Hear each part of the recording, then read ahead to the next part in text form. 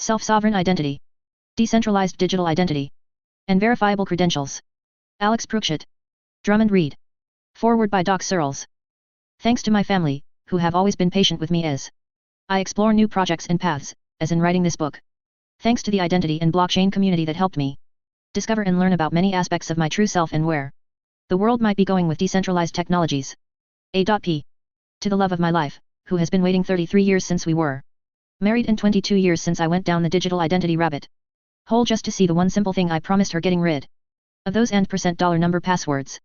To my 2 sons, this is a path to a better world that I've been beating since you were born.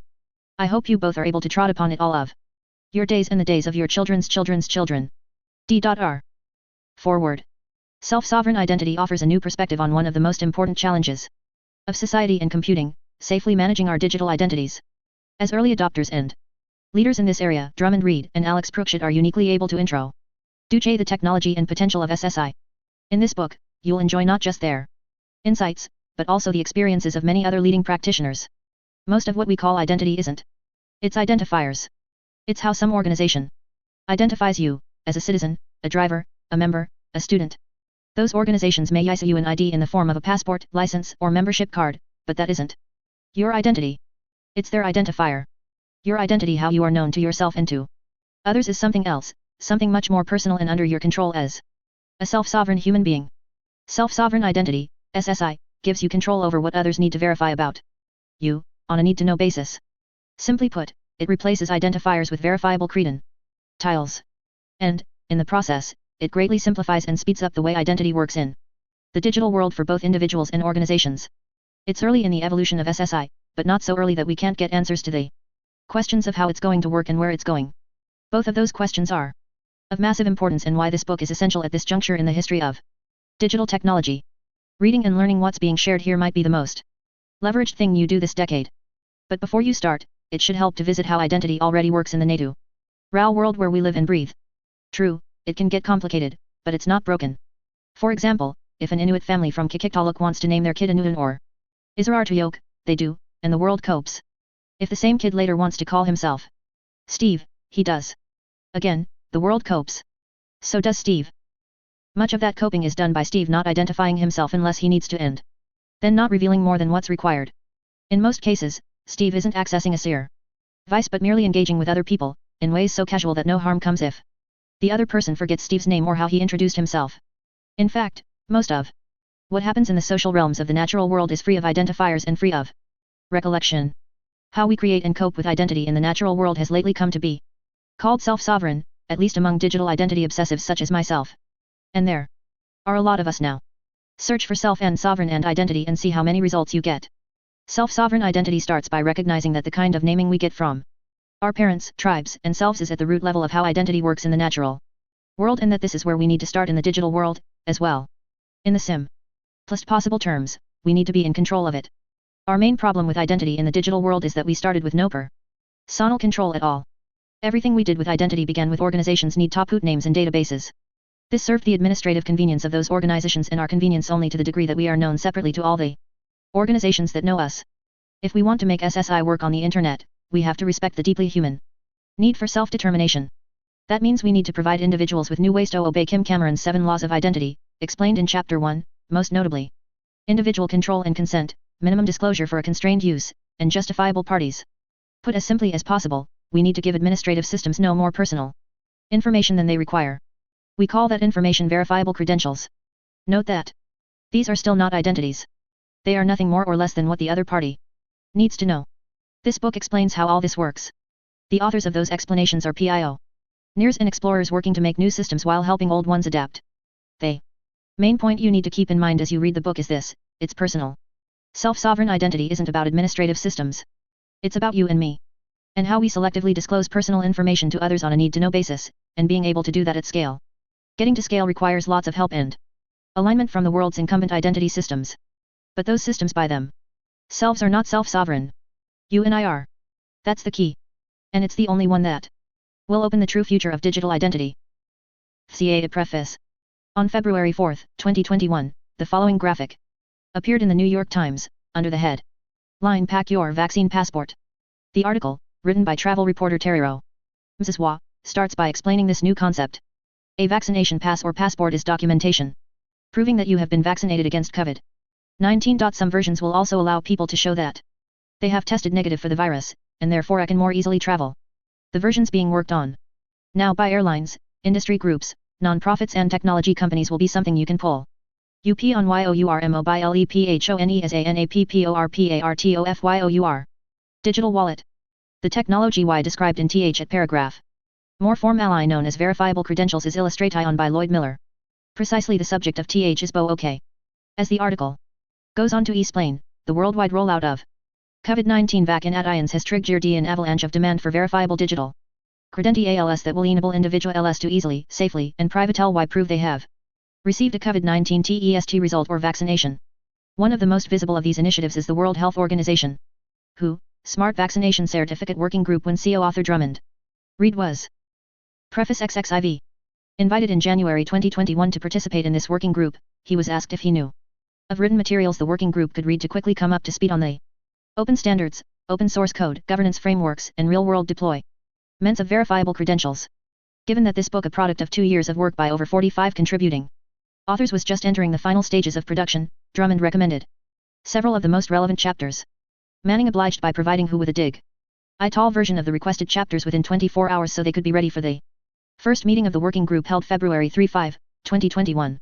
This anecdote illustrates the extraordinary way in which the COVID-19 pandemic is catapulting verifiable credentials and self-sovereign identity, SSI, technology into the internet mainstream. Just as pharmaceutical manufacturers were called upon to compress the normal 4 to 5 year vaccination development process into a matter of months, verifiable credential developers and integrators are being asked to compress a typical 4 to 5 year technology adoption cycle into a matter of months. It is entirely possible that by the time you read this book, you will have received a jab and at the same time or shortly thereafter downloaded a digital wallet app, scanned a QR code, and received a verifiable digital credential that you can use to prove the precise vaccination you received. In short, you will already be using SSI. And so will millions of other people around the world, to help reopen global travel in our economies. We hope this is just the tip of the iceberg for what SSI can do for all of us. And that will be just the very beginning of the SSI story. Of course, we could not have anticipated this when we began work on this book over 2 years ago. But neither was it a cosmic coincidence. Rather, it was an outcome of the mutual trajectories of our careers. Here is a little about our own stories. Alex Preukschat. In 2014, driven by my interest in cryptocurrencies, I published the world's first graphic novel about Bitcoin, called Bitcoin, The Hunt for Satoshi Nakamoto. Over the next several years, it was published in English, Spanish, Russian, Korean, and Brazilian Portuguese. Then, in 2017, I published Blockchain, The Industrial Revolution of the Internet, Spanish title, Blockchain, La Revolución Industrial de Internet, Gestión, 2017. This became the reference book about blockchain in the Spanish-speaking world. Shortly after that, inspired by David Birch's book Identity is the New Money, London Publishing Partnership, 2014, I was motivated to begin working in the decentralized digital identity space. I connected with one of the leading companies in that space, where I had the opportunity to begin collaborating with identity evangelist Drummond Reed and cryptographic SSI pioneer Jason Law. Realizing the enormous potential of this new space being called self-sovereign identity or SSI, I founded ssimeetup.org with Drummond's and Jason's support. It was an open community-based platform to share knowledge about SSI with the world. Everything on SSI Meetup is available via a Creative Commons Share-alike, CC by SA. Preface XXV. License that allows free usage with attribution. I began doing webinars with leaders in the SSI space. With each webinar I did, and the resulting discussion on social media, I realized the growing role that decentralized digital identity was going to play in the world. It unified everything I had been doing since 2006, understanding money, learning about blockchain, and discovering the power of a new type of digital identity. That's when I had the inspiration to invite Drummond to join forces to create what we hoped would become the reference book about SSI, one that would explain this fascinating topic not just to developers, but to business people, policymakers, university students, and myriad others who could start to put SSI to work in their everyday lives. Decentralized digital identity encompasses much more than the word identity means by itself. Decentralized digital identity is at the crossroads of the free software/open source world, peer-to-peer technologies, cryptography, and game theory. In the same way that Bitcoin taught us that these disciplines could be recombined to create something new, decentralized digital identity recombines them into something so unique and powerful that some are calling it the Internet for Identity. While Bitcoin touches on one of the pillars of society, money identity is even More fundamental. Human lives are too short to fully recognize and appreciate the cycles and changes of mankind, but exponential technologies like blockchain, artificial intelligence, biotech, and many others have accelerated the pace of change much faster than ever before in history. And while we crave change because of the opportunities it provides, we also fear it because of what we might lose in life as we know it. SSI is one of the expressions of how the world as we know it may be completely reshaped. The outcome of that reshaped world is very hard to predict. It could fulfill the most beautiful of utopian dreams for a better and more balanced society. It could also become a dystopian nightmare. Of course, the former is my hope for SSI. However, I'm not sure exactly how we will get there and which technologies will create the future identity stack. What I do know is that it is crucial for as many of us as possible to be involved and understand the opportunities to create that world together. So I have poured my heart and soul into bringing together some of the finest identity evangelists, thinkers, pioneers, and business people I could find, to share their visions of this future. Each of them speaks in their own voice and shares their own vision, and they are by no means all the same. Much of what you will learn from this book is the different paths and tools they advocate for building that vision. But they share the belief that SSI can become a game-changing tool in your life personally, professionally, economically, even politically. In short, if you take this path and one day look back at it, I think you'll be glad you did. Drummond Reed. Alex is one persuasive dude. Ever since this technology movement that we now call SSI started to really take hold in 2018, I have been busier than at any time in my life. And here Alex was asking me to help him put together an entire book on this. Preface XXVI. Subject: when I couldn't even find the time to write the papers and blog posts about SSI that were part of my day job at Avernum, and my night job at that time as a trustee of the Sovereign Foundation. Was he crazy? On the other hand, the webinars I had started giving on his SSI meetup.org site were proving to be surprisingly popular, and Alex made a compelling case that someone needed to pull together a complete book about SSI to support its growth and transition into the internet mainstream. What finally convinced me was his argument that I would only need to contribute a few chapters about the areas I was most deeply involved with. For the rest of the book, we would curate contributions from other experts across the growing SSI industry and other industries adopting SSI. We were about a year into that effort with much of our own content written and many chapters from contributing authors already received when the COVID-19 pandemic hit. Suddenly our worlds, and everyone else's, were turned upside down. We halted work on the book and, for a time, were not even sure if we would be able to continue. Then, after a few months, we realized that not only was SSI continuing to move ahead in the market, but also the need for verifiable digital credentials as a new tool for dealing with proof of COVID-19 testing and soon vaccinations might lead to even greater demand for SSI-based solutions. Even so, when we restarted work on the book in the late summer of 2020, we had no idea of the tsunami of demand for SSI that was about to be unleashed by the COVID-19 earthquake. Once the arrival of the first vaccinations became imminent in late 2020, the market demand for an easy, fast, hard-to-forge solution for individuals to be able to prove their health status went through the roof. Within weeks, multiple initiatives to issue digital vaccination credentials were announced, including the World Health Organization, WHO, Smart Vaccination Certificate, IATA Travel Pass Vaccination Credentials Initiative, AOG Pass, and Good Health Pass Collaborative. Suddenly it was clear to everyone that SSI was about to go mainstream and that by the end of 2021, verifiable digital credentials would be in the digital wallets of tens of millions of people around the world, being used multiple times every day for travel, work, sports, and other situations where proof of health status was needed for public safety. Of course, I am heartbroken that a global public health crisis was what catapulted SSI into the limelight. But if SSI can play a part in helping us deal with the tremendous human and economic pain caused by this once-a-century pandemic, then I want to do anything I can to help. And if publishing this book can assist governments, public health authorities, healthcare providers, companies, universities, cities, and other communities around the world in understanding and implementing SSI more quickly, then I am all the more thankful that Alex persuaded me to help write it. CE Acknowledgements.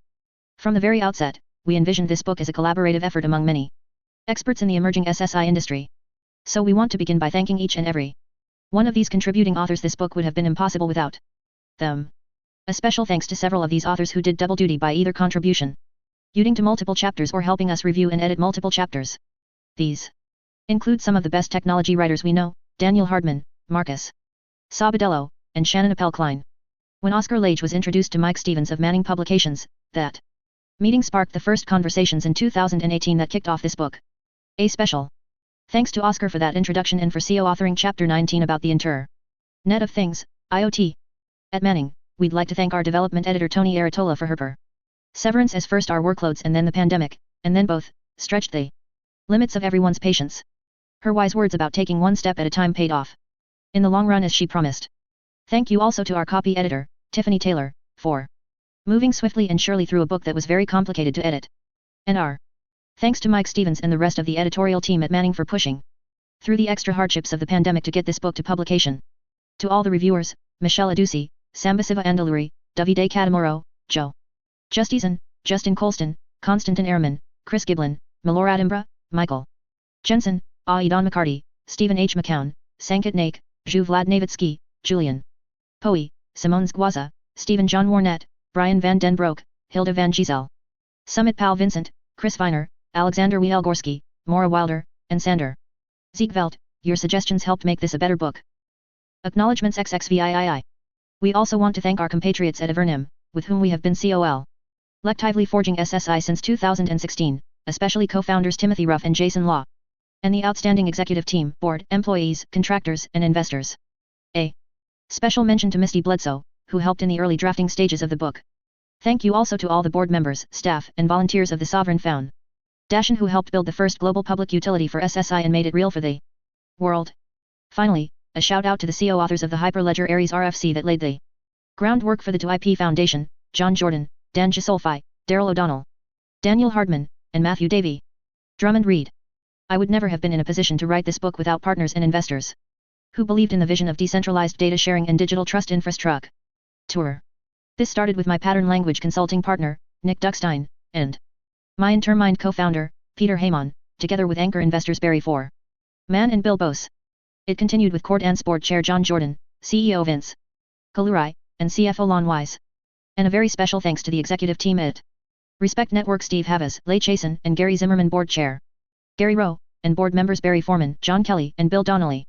I am deeply indebted to all the investors, led by Bill Donnelly and Mike and Trish Peters, whose belief in the Respect Network vision carried us through to the acquisition by Avernim. I am also very thankful for the unending contributions of the three founders of the Internet Identity Workshop, Kalia Identity Woman Young, Phil Windley, and Doc Searles. You are the moral center of the SSI movement and have kept it on the right path for 15 years. I am also grateful to Joyce Searles for being the ever-steady hand, guiding the SSI community with her practical wisdom and effortless clarity every step off the way. Finally, I want to thank every last member of the global SSI community, so fully described in Chapter 16 by Kalia and Infominer. You have built everything WED ESCRIBEINTHISBOOK. ITISYOURPASSIONANDLIFEFORCETWILLMAKEITSO. Keep going. 6. About this book. Welcome to Self-Sovereign Identity. Our goal in this book is to first introduce you to the basic concept of self-sovereign identity, SSI, and give you a solid understanding of why we've reached a watershed in the evolution of Internet identity. The rest of the book is designed to help you deepen and broaden that understanding. We do that not just through our voices, but also through the voices of leading SSI experts from around the world. They share their perspectives on various aspects of SSI, the technology, the business and legal implications, the social impact, and even the philosophy. We bring you specific examples of how SSI might be used to solve real market problems so you can see how it might be applied in your work, family, company, school, industry, city, or country. We also hope this book will open the discussion for other stakeholders and perspectives from society. Who should read this book? Our philosophy in composing this book is that successful developers, product managers, ERS, and business leaders will benefit from a holistic overview of a foundational new technology in order to see the bigger picture, understand the cross-disciplinary currents, and assimilate upcoming major market shifts into their work. SSI is one of those cases that demands a mix of visions and skill sets to shape it into the future we want for the world. The target audience of this book is quite varied. We expect all these people to be interested in different parts of the book. Architects and developers, product managers. About this book XXX. User experience, UX, designers, business and government leaders, legal professionals, privacy, decentralization, and blockchain enthusiasts. For this reason, we have structured the book in 4 major parts. Part 1 provides an overall introduction to SSI, where it came from, how it works, and its major features and benefits. This should be applicable to all audiences interested in SSI. Part 2 is specifically designed for technical professionals who want a deeper understanding of the major components and design patterns of SSI architecture without having to go quite all the way down to the code level. Part 3 goes in the other direction. It focuses on the cultural and philosophical origin story of SSI and what this means about its ultimate impact on the Internet and society. This part is especially relevant for readers interested in privacy and those who want to understand the origins of the SSI and decentralization movements. Part 4 explores what SSI means for business and government through industry. Experts who convey how it applies to their specific market vertical. This part is especially relevant for architects and product managers who need to convey to their busy NES leaders why SSI matters to their business units, be it opportunity, threat, or disruption. Chapter 1 introduces the basic concept of SSI and explains how and why it represents the third era of digital identity for the Internet. The 3 remaining chapters in Part 1 are as follows. Chapter 2 introduces digital credentials, wallets, agents, decentralized identity, ERS, blockchains, and governance frameworks. Chapter 3 presents 7 examples of how the building blocks can be put together to solve hard problems of digital trust. Chapter 4 discusses 5 categories summarizing the 25 key benefits of SSI infrastructure. We recommend reading these chapters sequentially as they apply to anyone interested in SSI, regardless of whether your focus is technical, product, business, or policy. In Part 2, we dive deeper into SSI technology for those readers who want to seriously understand how it works. While these chapters do not go quite all the way down to the code level, with the exception of some code examples in chapters 7 and 8, they cover all major aspects of SSI architecture and should provide a solid technical introduction for architects, developers, system administrators, and anyone who wants to understand the SSI stack. The topics are as follows. Chapter 5 SSI Architecture, the Big Picture. Chapter 6 Basic Cryptography for SSI. About this book XXXI. Chapter 7 Verifiable Credentials. Chapter 8 DIDs, Decentralized Identifiers. Chapter 9 Digital Wallets and Digital Agents. Chapter 10 Decentralized Key Management. Chapter 11 SSI Governance Frameworks. In Part 3, we broaden the focus to look at SSI as a movement that crosses traditional industry boundaries and encompasses larger technological, legal, social, or political infrastructure. We explore how the decentralization technologies powering SSI are rooted in even larger shifts of philosophy, society, and culture. We discuss the various points of view, historical, political, sociological, on what is and is not considered SSI, and why. We hope this part is relevant for all readers, but if your focus is primarily on SSI technology or business solutions, you can choose to skip it. Here are the topics. Chapter 12 Controlling Your Identity with Open Source. Chapter 13 Cypherpunks, The Origin of Decentralization. Chapter 14 Identity for a Peaceful Society. Chapter 15 Centralization vs Decentralization Believers. Chapter 16 The Evolution of the SSI Community. Chapter 17 Identity is Money. In Part 4, we look at how SSI will impact different categories of business, industry, and government, with chapters written by individual experts in each of these verticals. Most chapters end with the SSI scorecard summary, defined in Chapter 4, assessing the impact of SSI on that particular vertical market. Chapter 18 Explaining SSI value to business. Chapter 19 The Internet of Things opportunity. Chapter 20 Animal care and guardianship just became crystal clear. Chapter 21 Open democracy and e-voting. Chapter 22 Supply chain management powered by SSI in pharma. Chapter 23 Canada, enabling self-sovereign identity. Chapter 24 From EIDAS to SSI in the European Union.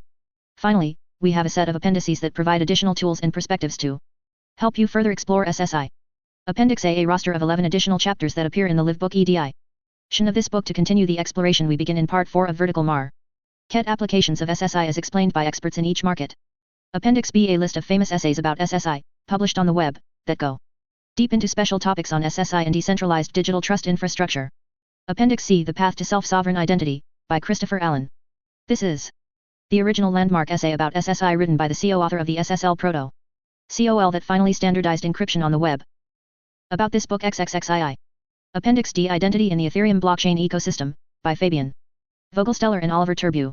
This is another landmark essay about SSI from one of the best-known developers in the Ethereum ecosystem, together in the Identity product lead at Consensus. Appendix E The Principles of SSI. We conclude the book with a listing of the 12 foundational principles of SSI developed by a global community project hosted by the Sovereign Foundation and published in 15 languages in December 2020. About THE Code. The technical chapters of this book are mainly in Part 2. Because of the wide-ranging architectural and design choices possible for SSI, the book in general does not go down to the code level. The exception is Example S of verifiable credentials in JSON and JSONLD in Chapter 7 and DIDs and DID documents in Chapter 8. However, we also include numerous references to the major open source projects working on SSI components around the world, most of which are highly accessible. Live Book Discussion Forum. Purchase of self-sovereign identity includes free access to a private web forum run by Man Ning Publication S where you can make comments about the book, ask technical questions, and receive help from the author and from other users. To access the forum, go to. You can also learn more about Manning's forums and the rules of conduct at it. Manning's commitment to our readers is to provide a venue where a meaningful dialogue between individual readers and between readers and the authors can take place. It is not a commitment to any specific amount of participation on the part of the authors, whose contribution to the forum remains voluntary and unpaid. We suggest you try asking the authors some challenging questions lest their interest stri. The forum and the archives of previous discussions will be accessible from the publisher's website as long as the book is in print. Other online resources. All chapters have references that can be relevant for further reading. We especially recommend the references in Chapter 16, which covers the evolution of the Internet, identity and SSI communities. Throughout the book, we have included references to ssimeetup.org webinars. Whenever there is a webinar with more information about the corresponding chapter, you can also sign up for more updates related to the book at identitybook.info. We especially recommend following these communities to stay current in the SSI space. W3C Verifiable Credentials Working Group. WG/VC. About this book XXXIII. W3C Decentralized Identity DID, Working Group. W3C Credentials Community Group. Decentralized Identity Foundation. Sovereign Foundation. Trust over IP, to IP, Foundation. COVID-19 Credential Initiative. Thursive about the authors. Alex Preukschat at Alex Preukschat. Alex is passionate about exploring the new horizons that exponential technologies offer for continuous social transformation as a process of self-discovery. He is the co-founder of blockchain communities. BlockchainEspaña.com, focused on Spain, AlianzaBlockchain.org of Ibero-American communities from Argentina, Chile, Colombia, Bolivia, Panama, Guatemala, Costa Rica, Mexico, and Spain, and SSI. Meetup.org, which is focused on SSI knowledge sharing.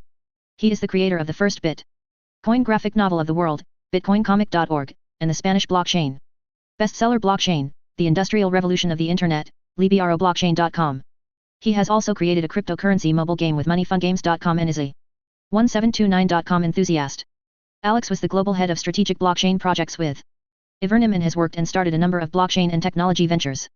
In his career, he studied at Universidad Pontificia Católica E4 in Madrid, Spain, and ESB Reutlingen, Germany. D. Drummond Reed at Drummond Reed. Drummond has spent over 2 decades working in Internet identity, security, privacy, and governance. He joined Ivernum as Chief Trust Officer after Ivernum acquired Respect Network, where he was CO, founder and CEO. At the W3C, he is CO editor of the DID, Decentralized Identifiers, Specification. At the Trust Over IP Foundation, Drummond is a member of the steering committee and CO chair of the Governance Stack Working Group and Concepts and Terminology Working Group. At the Sovereign Foundation, he was one of the founding trustees and serves as About the Authors XXXV, CO chair of the Sovereign Governance Framework Working Group. For 10 years, he served as CO chair of the Oasis XDI Technical Committee, a semantic data interchange protocol that implements privacy by design. Prior to starting Respect Network, Drummond was executive director of 2 industry foundations, the Information Card Foundation and the Open Identity Exchange. He has also served as a founding board member of the Open ID Foundation, ISTPA, XDI.org, and Identity Commons.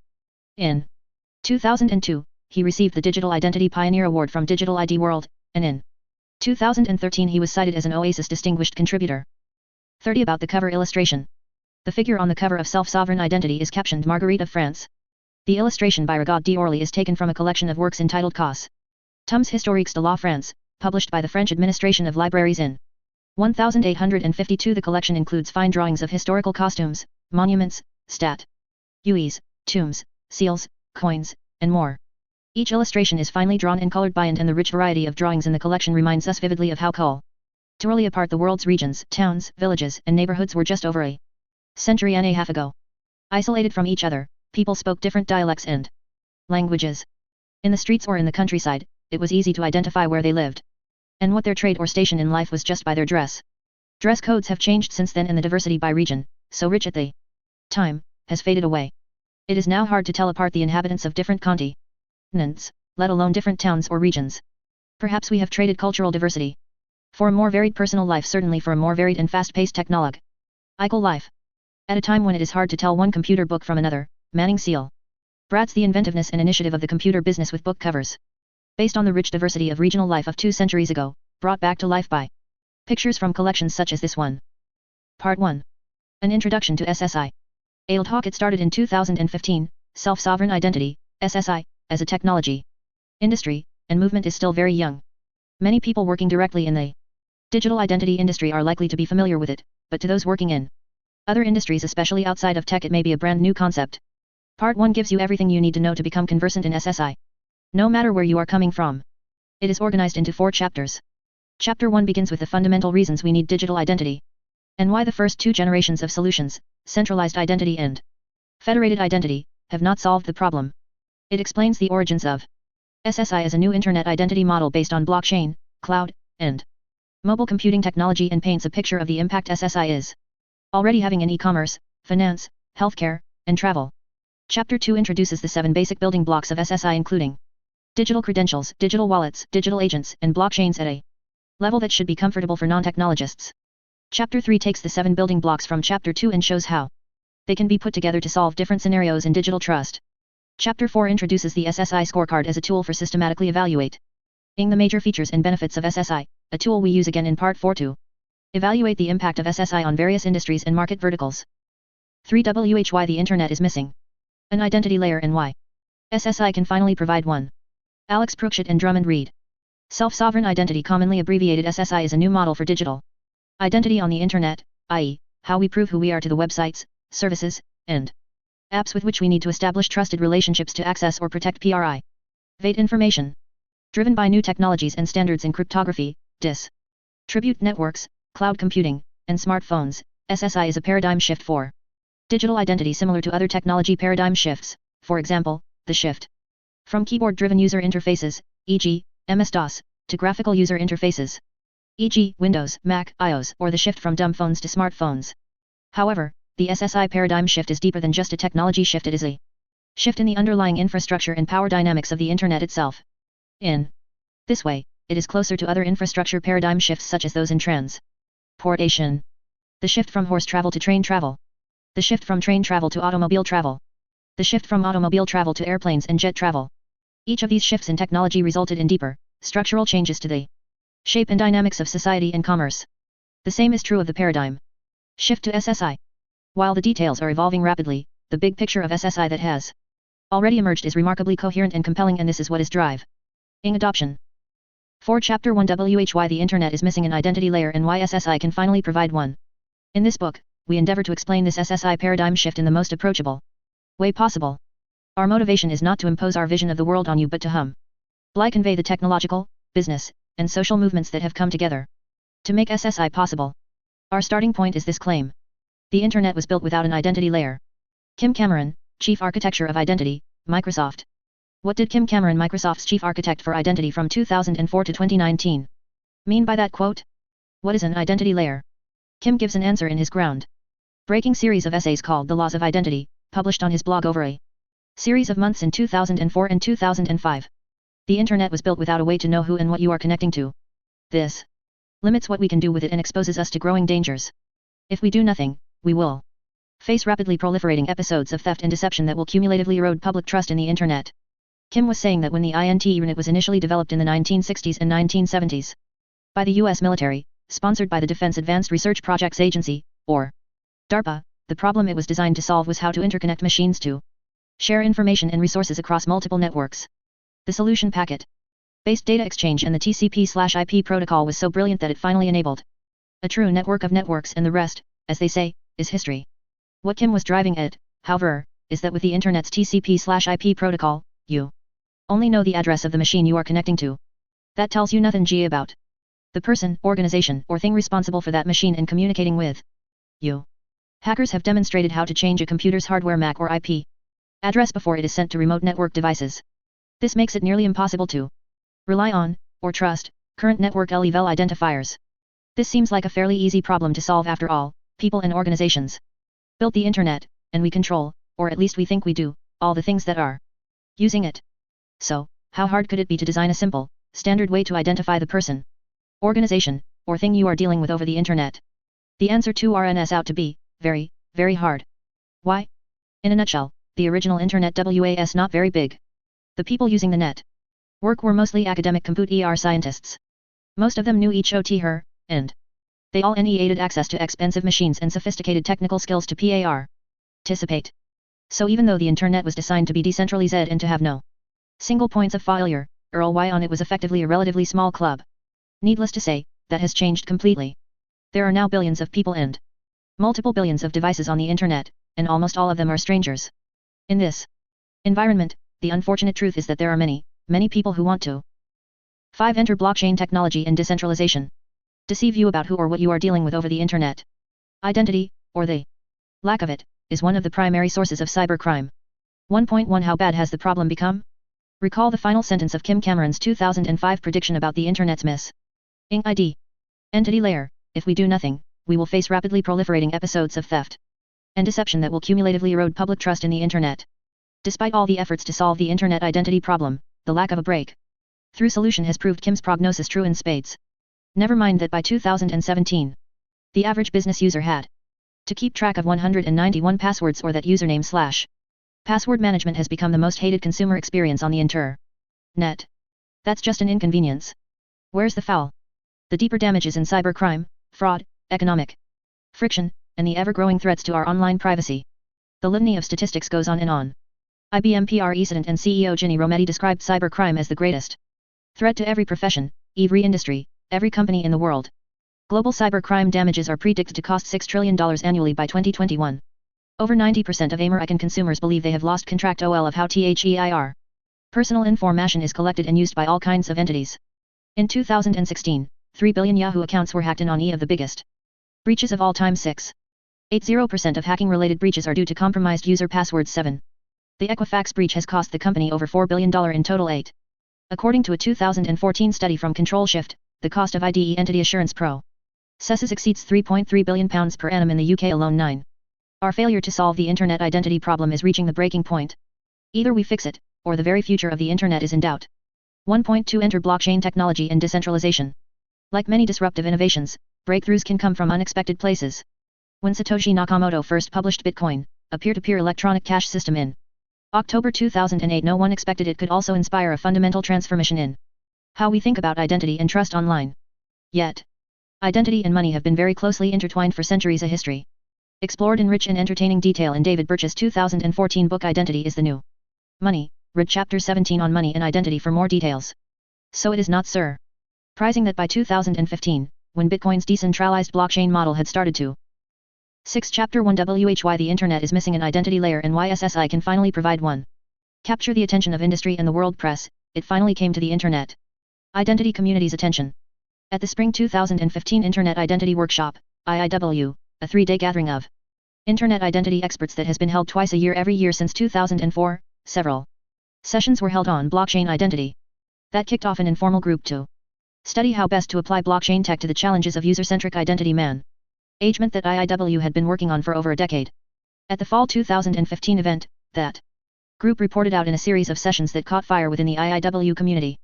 2 months later, the U.S. Department of Homeland Security Science and Technology Division published a Small Business Innovation Research (SBIR) grant topic, and it led the applicability of blockchain technology to privacy-respecting identity management. 12. It said, the potential applicability of blockchain technology goes beyond cryptocurrencies, which is simply an application built on top of that technology, to many other uses such as smart contracts, provenance and attribution, distributed validation of information, and more. This SBIR topic is focused on determining and demonstrating if classic information security concepts such as confidentiality, integrity, availability, non-repudiation and provenance, as well as privacy concepts such as pseudonymity and selective disclosure of information, can be built on top of the blockchain to provide a distributed, scalable approach to privacy-respecting identity management. Here was a U.S. government agency proposing that the same principles of blockchain technology that power Bitcoin could potentially solve critical problems with the internet's missing identity layer. And it was not alone. The European Union was exploring decentralized digital identity via a number of initiatives. See the INTE National Association for Trusted Blockchain Applications, the EU Blockchain Observatory and Forum, and the European SSI Framework ESSIF. The Chinese government was making blockchain technologies a national priority. 13, and Korea was creating public/private consortia specifically for decentralized identity. And they were all doing this for the same reason, the possibility of moving from centralized to decentralized digital identity systems. But why was decentralization so important? 1.3 The 3 models of digital identity. That question is best answered by the evolutionary progression of Internet identity models. Note this way of describing the evolution of Internet identity was first proposed by Timothy Y. Ruff in 2018, the 3 models of digital identity. Relationships, Evrenim. 7 The 3 models of digital identity. 1.3.1 The centralized identity model. The first model is the easiest to explain. It is the model we have long used with almost all identifiers and credentials such as government ID numbers, passports, identity cards, driving licenses, invoices, Facebook logins, Twitter handles, and so on. All of these are issued by centralized governments or service providers like banks or telecom companies. This centralized model is so prevalent in the real world that it can be divided into two types. Scandinavian model: private companies, financial and telecom firms, provide a centralized digital identity service to interact with the government, TPAs in Finland, Bank ID in Sweden, and so on. Continental model: in Europe, governments provide digital identity services to companies, allowing interaction with their citizens. Note: these centralized models are described in the excellent 2016 World Economic Forum report, A Blueprint for Digital Identity. The centralized model is also the original form of internet identity and the one that, in many cases, we still use today. You establish an identity by registering an account, typically a username and password, with a website, service, or application. For this reason, the model is also called account-based identity. In Figure 1.1, you are a dotted circle. Because, in the world of centralized identity, the real you doesn't exist without an account in some centralized system. The website, service, or application, because the org is lending you credentials that represent you with limited controls and permissions. At the end of the day, those credentials belong to the org. If you delete all your accounts at these centralized providers, your ability to access services will be revoked. The you in Figure 1.1 will disappear from the internet completely. Yet all the data about you will still belong to the org, outside of your control. That is only one of the many problems with centralized identity. Others include the following: the burden of remembering and managing all the usernames and passwords, and, in some cases, other multi-factor authentication tools such as one-time codes, falls entirely on you. Real you is given permission to plug into a Figure 1.1 the relationship of an individual to a website, or application, under the Internet's original centralized, account-based identity model. 8 Chapter 1 Why the Internet is missing an identity layer and why SSI can finally provide one. Every site enforces its own security and privacy policies, and they are all differ. And, a classic example is the maddeningly different rules about passwords, minimum length, special characters allowed, and so on. None of your identity data is portable or reusable anywhere. Users are warned to never reuse passwords. These centralized databases of personal data are giant honeypots that have led to some of the biggest data breaches in history. 1.3.2 The Federated Identity Model. To alleviate some of the pain points of centralized identity, the industry developed a new model called Federated Identity. The basic idea is simple: insert a service provider, called an identity provider, IDP, in the middle. Figure 1.2. Figure 1.2 The three-way relationship involved in the Federated Identity Model. Now you can just have one identity account with the IDP, and it, in turn, can log you in and share some basic identity data with any site, service, or app that uses that IDP. The collection of all the sites that use the same IDP, or group of IDPs, is called a federation. Within a federation, each of the orgs is often called a relying party, RP. 3 generations of federated identity protocols have been developed since 2005: Security Assertion Markup Language, SAML, OAuth, and OpenID Connect, and they have all had some real success. Using these protocols, single sign-on, SSO, is now a standard feature of most corporate intranets and extranets. Federated Identity Management, FIM, also started to catch on in the consumer internet, where it began to be called user-centric identity. Using protocols like OpenID Connect, social login buttons from Facebook, Google, Twitter, LinkedIn, etc. are now a standard feature on many consumer-facing websites. Figure 1.3. Figure 1.3 Examples of the proliferation of social login buttons that try to ease the pain of internet identity for mere mortals. 9 The 3 models of digital identity. Despite all the work that has gone into federated identity since 2005, it has still failed to provide us with the internet's missing identity layer. There are numerous reasons. There isn't one IDP that works with all sites, services, and apps. So users need accounts with multiple IDPs, and pretty soon, they start forgetting which IDP they used with which site, service, or app. Because they have to serve so many sites, IDPs must have lowest common denominator security and privacy policies. Many users and many sites are uncomfortable with having a man in the middle of all their relationships that can surveil a user's login activity across multiple sites. Large IDPs are some of the biggest honeypots for cybercrime. IDP accounts are no more portable than centralized identity accounts. If y'all even IDP like Google, Facebook, or Twitter, all those account logins are lost. Due to security and privacy concerns, IDPs are not in a position to help users securely share some of their most valuable personal data, passports, government identifiers, health data, financial data, etc. 1.3.3 The Decentralized Identity Model. A new model, inspired by blockchain technology, first surfaced in 2015.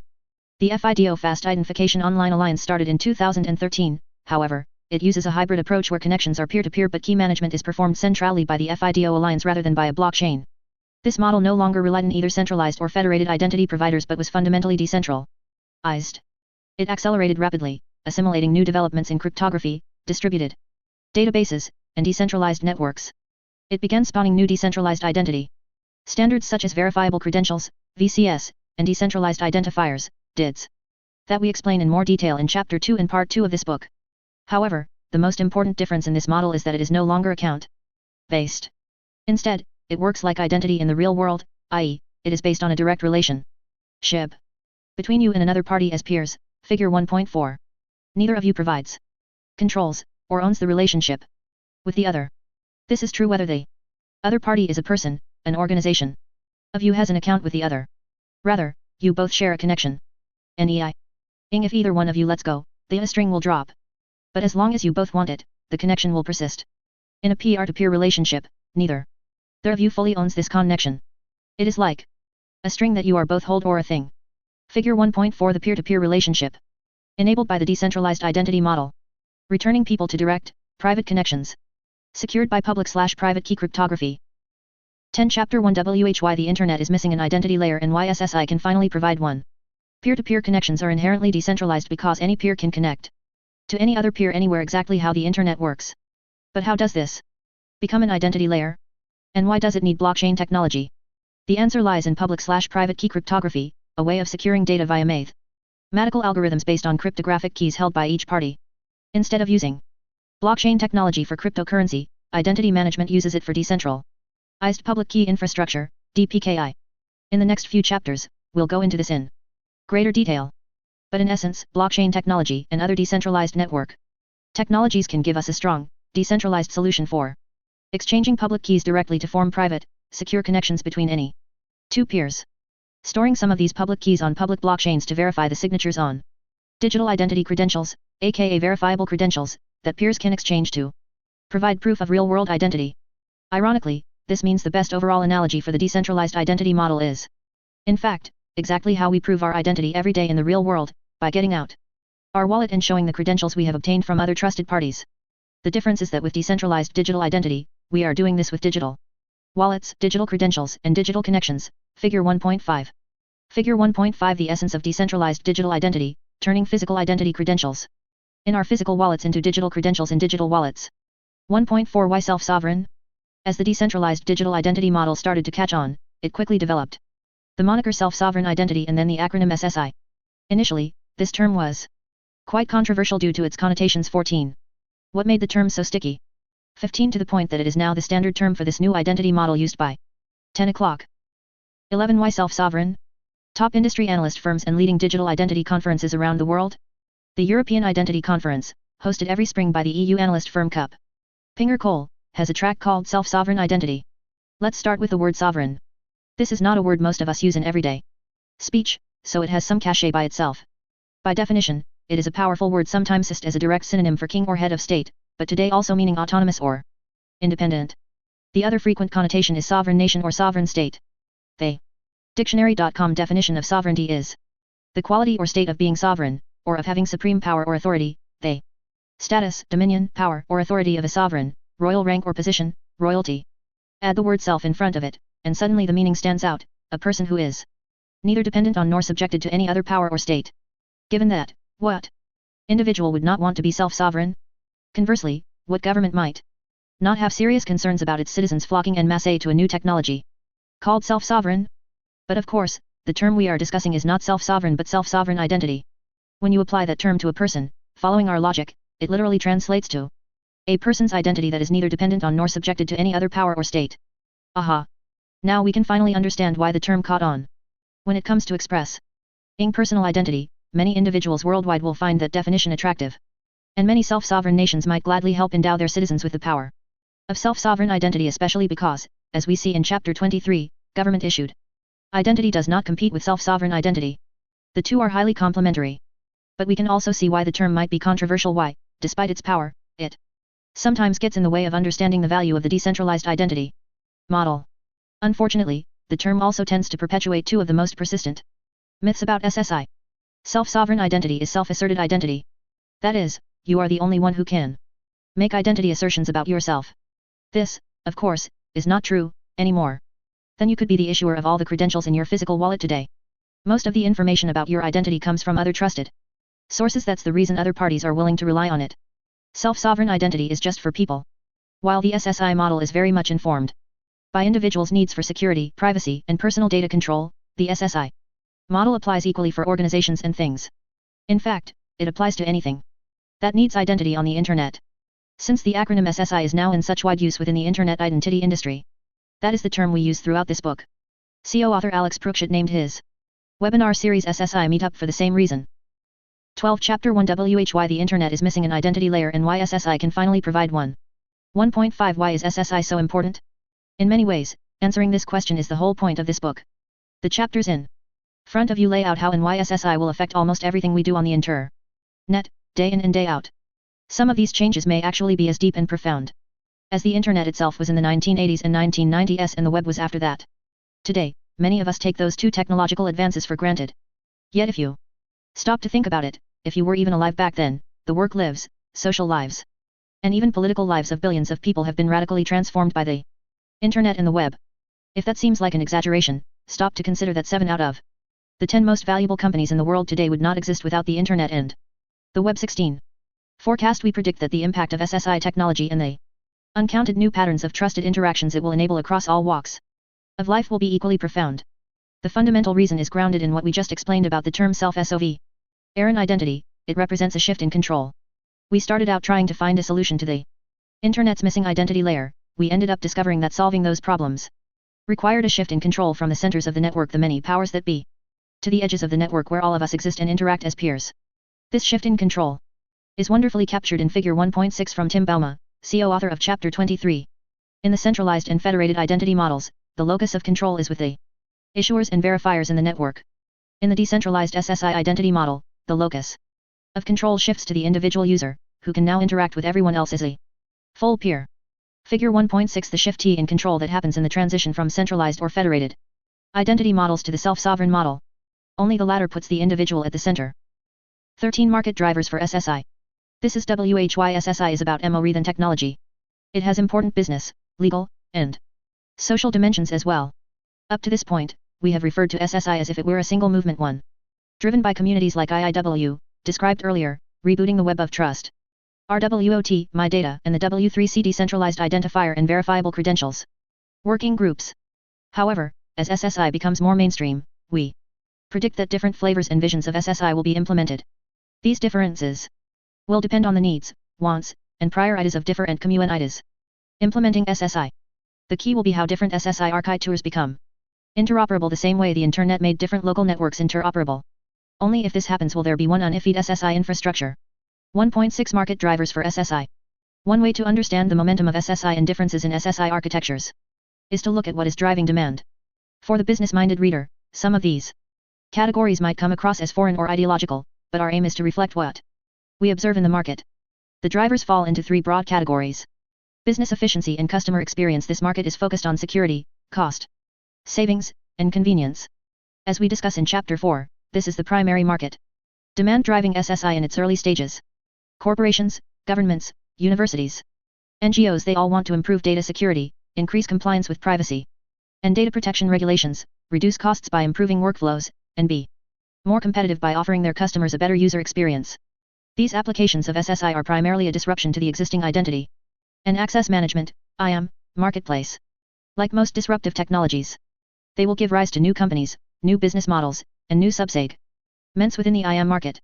Resistance to the surveillance economy. This is a reaction to the prevailing business model and tactics of some of the most dominant companies on the internet today. As has been widely covered in the media, the web's predominant business model, Web 2.0, is digital advertising.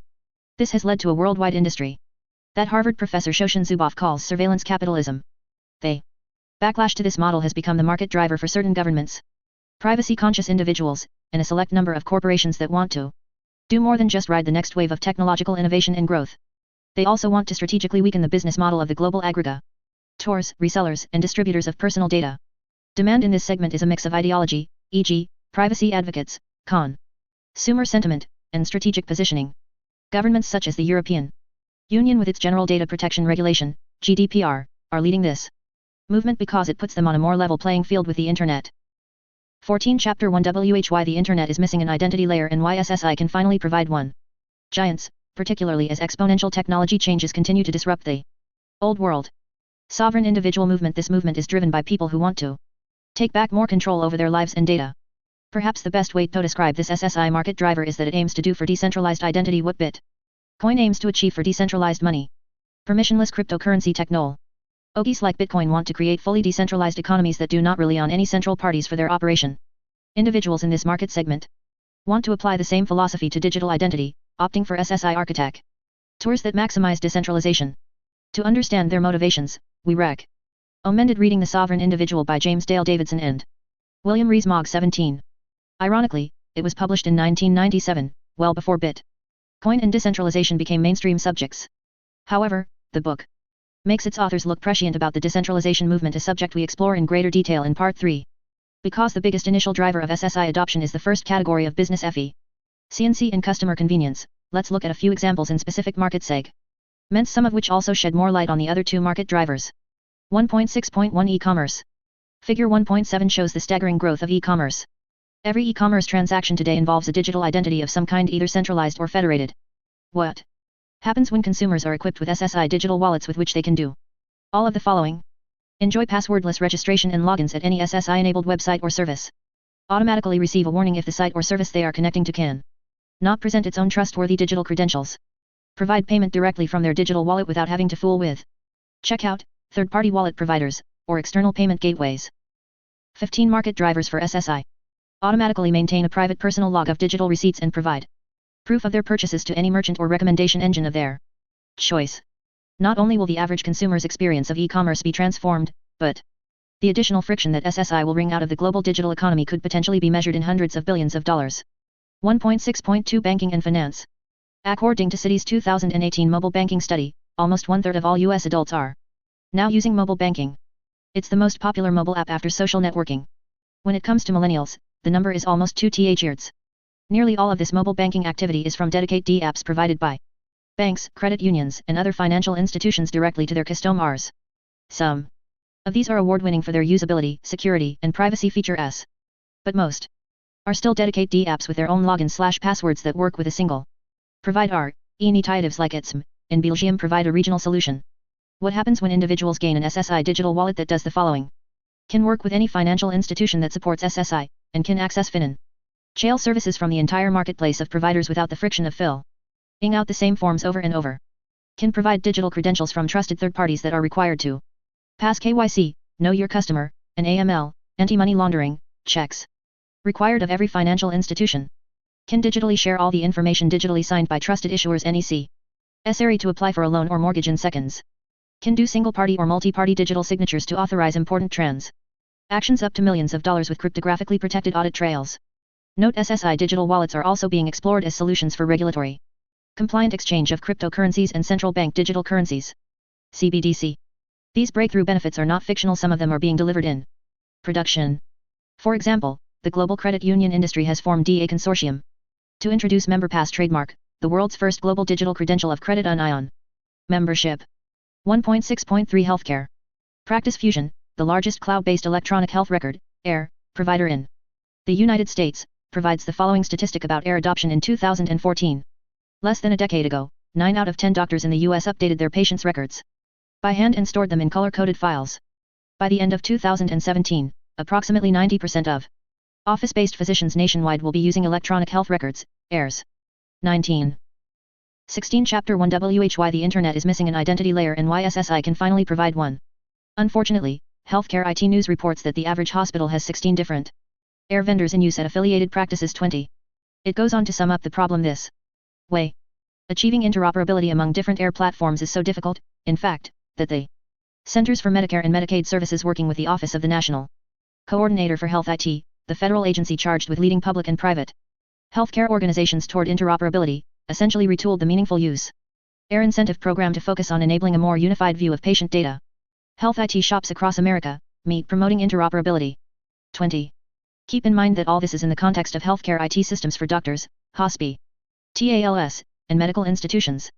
It doesn't even contemplate how the patient could participate in a unified view of their own healthcare data. How much easier would the Whole air portability problem B. If patients could use their own SSI digital wallets to do the following: instantly obtain copies, on their phone, or securely stored in a private cloud, of their air records immediately after any medical procedure. Securely and privately share their air in seconds with the doctors and nurses of their choice. Provide secure, legally valid, auditable consent for medical procedures for themselves, family members, dependents, etc. directly from their smartphone or other network device.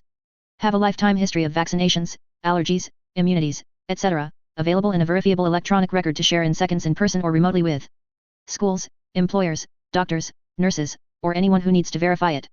Again, this list is not theoretical. The first major network for the patient-centric exchange of SSI digital credentials for healthcare, Lumdic Exchange, was announced in November 2020 and will go into national deployment in the US in 2021. This list doesn't even mention how your personal air might be used by your own apps on your own devices for your own healthcare, or the impact of being able to securely and anonymously share your medical data with universities and medical researchers who can use it to advance the state of public health for all of us. Dive into these topics in Chapter 22 on health and supply chain management in the pharmaceutical industry. 1.6.4 Travel. Anyone who has traveled internationally knows the fear in the pit of your stomach when you deplane and take the, often very long, walk to customs. The questions flood your mind: how long will the line be? What if it takes hours? Will I miss my connecting flight? Governments and airport authorities worldwide have been racking their brains trying to figure out how to remove that particular friction from international travel. 17 major challenges to SSI adoption. Programs like Global Entry and Clear in the US, Nexus in Canada, Registered Trav Eller in the UK, and others worldwide are designed to do a deep check of your identity credentials, enroll your biometrics, and thereby give you a fast track through customs. But these programs cost tens of millions of dollars to set up and tens or hundreds of dollars to enroll in and require dedicated facilities and personnel in every airport. How much simpler will international travel be when you can travel with a smart phone holding an SSI digital wallet that can do the following: produce instant proof of any digital credential you possess in a single QR code on your phone, just like a mobile boarding pass. At the same time, receive a new credential of having passed through security and/or customs at that particular airport, thereby building a private, verifiable audit trail of your travel that you alone can provide at subsequent checkpoints in your trip. Do all of this with privacy by design, specifically by using cryptographic proofs that disclose only the information required to meet government regulations at each checkpoint. Have all the travel documents you need: airline tickets, train tickets, hotel reservations, dinner reservations flow automatically into your digital wallet, so they are always there when you need them. It might sound more like the world of Harry Potter than our world today, but this particular SSI magic carpet ride is the goal of a growing number of airports, travel consortia, and government agencies worldwide. It has been accelerated by the massive impact of the global COVID-19 pandemic. See the November 2020 announcement of the International Air Transport Association, IATA, Travel Pass. But there are still significant hurdles we need to overcome before a global digital travel credential is a reality. 1.7 Major challenges to SSI adoption. As authors, we believe the SSI paradigm shift is already underway. However, we do not believe it is without significant challenges. At a 2019 event called The Future of Digital Identity, hosted by Citi Ventures, Vinod Bhaya, Director and Head of Emerging Technology at Citi, pointed out that there are three major challenges to the adoption of SSI. 21. Building out the new SSI ecosystem. Decentralized key management. Offline access. 1.7.1 Building out the new SSI ecosystem.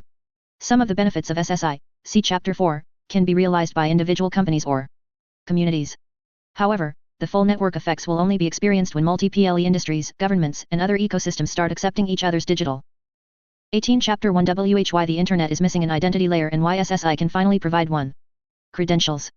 This, in turn, depends on achieving real interoperability between the essential components of SSI, as we discuss in Chapter 2 and more deeply in Part 2. For example, we will need digital credentials to work across different digital wallets from different vendors, some of which will also integrate digital money, fiat or cryptocurrency, for example. While this infrastructure is underway, it is still not mature, and there is much work to be done before it will be fully ready for internet scale. 1.7.2 Decentralized key management. As we explained earlier, the key to SSI is literally keys, cryptographic key pairs where the SSI identity holder holds the private keys in their own digital wallet. Loss of those private keys is tantamount to the complete loss of the holder's digital identity. Key management has always been the Achilles heel of the adoption of cryptography and public key infrastructure, PKI. It has been so difficult that many experts believe it can only be handled by large enterprises and centralized service providers such as banks or government agencies. The growth of cryptocurrencies has already led to some significant advancements in decentralized key management, and the rise of SSI is leading to much more research in this area. We believe this is one of the primary hurdles to the ultimate market success of SSI, which is why we cover core innovations in decentralized key management in great detail in Chapter 10. 1.7.3 Offline Access. SSI is based on digital credentials shared over a digital network. Yet there are many situations where we need to be able to prove our identity without having internet access or a digital device. For example, the Canadian Mounted Police might need to verify a driver's license in the far north where internet access is simply not available. So SSI solutions need to be able to work offline or with intermittent or indeterminate connectivity. This is a major engineering challenge being tackled by SSI architects, but it is not yet a solved problem. Moreover, beyond the technical challenges for the adoption of SSI, there are also risks involved with the adoption of any exponential technology. See Singularity Universities and Exponential PRIMER. SSI is not an exception to those challenges. For SSI to deliver its promises and mitigate the risks, the architectural choices made in the early stages of the infrastructure will be critical. This infrastructure is also currently missing the broader expertise needed for a subject as complex as identity. Many of the experts driving SSI have a technical background and the legal aspects of SSI have attracted some highly internet proficient lawyers yet. People from all disciplines and spheres of society are needed: sociologists, psychologists, anthropologists, economists, and so on. We hope the involvement of these and others outside the technology community will increase over time. 19 References. SSI Resources. For more free content to learn about SSI, please go to identitybook.info and SSI meetup.org/book. 21 The Basic Building Blocks of SSI. Drummond Reed, Rijkshuisen, and Oscar van Deventer. To help describe the core components of SSI architecture, we enlisted two of the leaders in SSI in Europe, Rijkshuisen and Oscar van Deventer of TNO, the Netherlands Organization for Applied Scientific Research. Rijks is a senior scientist focused on business information processes and information security. Oscar is a senior scientist for blockchain networking. Together, they are two of the founders of the European SSI Framework Laboratory, SIF Lab. As we explained in Chapter 1, SSI is relatively new, having only emerged onto the Internet stage in 2016. At one level, SSI is a set of principles about how identity and personal data control should work across digital networks. At another level, SSI is a set of technologies that build on core concepts in identity management, distributed computing, blockchain or distributed ledger technology, DLT, and cryptography. In many cases, these core concepts have been established for decades. What's new is how they are put together to create a new model for digital identity management. The purpose of this chapter is to quickly familiarize you from a conceptual point of view with 7 basic building blocks of SSI before we show how they are applied to different example scenarios in Chapter 3. These 7 building blocks are as follows. Verifiable credentials, aka digital credentials. The trust triangle: issuers, holders, and verifiers. Digital wallets. Digital agents. 22 Chapter 2 The Basic Building Blocks of SSI. Decentralized identifiers, DIDs. Blockchains and other verifiable data registries. Governance frameworks, aka trust frameworks. Note that we go into much deeper technical detail about most of these building blocks in Part 2 of the book. In this chapter, we want to introduce them at a level that anyone with a basic familiarity with digital technology can understand. 2.1 Verifiable credentials. In Chapter 1, we summarized the essence of decentralized identity as to move the UTIL, ITY and portability of physical identity credentials to our digital devices. This is why the concept at the very heart of SSI is verifiable credentials, VCS. First, what exactly do we mean by the term credential? It obviously refers to the pieces of paper or plastic, or, in some cases, metal, that you carry around in your wallet to prove your identity, for example, driving licenses, government IDs, employment cards, credit cards, and so on, figure 2.1. But as this figure illustrates, not all credentials fit in your physical wallet. The term credentials extends to any tamper-resistant set of information that some authority claims to be true about the subject of the credential and which in turn enables the subject to convince others, who trust that authority, of these truths. For example, a birth certificate issued by a hospital or vital statistics agency proves when and where you were born and who your parents were. A diploma issued by a university proves you have an educational degree. A passport issued by a government of a country proves you are a citizen. An official pilot's license proves you are authorized to fly a plane. A utility bill proves you are a registered customer of the utility that issued the bill.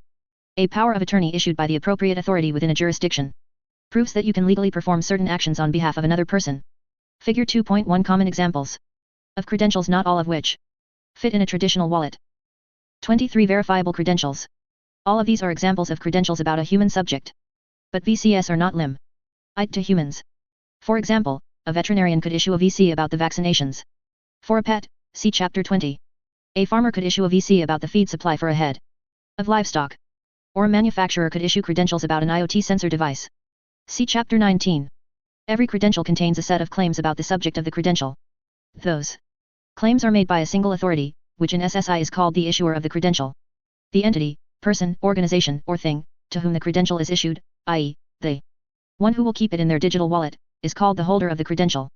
Note that the subject of the credential is usually the same as the holder, but there are important exceptions to this rule of thumb, as discussed in Chapter 7. The claims in a credential can state anything about the subject, such as attributes, age, height, weight, etc., relationships, mother, father, employer, citizenship, or auth. ERS, or entitlements, medical benefits, library privileges, membership rewards, legal rights, and so on. To qualify as a credential, the claims must be verifiable in some way. This means the verifier must be able to determine the following: who issued the credential, that it has not been tampered with since it was issued, that it has not expired or been revoked. With physical credentials, this is typically accomplished through some proof of authenticity embedded directly in the credential, like a watermark, hologram, or other special printing feature, or via a claim stating the expiration date. It can also be done by checking directly with the issuer that the credential is valid, accurate, and current. But this manual verification process can be difficult and time-consuming, a significant reason why there is a worldwide black market in falsified credentials. This brings us to one of the fundamental advantages of VCS, using cryptography and the internet, and a standard protocol. They can be digitally verified in seconds or even milliseconds. This verification process can answer the following 4 questions. Does the credential contain the data the verifier needs in a standard format the verifier expects? Does it include a valid digital signature from the issuer, thus establishing its origin and that it has not been tampered with in transit? Is the credential still valid, that is, not expired or revoked? If applicable, does the credential, or its signature, provide cryptographic proof that the holder of the credential is the subject of the credential? Note cryptographic proofs of various kinds including zero-knowledge proofs, ZKPs, play a critical role in verifiable credentials. See Chapter 6 for details. Figure 2.2 is based on an illustration from Manuspor, New York, CO editor of the W3C Verify Able Credentials Data Model 1.0 Specification. 24 Chapter 2 THE Basic Building Blocks of SSI. Showing how a digital credential can be structured to answer these 4 questions. The first part of the VC package is a unique identifier for the credential, just like the unique number that appears on your driving license or passport. The second part is metadata describing the credential itself, such as the expiration date for a driving license. The third part is the claims contained in the credential in Figure 2.2, these are all the other items of data: name, date of birth, sex, hair color, eye color, height, weight. The equivalent of the credential subject's signature, the one that appears below the person's picture in the driving license, is a digital signature created using cryptography. Figure 2.2, a mapping of 3 of the 4 core components of a W3C verifiable credential to the physical equivalent. The fourth component, the issuer's digital signature, can only be produced in a physical credential by some form of watermark, hologram, or other hard-to-forge seal. 2.2 Issuers, holders, and verifiers. Figure 2.3 illustrates the terminology defined by the W3C verifiable claims working group for the 3 primary roles involved with the exchange of VCS, from Appendix G of the Sovereign Foundation Glosser YV2. 1. Issuers are the source of credentials. Every credential has an issuer. Most issuers are organizations such as government agencies, passports, financial institutions, credit cards, universities, degrees, corporations, employment credentials, NGOs, membership cards, churches, awards, etc. However, individuals can also be issuers, and so can things. For example, a properly equipped sensor could issue a digitally signed credential about a sensor reading. 2. Holders request VCS from issuers, hold them in the holder's digital wallet, discuss it in the next section, and present proofs of claims from one or more CRE identities when requested by verifiers, and approved by the holder. Although we most commonly think of individuals as holders/provers, holders/provers can also be organizations using enterprise wallets or things in the sense of the Internet of Things, IoT. 25 Issuers, holders, and verifiers.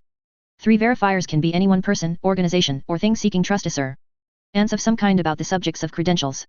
Verifiers request proofs from holders/provers of one or more claims from one or more VCS. If the holder agrees, and the holder always has that choice, the holder's agent responds with a proof the verifier can then verify.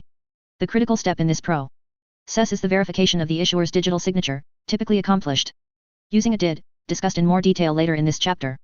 Note the working group has the name W3C Verifiable Claims Working Group, even though the specification it is creating is called Verifiable Credentials Data Model 1.0. For more details on the terminology and standards for verifiable credentials, CTHE Verifiable Credentials PRIMER and the W3C Verifiable Credentials Data Model 1.0. The relationship between issuers, holders/provers, and verifiers is often referred to as the trust triangle because it is fundamentally how human trust relationships are conveyed over a digital network. Fig. Year 2.4 illustrates how VCS only convey trust if the verifier trusts the issuer. Must have a direct business or legal relationship with the issuer. It just means the verifier is willing to make a business decision. Will I figure 2.3 the primary roles involved with the exchange of VCS digital signature. Verification is the part of the process enabled by public or private blockchain networks. This does not mean the verifier accept this CREDIT card. Will I board this airline passenger? Will I admit this student, based on the level of trust assurance the VERI figure 2.4 the trust triangle at the heart of all fear has in the issuer. Human trust relations hips in the SSI ecosystem. 26 Chapter 2 THE Basic building blocks of SSI. Note that the trust triangle describes only one side of a business transaction.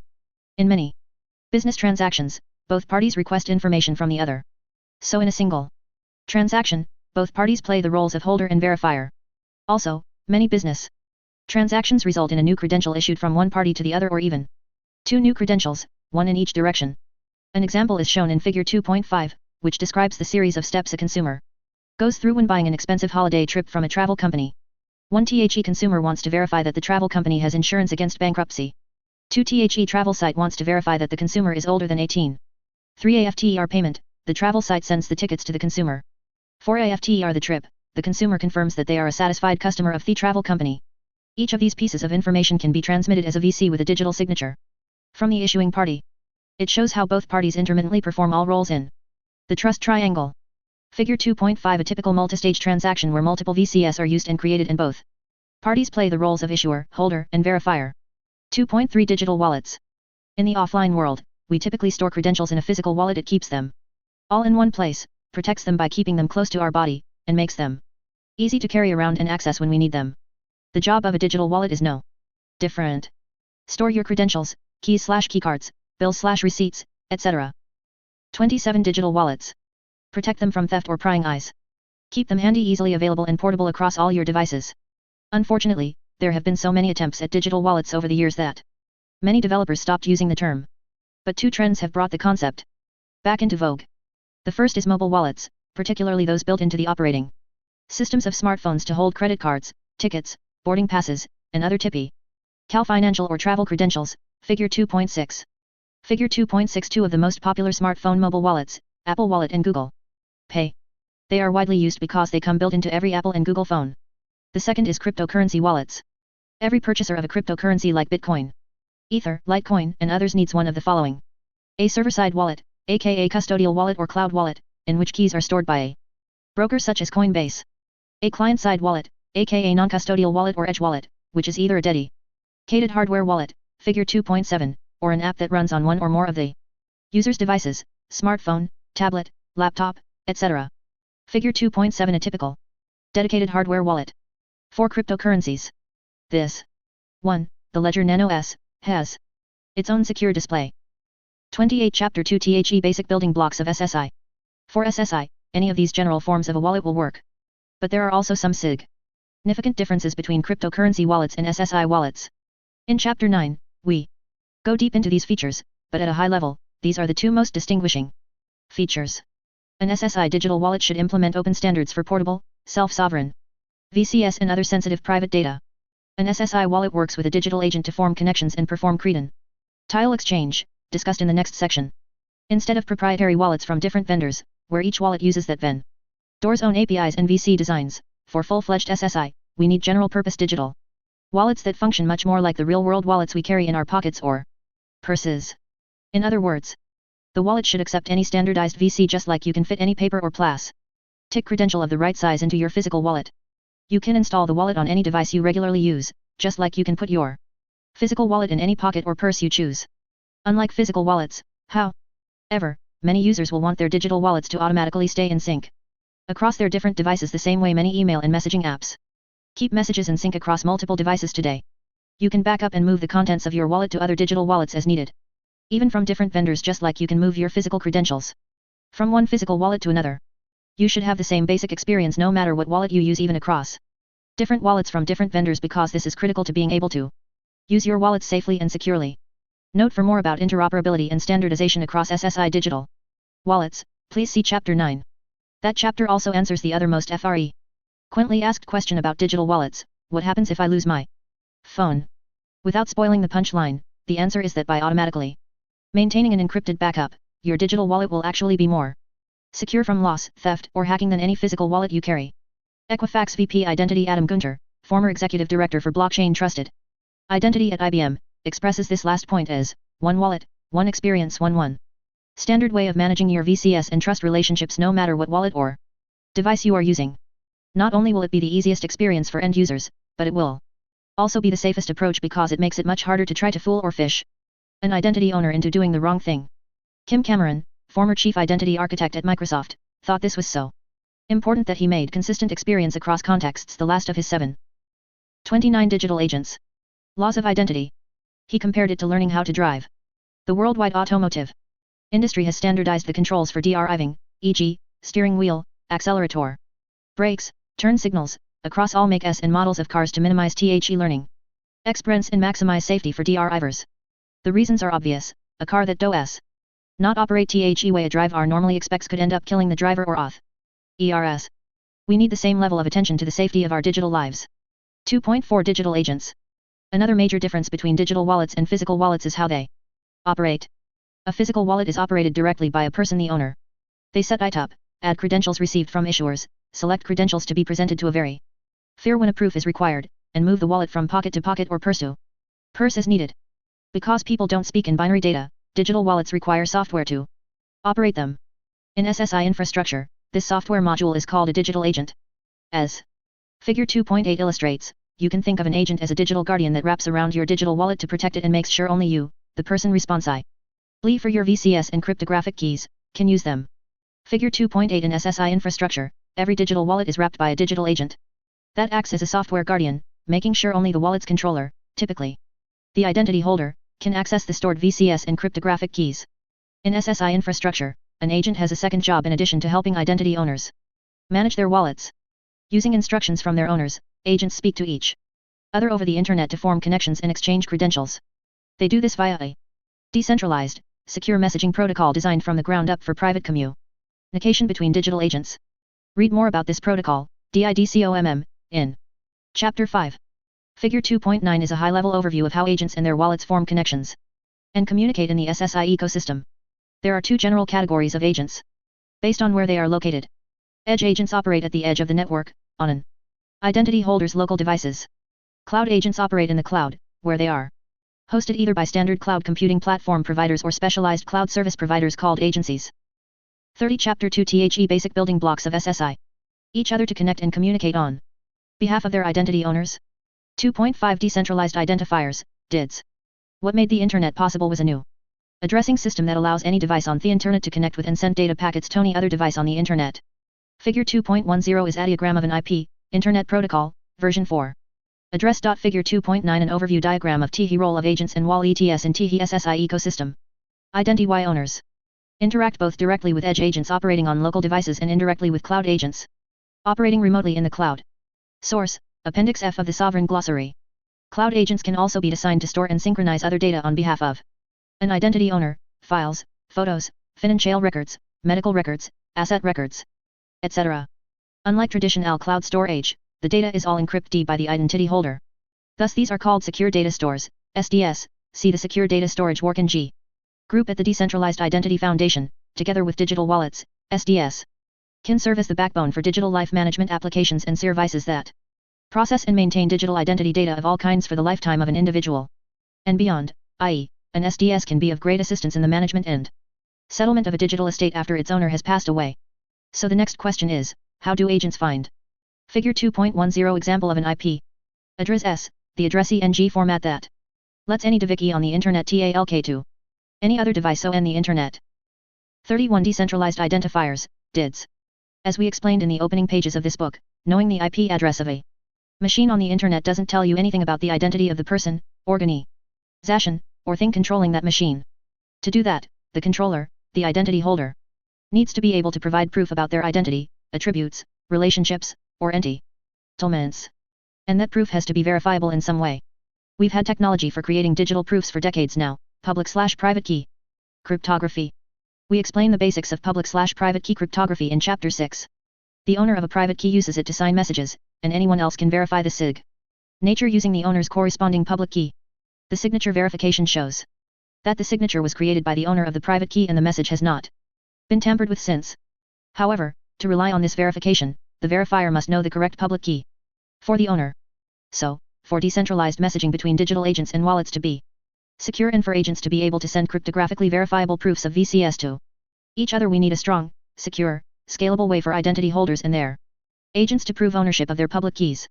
For the past few decades, the solution to that problem has been public key infrastructure, PKI, the system of obtaining public key certificates from a small set of certification authorities, CA, around the world. However, as Chapter 8 explores in depth, conventional PKI is too centralized, too expensive, and too heavyweight to meet the demands of a worldwide SSI infrastructure in which every single participant is managing multiple sets of cryptographic keys. Just as with the Internet's IP addresses, the answer was a new type of identifier. Only this new class of identifiers needed to be designed from the ground up for digital agents and their public keys. And because it had to be extremely secure, these new identifiers required the following 4 properties. Permanent. The identifier needs to be able to never change, no matter how often the identity owner moves, uses different service providers, or uses different devices. Resolvable. The identifier needs to be able to retrieve not just the current public key or keys for the identity owner but also the current addresses to reach the owner's agent or agents. Cryptographically verifiable. The identity holder needs to be able to prove, using cryptography, that they or it have control of the private key associated with that identifier.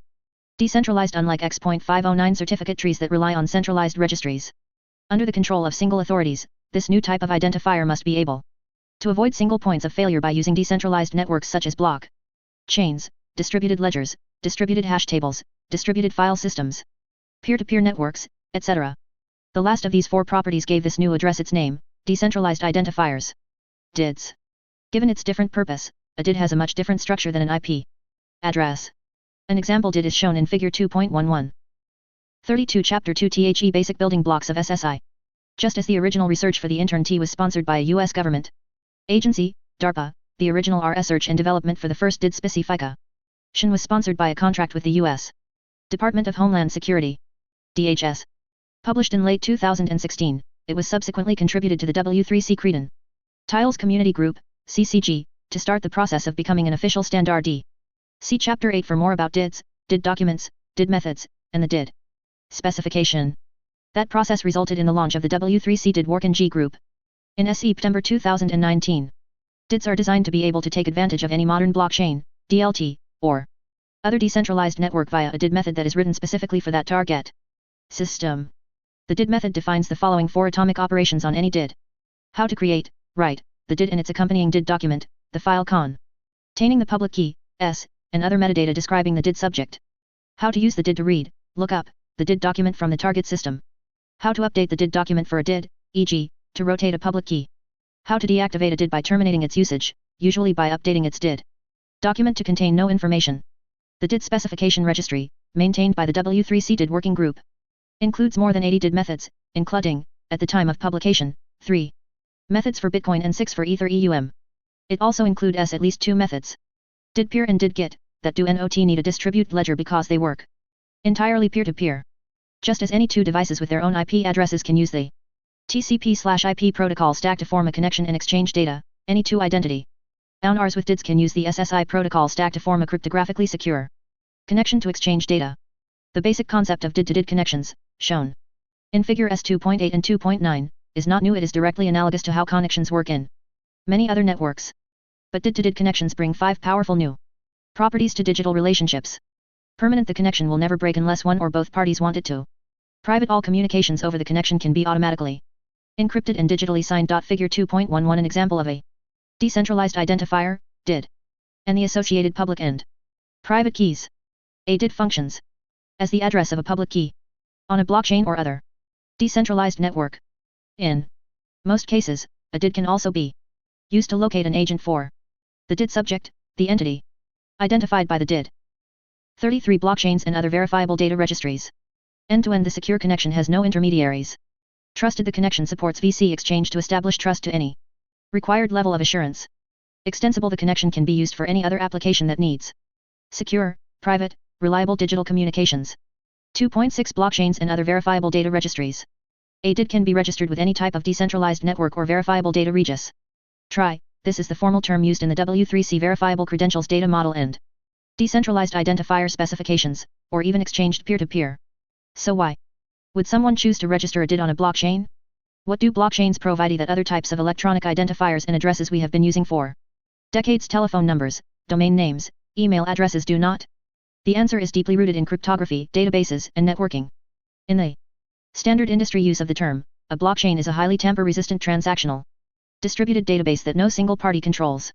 This means a blockchain can provide an authoritative source of data that many different peers can trust without any single leaper being in control. A blockchain must be carefully designed and implemented to resist attacks. Blockchains intentionally trade off many other standard features of distributed transactional databases: performance, efficiency, scalability, searchability, ease of administration to solve one really hard problem: authoritative data that does not need to rely on a central trusted authority.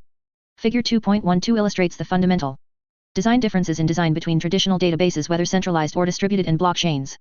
Figure 2.12 The fundamental innovation of a blockchain as a database is that it has no centralized administrator or controller. It uses cryptography to allow many different peers to each control their own transactions, while making it nearly impossible to alter any transaction once it has been written to the blockchain. 34 Chapter 2 The Basic Building Blocks of SSI. It is important to understand how blockchains accomplish the feat of removing the need for a central authority while still maintaining very high trust in the data's integrity. It has been called a triple play of cryptography. One every transaction, the writing of a new record, to a blockchain is digitally signed. This is how control of the distributed database is spread out across all the peers. Each peer manages its private keys and digitally signs its transactions with the blockchain. No new transaction is accepted unless the signature is verified. Two transactions are grouped into blocks that are cryptographically hashed and linked to the previous block. This step creates an immutable chain of ordered transactions. 3 every new block is cryptographically replicated across all peer nodes on the blockchain network, each of which is run by a different peer. This step is performed by the consensus protocol at the heart of many blockchains. There are many different consensus protocols, some of which, like Bitcoin, involve cryptographic proof of work, called mining. But regardless of the specific protocol, in the end, every peer node in the network ends up with a copy of the latest block, and they all agree on that copy. The fact that each node is run by a different peer combined in some cases with clever game theory makes it far less likely that 51% or more of the nodes will collude to try to attack the blockchain, and have some chance of rewriting its history. This cryptographic triple play is what makes a blockchain so hard to attack. Modifying even a single bit of a single transaction that has already been recorded to the blockchain and replicated to all the peer nodes requires breaking into tens, hundreds, or thousands of machines and changing them all at once. From the standpoint of SSI, and specifically for registering and resolving the DIDs and public keys that enable digital wallets and digital agents to securely communicate and exchange VCS, the differences between the various types of blockchains, permissionless, permissioned, hybrid, etc., do not matter much. We explain more about the differences between blockchains and DLTs in Chapter 15. A DID method can be written to support pretty much any modern blockchain or other decentralized network. What matters is that blockchains or other verifiable data registries solve a problem that has never had a solution in the history of cryptography: how a globally distributed database can serve as a source of truth for public keys without being subject to single points of failure or attack. This is what provides the strong foundation needed for the ubiquitous adoption of the verifiable digital credentials at the heart of SSI. 2.7 Governance Frameworks. The ultimate goal of all SSI infrastructure is to achieve a mutually acceptable level of trust between any two parties interacting on the internet, a goal that for many types of transactions is simply not possible today. With SSI, the foundation for this trust layer is first laid by cryptographic trust, i.e., by routing publicly resolvable DIDs and public keys for credential issuers in a decentralized network. This anchors the trust triangle shown. 35 Governance Frameworks. In Figure 2.4 and again a little later, in Figure 2.13, so that verifiers can rely on an issuer's digital signature. But cryptographic trust is not human trust. For example, while Bitcoin uses cryptographic trust and game theory to power its system of value exchange, by itself it does not provide any solution to the challenges of money transmission regulations such as Know Your Customer, KYC, anti-money laundering, AML, and anti-terrorism financing, ATF. But cryptographic trust in the Bitcoin blockchain network could be used to anchor a DID for an issuer of VCS to parties making Bitcoin transactions. Provided the issuer had enough human trust in their authority, for example, a credit union, bank, insurance company, or government agency, those VCS could be used by verifiers to satisfy KYC or AML regulations.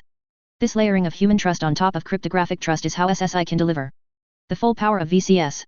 But trusting in credentials from one issuer at a time doesn't scale. This was the same problem faced in the early days of credit cards in the 1960s. Each major bank tried to issue its own brand of credit card, and merchants were overwhelmed. They couldn't handle hundreds of different credit cards from hundreds of different banks. Thus credit card adoption didn't take off until banks got together and formed credit card networks, Visa and MasterCard being the two best known. These are governed by a set of business, legal, and technical rules known as a governance framework. Also known in the digital identity industry as a trust framework. The entity that creates and administers a governance framework is known as the governance authority. A governance framework creates the second trust triangle shown in the lower half of figure 2.13. This figure shows how a governance framework can make a verifier's job easier. When presented with proof of a credential from an issuer the verifier does not know, the verifier can check to see whether the issuer is authorized under a governance. Figure 2.13 Governance authorities and governance frameworks represent a second trust triangle that enables verifiers to determine the authorized issuers for a specific set of VCS. 36 Chapter 2 The Basic Building Blocks of SSI Framework. The verifier trusts. This check can take a number of different forms: a simple whitelist, a lookup from a blockchain or secure directory, or a VC from the governance authority. In all cases, this approach of recursive trust triangles can work for any size of trust community, even internet-scale trust communities where verifiers do not directly know all the issuers, e.g., MasterCard and Visa. Governance frameworks are the flip side of VCS. They specify the policies and procedures issuers must follow to issue a credential. In some cases, they also specify the terms and conditions to which holders must agree to obtain credentials or to which verifiers must agree to verify credentials. Governance frameworks can also specify business models for credential exchange, such as the verifier pays issuer model that works for credit card networks today, including liability policies, insurance, and other legal and business requirements. Governance frameworks are the secret to how VCS can scale to work in any size of trust community, from a single city to an entire industry, or from one nation-state to the internet as a whole. As we see in the balance of this book, these digital trust ecosystems can be as transformative to our digital lives as credit card networks have been to the world of commerce.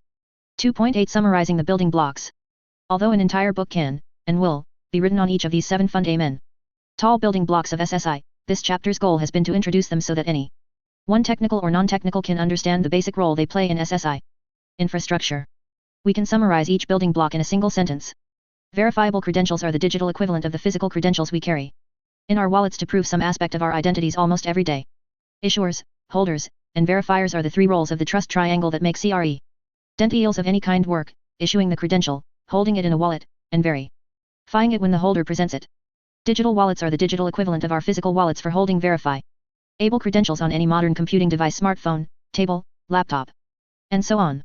Digital agents are the apps or software modules that enable us to use our digital wallets to obtain and present credentials, manage connections, and securely communicate and exchange verifiable credentials with other digital agents. Decentralized identifiers, DIDs, are the new type of digital address powered by modern cryptography, so they do not require a centralized registration authority. Blockchains and verifiable data registries are distributed, cryptographically protected databases that can serve as a source of truth for DIDs and public keys, without being subject to single points of failure or attack. Governance frameworks published by various types and sizes of governance author. IDs are the set of business, legal, and technical rules for using SSI infrastructure that will enable interoperable digital trust ecosystems of any size and scale. 37 Summarizing the building blocks. How do these 7 basic built-in G blocks come together to build a coherent overall picture of SSI infrastructure? The answer is the trust over IP, to IP, stack, a 4-layer architectural model for SSI-powered digital trust infrastructure now being standardized by the Trust over IP Foundation hosted by the Linux Foundation. If you study the picture of the 2IP stack in Figure 2.14, you can see where all 7 building blocks fit.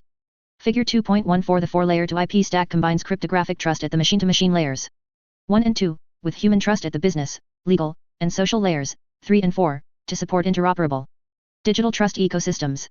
Note that the term public utilities is used to refer to blockchains or verifiable data registries for DIDs.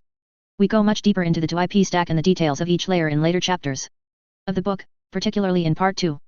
But first, in Chapter 3, we show how these building blocks can be put together to solve real-world digital identity problems in a series of typical SSI usage scenarios. 39 example scenarios showing how SSI works. Drummond Reed, Alex Preukschat, and Daniel Hardman. Daniel Hardman, former chief architect and CISO at Avernum and now principal ecosystem engineer at SIGPA, has been designing SSI infrastructure since before it was called SSI. He has seen firsthand in the market multiple instances of the basic SSI interaction patterns that we describe in this chapter. In Chapter 2, we examined the core building blocks of self-sovereign identity, SSI. In this chapter, we show you how these building blocks are put together to implement SSI using 7 example scenarios that progress from the relatively simple to the reasonably complex. Our objective is to show you how the SSI digital identity model works differently than the centralized or federated digital identity models. The scenarios we have chosen are as follows. 1. Alice and Bob form a connection after meeting in person at a conference. 2. Alice and Bob form a connection via Alice's blog. 3. Bob logs into Alice's blog to leave a comment. 4. Alice and Bob form a connection by meeting through an online dating site. 5. Alice applies for a bank account. 6. Alice buys a car. 7. Alice sells the car to Bob. Our example scenarios use the Alice and Bob characters that have become so iconic in cryptography and cybersecurity that there is an entire Wikipedia article about. 40. Chapter 3 example scenarios showing how SSI works. Each scenario illustrates a basic pattern of SSI usage you will see repeated in the industry-specific SSI scenarios we explore in Part 4 of this book. 3.1 A simple notation for SSI scenario diagrams. In this chapter, we will use the simple diagramming notation shown in Figure 3.1. These 11 icons are all that is needed to show how the concepts of SSI digital credentials can be applied to a myriad of trust problems we encounter as consumers and businesses every day. Most of these icons are self-explanatory, but here is a key. Person and individual SSI identity holder, e.g., Alice and Bob. Organization an organization or group that holds an SSI identity. Thing a physical, logical, or natural object with an SSI identity, e.g., a device. On the Internet of Things IoT. Edge agent and wallet the device and software used by a person or organization to store, manage, and share their SSI digital credentials, see Chapters 2 and 9. Cloud agent and wallet the same as an edge agent but operating in the cloud. QR code, quick response code, a two-dimensional barcode that can be read by the camera on a smartphone, tablet, or other computing device to initiate an interaction. Initiation the first step in forming a digital identity relationship between any two SSI identity holders, e.g., Alice and Bob. Connection a relationship established by consent between two SSI digital identity holders whose agents exchange cryptographic keys with each other to form a secure, private communications channel. Credential a verifiable digital identity credential, see Chapters 2 and 7. Proof a digitally signed, cryptographically verifiable proof of specific information from a credential. Verification the result of an agent successfully verifying a proof. Figure 3.1 The simple set of icons we use for the SSI scenario diagrams in this chapter.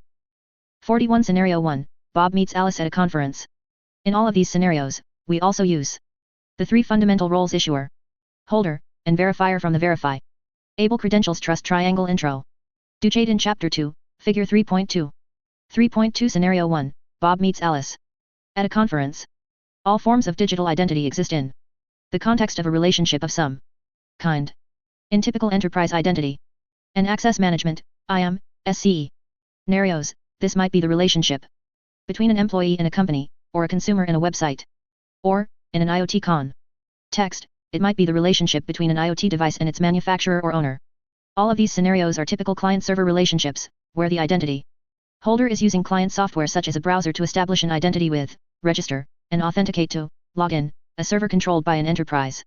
This classic account-based identity pattern uses either the centralized or federated identity model described in Chapter 1. The SSI identity model is broader. It is based on peer-to-peer relationships between any two entities, of which client-server relationships are just one kind. To emphasize this, the first scenario we will run through is one of the most common interactions in business, Alice and Bob meeting each other at a conference and exchanging business cards. In a scenario like this, neither Alice nor Bob is a client of the other. They are simply peers. Neither Alice nor Bob is running servers. Neither of them is creating an account with the other, rather, they are just forming a connection between peers. In the pre-digital days, this simple peer-to-peer exchange might have looked like Figure 3.3. Figure 3.2 The 3 core roles in the verifiable credential trust triangle.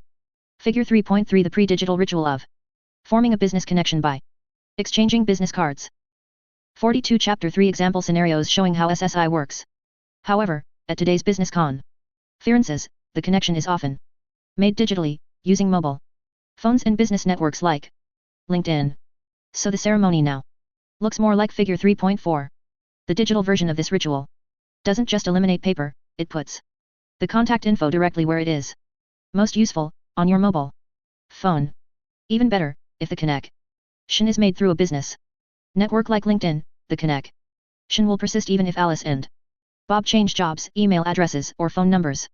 However, this convenience comes at a cost, sharing all your professional contact information with LinkedIn. For many of us, this is not an issue. The discomfort about privacy is offset by convenience. However, for others whose professional networks are confidential or security sensitive. Using a public social network like LinkedIn, Facebook, or Twitter is not an option. What if Alice and Bob had an easy, fast way to form their own connection, directly, peer-to-peer, without the need for any intermediary? What if this connection created a secure private channel that only Alice and Bob could use? And what if this connection could last forever, or until either Alice or Bob, or both, decided they did not want it anymore? With the SSI building blocks we introduced in Chapter 2, we can build this connection in a fully decentralized manner that does not need to rely on any central party. The actual ceremony depends on the specific capabilities of Alice's and Bob's smart phones and agents. But one popular option, scanning a QR code, is familiar to anyone who has ever used a mobile boarding pass to board a plane, figure 3.5. Some people are already printing QR codes on their business cards to make it easier to connect with them. But those QR codes usually take you to a centralized service provider like LinkedIn that forms the connection on the service provider's proprietary network. With SSI, you are creating a connection without using any intermediate.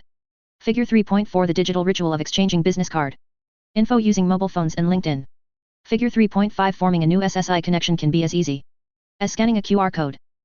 43 Scenario 1, Bob meets Alice at a conference service provider or proprietary network.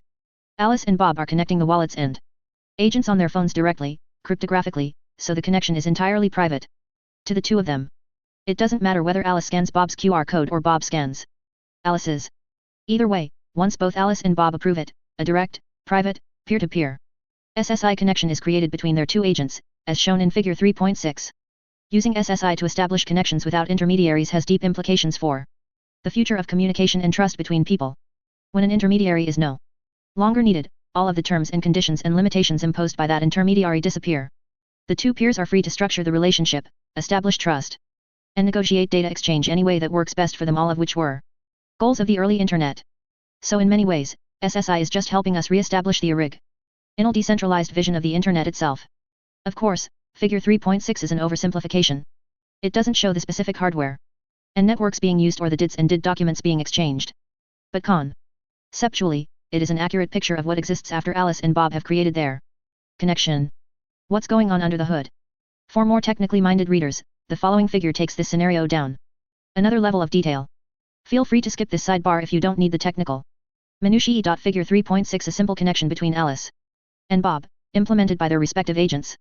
A more detailed view of how the connection is formed between Alice and Bob, showing communications between the edge agents on Alice's and Bob's respective smartphones, and the cloud agents hosted at Alice's and Bob's respective agencies.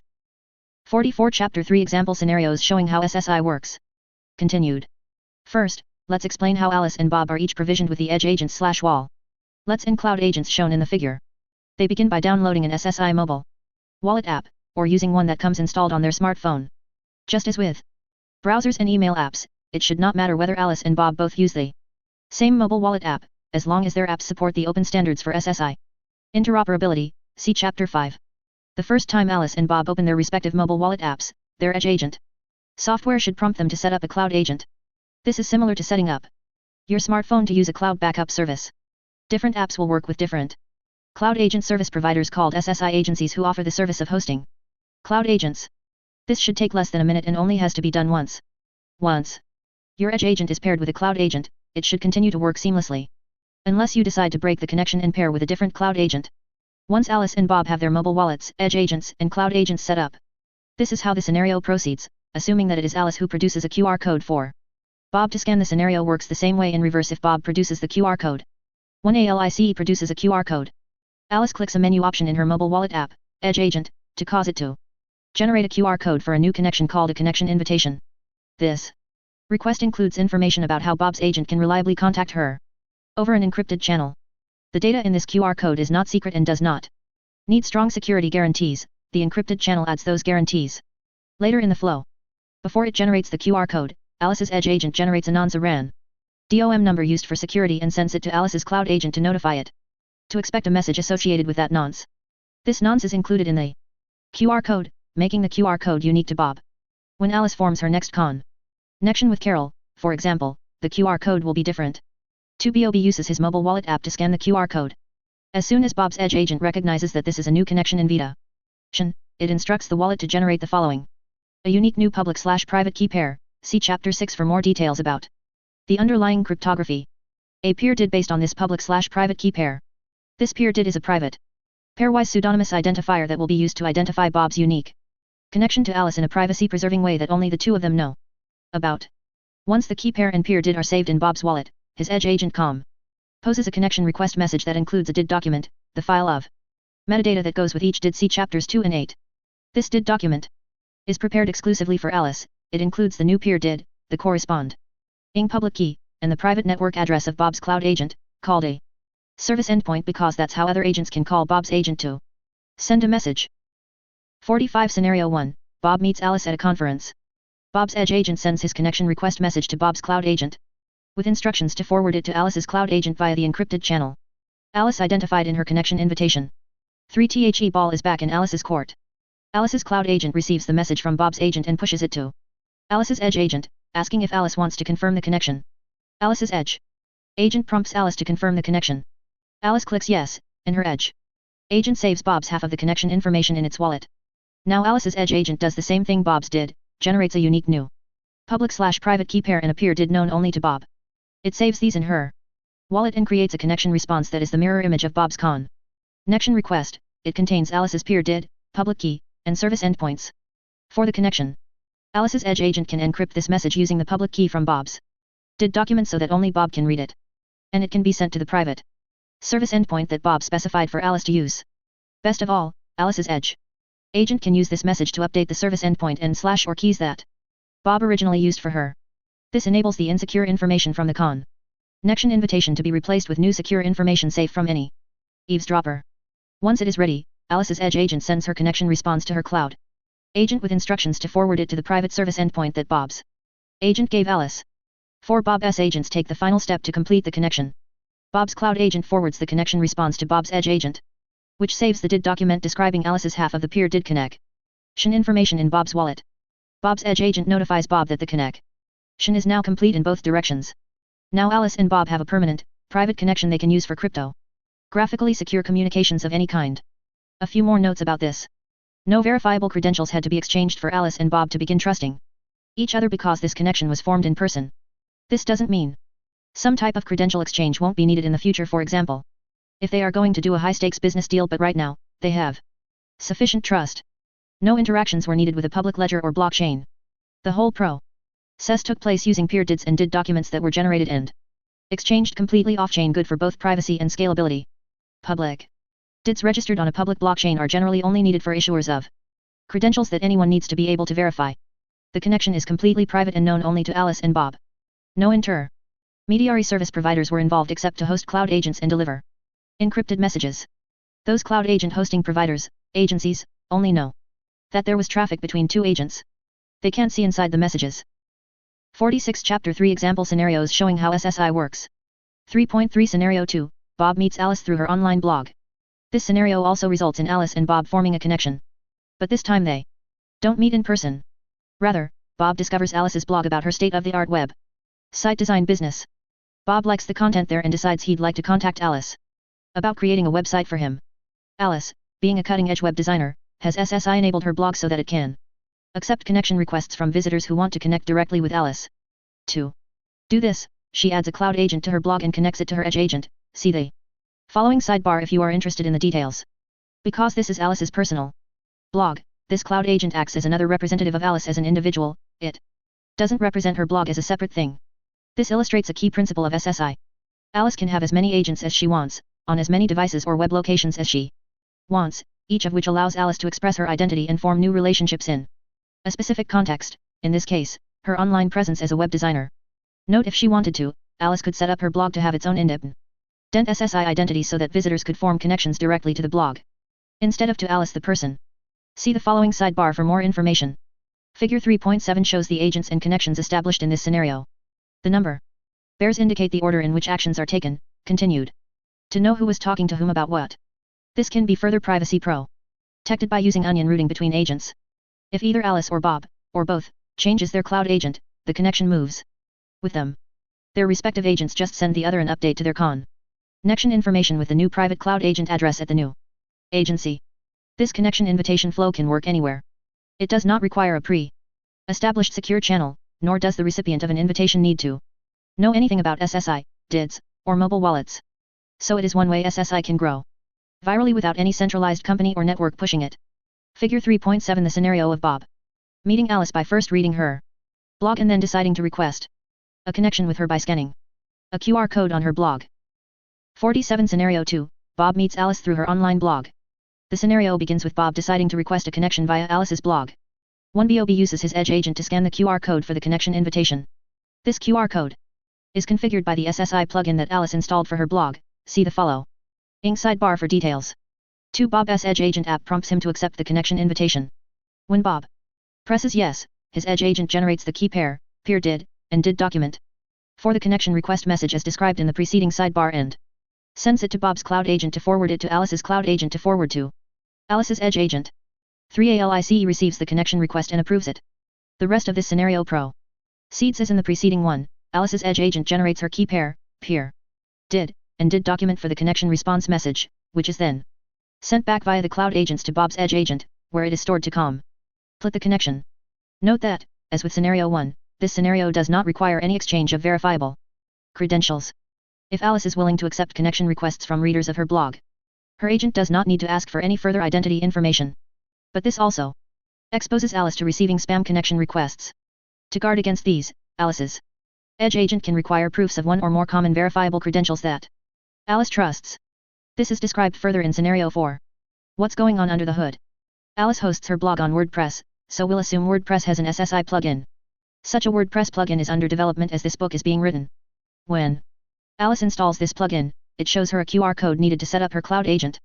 Alice uses the Edge agent app on her phone to scan the QR code. Her Edge agent app then prompts her to approve setting up a cloud agent for her blog. When Alice says yes, the Edge agent sends a message to Alice's existing cloud agent.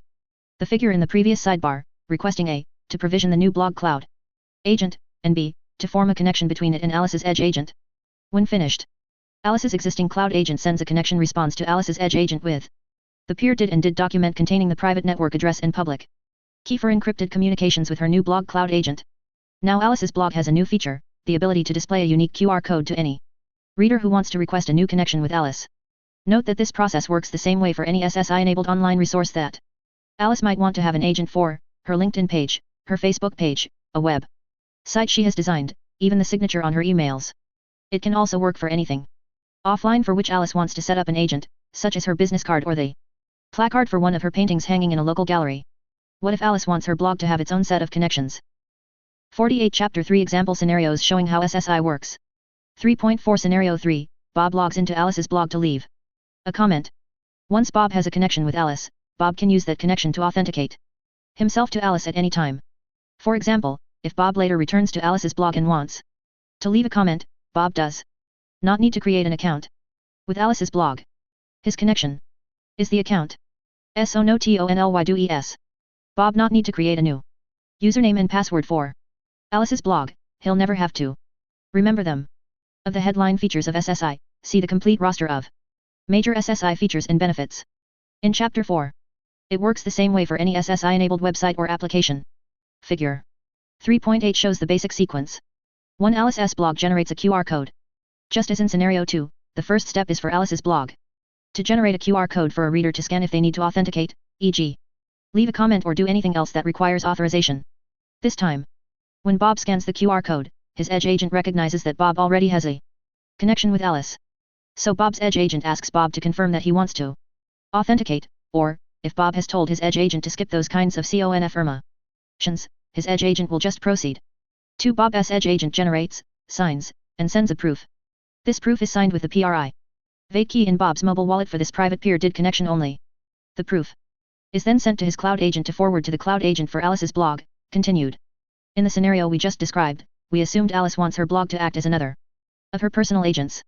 But what if she wanted her blog to stand by itself, for example, as a portfolio of her artwork from which visitors could order prints? In this case visitors who requested a connection would receive a connection directly to Alice's blog as a thing and not to Alice as a person. Alice would still control the cloud agent for this thing which from a legal standpoint might represent her sole proprietorship as an artist, but that cloud agent would be separate from Alice's personal agents that represent her as an individual. Ideally, an SSI plugin will give a blog owner the choice of how to configure a cloud agent to represent a person or to represent a thing. Called passwordless login, or auto-authentication, this is one. Figure 3.8 Bob uses a similar pattern to login whenever he returns to Alice's blog to leave a comment on one of her new posts. 49 Scenario 4, Bob meets Alice through an online dating site. 3 Alice's blog cloud agent receives and verifies the proof. It verifies the signature using the public key it has for her private connection with Bob, shared by Bob when the connection was formed and updated by Bob whenever his edge agent rotates his encryption keys. If the signature verifies, Bob is logged in. What is particularly powerful about auto-authentication is that it can be tuned to request the level of authentication a verifier requires for a particular transaction. 4. Example, leaving a comment on a blog is a relatively low-risk activity, so it is enough for Bob to prove he has the private key for the connection, which only Bob knows. But if Bob was asking his credit union to make a $100,000 transaction, the QR code produced by the credit union could request a much stronger proof that this is really Bob. SSI agents can also produce the authentication tokens needed for other web authentication protocols like OpenID Connect and WebAuthn. For more details, see Chapter 5. 3.5 Scenario 4, Bob meets Alice through an online dating site. This scenario will result in Alice and Bob forming a connection just like the one created in Scenarios 1 and 2. But this time, the introduction will come via an intermediary matchmaker, an online dating site. Since neither Alice nor Bob has a pre-established trust relationship, this is our first scenario that will require a verifiable credential. Important while the scenarios in this chapter use government-issued ID identities for illustration purposes, there is no requirement for SSI infrastructure to use government ID credentials or any other specific type of credential, for that matter. In the end, the verifiers determine what types of credentials they will accept for what purposes. Government-issued ID credentials are simply a widely understood and accepted type of credential. Figure 3.9 is a diagram of the steps involved. Figure 3.9 The scenario of Alice and Bob meeting through an online dating site, and Bob proving his authenticity to Alice over their newly formed connection. 50 Chapter 3 Example scenarios showing how SSI works. 1 Bob connects to a government ID agency. Bob knows the dating site requires proof of identity from an issuer it trusts, and one option is a government-issued ID credential. So Bob first forms a connection with the government ID agency cloud agent by scanning a QR code on its website as described in Scenario 2. 2 Bob requests a government ID credential. Bob's edge agent prompts him for the data, or other steps he must take, to prove his identity to the government ID agency, which could involve the agency requesting proofs of other verifiable credentials from Bob. Once Bob meets the agency's policies for issuing a new government ID credential, the agency sends the credential to Bob's edge agent to store in Bob's wallet. 3 Bob connects to the dating site as per Scenario 2. 4 The dating site requests proof of Bob's government ID credential. Bob scans a QR code requesting a proof of the government ID credential. Bob's edge agent prompts Bob to approve sending the proof. Bob agrees, and his edge agent generates the proof, signs it with the private key for this connection, and sends it to the dating site's cloud agent. The dating site's cloud agent verifies the proof by looking up the DID of the government ID agency on a public blockchain such as Bitcoin, Ethereum, or Sovereign to retrieve the DID document with the public key. If the proof verifies, Bob is good to go to use the dating site. 5 Alice joins the dating site by forming a connection the same way. The dating site may or may not require Alice to send proof of a credential, not shown in figure 3.9. Alice then shares some profile data, which, if already stored in other identities she has in her wallet, could be sent in a proof from her edge agent. 6 Bob requests a connection with Alice. Bob discovers Alice's profile on the dating site and requests a connection by scanning a QR code just as he would have done via her blog in Scenario 2. But this is a different context, so Alice is more cautious. Her edge agent requires Bob to share a proof of his government ID credential. Note that Alice could rely on the fact that the dating site already has a policy requiring a male member to provide proof of a government ID credential. But with SSI, Alice can request that proof directly from Bob. She doesn't have to worry if the dating site is not screening members properly. 7 Bob sends Alice proof of his government ID credential. Bob can do this in one click, because his edge agent does all the work. Alice's edge agent receives the proof over the private connection it set up with Bob and verifies the proof just like the dating site did. If it verifies, Alice accepts the new connection. If it fails, Alice's edge agent can delete the connection immediately without ever needing to bother Alice. Her edge agent is effectively serving as Alice's protector to make sure that any suitor meets Alice's minimum verification requirements. What is even more powerful is that with SSI, Alice isn't constrained to live with only the filters supported by the dating site.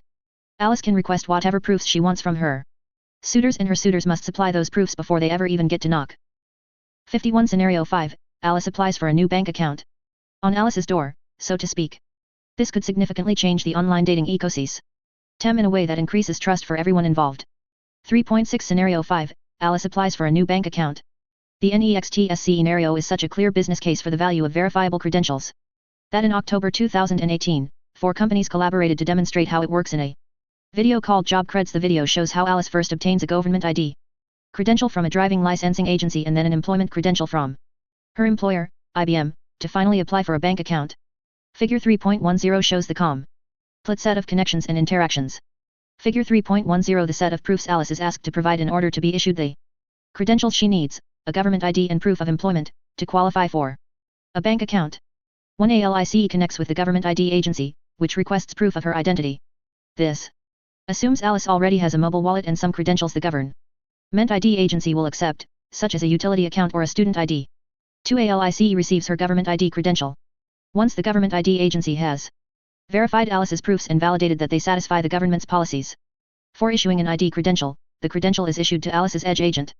3 Alice connects with her employer, which requests proof of her government ID credential. This step is typically performed as part of onboarding Alice as a new employee, required by law in some jurisdictions. Employers can save money by doing it digitally, see section 4.2. 4 Alice receives her employment credential. Once the employer's onboarding policies are satisfied, the employer issues Alice her new employment credential. 52 Chapter 3 Example Scenarios showing how SSI works. 5 Alice connects with the bank where she wants to open a new account. Note that Alice could do this by scanning a QR code anywhere she might encounter an invitation from the bank, on a bus, in a subway, in a newspaper advertisement, in an email, on the bank's website, or others. It's important to note that in this step, Alice's agent should first request proof of the bank's credentials. The fact that connections are fundamentally bidirectional is how SSI infrastructure can protect against spoofing and phishing attempts. Once Alice has confirmed this is the real bank and complete setting up the connection, she will never need to worry about being spoofed or phished over that connection because only THEBANKWILLBEABLETOUSEITTO send her messages, and each message will be signed by the bank's private key, which only the bank controls. 6 Alice sends a proof of her government ID credential and her employment credential to the bank. These are the 2 proofs the bank requires to open a new account. But for Alice, it is just a single step. When her edge agent prompts Alice for approval, she clicks send, and her edge agent takes care of the rest. 7 Alice receives her bank account credential. The bank's cloud agent verifies both of the proofs sent by Alice's edge agent.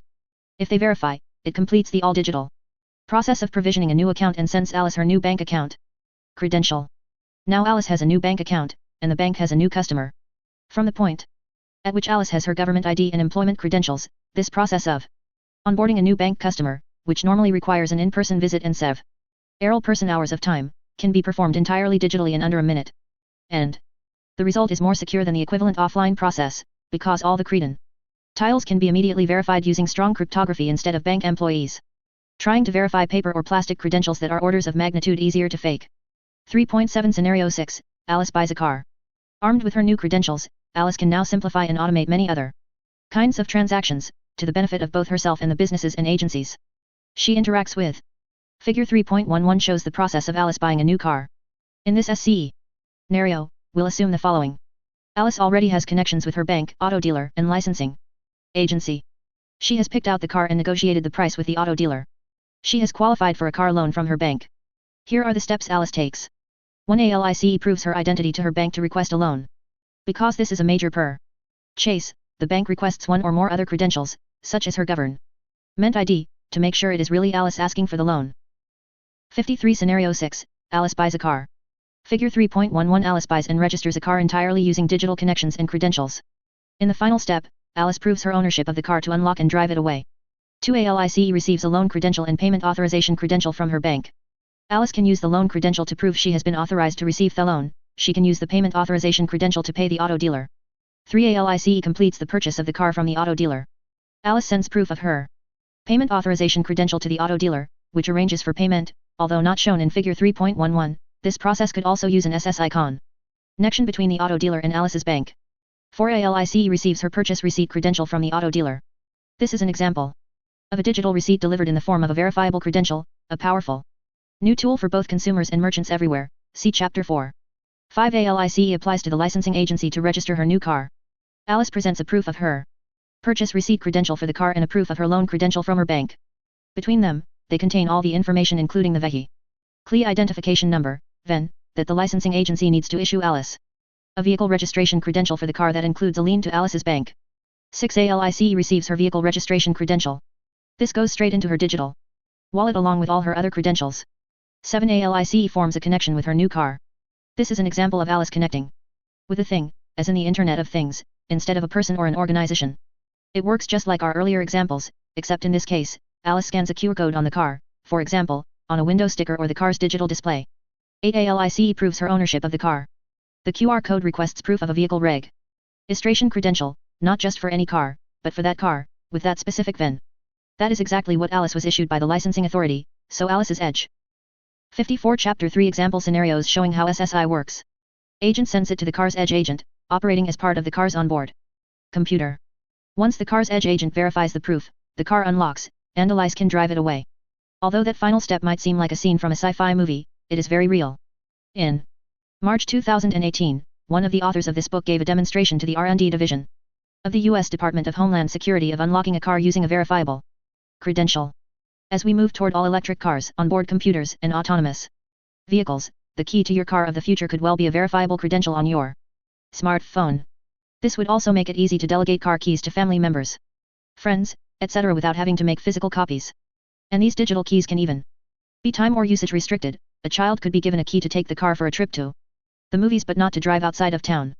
3.8 Scenario 7, Alice sells the car to Bob. In our final example, we pull together all our previous scenarios and show one involving person-to-person, person-to-business, and person-to-thing relationships. Alice selling the car she bought in Scenario 6 to Bob, whom she met through Scenario 1, 2, or 4. There are enough steps that we'll break this example into 2 diagrams to make it easier to follow. Part A. The financial arrangements is shown in Figure 3.12. This SCE scenario assumes the following. Bob and Alice have already formed a connection and negotiated a price for the car. Bob has been approved for a car loan by his credit union. Bob and Alice both live in a jurisdiction served by the same licensing agency. Figure 3.12 Part A of the scenario shows the steps Bob and Alice take to make the financial arrangements for Bob to buy the car. 55 Scenario 7, Alice sells the car to Bob. The steps in Part A are as follows. 1. Bob proves his identity to his credit union to request a loan. This the same first step Alice took in Scenario 6. 2. Bob receives a loan credential and a payment authorization credential from his credit union. Again, this is the mirror of what Alice did in Scenario 6. 3. Bob sends proof of his payment authorization to Alice. Now Alice just needs to complete her side of the deal. 4. ALICE forwards her proof of the payment authorization credential to her bank. She also sends a proof of the loan credential she wants the payment applied to. Alice's bank uses these proofs to arrange for payment directly from Bob's bank. 5. ALICE receives an update to her loan credential showing that the loan is paid off. Alice can use this revised credential not just to transfer the car registration in Part B but to prove her credit history to anyone else in the future. Note that Alice can now do this without needing to rely on a centralized credit rating agency. Part B, Figure 3.13, shows the remaining steps to transfer the car title and registration. Figure 3.13 Part B of the scenario shows the steps Alice and Bob need to take to transfer the title and registration for the car. 6. ALICE sends proof of her updated loan credential to the licensing agency. This proves that Alice's bank has released its lien and Alice is free to sell the car. 7. ALICE receives an updated vehicle registration credential from the licensing agency. Now, Alice is ready to complete the sale to Bob. 8. ALICE sends Bob a purchase receipt and a proof of her updated vehicle registration credential. These are the 2 digital artifacts Bob needs from Alice to apply for his own new vehicle registration. 56 Chapter 3 Example Scenarios showing how SSI works. 9. Bob applies to the licensing agency to register his new car. Like Alice in Scenario 6, Bob sends a proof of his purchase receipt and a proof of his loan credential. Bob also forwards Alice's proof of her vehicle registration credential. The licensing agency verifies all proofs to confirm that Alice owns the car free and clear, that she has sold it to Bob, and that Bob has a loan from his credit union to buy it. 10. Bob receives his vehicle registration credential. At the same time, the licensing agency revokes Alice's vehicle registration credential, so her virtual key to the car stops working as soon as the car's edge agent detects that Alice's vehicle registration credential has been revoked. For more on how credential revocation works, see Chapter 5. 1. Bob connects to and unlocks his new car. This is the same step Alice took at the end of Scenario 6, only now Bob is the proud new owner. 3.9 Scenario Summary. This chapter took the SSI building blocks in Chapter 2 and put them together to illustrate a variety of common scenarios requiring identity and trust. To understand white-collar crime, a detective's mantra is follow the money. To understand how SSI works, the mantra is follow the credentials and proofs. All that's needed to understand the basic technical flows is to map out the actors that need to establish trust: people, organizations, things, assign them agents, edge and slash or cloud, establish the connections between them, and then issue credentials and present proofs to meet all the trust requirements. These agent-to-agent exchanges often directly mirror those that take place face-to-face in the physical world. However, they can also mirror how the same exchange would take place on the web today, i.e., via a website representing one party, or via websites or services designed to introduce multiple parties, such as social networks, dating sites, online communities. Once established, an SSI connection can also provide passwordless login to any SSI-enabled website or app, can send and receive credentials and proofs in either direction, and can last as long as both parties need it. It does not need to depend on any intermediaries to stay active. Entire multi-party workflows, such as applying for a job, buying a car, or one person selling a car to another, can be accomplished by putting together the same basic SSI building blocks. What may not yet be clear is just how much value can be produced with this new paradigm for achieving digital trust. That is the subject of Chapter 4, where we introduce the SSI scorecard. 5.8 SSI scorecard, major features and benefits of SSI. Drummond Reed and Preukschat. By now, it should be clear that SSI is not just a point technology, like web shopping carts or mapping apps. It is a fundamental technology shift, akin to the internet or the web itself. As such, it doesn't have just one primary feature or benefit or even just a small set of them. Rather, it offers an entire spectrum of features and benefits that vary in their impact depending on the particular use cases, application, or industry. The reason is that the SSI digital identity model solves fundamental problems in digital trust, and it does so at an infrastructure level much like the internet solves fundamental problems in data sharing at an infrastructure level. So, just like the internet, SSI can eliminate the need for thousands of smaller bandage solutions by providing a solid layer of open standard infrastructure. This approach provides a wide swath of benefits for almost anyone using the internet, and that's what we'll explore in this chapter. To do this, we've developed a tool, the SSI scorecard, that classifies 25 major features and benefits of SSI into the 5 categories shown in Table 4.1. In Part 4 of this book, we use this SSI scorecard to analyze the impact of SSI across the use cases for a representative set of industry verticals. The 5 categories are as follows. 1. Bottom line features and benefits that deliver directly to a company's bottom line because of cost reduction or new revenue opportunities made possible with SSI. 2. Business efficiencies features and benefits of SSI that enable the digital transformation of business via business process automation, BPA. 59. 3. USER experience and convenience the same 5 features and benefits as the business efficiencies category, but through the lens of how they benefit the end user. 4. Relationship management features and benefits focused on how SSI will transform aspects of customer relationship management, CRM, digital marketing, and loyalty programs. 5. Regulatory compliance features and benefits based on how SSI will strengthen cybersecurity and cyber privacy infrastructure and automated how companies can comply with regulations. Table 4.1 SSI scorecard is a tool for analyzing the impact of SSI for any use case, application, industry, or vertical market. SSI scorecard. Category feature/benefit. 1. Bottom line fraud reduction. Reduced customer onboarding costs. Improved e-commerce sales. Reduced customer service costs. New credential issuer revenue. 2. Business efficiencies auto-authentication. Auto-authorization workflow automation delegation and guardianship. Payment and value exchange. 3. User experience and convenience auto-authentication. Auto-authorization workflow automation. Delegation and guardians HIPAA payment and value exchange. 4. Relationship management mutual authentication. Permanent connections premium private channels. Reputation management.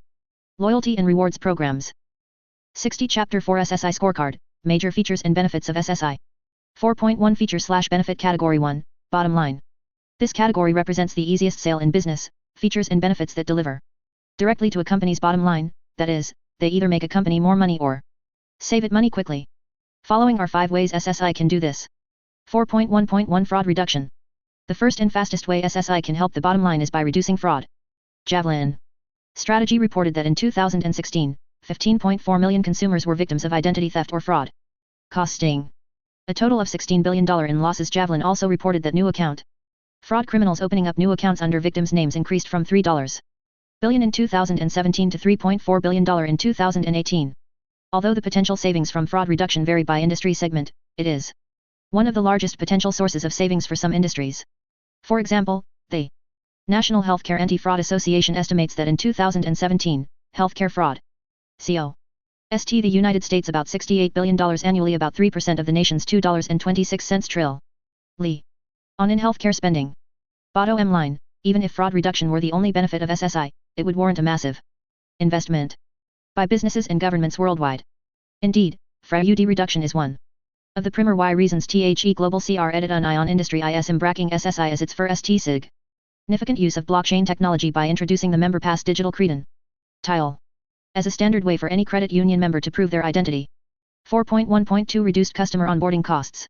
The cost of customer onboarding varies by industry, but in financial services, in particular, the cost of Know Your Customer, KYC, compliance has gone through the roof. According to Thomson Reuters, out of 92% of the firms it surveyed, KYC onboarding processes cost an average of $28.5 million. 10% of the world's top financial 5. Regulatory compliance, data security, data privacy, data protection, data portability, RegTech, regulation technology. Table 4.1 SSI scorecard is a tool for analyzing the impact of SSI for any use case, application, industry, or vertical market. Continued. SSI scorecard. Category feature/benefit. 61 feature/benefit. Category 1, bottom line. Institutions spend at least $100 million annually on it. And onboarding GA new financial services customer takes anywhere from 1 to 3 months on average. There is also a steep cost for not being compliant with these regulations. In 2018, Finergo reported that a staggering $26 billion in fines had been imposed on financial institutions worldwide for non-compliance with KYC, anti-money laundering, AML, and sanctions regulations in the last decade. 6. Although SSI in general and verifiable credentials in particular are not a silver bullet for all the complexity of automating customer onboarding and ensuring KYC and AML compliance, they are a major new weapon in this ARMS race, a weapon that fits all three sides: customers, financial institutions, and regulators. By securely and privately digitizing the information that companies must gather from their customers under these regulations and enabling it to be cryptographically verified in real time. With a full audit trail, SSI has the potential to save all three groups many billions of dollars annually. And it can reduce customer onboarding time from months to days or even hours. 4.1.3 Improved e-commerce sales. Statista reported that in 2019, an estimated 1.92 billion people purchased goods or services online, and retail sales passed $3.5 trillion. 7. Nasdaq predicts that by 2040, around 95% of all purchases are expected to be via e-commerce. 8. More than a third of online Black Friday 2018 sales were completed on smart phones. 9. But on average, only 2.58% of e-commerce website visits convert into app purchase. 10. The global cart abandonment rate for e-commerce is close to 70%. The Bay Mart Institute averaged rates from 40 different studies, which give rates from as low as 55% to as high as 81%, to arrive at a global average of 69.89%. 11. When you add the fact that 80% of online shoppers stop doing business with a company because of poor customer experience. 12. The improved convenience, no forms to complete, privacy, minimal disclosure through zero-knowledge proof attestations, and SAFETI, O to MATIC Bili ending OFP has EDA, of SHOPPing W at age and SSI dig it al W all. It means the impact of SSI on improving e-commerce sales is something that no online merchant can afford to ignore. Of course, SSI technology alone can't make up for poor website design, missing information, or low-quality products. But by removing so much of the friction from the web shopping experience, SSI digital wallets can help level the playing field between smaller e-commerce sites and giants like Amazon and Alibaba. 4.1.4 Reduced customer service costs. Customer service has become one of the primary battlegrounds of modern business. Gartner predicts that 89% of businesses are expected to compete mainly on customer experience. 13. 62 Chapter 4 SSI Scorecard, Major Features and Benefits of SSI. But it is an expensive proposition. Forbes reports that in 2018, businesses were losing $75 billion per year through poor customer service, up $13 billion since 2016-14. According to InfoSecurity magazine, just one persistent customer service issue lost pass words costs businesses an average of over $60 per incident. 15. SSI can have a significant impact on improving the customer experience, CX, and reducing customer service costs. Passwordless authentication is only the start. The rest of this chapter is filled with examples such as permanent connections, no more losing track of customers, premium private channels, workflow automation, and integrated loyalty management. All of this goes straight to the bottom line. 84% of companies that improve their CX report an increase in their revenue. 16. 4.1.5 New credential issuer revenue. All of the preceding features and benefits apply to a company's existing lines of business. SSI also opens up new revenue opportunities for a surprisingly wide variety of companies. Any business whose interaction with its customers produces a measure of knowledge about their attributes and interests, or a measure of trust in their behavior, is now in a position to monetize that data in a permissioned and privacy respecting way, by issuing customers, suppliers, partners, contractors, and others verifiable Credentials that help them use this knowledge. Even better, customers can be the distribution channel for this knowledge to verifiers who need it. And verifiers will pay for that valuable knowledge for the same reason they pay for customer profile data, from data brokers, credit history, from credit rating agencies, background checks, from background verification companies, and other customer data sources today. SSI can transform this current market much as the web transformed the newspaper classifieds market, the auction market, and the retail market. For example, SSI can provide the following: broader, richer, and more diverse profiles of the customer than those available from third-party sources today. Fully permissioned and GDPR-compliant data because the customer is the vehicle for sharing the information for their own benefit. Fresher, richer, and more contextual data about preferences, interests, and relationships. Selective disclosure of attributes, meaning data owners can choose which pieces of data they want to share, something that is all but impossible for business-to-business data sharing that takes place behind the customer's back. 4.2 Feature/benefit Category 2, Business Efficiencies. As important as the immediate bottom line is, SSI's larger impact will be in re-engineering business processes, a field known as business process automation, BPA, or, more broadly, digital transformation. This kind of paradigm shift does not happen very often. It is analogous to the transition businesses underwent from snail mail to email, from phones to fax machines, and from paper to the web. 63 Feature/benefit Category 2, Business Efficiencies. As we illustrated in Chapter 3, these efficiencies are not limited to just one area of business but accumulate across entire workflows and even across entire industries. In this section, we look at 5 areas where SSI can directly impact business efficiencies. 4.2.1 Auto-authentication. Perhaps no area of web experience is more despised by individuals and companies alike than login. The 2015 Telesign Consumer Account Security Report said the following: 17.54% of people use 5 or fewer passwords across their entire online life. 47% of people use passwords that are at least 5 years old. 7 in 10 people no longer trust passwords to protect their online accounts. In 2019, AUTH0 reported that 18. The average American email address has 130 accounts registered to it. 19. The number of accounts per user is doubling every 5 years. 20. 58% of users admit to forgetting their password frequently. 20. The average internet user receives roughly 37 forgot password emails each year. 20. But besides the sheer hassle, the real impact of username/password-based login is the friction. The average person has between 7 and 25 accounts that they log into every day. 21. Around 82% of people have forgotten a password used on a website. 22. Password recovery is the #1 request to help desks for intranets that don't have single sign-on portal capabilities. 20. In short, by moving from conventional login to SSI auto-authentication using an SSI digital wallet to automatically exchange strong cryptographic proofs instead of a user name and password, we can finally kill the password. For an example of how this works, see the third scenario in Chapter 3. For technical details, see Chapters 5 and 7. It will be like replacing frequent, error-prone toll booths with a wide-open, well-paved highway. Everyone can go about their business faster, more easily, and more safely. 4.2.2 Auto-authorization. Authentication, login, is just the first step in most trusted business processes. It proves that you are the rightful owner of an account. But it does not answer the next questions: what are you authorized to do? What privileges should you be granted? What actions can you take? In the world of identity and access management, this is called authorization. It is an even more challenging problem than authentication. But this is where verifiable credentials truly shine. To use the analogy illustrated in Figure 4.1, if verifiable credentials are a hammer, then authentication is only a thumbtack. Authorization is a full 16-penny nail. 64 Chapter 4 SSI Scorecard, Major Features and Benefits of SSI. The reason verifiable credentials are such a powerful tool for authorization is that they can solve 3 hard problems in one stroke. 1. THEY can provide exactly the right claims needed for an authorization decision. These decisions are made by applying the verifier's access control policies. Attribute-based access control 23 is based on specific attributes of the identity owner, age, gender, zip code, browser type, and so on. Role-based access control is based on the role or roles of the identity owner, employee, contractor, customer, regulator, etc. Either way, verifiable credentials represent the fastest and easiest way for the verifier to request and the holder to supply the precise claims needed. See Chapter 7 for details. 2. THEY can be cryptographically verified in real time. To be confident in an authorization decision, a verifier must trust the claims being presented. As explained in Chapter 2, the whole point of SSI architecture is to enable a verifier's agent to verify the issuer's signature on the holder's proof in seconds. 3. THEY can be bound to the holder of the credential as the authorized party.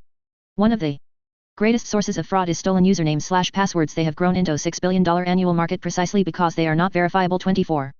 With verifiable credentials, there are several techniques for proving that the claims they contain were issued to the credential holder. These include sharing proof of a biometric for the holder and cryptographically linking credentials to a holder using zero-knowledge proofs, ZKPs. See chapters 5, 6, and 7 for details. Using a verifiable credentials model, a verifier's job can be simplified into 3 steps. 1. Determine the set of claims attributes describing the subject of a verifiable credential, for example, age, location, employment, education, that the verifier needs for any particular authorization decision. 2. Determine the issuers or governance framework that the verifier trusts for those claims. See chapter 11 for details. Figure 4.1. While authentication is important, authorization is actually a much bigger nail for the SSI verifiable credentials hammer to hit. 65 Features/benefit Category 2, Business Efficiencies. 3. Make it easy for users to acquire those credentials so the user experience is as simple and seamless as possible. See chapter 7. But the SSI model can go one step further in business efficiency. Once a user has established a connection with a verifier and approved sharing the claims necessary to meet the verifier's policies, the user can apply their own policies to this process. For example, the user can instruct their SSI agent, such as a mobile wallet or a cloud agent. See chapter 9, to automatically share the same claims with the verifier when the user needs to repeat a business process in the future, order a supply, approve a budget, publish a web page. The entire authentication and authorization process for a user, even if quite sophisticated, can be automated to the point it is carried out entirely by the users and verifier's respective agents, including the audit trail needed for accountability. Obviously, this is a big win for users, see section 4.3. However, for verifiers, the benefits of auto-authorization can be on the same order as the benefits of credit cards. For mere chance, customers can perform an essential exchange of information far more easily and painlessly, accelerating business for everyone. 4.2.3 Workflow Automation. Every business process has a workflow, the series of steps that must be performed to carry it out end-to-end. Each step that crosses a trust boundary, branch to branch, customer to merchant, supplier to vendor, company to government, typically requires the authentication and authorization processes described previously. So SSI agents can already wring out major inefficiencies just by performing auto-authentication and auto-authorization. But those same agents can also apply the business logic necessary to orchestrate the steps in the process, no matter how many trust boundaries it crosses. This is the heart of business process automation, BPA, designing a business process so humans are doing only the steps that require their expertise, awareness, judgment, and empathy. The rest can be assigned to digital agents, which in some cases may further assign it to robots.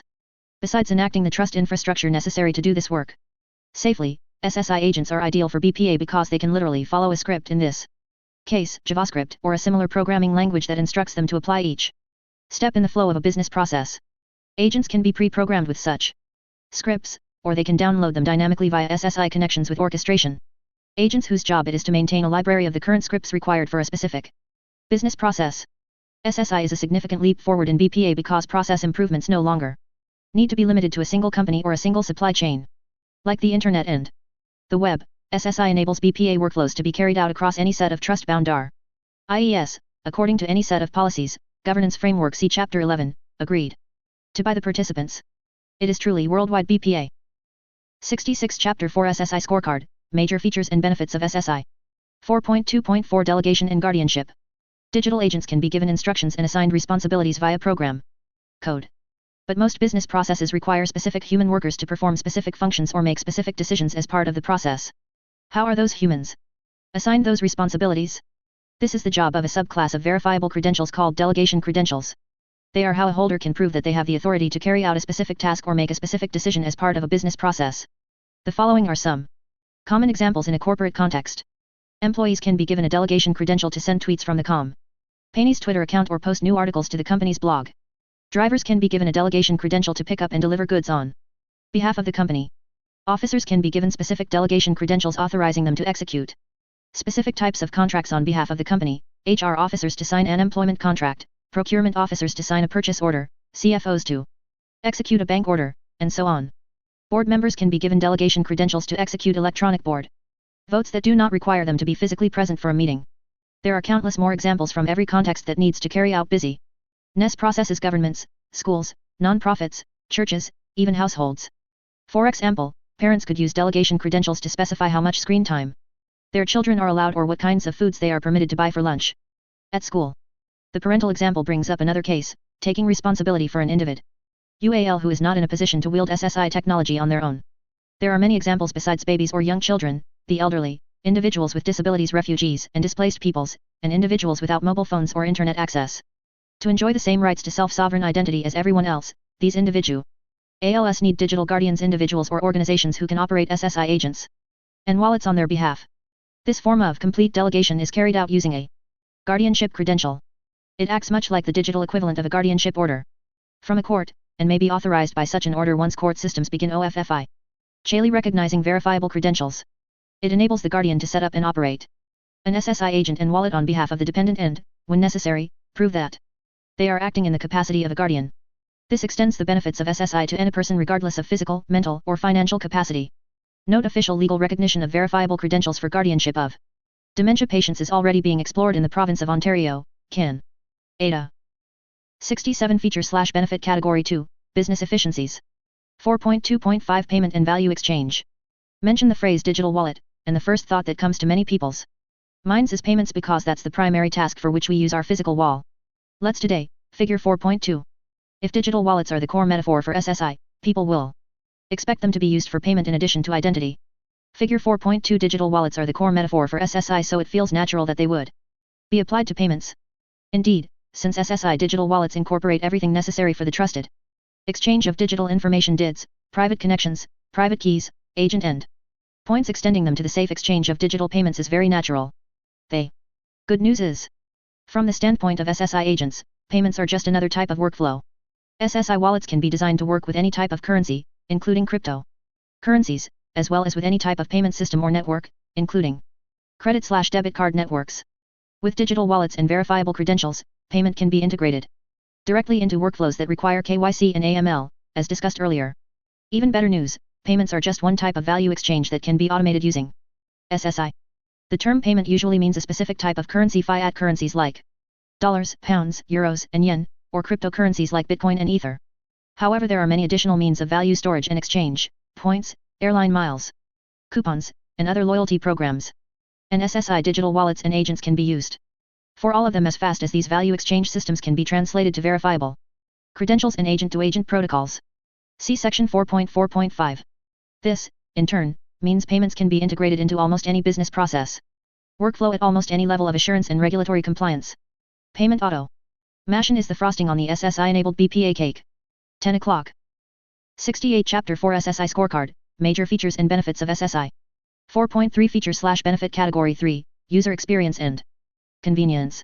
This category looks at the same 5 features and benefits as the last category, business efficiencies, but this time through the lens of how they benefit the end user. 4.3.1 Auto Authentication. How much do users hate passwords? A July 2019 study by Mobileon reported in SECU. Righty Info Center 25 said that when users encounter password troubles, 68% feel disrupted, 63% feel irritated and frustrated, 62% feel they have wasted time. The same study found that its security leaders felt they could reduce their risk of breach by almost half, 43%, by eliminating passwords. 86% of those security leaders would do away with passwords if they could. 88% of these leaders believed that in the near future, mobile devices will serve as individuals' digital ID to access enterprise services and data.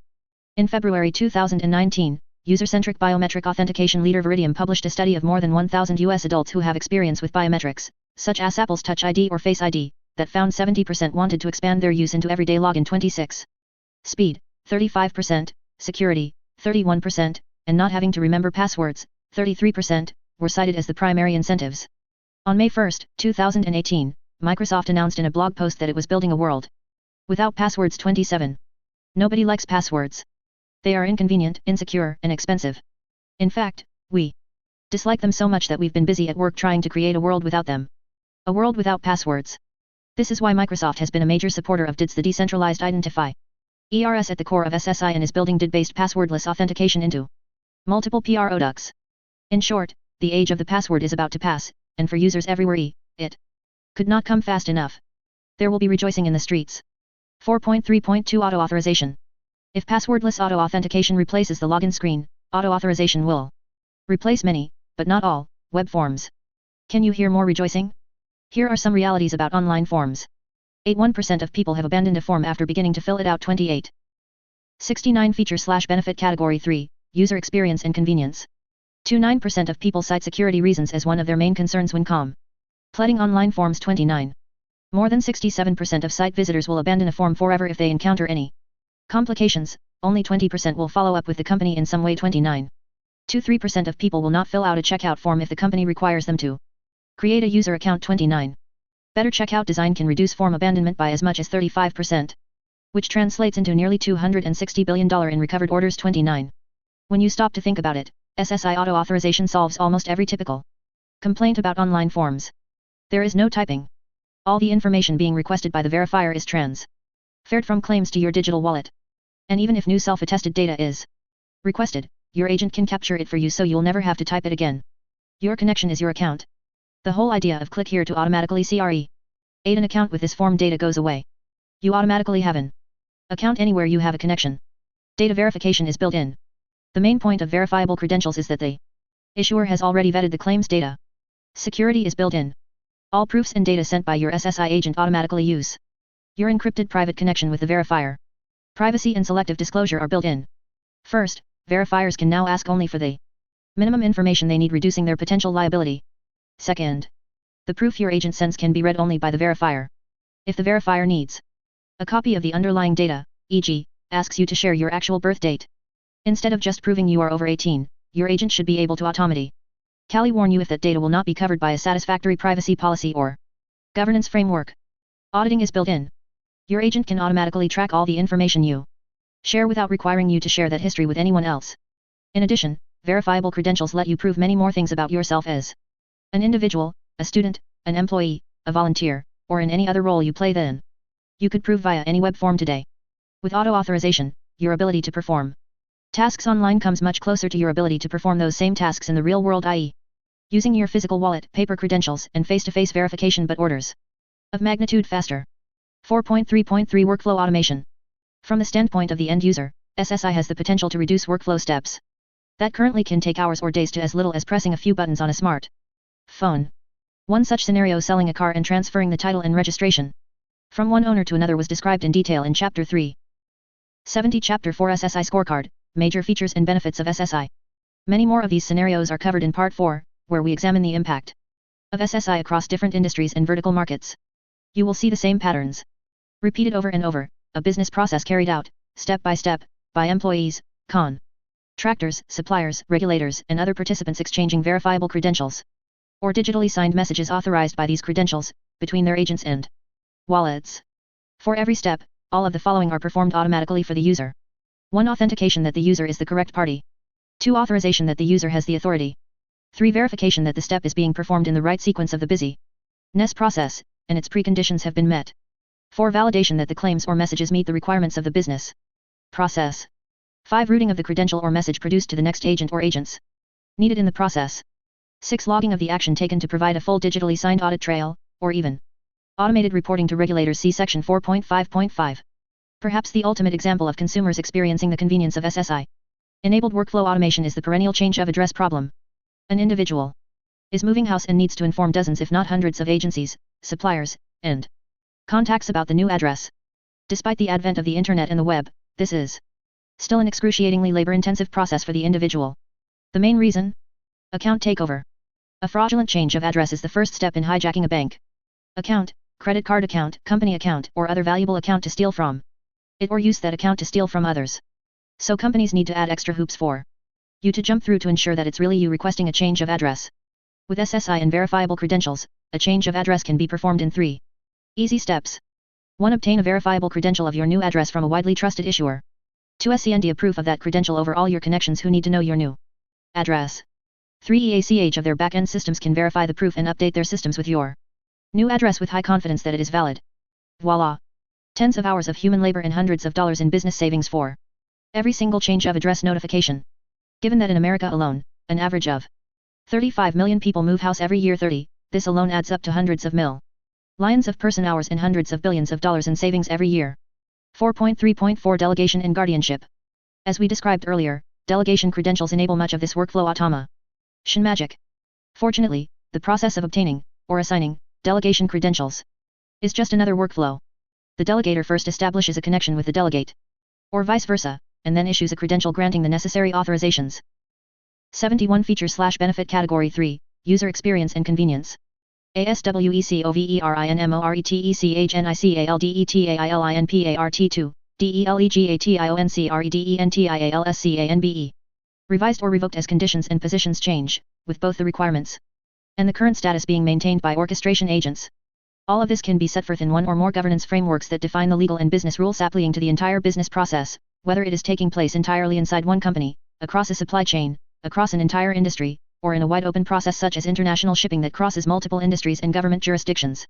As a general rule, if humans can define the rules of the process, including who can make what decisions when, then SSI agents, wallets, and verifiable credentials can be used to automate the necessary exchanges of data. The end result is that many of today's most difficult user experience challenges, especially entering or interpreting data presented by machines, can be simplified by focusing on the analysis and decisions that humans really need to make. 4.3.5 Payment and Value Exchange. For decades, the challenge of moving money safely has been the focus of entire industries: banking, credit unions, credit cards, and now cryptocurrencies. It is the very heart of human economic activity. And, like the human heart, it is the most vulnerable to attackers. As Willie Sutton famously answered when asked why he robbed banks, because that's where the money is. So there has always been a tension between making it easier to move money and making it safe to do so. Every means of value transfer from Pony Express to PayPal has spawned a new legion of criminals to exploit it. Cryptocurrencies, arguably the most friction-free way to move money ever invented, are no different. CoinDesk reported that in the first 9 months of 2018, nearly $1 billion had been stolen from cryptocurrency exchanges and other crypto holders. 31. This shows that the easier it becomes to move money, the easier it can become to steal it unless the proper protections are put in place. Note: in 2017, during the Coin-ICO, a hacker compromised the Coin- website, WordPress, to substitute their own crypto wallet address for the legitimate Coin- wallet address. As a result, customers thinking they were purchasing from Coin- ended up sending over $7 million to the hacker. If verifiable SSI authentications had been in place, customers would have been immediately warned that the attacker's wallet address didn't authenticate properly, which would have signaled them that they wwere sending money to the wrong wallet. See UVL 2017, Coin-TGE Hack Findings R Report. 15.11.17, Coin-. While SSI is not a panacea, it does provide a complete infrastructure for trusted information exchange. This includes payments and other forms of value exchange as discussed earlier.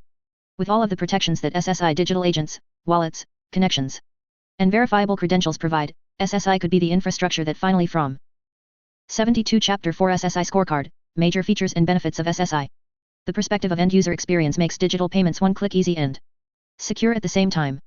The effect on digital commerce can be profound. Amazon's one-click purchasing capability famously helped vault it to the forefront of e-commerce. With the expiration of Amazon's one-click patent 32 and the arrival of an SSI payments infrastructure, a feature that once exclusively belonged to Amazon could now become one-click everywhere. 4.4 Feature/Benefit Category 4, Relationship Management. While saving time and money is important, another category of features and benefits is not purely monetary, those that increase the trust, productivity, and value of relationships. Customer Relationship Management, CRM, is already a dominant industry in its own right. In January 2019, Forbes reported that 33 CRM now makes up nearly 25% of the entire enterprise software revenue market.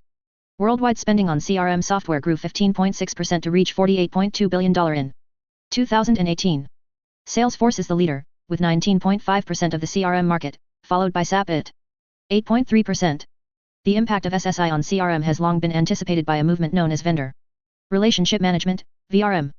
Its leader, Doc Searls, who led Project VRM at the Harvard Berkman Center for 3 years, pithily summarizes VRM as the inverse of CRM. In other words, VRM is about how customers can control their relationships with companies instead of how companies can control their relationships with custom ERS. Doc wrote the foreword to this book because of how deeply intertwined SSI and VRM have become over the past decade. This section examines 5 key ways that SSI will enable better relationship management in both directions. 4.4.1 Mutual Authentication. The first place SSI can improve relationships is right at the very start. This is when the parties are most vulnerable, when they are meeting each other for the first time, especially digitally. On the web today, this is a struggle from both sides. First, imagine how hard it is for a website to prove that it is authentic when phishing sites and phishing emails have become so good that even trained professionals can have a hard time spotting them. During the writing of this book, one of the CO authors received an email from his bank, a household brand that was so realistic, it took 3 phone calls to deter mine. It was a phishing attempt. Verizon's 2018 data breach incident report said Phishing accounted for 93% of all data breaches. 34. Between October 2013 and May 2018, the U.S. Federal Bureau of Investigation, FBI, reported $12.5 billion in company losses due to phishing. 35.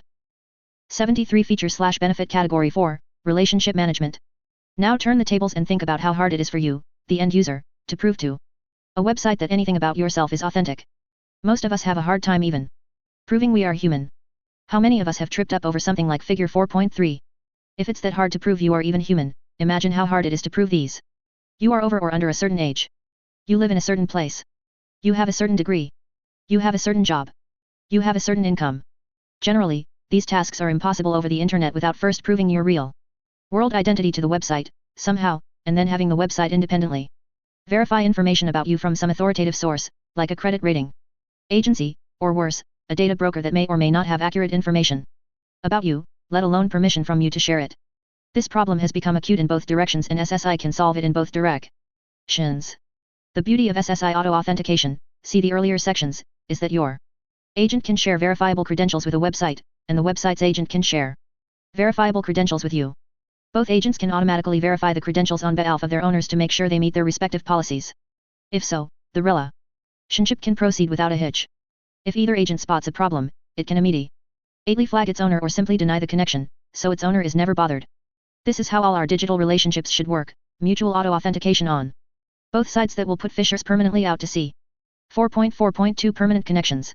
The second major benefit SSI brings to relationship management is a feature no network has ever offered before: permanent connections. By permanent, we mean a connection that can last forever if both parties want it to. The mathematical techniques used to generate DIDs produce numbers so large that, even after thousands of years, the chances of generating the same ones are infinitesimally small. Figure 4.3 A CAPTCHA, completely automated public Turing test to tell computers and humans apart, can often be difficult for even a real human to pass. 74 Chapter 4 SSI Scorecard, Major Features and Benefits of SSI. How can SSI make such a promise? No other digital connection phone number, email address, Twitter handle, Facebook friend, LinkedIn connection can make that promise.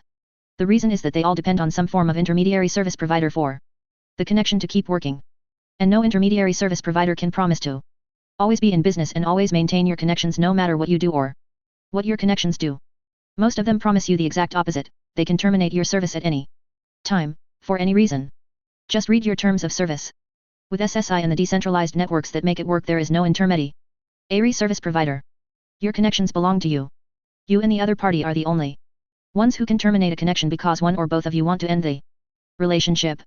How valuable is this to you, the individual who wants to stay in touch with the PLE organizations and businesses in your life when you move, change jobs, graduate from school, or change service providers?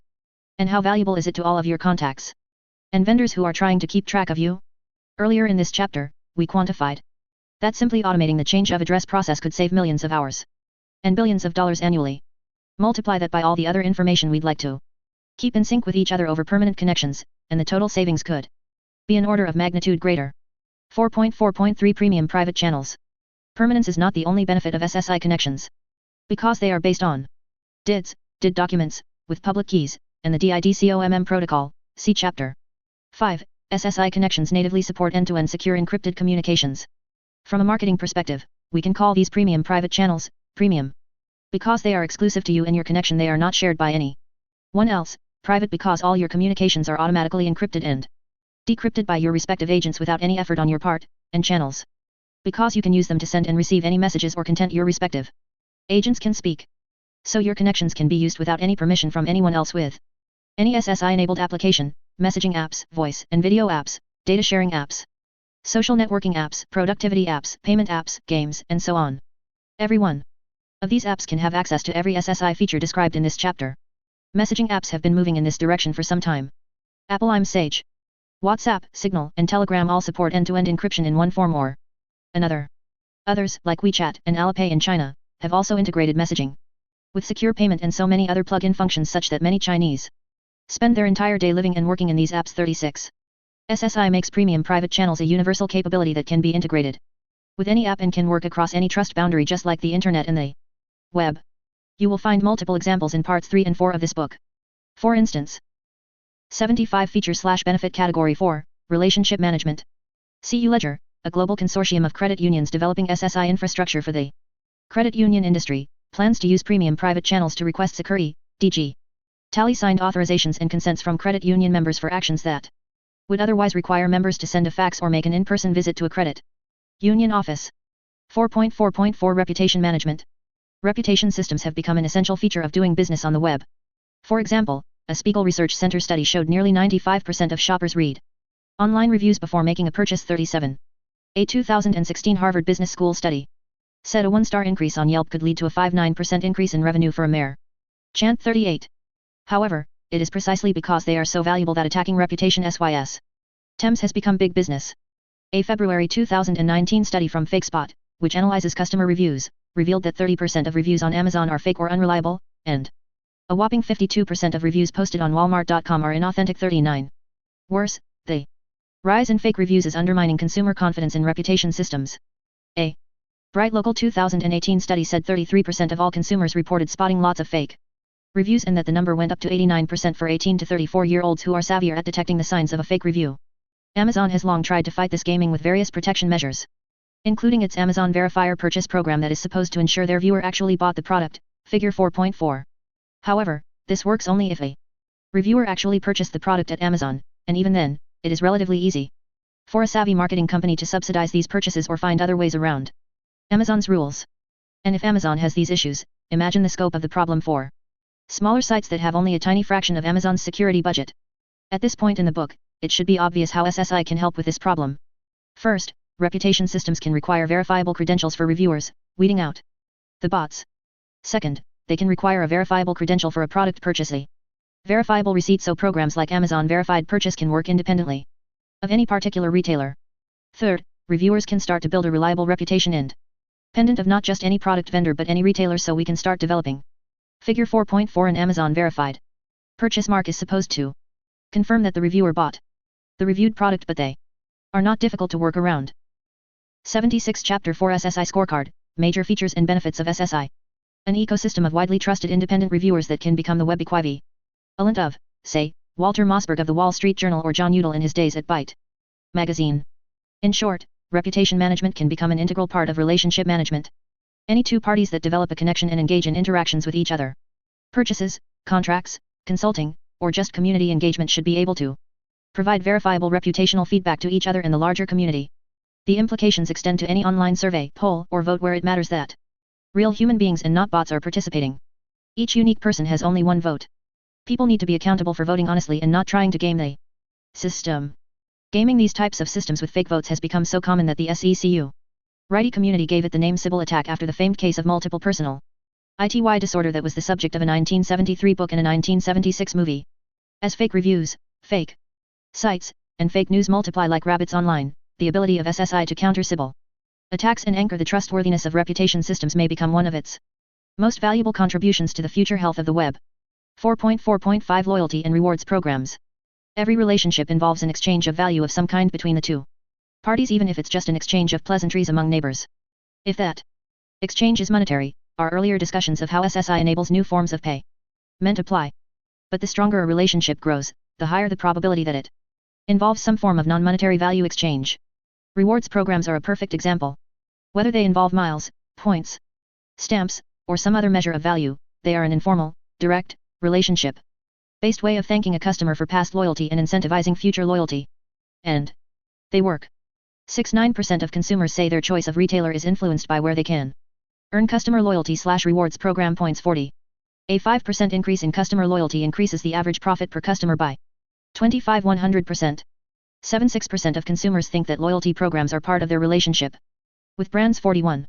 The loyalty management market is expected to grow from $1.93 billion in 2016 to $6.95 billion in 2023. 42. However, for consumers today, managing loyalty programs is anywhere from mildly inconvenient to downright irritating. Imagine if every retailer you dealt with required you to use a different type of money and a different wallet, one dedicated to their specific store. That would be ridiculous, and yet that is how loyalty programs work today. 77 Feature/benefit Category 5, Regulatory Compliance.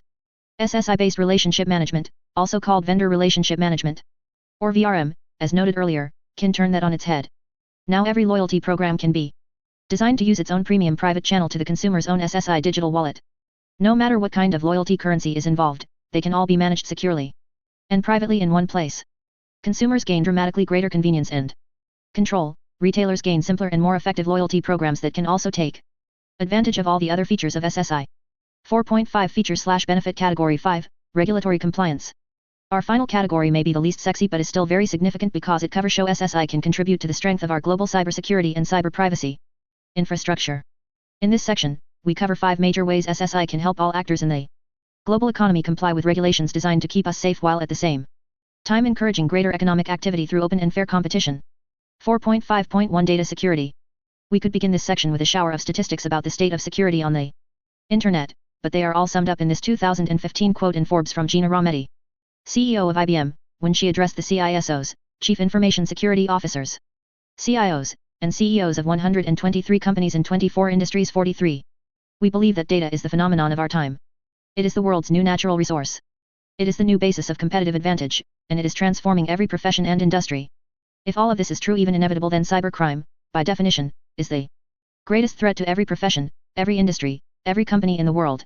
That same Forbes article said market estimates of the size of the worldwide cyber SECU IT industry range from $77 billion in 2015 to $170 billion by 2020. It is one of the fastest growing of all enterprise software segments. By attacking the very root of the problem, digital identity SSI represents a sea change in cybersecurity. As we explain in great technical detail in Part 2, SSI Digital Wallets and agents will help users generate and manage private keys automatically, negotiate pairwise pseudonymous DIDs, form secure connections, and communicate over premium private channels that provide the data security required by regulations, such as the Health Insurance Portability and Accountability Act, HIPAA, in the United States and the General Data Protection Regulation, GDPR, in Europe. This alone will lock down acres of current vulnerabilities. One reason the U.S. Department of Homeland Security funded much of the research into the decentralized identifier and decentralized key management standards that are the foundation of SSI. Note: see the SBIR Research Fund and G. Applicability of blockchain technology to privacy respecting identity management at end. The NEWSRLEs. 78 Chapter 4 SSI Scorecard, Major Features and Benefits of SSI. SSI can also detoxify personal data so it can no longer be used for identity theft and related cyber crimes. Today this personal data is valuable because if a thief has enough of it, they can impersonate you to either break into current accounts or open new accounts in your name. But with verifiable credentials, your personal data alone can no longer be used to steal your identity. If the thief does not have your private keys, they can not produce proofs of your verifiable credentials. This means breaches of huge corporate databases containing personal data will become a thing of the past. Unlike usernames, passwords, and other personal data today, your private keys will never be stored in some centralized corporate database that serves as a giant honeypot for criminals. They are always stored in your local devices, with an encrypted backup copy in the cloud, or wherever you direct it to go. This means to steal an identity, a thief has to break into your personal SSI wallet, one at a time. This is like forcing criminals to eat by catching tiny minnows one at a time instead of spearing a whale. Figure 4.5. Give criminals that choice, and they will find another way to eat. Figure 4.5 SSI will force identity thieves to try to steal private keys one wallet at a time, left, versus break into giant corporate honeypots of personal data, right. 4.5.2 Data Privacy. Security and privacy go hand in hand, and privacy is every bit as much of a concern on the internet today. In June 2018, Entrepreneur magazine reported that 90% of internet users were very concerned about internet privacy. 44. The same article reported that the Cambridge Analytica data scandal so tarnished Facebook's reputation that only 3% of users trust how Facebook is handling their personal data, and only 4% trust Google. Part of what has pushed in turn privacy to this crisis level is the sheer economic value of personal data in today's digital economy. In an April 2019 review of Shoshone Zuboff's book The Age of Surveillance Capitalism, The Nation magazine said 45. Zuboff shows that these increasingly frequent invasions of our privacy are neither accidental nor optional. Instead, they're a key source of profit for many of the 21st. 79 Feature/benefit Category 5, Regulatory Compliance. Century's most successful companies. Thus, these companies have a direct financial stake in the broadening, deepening, and perfecting of the surveillance they already profit from and in making sure that it remains legal. Shifting the balance of power in privacy and personal data control will not be easy. However, SSI can help companies comply with applicable privacy legislation in 3 specific ways.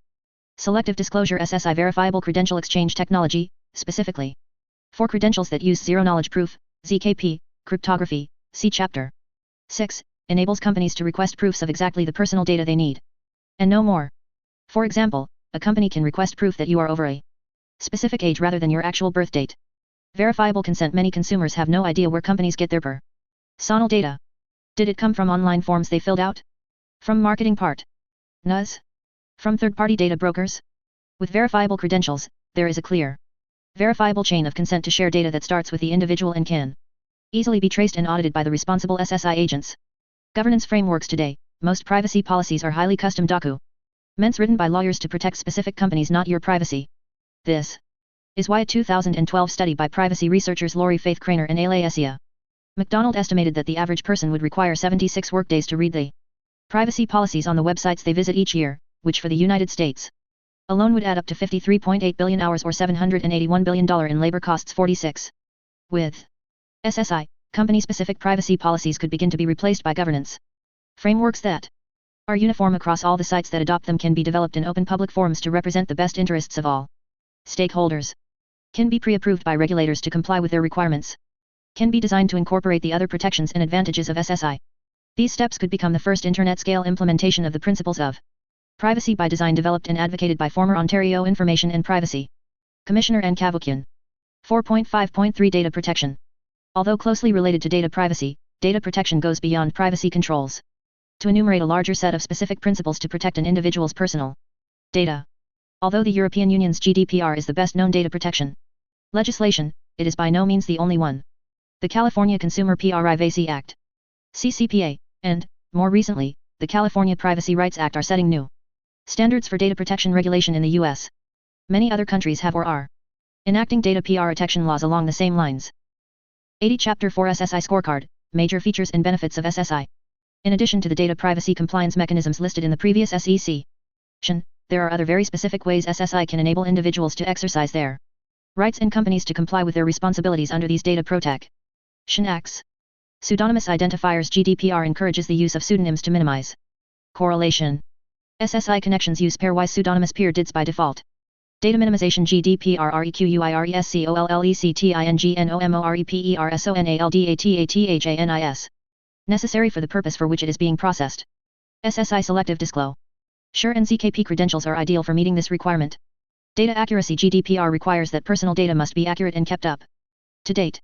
SSI enables data controllers to request personal data supplied by verifiable credentials from reputable issuers and which can be automatically updated by those issuers when the data changes.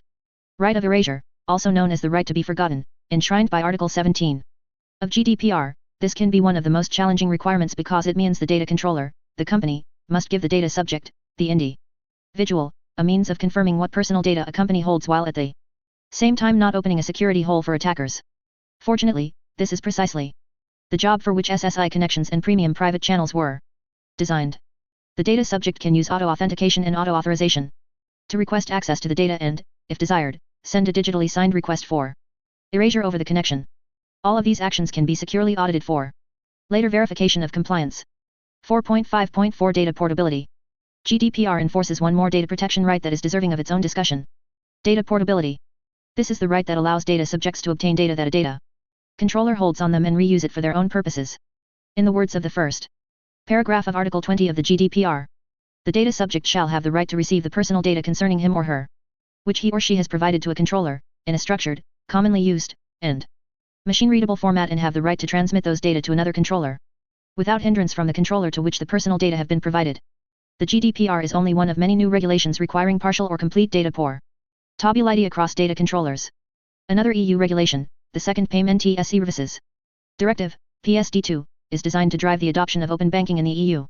In addition, the fifth Anti-Money Laundering Directive, the Electronic Identification, Authentication, and Trust Services Regulation, EIDAS, and the Directive on Security of Network and Information Systems, NIS Directive, all contain data portability. 81 Feature/Benefit Category 5, Regulatory Compliance. Provisions relevant to SSI. All of these were preceded by the requirement for local telephone number portability, LNP, in the U.S. Telecommunications Act of 1996, which, in the U.S. also applies to mobile number portability, MNP.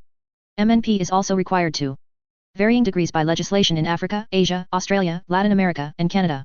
SSI is ideal for data portability because it solves many of the deep security and privacy issues described in the previous sections. The secret is that SSI connections make It easy for the data to flow in and out of connections with the individual data subject's own agent, S, where the individual can always exert complete control over the data and the terms and conditions under which they are willing to share it with other parties. Under this architecture and especially under governance frameworks designed specifically to work with this architecture, personal data should be able to flow freely between systems while meeting the security, privacy, and control requirements of GDPR and other data protection regulations. 4.5.5 RegTech, Regulation Technology. As substantial as all these breakthroughs are, the one regulators may get most excited about is the ability to connect directly to SSI ecosystems themselves. In other words, by deploying their own SSI digital agents and connecting directly to the companies being regulated, regulators can be directly in the loop of transactions with specific regulatory requirements such as KYC requirements for opening a bank account, AML requirements for money transmission, or anti-terrorist finance, ATF, requirements for purchases of certain types of goods. For example, if a money transmission between two SSI-enabled parties exceeds the threshold over which a financial institution must apply additional AML compliance measures, this can be communicated in real time between the bank's SSI agent and the regulator's SSI agent. This has the potential to change the very nature of regulation enforcement from an after-the-fact spot-check auditing activity to a real-time rules-driven monitoring activity, decreasing enforcement costs, speeding up enforcement actions, and improving the quality of enforcement data, all at the same time, a rare triple win for government regulation. This is a highly desirable development given the skyrocketing costs of compliance cited earlier in this chapter. It is also consistent with the rapid growth of the global regulatory technology, RegTech, market, which Research and Markets expects to grow from $4.3 billion in 2018 to $12.3 billion by 2023, at a compound annual growth rate, CAGR, of 23.5%. 47. With SSI technology's ability to connect secure, private, permissioned SSI agents to any business process requiring regulation, that growth figure could become much higher. As its name indicates, the SSI scorecard is a tool for analyzing the impact of SSI on any particular use case, application, industry, or vertical market. We do just that in Part 4 of this book, where we examine in-depth use cases for SSI across different vertical markets. Each chapter will wrap up with a scorecard for how much impact SSI is. LIKELYTOHAVEINTHATMARKETANDWHY. THISSHOULDHELPTIETOGETHERTHEBUILDING. 82 Chapter 4 SSI Scorecard, Major Features and Benefits of SSI. Blocks, example scenarios, and features/benefits we have covered in Part 1 with the real-world scenarios we look at in Part 4. But first, if you want to dive deeper into the technical aspects of SSI architecture and technology, these are covered by some of the leading experts in these subjects in Part 2. If you are more interested in the overall economic, political, and social impacts of SSI, you can skip directly to Part 3. Or, if you want to read about example use cases for SSI in specific industries and verticals, you can jump to Part 4. SSI Resources. For more free content to learn about SSI, please go to identitybook.info and SSI meetup.org/book. 83 References. 84 Chapter 4 SSI Scorecard, Major Features and Benefits of SSI. Part 2. SSI Technology. Arthur C. Clarke said, any sufficiently advanced technology is indistinguishable from magic. In Part 1, we introduced the basic building blocks of SSI at a level comfortable for non-technologists. In Part 2, we go behind the curtain to look much more deeply at these building blocks and see how they are assembled to accomplish the magic of SSI. Chapter 5 gives a big picture overview of SSI architecture and some of the key design choices facing SSI architects. Chapter 6 explains why SSI is cryptography all the way down and intro duces the innovations in cryptography that make SSI possible. Chapter 7 is a mini textbook on the star of the SSI show, verifiable credentials, VCS.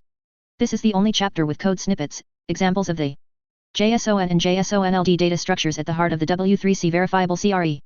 Identities Data Model 1.0 Specification. Chapter 8 is a deep dive into the other foundational open standard for SSI, the W3C Decentralized Identifiers, DID, core specification. It includes an in-depth analysis of how DID solve the hardest problem in conventional public key infrastructure, PKI. Chapter 9 tackles the two main tools in the hands of SSI users, digital wallets and digital agents, and covers lessons learned from the first-gen iteration of implementers. Chapter 10 goes even deeper into the very heart of SSI, decentralized cryptographic key management. It includes a full analysis of the most significant innovation in this space, key event receipt infrastructure. Carry. 86 Chapter. Chapter 11 explains why all of this fabulous new technology will produce real world benefits only if it is harnessed to a different kind of tool for trust, governance frameworks, aka trust frameworks, that provide the glue to business, legal, and social policies. Part 2 SSI Technology. 87 SSI Architecture. The big picture. Daniel Hardman. The purpose of this chapter is to take the basic building blocks, usage scenarios, features, and benefits of SSI that we introduced in part 1 and place them into an overarching picture of SSI architecture. As we will keep repeating, SSI is young, and many facets are still evolving. Still, the basic layering has emerged, along with several of the key underpinning standards, so the main questions are about how these standards will be implemented and how much interoperability will depend on specific design choices.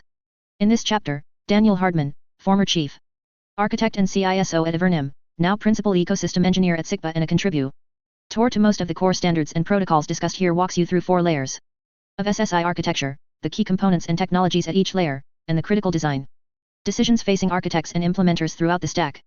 This chapter sets the stage for the rest of the chapters in part 2 that dive deeper into specific SSI technologies. In chapter 2, we discuss the basic building blocks of self-sovereign identity, SSI. Those building blocks represent important commonality. All approaches to the problem agree on them. However, like automobile design in the early 1900s, the young market is producing much innovation and divergence in the details. Some are inventing with 2 wheels, some with 4 or 3. Some favor steam, while others favor internal combustion engines powered by gasoline or diesel. In this chapter, we identify important decision points in decentralized digital identity architectures, notable choices for each, and the benefits and challenges they entail. 88 Chapter 5 SSI Architecture, the Big Picture. 5.1 The SSI Stack. Some types of divergence are irrelevant, others are fundamental. Separating the two is an important topic among identity architects because it affects interoperability. The first attempt to describe all the key choices in SSI stacks was made at the Internet Identity Workshop, IIW, in October 2018. Conference participants list the 11 layers of technology that are likely to appear in SSI solutions and described the IR dependencies. However, subsequent experience has shown this was more granular than necessary to describe the fundamental architectural dependencies in SSI. SSI architects from various backgrounds collaborated under THE umbrella of the Hyperledger Aries PROJ ECT in 2019 to produce the 4-layer paradigm shown in Figure 5.1 that we use throughout this chapter. The bottom layer S, while important, are essentially invisible. Plumbing, the top layers embody concepts visible to ordinary users. They tie directly into business processes, regulatory policies, and legal jurisdictions. Each of these layers embodies key architectural decisions, and each has significant consequences for interoperability. In the balance of this chapter, we discuss the details of each layer, building from the bottom up. 5.2 Layer 1, Identifiers and Public Keys. Layer 1 is the bottom of the stack, where identifiers and public keys are defined and managed. These are often called trust roots, and like real trees, the stronger the roots, the stronger the tree. This layer needs to guarantee that all stakeholders agree to the Figure 5.1. The SSI stack is a 4-layer model, where the bottom 2 layers are primarily about achieving technical trust and the top 2 layers are about achieving human trust. 89 Layer 1, Identifiers and Public Keys. Same truth about what an identifier references and how control of this identifier may be proved using cryptographic keys. It must also allow every party in the ecosystem to read and write data without reliance on or interference from central authorities. A property widely referred to in the blockchain community as censorship resistance. There is broad consensus among the SSI community that the best way to provide these features is to expose a verifiable data registry, also called a DID registry or DID-net. Work because it a decentralized source of truth for decentralized identifiers, DIDs. Introduced in Chapter 2 and described in detail in Chapter 8. Each DID registry uses a DID method that defines a specific protocol for interacting with that particular type of DID registry. While this standardizes the overall abstraction needed for Layer 1, this approach still allows much to vary in the particulars. For example, what's the best way to implement a decentralized system? Should it be permissive or permissionless? How should it be governed? How well does it scale? How, exactly, should DIDs be registered, looked up, and verified on this decentralized system to ensure they are secure while still protecting privacy? What other data needs to be stored on the decentralized system to support the higher layers of the SSI stack?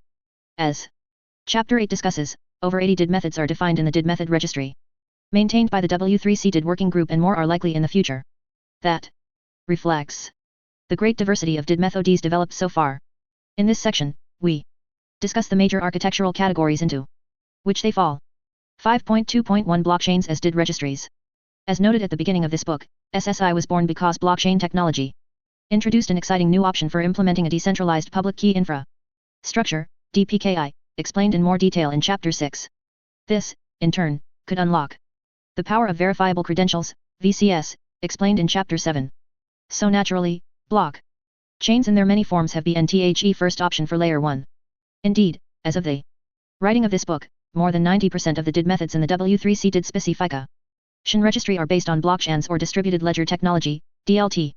Besides the well-known public blockchains that support cryptocurrencies, for example, Bitcoin and Ethereum, this family of technologies includes permissioned ledgers, such as Hyperledger Indy, distributed directed acyclic graphs, e.g., IOTA, and distribute D-hash tables, e.g., IPFS.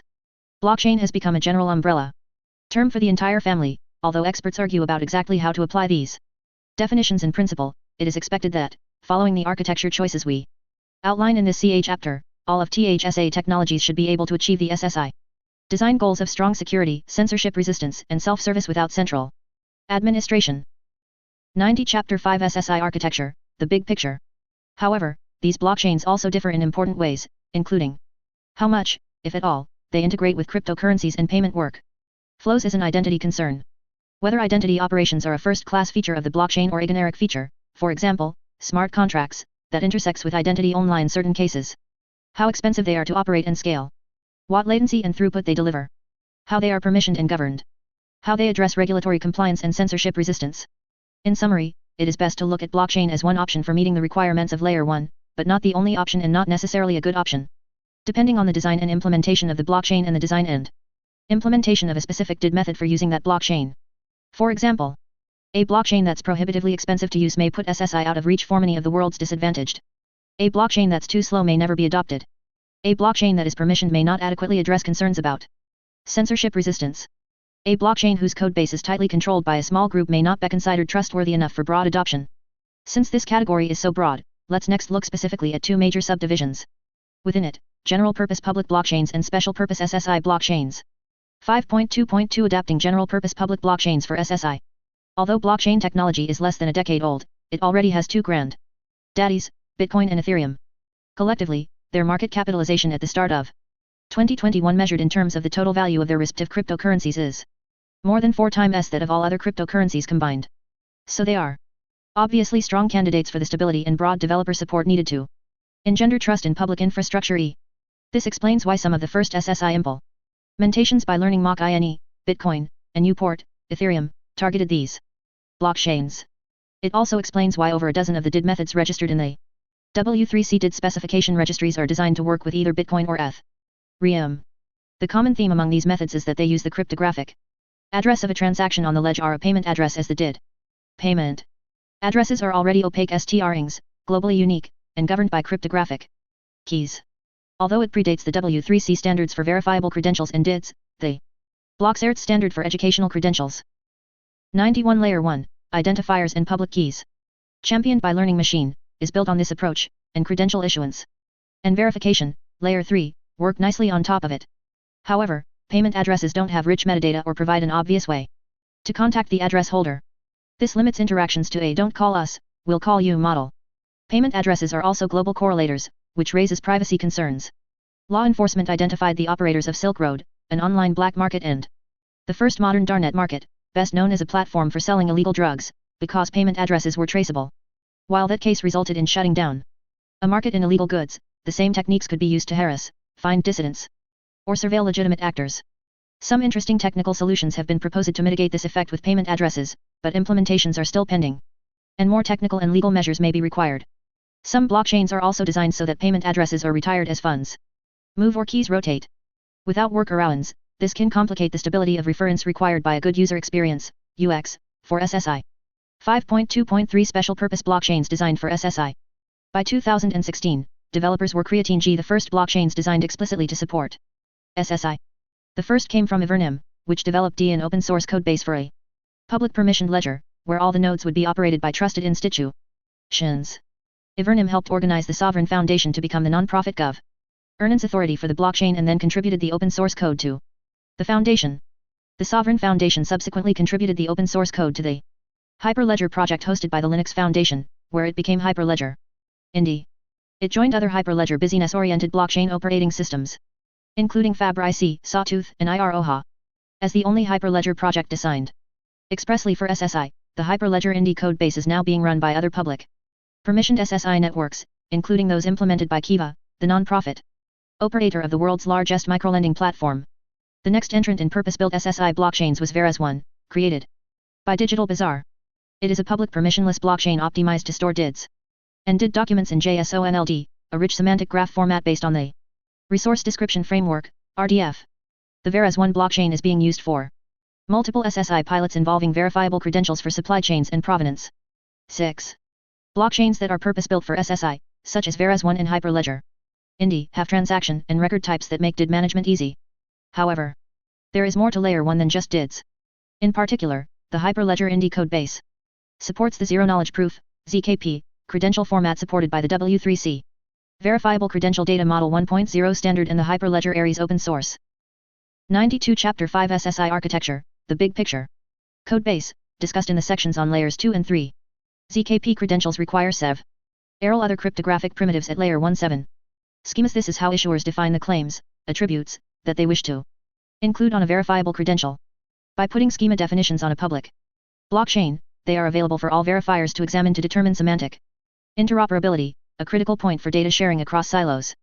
Credential definitions. The difference between a credential definition and a schema is that the credential definition is published on the ledger to declare the specific claims, public key, and other metadata that will be used by a specific issuer for a specific version of a verifiable credential.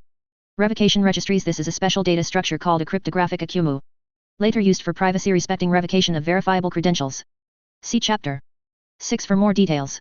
Agent authorization registries. This is a different type of cryptographic accumula. Tor used to add additional security to SSI infrastructure. It can authorize and deauthorize specific digital wallets on specific devices, for example, if they are lost, stolen, or hacked. Note: semantic interoperability is the ability of computer systems to exchange data with unambiguous, shared meaning. Semantic interoperability is concerned not just with the packaging of data, syntax, but also with the simultaneous transmission of the meaning with the data, semantics. This is accomplished by adding data about the data, metadata, linking each data element to a controlled, shared vocabulary. Equally important is what does not go on the ledger, any private data. Although early experiments in blockchain-based identity had the notion of putting an individual credentials and other personal data directly on the blockchain as encrypted data objects, subsequent research and analysis have concluded that this is a bad idea. First, all encryption has a limited lifespan, so writing private data to an immutable public ledger has the risk that it may eventually be cracked even if the cryptography used for the ledger itself is upgraded. Second, even encrypted data has privacy implications just by watching who writes and reads it. Third, it presents massive issues with the EU General Data Protection Regulation, GDPR, and other data protection regulations worldwide that provide a right of erasure to data subjects. See the Sovereign Foundation's white paper on GDPR and SSI for a detailed analysis. 5.2.4 Conventional databases as DID registries. Although it may seem antithetical to a decentralized approach, the user databases of Internet giants have shown that modern web-ready database technologies can achieve the robustness, global scale, and geographical dispersion needed by a DID registry. Some have even proposed that a massive social network database like Facebook's, or a comprehensive government identity database like India's Aadhaar, could be the basis. 93 Layer 1, Identifiers and Public Keys. For rapid adoption of DID, citing broad coverage, proven ease of use, and existing adoption as a rationale. However, such databases are neither self-service nor censorship resistant. Trust in these databases is rooted in centralized administrators whose interests may not align with those of the individuals they identify. Privacy is questionable when a third party mediates every login or interaction. This is true whether the organization that runs them is a government, a private enterprise, or even a charity. Such centralization undermines one of the most important design goals of SSI, and also of the Internet: eliminating single points of control and failure. For this reason, most practitioners of SSI discount traditional databases as a viable implementation path for Layer 1. 5.2.5 Peer-to-peer protocols as DID registries.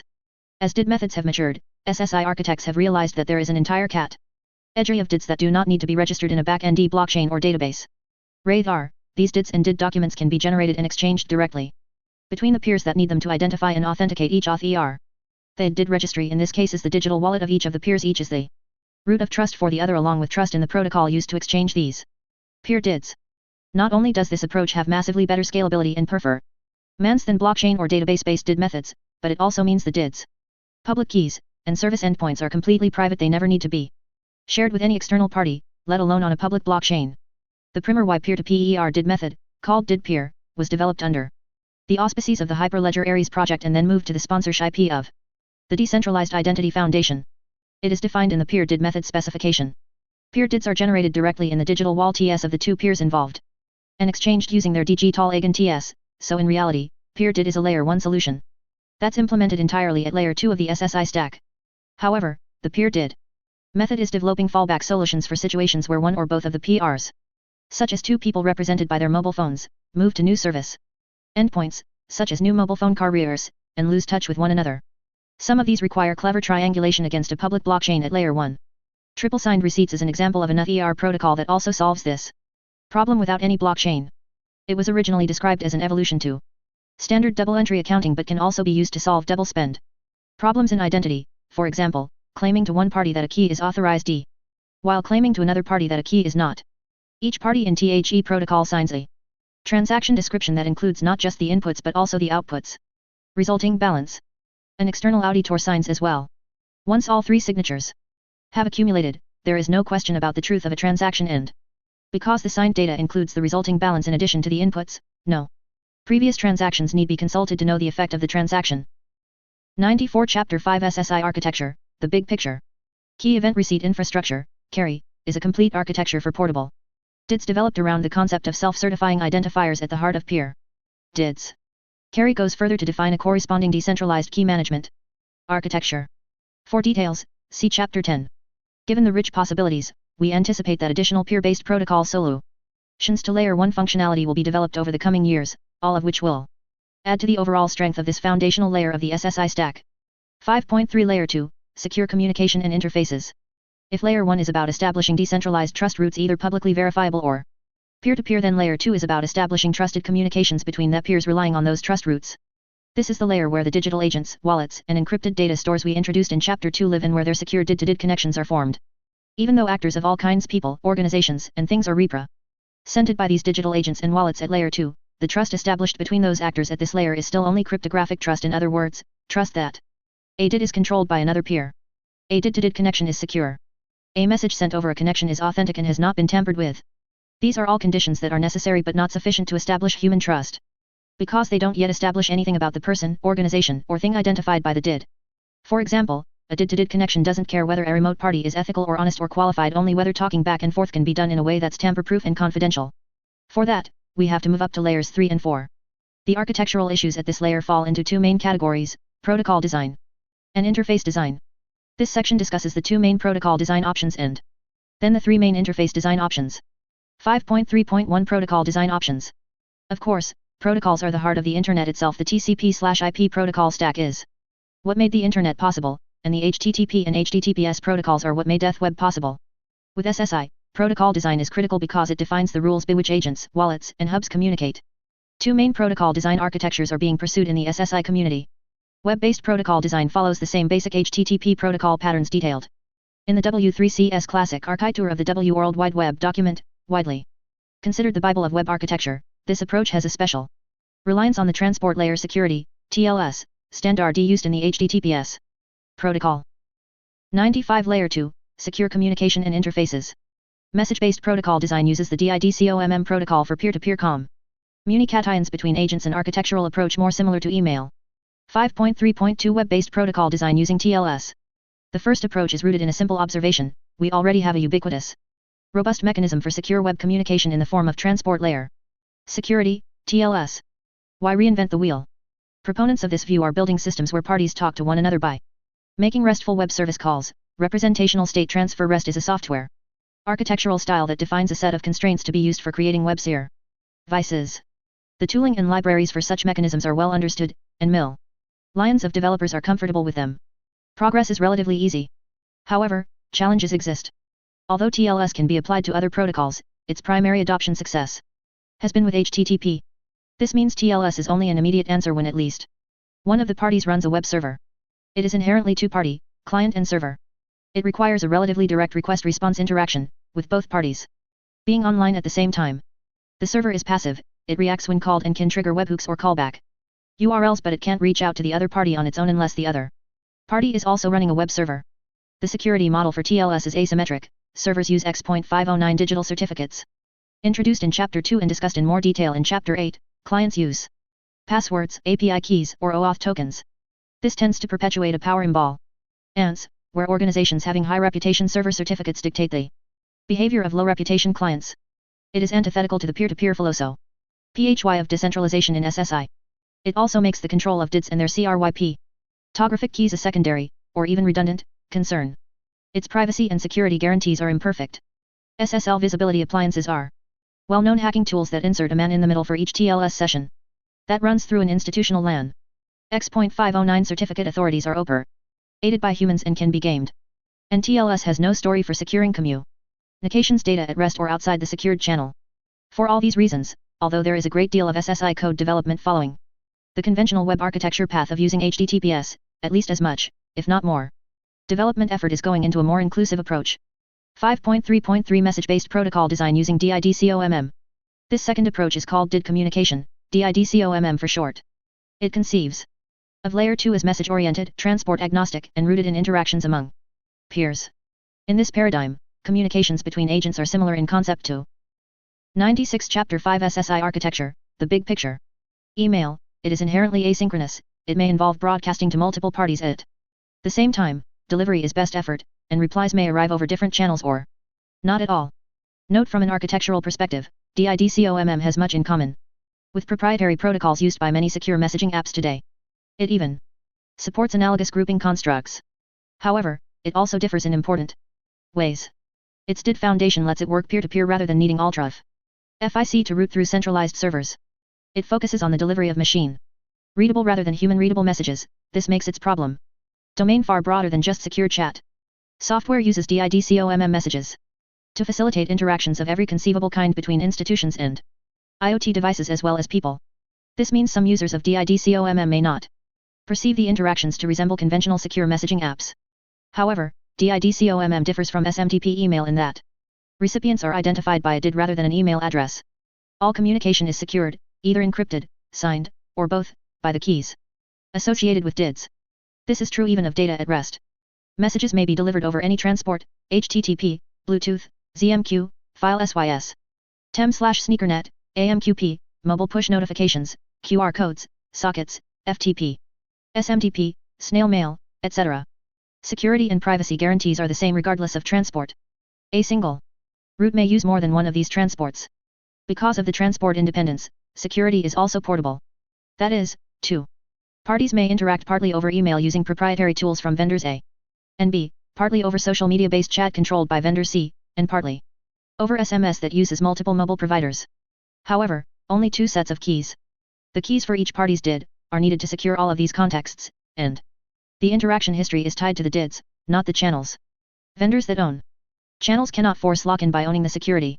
Routing is adapted for privacy, it is designed so no intermediary knows a message's ultimate origin or its final destination, only the next hop. This allows for, but does not require, the use of mixed networks and similar privacy tools. DIDCOMM can easily use HTTP or HTTPS in a request-response paradigm, so this approach to protocol design is a superset of the web-based approach. However, DID COMM provides flexibility for other situations, including those where a party is connected only occasionally or channels contain many untrusted intermediaries. DIDCOM's most important technical weakness is its novelty. Although tools used by the world's web developers, curl, Wireshark, Chrome's developer tools, Swag, GER, etc., are relevant and somewhat helpful with DIDCOMM, tools that understand DIDCOMM natively are immature. This makes DIDCOMM a more expensive choice in the early days of the SSI ecosystem. 97 Layer 2, Secure Communication and Interfaces.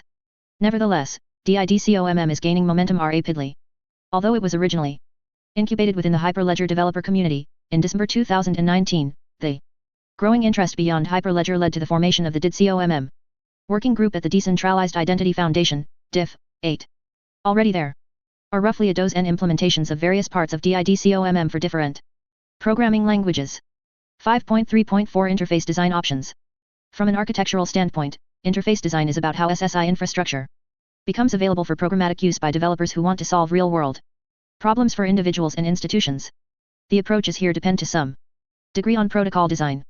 For web-based client/server protocols, Swagger-style API interfaces are a natural complement, with DIDCOMM, peer-to-peer protocols are a more natural model. However, both underlying protocols can be paired with either style of interface, so the question is somewhat orthogonal. SSI solutions tend to emphasize one of these three answers to the interface question. API-oriented interface design favors using decentralized web or mobile wallet, decentralized apps, dApps, with APIs. Data-oriented interface design uses encrypted data stores to discover, share, and manage access to identity data. Message-oriented interface design uses digital agents, edge-based or cloud-based, that route the messages and interactions they share. However, these answers are not mutually exclusive, all approaches overlap. What differs is the focus 9. 5.3.5 API-oriented interface design using wallet dApps.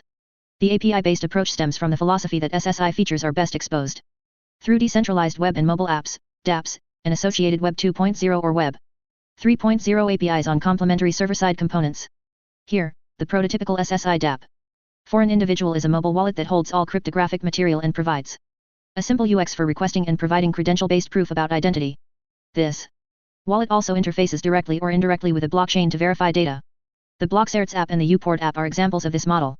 These apps interface with learning machines server-side issuing system or with a port's Ethereum-based backend, respectively. Programmers are encouraged to write their own apps or automation to call these backend APIs and use the identity ecosystem. Because the approach is conceptually straightforward, the learning curve is not steep, aiding adoption. This paradigm works well for SSI use cases where individuals want to prove things to institutions because individuals carry mobile devices and institutions operate servers with APIs. However, when individuals are the receivers rather than the givers of 98 Chapter 5 SSI Architecture, the big picture, proof, and when identity owners are IoT devices or institutions instead of people, there is some impedance with the overall model. How can an IoT device hold a wallet and control a dApp, for example? Perhaps we will see clever extensions of this model in the future.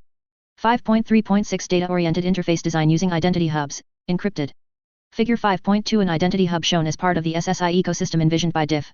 Although hubs, in theory, can execute code on a schedule or trigger, most design documents focus on the hub as a passive responder to external clients. Most examples assume they are always online to provide a stable portal for interaction and behave data vaults. Digital Bazaar, Microsoft, and various other players in the Decentralized Identity Foundation, DIF, and W3CCCG communities have championed a data-centric view of identity. In this paradigm, the primary task of actors using SSI infrastructure is to discover, share, and manage access to identity data. In this view, management's focus is an identity hub, or, in W3C parlance, an encrypted data vault, a cloud-based point of presence through which a web API accesses identity data. Hubs are services configured and controlled by an identity controller. In the case of individuals, they are usually imagined to be sold as a SaaS subscription, providing a sort of personal API. Institutions or devices can also use hubs. Importantly, hubs are not necessarily conceived of as directly representing a particular IDE entity controller. They can be independent services that manage data on behalf of any number of identity controllers, as DIR acted by each individual controller. Figure 5.2 illustrates the role an identity hub plays in the SSI ecosystem, envisioned by the DIF. 99 Layer 2, secure communication and interfaces. Like a specialized web server. Thus, they were originally imagined as HTTP-oriented and RESTful, with service endpoints defined in a DID document. However, as DIDCOMM has evolved, some hub APIs have been recast as message-based and capable of using Bluetooth, NFC, message queues, or other transport mechanisms besides HTTP. Still, the architectural center of hub design remains fundamentally rooted in data sharing. Security for hubs is provided by encryption of messages, using keys declared in a DID document. Early discussions of encryption approaches centered on the JSON Web Token, JWT, format, part of the JavaScript object. Signing and encryption, Jose, stack, but the particulars are still in development. As of early 2021, the DIF Security Data Storage Working Group is busy unifying the various efforts to specify interoperable IDE entity hubs and encrypted data vaults. The data hub model is attractive for companies that want to sell hosting services to consumers and e-enterprises. It is also convenient for institutions that want to contract with consumers to generate value from their data. On the plus side, programming against hubs is likely to be very easy for developers. On the minus side, it is not clear whether consumers want to manage their identity as a service in the cloud. There are also privacy, security, and regulatory issues with hosting providers that need to be explored. This is one area where Mark T validation is particularly needed. 5.3.7 Message-oriented interface design using agents. Laptops, servers, or anywhere in the cloud. Architectural diagrams for agent ecosystems don't put a blockchain at the center, and words like client and API are generally absent. The mental model might be best visualized as shown in Figure 5.3. Here, a loose collection of agents, the circular nodes, is interconnected in various ways. The dotted lines between the agent nodes are connections: Alice to Acme as an employee, Faber College to Bob as school, Alice to Bob as an acquaintance. Some agents have many of these connections, others have few. Some agents the Hyperledger Ares project and the sovereign community have championed an SSI interface paradigm that focuses most heavily on active agents and the message S and interactions they share. Agents are direct representatives of identity, rather than being indirect or external representatives like hubs. When you interact with an agent, you interact as directly as possible with the entity whose identity the agent represents. As introduced in Chapter 2 and explored in depth in Chapter 9, an SSI digital agent can be hosted anywhere, on mobile devices, IoT devices. Figure 5.3 an example of a Layer 2 Hyperledger Ares ecosystem, a loose mesh of peer agents interspersed with some acting as validator nodes for DIDs at Layer 1. 100 Chapter 5 SSI architecture, the big picture. May even connect to the same peer more than once, Alice to Carol as coworker, Alice to Carol as ham radio buddy. Connections are constantly forming, and new agent nodes are constantly appearing. Each connection requires a private, pairwise peer DID for each party. As explained earlier in this chapter, these DIDs and their DID documents are not written to any blockchain but are stored in each agent's wallet. The entire mesh is fluid and fully decentralized. Connections are direct between peers, not filtered through any interposed authority. The mesh of nodes is horizontally scalable, and its performance is a function of the node's collective capacity to interact and store data. Thus it scales and performs in the same way the internet does. The overwhelming majority of protocol exchanges and meaningful interactions that produce business or social value take place directly between the agent nodes. Once a peer-DID connection is formed through an exchange of DIDs and DID documents, the resulting channel, the dotted and solid lines in Figure 5.3, can be used for anything the respective agents need: issuing CRE dentials, presenting/proving credentials, exchanging data, securely messaging between humans, and so on. Mingled with the circular agent nodes in Figure 5.3 are a few five-sided shapes. These are validator nodes that provide public blockchain services as a utility to the rest of the ecosystem. They maintain connections with one another to facilitate consensus as the blockchain is updated. Any agent node can reach out to the blockchain to test a community truth, such as check the current value of a public key in a DID document. They can also write to the blockchain, for example, create a schema against which credentials can be issued. Because most DIDs and DID documents are not public in this ecosystem, the bulk of traffic between agent nodes doesn't need to involve the blockchain, thus avoiding attendant scalability, privacy, and cost issues. However, blockchains are still very useful for establishing public trust roots, for example, the DIDs and public keys for institutions that issue and revoke credentials that can be broadly trusted. The interface to this world is decentralized n-party protocols. These are recipes for sequences of stateful interactions, a core concept of REST representational state transfer architecture, representing the business problem solved by applications. Because agents are not assumed to be steadily connected like servers, and because data sharing is only one of an agent's concerns, protocols unfold as encrypted JSON messages that are exchanged, not as APIs that are called, although underlying APIs may be called to trigger specific messages. To support these protocols, a developer just has to produce and consume JSON over whichever set of transports the target population of agents support. Specific protocols are in various stages of standardization and implementation for many popular interaction patterns, including the verifiable credential exchange protocols we discuss in the next section. In conclusion, agent-oriented architecture, AOA, is designed to model the variety and flexibility of interactions in the real world while still providing the security. 101 Layer 3, credentials, privacy, and trust guarantees necessary to perform transactions that otherwise require direct human intervention at an order of magnitude higher cost and slower speed. On the downside, since the AOA model focuses on loosely coordinated actors with behavior guided by convention, it is more complicated than alternative approaches, more sensitive to network effects, and harder to build and debug. It is also more emergent and, therefore, harder to characterize with confidence. So only time will tell whether AOA will be successful in the market. 5.4 Layer 3, credentials. If layers 1 and 2 are where cryptographic trust between machines is established, layers 3 and 4 are where human trust enters the picture. Specifically, Layer 3 is the home of the verifiable credential trust triangle introduced in Chapter 2. For convenience, we reproduce it in Figure 5.4. This trust triangle is where humans can answer questions like these. Is the party asking for my phone number really my bank? Is the person digitally signing this contract really an employee of X company? Does the person applying for this job really have Y degree? Is the seller of the product I want to buy really based in Z country? Does the person who wants to buy my car hold a valid passport? Is the device I am plugging into my wall socket really approved by Underwriter Laboratories? Is the coffee in this bag really sustainably grown in Nicaragua? Of course, questions like these are endless. They encompass everything we as humans need to know to make trust decisions, whether in our personal capacity, our business capacity, our governmental/citizen capacity, or our social capacity. The goal of Layer 3 ISTOSUPPORTINTEROPERIFIABLEVERIFIABLECRIDINALFTHESE capacities from any issuer, for any holder. Figure 5.4 The verifiable credential trust. Triangle that is at the heart of all credential exchange, physical or digital. 102 Chapter 5 SSI Architecture, the big picture. Given all the capabilities we have described at layers 1 and 2, interoperability at Layer 3 comes down to two straightforward questions. What format of verifiable credential will the parties exchange? What protocol will the parties use to exchange it? Unfortunately, the answers to these questions are anything but straightforward.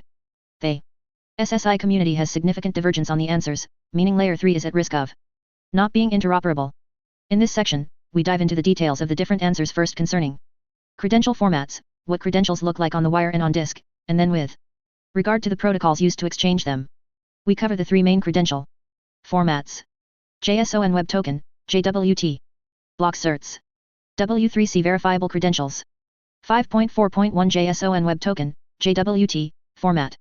One approach to a credential format is to use the well-established JWT specification.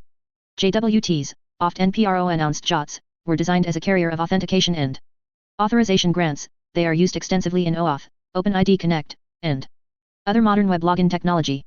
JWTs have good support in various programming languages. Search for Jose JWT library. For example, the UPort SSI ecosystem is JWT-centric. One challenge of JWT tooling is that it provides no help for inter-pair editing the rich metadata that is desirable in a credential. A JWT library can confirm that a college transcript is signed, but it has no idea WH at a college transcript is or how to interpret it. Thus, a JWT solution to credentials must add additional layers of semantic processing, or it must defer all such work to proprietary, non-interoperable software or human judgment. Another drawback of using JWT for verifiable credentials is that it reveals every thing in the signed document. There is no option for selective disclosure. The credential holder's ability to only reveal certain claims on the credential or to prove facts about those claims without revealing the claim value, such as proving I am over 21, without revealing my birth date. Note the term selective disclosure is used in both the privacy community and the financial community. In the privacy community, it has the positive meaning discussed in this section. In the financial community, it has a negative meaning, a publicly traded company disclosing important information to a single person or a group instead of all investors. JWTs were originally conceived as short-lived tokens to authenticate or authorize moments after creation. Using them as long-lived credentials is possible, but without 103 Layer 3 credentials. Any predefined mechanism for credential revocation, it is not obvious how to test the validity of a JWT driver's license months after issuance. It is possible to build such revocation mechanisms perhaps with revocation lists, for example, but currently there is no standard for this and thus no tooling to support it. 5.4.2 BlockCerts format. BlockCerts is an open-source proposed standard for machine-friendly credentials and the mechanisms that allow those credentials to be verified. It can use multiple block chains, notably Bitcoin and Ethereum, as an anchor for credentials. BlockCerts was designed and is championed by Learning Machine. In 2020, Learning Machine was acquired by Highland and is now Highland Credentials. BlockCerts are digitally signed JSON documents that encode the attributes describing the credential holder. They are issued to a payment address that must be controlled by the holder, and the payment address is embedded in the signed JSON. The holder can then prove that the credential belongs to them by demonstrating that they control the private key for the payment address. Work to adapt BlockCerts to use DIDs is underway but has no announced schedule. BlockCerts are typically issued in batches. Each BlockCert is hashed, and hashes of all the certificates in the batch are then combined in a Merkle tree, with the root hash of the batch recorded on a blockchain as shown in Figure 5.5. Merkle trees are explained in more detail in Chapter 6. Definition: a Merkle tree is a data structure that holds hashes of data, then hashes of those child hashes, then hashes of those parent hashes, and so forth. These hashes enable efficient proofs that data has not been modified. Figure 5.5: a Merkle tree of BlockCert hashes, where the root hash is anchored to a public blockchain such as Bitcoin or Ethereum. 104 Chapter 5 SSI Architecture, the big picture. Verifying a BlockCert proves the following for a credential. It has not been modified since issuance. It is signed by the correct issuer. It has not been revoked. Verification involves evaluating a Merkle proof, which means the hash of the credential is shown to map to a chain of hashes that ends with the hash stored on the ledger. The hash stored on the ledger must be a transaction recorded by the issuer, meaning DG. Tally signed by a key that's also claimed by the issuer, at a Uniform Resource Identifier, URI, that is also embedded in the credential. Revocation is tested by calling the issuer at another URI where revocation lists are stored. A smart contract-based revocation feature that improves privacy has been described but is not yet in production. 10.5.4.3 W3C Verifiable Credential Formats. The need to establish a worldwide standard for interoperability of verifiable credentials was one of the primary reasons for the formation first of the Verifiable Claims Task Force and then the Credentials Community Group at the W3C. The incubation work resulted in the formation of the Verifiable Claims Working Group in 2017 and, finally, the publication of the Verifiable Credentials Data Model 1.0 as a full W3C recommendation, official standard, in November 2019. Verifiable credentials are so central to SSI infrastructure that they are covered in their own chapter, Chapter 7.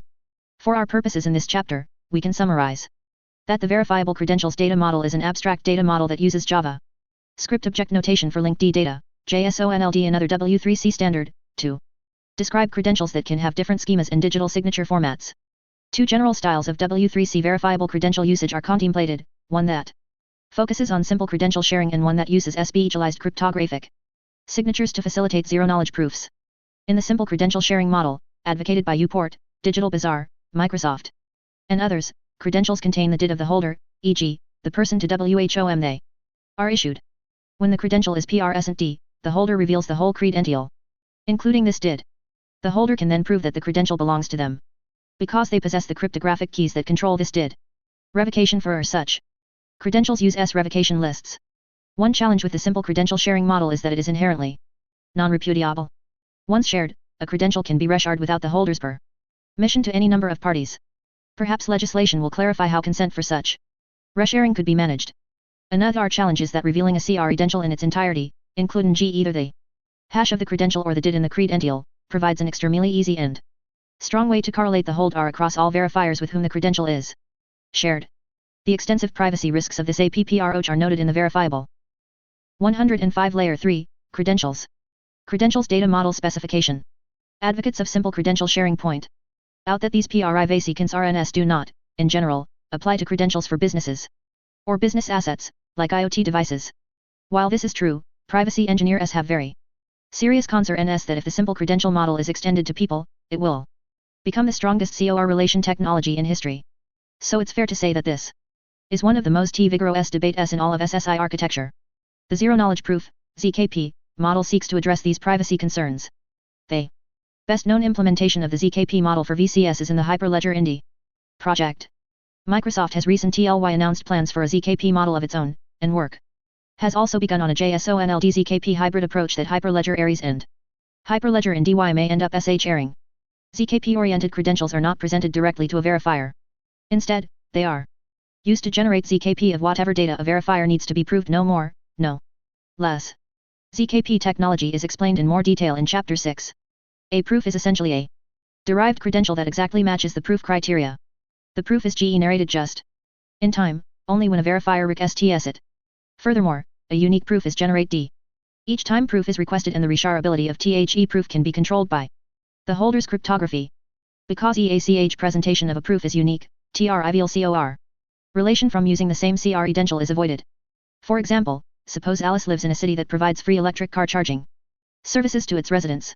Alice could prove her residence to the charging station day after day, for years, without THE station being able to track Alice's movements through the city's charging stations. Each presentation of proof is different and discloses nothing correlatable. It is important to note that this technique does not eliminate correlation in all cases. For example, if the verifier requires Alice to disclose her real name or mobile phone number in the proof, it will become easy to correlate her. However, Alice's agent can warn her if a proof is asking for highly correlatable personal data so SHE can make an informed decision. ZKP-oriented credentials can also take a unique approach to revocation. Instead of revocation lists, they can use privacy-preserving cryptographic accumulators or miracle proofs rooted on a blockchain. See Chapter 6 for more details. This allows any verifier to check in real time for the validity of a credential while not being able to look up a specific credential hash or identifier in a way that leads to correlation. The primary criticism of ZKP models is the complexity of implementation. ZKPs are an advanced area of cryptography and are not as widely understood as more conventional encryption and digital signatory technologies. However, ZKP adoption is gaining ground rapidly as its advantages are being recognized across many different technical fields. A number of newer blockchains, including Zcash and Monero, are Based on ZKP technology. ZKP support is also being built into the NEXT generation of Ethereum 11. ZKP support is built into the core of Hyperledger Ursa, an industrial strength crypto library that is now 106 Chapter 5 SSI Architecture, the big picture. The standard for all Hyperledger projects. Just as support for the then new TCP/IP protocol was hampered until hardened libraries became available to developers, they same will be true of ZKP's 5.4.4 credential exchange protocols. Regardless of the format of a verifiable credential, interoperability still depends on how that credential is exchanged. This involves any number of complex protocol questions. For example, should potential verifiers reach out to holders proactively, or should they wait to challenge them when holders attempt to access protected resources? How do verifiers ask for claims that may be in different credentials? Can verifiers add filters or qualifications to their proof requests, such as only accepting claims from specific issuers or only if a credential was issued before or after a specific date? Can verifiers contact a party other than the holder to get credential data? This is where Layer 3 has a direct dependency on Layer 2. For example, if you think of credentials primarily as inner T data and believe the best way to distribute identity data is through hubs, then a natural way to exchange that data might be to call a web API and ask that the data be served to you. A credential holder could leave the credential on the hub, with a policy that tells the hub what criteria must be met before serving it to anyone who asks. This is the general paradigm embodied in the approach taken by credential serving APIs being incubated for diff identity hubs. On the other hand, if you place a higher emphasis on disintermediation and privacy, and you want proofs of credential data to be generated dynamically in the context of a specific connection, a more natural answer would be to use a peer-to-peer credential exchange protocol using agents and DIDCOMM. This has been the approach of THE Hyperledger R&D, Hyperledger Aries, and D sovereign communities. They protocols are specified in Aries RFC 0036, Issue Credential Protocol 1.0, and Aries RFC 0037, Present Protocol Proof 1.0. Multiple implementations of these protocols are already in production. Again, this is the layer WHE. As of the writing of this book, the RE is the most diverse. Jensen architectures and protocol philosophies. Standardization efforts are active. But so far, consensus is elusive. However, from the glass half full perspective, this is also the area where real-world adoption drives convergence most quickly, as happened with earlier protocol wars such as the OSIVS TCP/IP struggle that eventually birthed the Internet. An encouraging example of this is Diff's presentation. Exchange and spec, which describes how verifiers can ask for credential-based proof, regardless of which credential technologies are in play. 107 Layer 4, Governance Frameworks. 5.5 Layer 4, Governance Frameworks. Layer 4 is not just the top of the stack, it is also where the emphasis moves almost entirely from machines and technology to humans and policy. When we introduced governance frameworks in Chapter 2, we used the diagram shown in Figure 5.6. Because it shows how directly governance frameworks build on verifiable credentials. Governance frameworks enable verifiers to answer an entirely different but equally relevant set of questions about verifiable credentials. For example, how do I know this driving license was issued by a real government agency? How do I know the claims on this credit card came from a real bank or credit union? How do I know this diploma was issued by a Canadian university? How do I discover what types of credentials are issued by high schools in Austria? Was KYC required by the Brazilian lender that issued this mortgage credential? Can I rely on a proof based on the birth date in a Japanese health insurance credential? Governance frameworks are such a core component of many SSI solutions that we devote an entire chapter to THM, Chapter 11. Because they are also among the SSI stack's newer components, not many SSI-specific governance frameworks have been created yet. This is in contrast to trust frameworks designed for federated identity systems, of which there are quite a few around the world. Figure 5.6 Governance frameworks are another trust triangle and solve specification, adoption, and scalability challenges of verifiable credentials. 108 Chapter 5 SSI Architecture, the big picture. However, early work on SSI governance frameworks has convinced many SSI architects that these frameworks will be essential to broad adoption of SSI because they are where the rubber meets the road. In other words, they are the bridge between the technical implementations of the SSI stack and the real-world business, legal, and social requirements of SSI solutions. Furthermore, these architects realized governance frameworks apply at all four levels of the SSI stack. John Jordan, Executive Director of Emerging Digital Initiatives at the Province of British Columbia in Canada, christened this combination of technology and governance the Trust over IP to IP stack. The full to IP stack, shown in Figure 5.7, is a dual stack where the left side represents technology layers and the right side represents governance layers. See Chapter 10 for more details. Figure 5.7 The Trust over IP stack illustrates that different types of governance frameworks apply to all four levels of THE SSI stack. During the writing of this book, support for the 2IP stack gained enormous momentum that the Linux Foundation launched a new project called the 2IP Foundation as a sister Preukschat to Hyperledger and the Decentralized Identity Foundation. It grew from 27 founding member organizations in May 2020 to over 140 members by the end of 2020. It now has 7 working groups actively working on fully defining, hardening, and promoting the 2IP stack as a model for decentralized digital trust infrastructure. 109 references. Despite the fact that governance is where different trust networks and ecosystems within the SSI universe are likely to vary most significantly, the promise of the 2IP stack is that they can use an interoperable metamodel to define those governance frameworks. This can enable both humans and digital agents to much more easily make transitive trust decisions across different trust communities, such as many of the questions listed at the start of this section. As of the writing of this book, work is very actively going on by governance author IDs of all kinds around the world to produce TOIP-compliant governance frameworks at all 4 levels. These are discussed in greater detail in Chapter 11. 5.6 Potential for Convergence. The field of SSI is young enough that the market is generating many variations in architecture. In this chapter, we have tried to provide a big picture overview of where the market stands as of the writing of this book. We have been realistic that there are many areas of divergence. This is true at all 4 levels, different DID methods at layer 1, different protocols and interfaces at layer 2, different credential formats and protocols at layer 3, and different approaches to governance and digital trust ecosystems at layer 4. However, at each level, there is also the potential for convergence. The good news is that this is what market forces want. With automobiles in the early 1900s, market forces drove the industry to standardize on 4 wheels and internal combustion engines. With the internet, they drove us to standardize on the TCP/IP stack. With the web, they drove us to standardize on HTTP-based browsers and web servers. We are hopeful the same market forces will drive convergence in SSI so that it, too, can rise to ubiquitous adoption. However, it also seems likely that more surprises await us. Digital identity architecture is likely to remain a fertile field for innovation for a long time to come. In the next chapter, we provide some baseline cryptographic knowledge that will help with understanding the rest of the chapters in Part 2, especially VCS and DIDs. If you already have a deep cryptographic understanding, you can skip Chapter 6 or just skim through it to learn how these cryptographic techniques are applied in SSI. 110 Chapter 5 SSI Architecture, The Big Picture. 111 BASIC Cryptography. Techniques for SSI. Brent Sundal and Sajid Azur. Cryptography is the fuel that powers all of self-sovereign identity, SSI. The goal of this chapter is to help you be conversant in the basic building blocks of cryptography, hash functions, encryption, digital signatures, verifiable data structures, and proofs, as well as common patterns for how they are combined to create the cryptographic magic SSI delivers. Cryptography ASA topic is too broad and complex to summarize in a few pages. We intend this chapter to be a reference and a refresher for those readers who understand the basic cryptographic techniques explained here and an index of what may be studied in more depth for those who have had less exposure to cryptography. Your guides will be 2 technical cryptographers with direct experience in the SSI space, Brent Sundal, Senior Cryptography Engineer at Avernum, and Sajid Azur, Engineer and Researcher with Consensus. Brent also serves as CO Chair of the W3C Decentralized Identifier Working Group that is producing the DID standard, the subject of Chapter 8. To paraphrase the famous philosophical observation, it is turtles all the way down. Many SSI architects have said, it is cryptography all the way down. Modern cryptography uses techniques from mathematics and computer science to secure and authenticate digital communications around the world.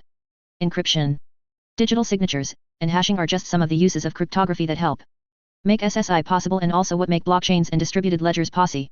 The SSI building blocks introduced in Chapter 2 and covered in more detail in the coming chapters, including verifiable credentials, VCS, decentralized identity. 112 Chapter 6 BASIC Cryptography Techniques for SSI. ERS, DIDs, digital wallets and agents, and decentralized key management, rely on these cryptographic techniques.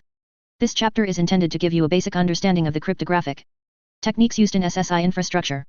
While understanding these techniques is not essential to exploring SSI, it will make you more confident in some of the SSI magic. The cryptography underlying SSI infrastructure is constructed from 5 basic building blocks: hash functions, encryption, digital signatures, verifiable data structures, proofs. 6.1 Hash functions. The purpose of a hash is not to encode or hide a message, but to verify a message's integrity. If a document has not been tampered with, its hash will stay the same. For example, hashes are used by software companies when they publish software programs with a corresponding hash. When users download the software, they can verify the integrity of the files by comparing the hash of the software downloaded with the hash provided by the company.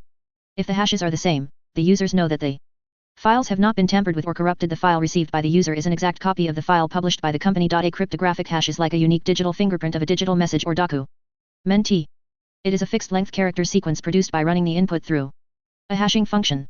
Every input document produces a different output hash. If the same hashing function is applied to the same input data, the resulting hash will always be the same. A change of even a single bit of the input data will cause the resulting hash to be different. Table 6.1 shows some examples of hashes using the SHA-256 hash function. Table 6.1 examples of hashes that use the SHA-256 hash function. 113 hash functions. 6.1.1 Types of hash functions. Hash functions are an example of a unidirectional function, also called a one-way function.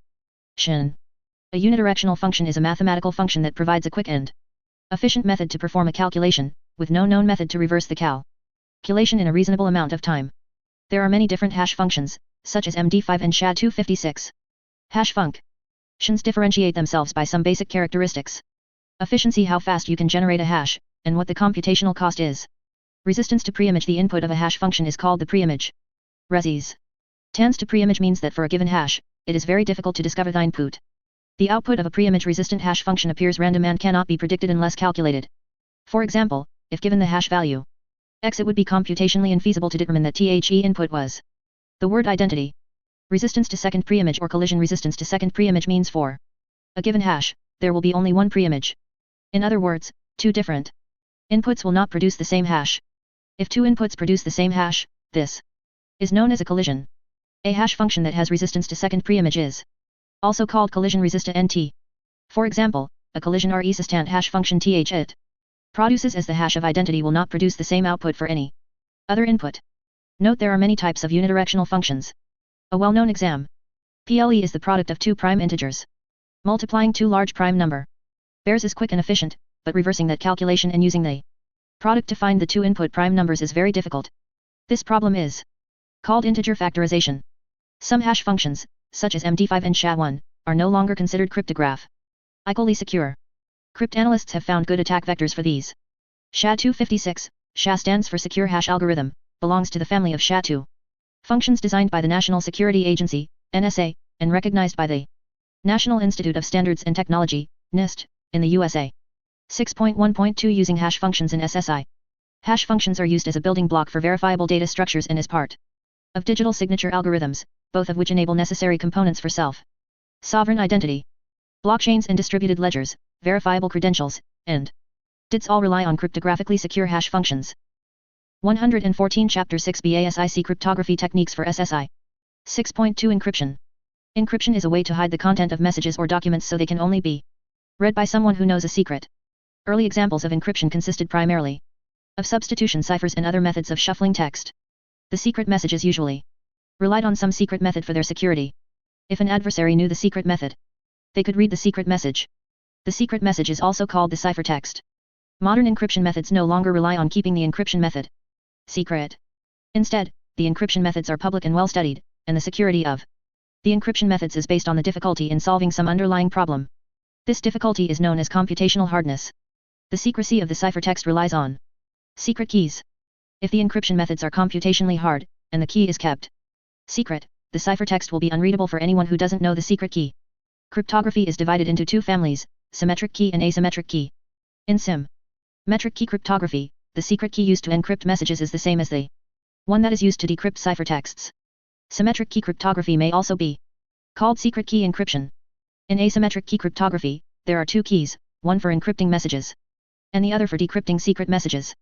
Asymmetric key cryptography has also been called public key encryption because the key used for encrypting messages is called the public key. The key used for decrypting ciphertexts is called the secret key or private key. Note the intimate relationship of public and private keys to DIDs is explored in great detail in Chapter 8. 6.2.1 Symmetric key cryptography. In symmetric key cryptography, the same key is used to encrypt and decrypt. One of the challenges is safely sharing the secret key with the recipient to enable them to decrypt the ciphertext. It follows that some of the most convenient uses of symmetric key cryptography are when there is no need to share the secret key. For example, if you want to encrypt your hard drive, you can encrypt and decrypt it with the same key. One other advantage of symmetric key cryptography is that it is more efficient than public key cryptography. It provides the same levels of security but uses much smaller keys and much faster computations. One of the best-known algorithms for symmetric key cryptography is Advanced Encryption Standard, EASE. EASE uses secret keys of up to 256 bits. 1 This is 256 zeros and 1s in a random sequence, as in TH's example. 115 Encryption. The size of secret keys is a critical element in determining the security of a cipher. The greater the number of possible keys, the more difficult it is for a computer to discover the valid key through a brute force attack, an attack based on trying one possible secret key at a time. 6.2.2 Asymmetric key cryptography. Asymmetric key cryptography, also known as public key cryptography, uses a pair of keys, one public, and one secret, as shown in figure 6.1. The keys are related mathematically and are always used in pairs. If one key is used to alter a message, only the other key can change the message back. Figure 6.1 In this example, Bob uses Alice's public key to encrypt a message that only Alice will be able to decrypt with her private key. A secret key must be kept private, but the public key can be shared with the world. Anyone can use a public key to encrypt a message that only someone with the secret key will be able to decrypt. The secret key may also be called the private key. In many public key crypto systems, you use the private key to calculate the public key, but the private key cannot be derived from the public key. The function to derive a public key is another type of unidirectional function. The private key may be nothing more than a large random number. This secret number is so big that it is nearly impossible to discover with a brute force attack. Some public key cryptographic systems include algorithms such as Rives-Shamir-Adleman (RSA). To encrypt a message using public key cryptography, it is necessary to know the recipient's public key. The public key is used to transform the message into a cipher text. The ciphertext can only be decrypted back into the message using the associated private key. DIDs make use of asymmetric key cryptography. Following the same principle, a DID holder stores private keys for DIDs in their digital wallet, while the public keys for DIDs may be publicly discoverable. Figure 6.2 is an example of the public and private keys that correspond to a DID that uses the sovereign DID method. See Chapter 8 more about DIDs. 116 Chapter 6 BASIC Cryptography Techniques for SSI. Note as of early 2021, the sovereign DID method is evolving to become one of the indie DID methods, so the DID prefix will become DID indie SOV. 6.3 Digital signatures. Written or wet ink signatures are used every day to verify the authenticity of documents, indicate the signer's consent, or both. Digital signatures use cryptographic functions to accomplish the same goals. Signing a message means transforming it in some verifiable way using a private key. The transformed message is called a signature. The message is then sent along with the signature to a recipient. The recipient can check the validity of a signature to verify that only the one who knew the private key could have created the signature from the message. Digital signatures rely on public key cryptography as described previously. A digital signature is created using the private key of a key pair, and the signature can be verified using the associated public key. The larger the random number used to generate the private key, the harder it is to discover with a brute force attack. Some public key cryptographic systems include specific algorithms for digital signatures, such as elliptic curve digital signature algorithm, EXA. Digital signatures are used everywhere in SSI infrastructure across all 4 layers of the SSI stack described in Chapter 5. For example, in Layer 1, they are used for every transaction with a blockchain. In Layer 2, they are used to form DID-to-DID connections and sign every DID-COMM message. In Layer 3, they are used to sign every verifiable credential. Some VCS contain digital signatures over each individual claim in the credential. In Layer 4, they are used to sign governance framework documents to ensure that they are authentic and to sign VCS issued for assigned roles within a governance framework. 6.4 Verifiable data structures. Cryptography can also be used to create data structures that have specific useful properties for data verification. Figure 6.2 An example of a DID on the sovereign DID network. A DID functions as the identifier of a public key on a blockchain or other decentralized network. In most cases, it can also be used to locate an agent for interacting with the entity identified by the DID. 117 Verifiable data structures. 6.4.1 Cryptographic accumulators. An accumulator is a single number that represents the result of some computation on a large set of numbers. Someone who knows one of the accumulated values can prove their number is a member of the set or, alternatively, prove their number is not contained in the set. Some accumulators are based on a set of prime numbers, while others are based on a set of elliptic curve points. The benefit of using a cryptographic accumulator is the minimal size of the accumulated value, but there are drawbacks in the size of the data that must be used to generate proofs against the accumulated value. 6.4.2 Merkle trees. One of the most interesting cryptographic data structures was invented by Ralph Merkle in the early days of public key cryptography. Called a Merkle tree, it provides a very compact and computation-efficient way to verify the integrity of even very large data sets. Merkle first described the Merkle tree in his 1979 paper A Certified Digital Signature and subsequently patented it. Merkle trees are now a core component of many blockchain and decentralized computing technologies, starting with the Bitcoin protocol based on the blockchain architecture originally described by Satoshi Nakamoto in 2008. The basic idea of a Merkle tree, also known as a hash tree, is that it can provide proof that a specific item of data such as a blockchain transaction exists somewhere within a very large amount of information, for example, the history of all Bitcoin transactions, using a mathematical process that results in a single hash called the Merkle root. Building a Merkle tree. To show how a Merkle tree is built, let's start with a formal definition. A Merkle tree is a tamper-resistant data structure that allows a large amount of data to be compressed into a single hash and can be queried for the presence of specific elements in the data with a proof constructed in logarithmic space. This means even though a Merkle tree may contain 1 million pieces of data, proving that any single piece of data is in the tree takes only around 20 calculations. To build a Merkle tree, a computer will gather the hashes of all the inputs and then group them in pairs, an operation called a concatenation. For example, if you start with 20 inputs, after the first round of concatenation, you will have 10 hashes. Once you repeat the operation, you will have 5 hashes, then 3, then 2, and then 1. 2. This final hash is called the Merkle root. This overall structure is shown in Figure 6.3. 2since5 is an odd number, the fifth element is duplicated, we now have 6 elements, and grouped with itself. Hence the resulting 3 hashes in the next round. The same process repeats with the third element in this round. It is duplicated, we now have 4 elements, and grouped with itself to result in 2 hashes in the next round. 118 Chapter 6 BASIC Cryptography Techniques for SSI. Figure 6.3. In a Merkle tree, different transactions are hashed until a unique hash is created for all the transactions included in the tree. The goal of a structure like this is not to store or transfer the exhaustive set of input data but to save a proof of their existence in a format small enough that it can be easily stored and exchanged between computers. Searching a Merkle tree. A computer, such as a node on a blockchain like Bitcoin, which has a local copy of the Merkle tree of all the transactions in a block, can quickly verify that a specific piece of information, for example, a Bitcoin transaction, exists within the Merkle tree. To do so, the computer only needs the following proof information. The leaf hash, which is the hash of the piece of information, such as a transaction hash. The Merkle root hash. The hash is along the root path. The root path is the path from leaf to the root. It consists of the sibling hashes needed to compute the hashes on the path all the way from the leaf to the Merkle root. Instead of having to verify the whole set of transactions, a computer can quickly and efficiently verify just that a certain hash exists in the Merkle tree.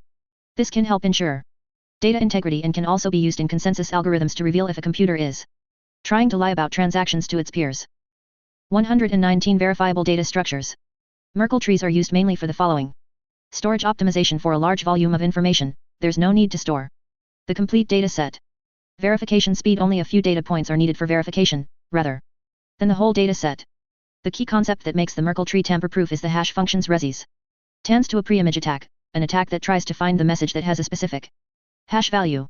To put it simply, we can easily verify that a value belongs in a Merkle tree by computing the resulting hash for each level in the path all the way down to the Merkle root. However, we cannot find the inputs that were used to generate a specific hash.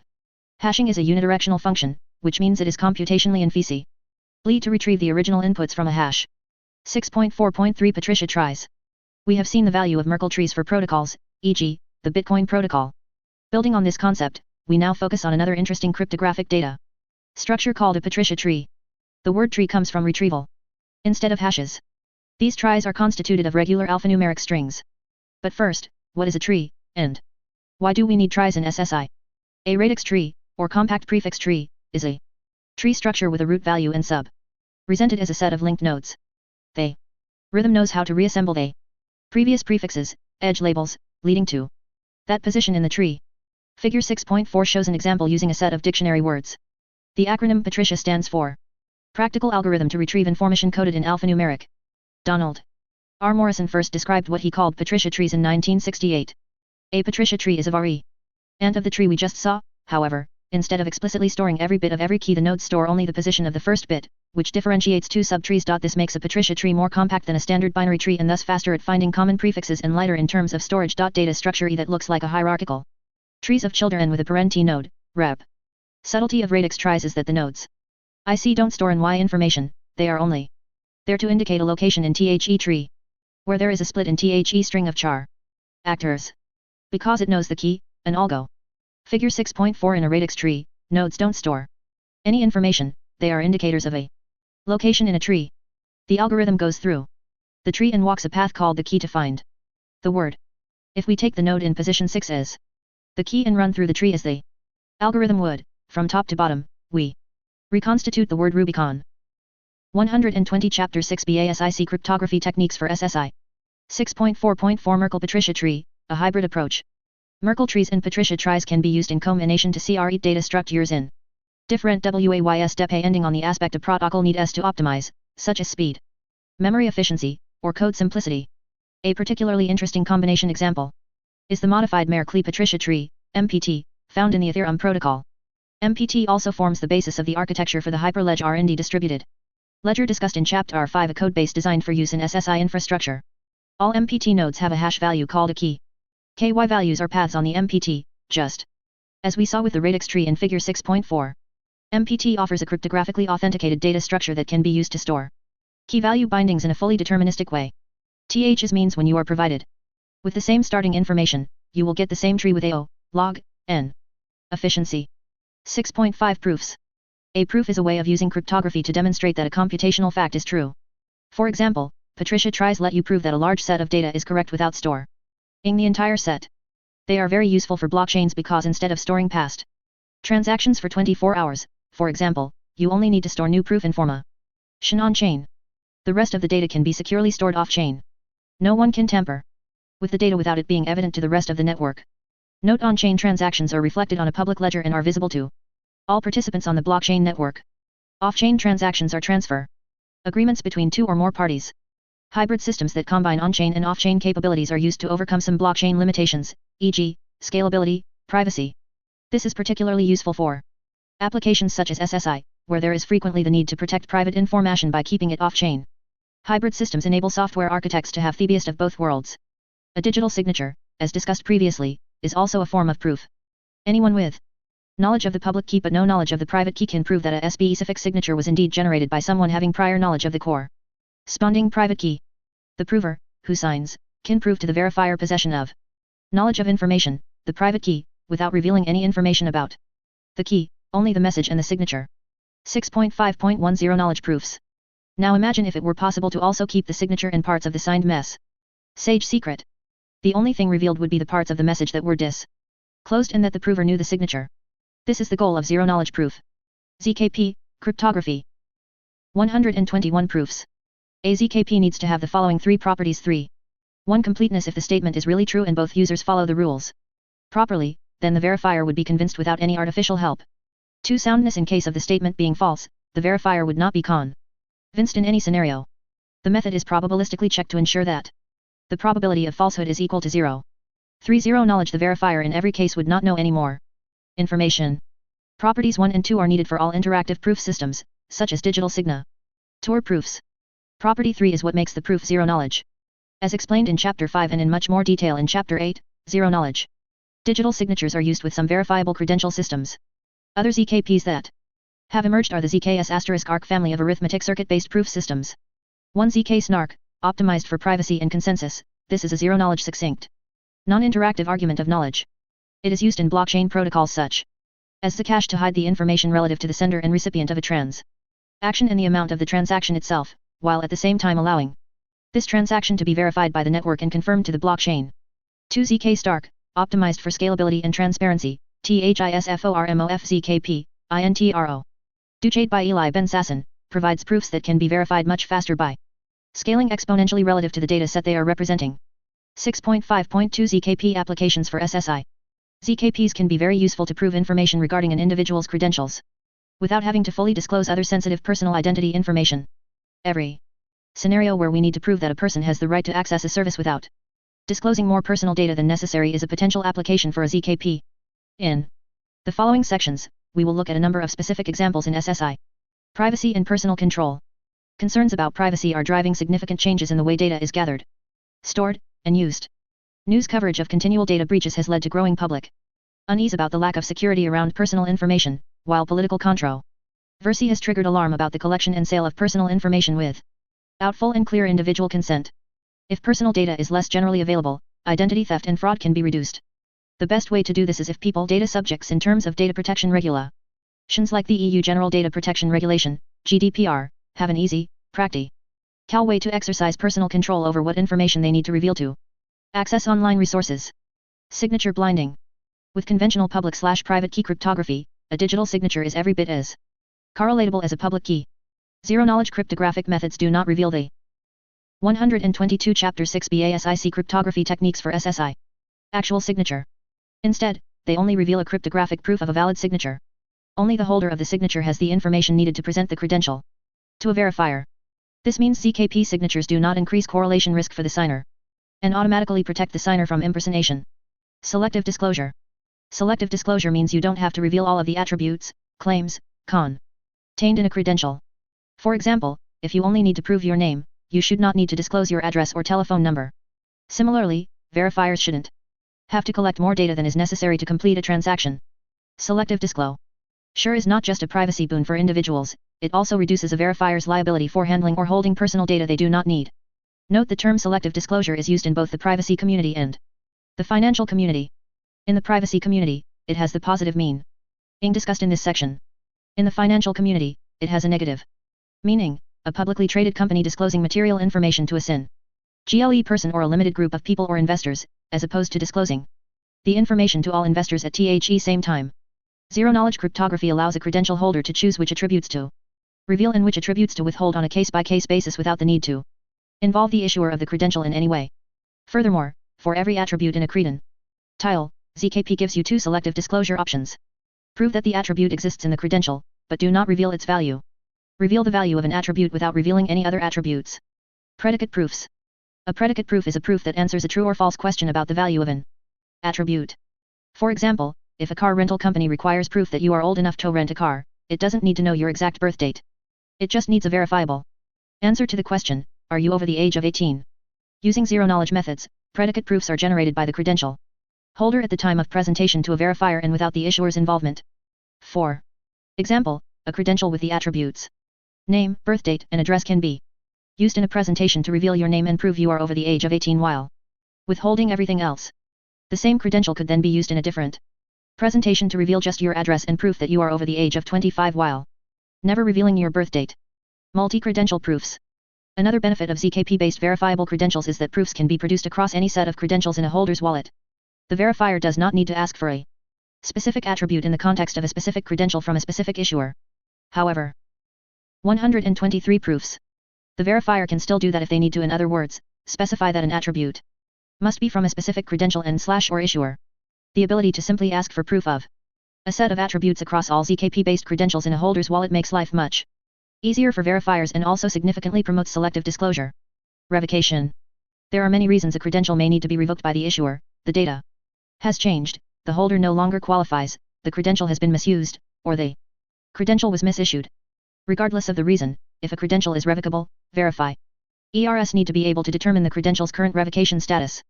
As explained earlier in this chapter, zero-knowledge methods such as cryptographic accumulators enable the verifier to confirm that a credential is not revoked without revealing the list of revoked credentials, which could have serious privacy implications. The holder can produce a proof of non-revocation, and the verifier can check this proof against the revocation registry on a public ledger. If the credential is not revoked, the proof will validate. If the credential is revoked, the proof will fail. But the verifier is never able to determine any other information from the cryptographic accumulator. This reduces the ability of network monitors to correlate a holder's credential presentations. Anti-correlation. Correlation is the ability to link data from multiple interactions to a single user. Relation can be performed by a verifier, by issuers and verifiers working together, or by a third party observing interactions on the network. Unauthorized correlation is when a party collects data about a user without the user's consent or knowledge. This includes a party who de-anonymizes private transactions. For example, say a person uses a credential to prove their legal identity so they are authorized to vote in an election. The person then submits a secret ballot that is supposed to be anonymized. If it is possible to de-anonymize the voting data and correlate the person's credential with the secret ballot, the vote could be linked to a specific voter. This is a clear violation of the democratic process as it could enable retaliation and other negative consequences. One way to reduce correlation is through data minimization, sharing only the information required to complete a transaction, as discussed earlier in the selective disclosure and predicate proofs sections. A second way to reduce correlation is to avoid using the same globally unique identifiers across multiple transactions. Globally unique identifiers such as government ID numbers, mobile phone numbers, and reusable public keys make it easy for an observer to link multiple interactions to a single user. ZKPs avoid this linkability by producing unique proofs for every transaction. Correlation can never be eliminated completely, and intentional correlation is sometimes a business requirement, such as when searching criminal records. The goal of zero-knowledge methods is to reduce the probability of unintentional correlation and put control over the level of correlation into the credential holder's hands. 124 Chapter 6 BASIC Cryptography Techniques for SSI. 6.5.3 A final note about proofs and veracity. As previously discussed, a verifiable credential is verifiable because it contains one or more cryptographic proofs that can be verified as being true. Some VC proofs are composed of many different smaller proofs. For example, if I wanted to prove the value of my first name based on a claim on a digital birth certificate signed by the government, I would also need to prove the following. The birth certificate was issued to me. The birth certificate was issued about me. The government is actually the one that issued the birth certificate. The birth certificate wasn't tampered with. Even with these proofs, the verifier still needs to determine whether they trust that the government didn't make a mistake. In other words, even after I've proven the integrity of the credential, i.e., that it hasn't changed, is about me, and was issued by the government to me, the verifier still has no guarantees about the veracity of the data in the credential, i.e., whether it is true. Some also use the term validity, beyond the level of their trust in the issuer. This is another place where governance frameworks come into play, see Chapter 11. This applies throughout all uses of cryptography. For example, if the information sent to a blockchain network is not verified prior to its storage, then false information is being stored in an immutable blockchain, garbage in, garbage out. The presumption that information is correct simply because it is encrypted is dangerous, particularly if it is fed to other cryptographic components, such as smart contracts, without raising an error in the system. The point is that the cryptographic properties used in blockchain technology can't help the system know what is true and what is false, only what is stored and when. Cryptography is fundamental to SSI because it enables data to be verified for integrity or traceability, but not veracity or validity. Regardless of how cutting-edge or complicated a cryptographic proof may be, it can still only prove a computational fact about data. It cannot prove facts about the real world. Only humans can do that, at least until we start to have very advanced artificial intelligence. However, cryptographic proofs can help humans make some decisions about veracity and validity. For example, certain kinds of proofs can enable non-repudiation, the property that when someone performs a cryptographically verifiable operation, they can't afterward claim that they did not make that operation, some other entity did. Non-repudiation also prevents someone from adding or deleting information about someone else without their permission. So non-repudiable proofs help increase the accountability of humans for their digital interactions. In this chapter, we have shown that blockchain technology was the dawn of SSI, because it proved that cryptography could be deployed at scale in highly decentralized systems with extremely strong security properties. SSI takes the next step in harnessing that cryptography to prove digital facts about the identities and attributes of 125 references. The participants in an SSI ecosystem. Every layer of the SSI architecture described in Chapter 5 uses the cryptographic structures, hash functions, encryption, digital signatures, verifiable data structures, and proofs described in this chapter. In the next chapter, we will dive into the core data structure enabled by all this cryptography, the carrier of trust across the trust triangle. Verifiable credentials. 126 Verifiable credentials. David W. Chadwick and Daniel C. Burnett. Verifiable credentials, VCS, are the very heart of SSI architecture.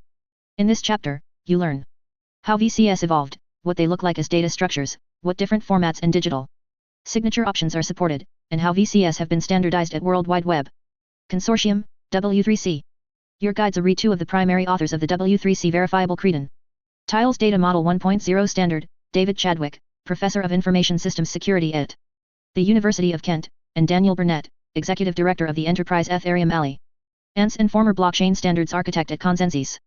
Daniel also served as CO Chair of the W3C Verifiable Claims Working Group that created the VC standard.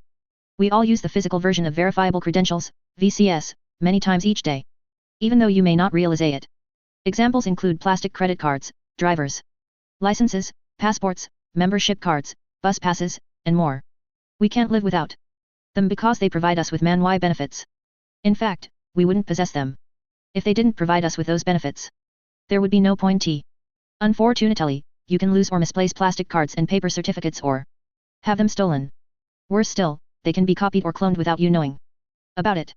But most importantly, you can't use them online, not unless you type all of their details into a web form, which is time-consuming, error-prone, and privacy-invasive.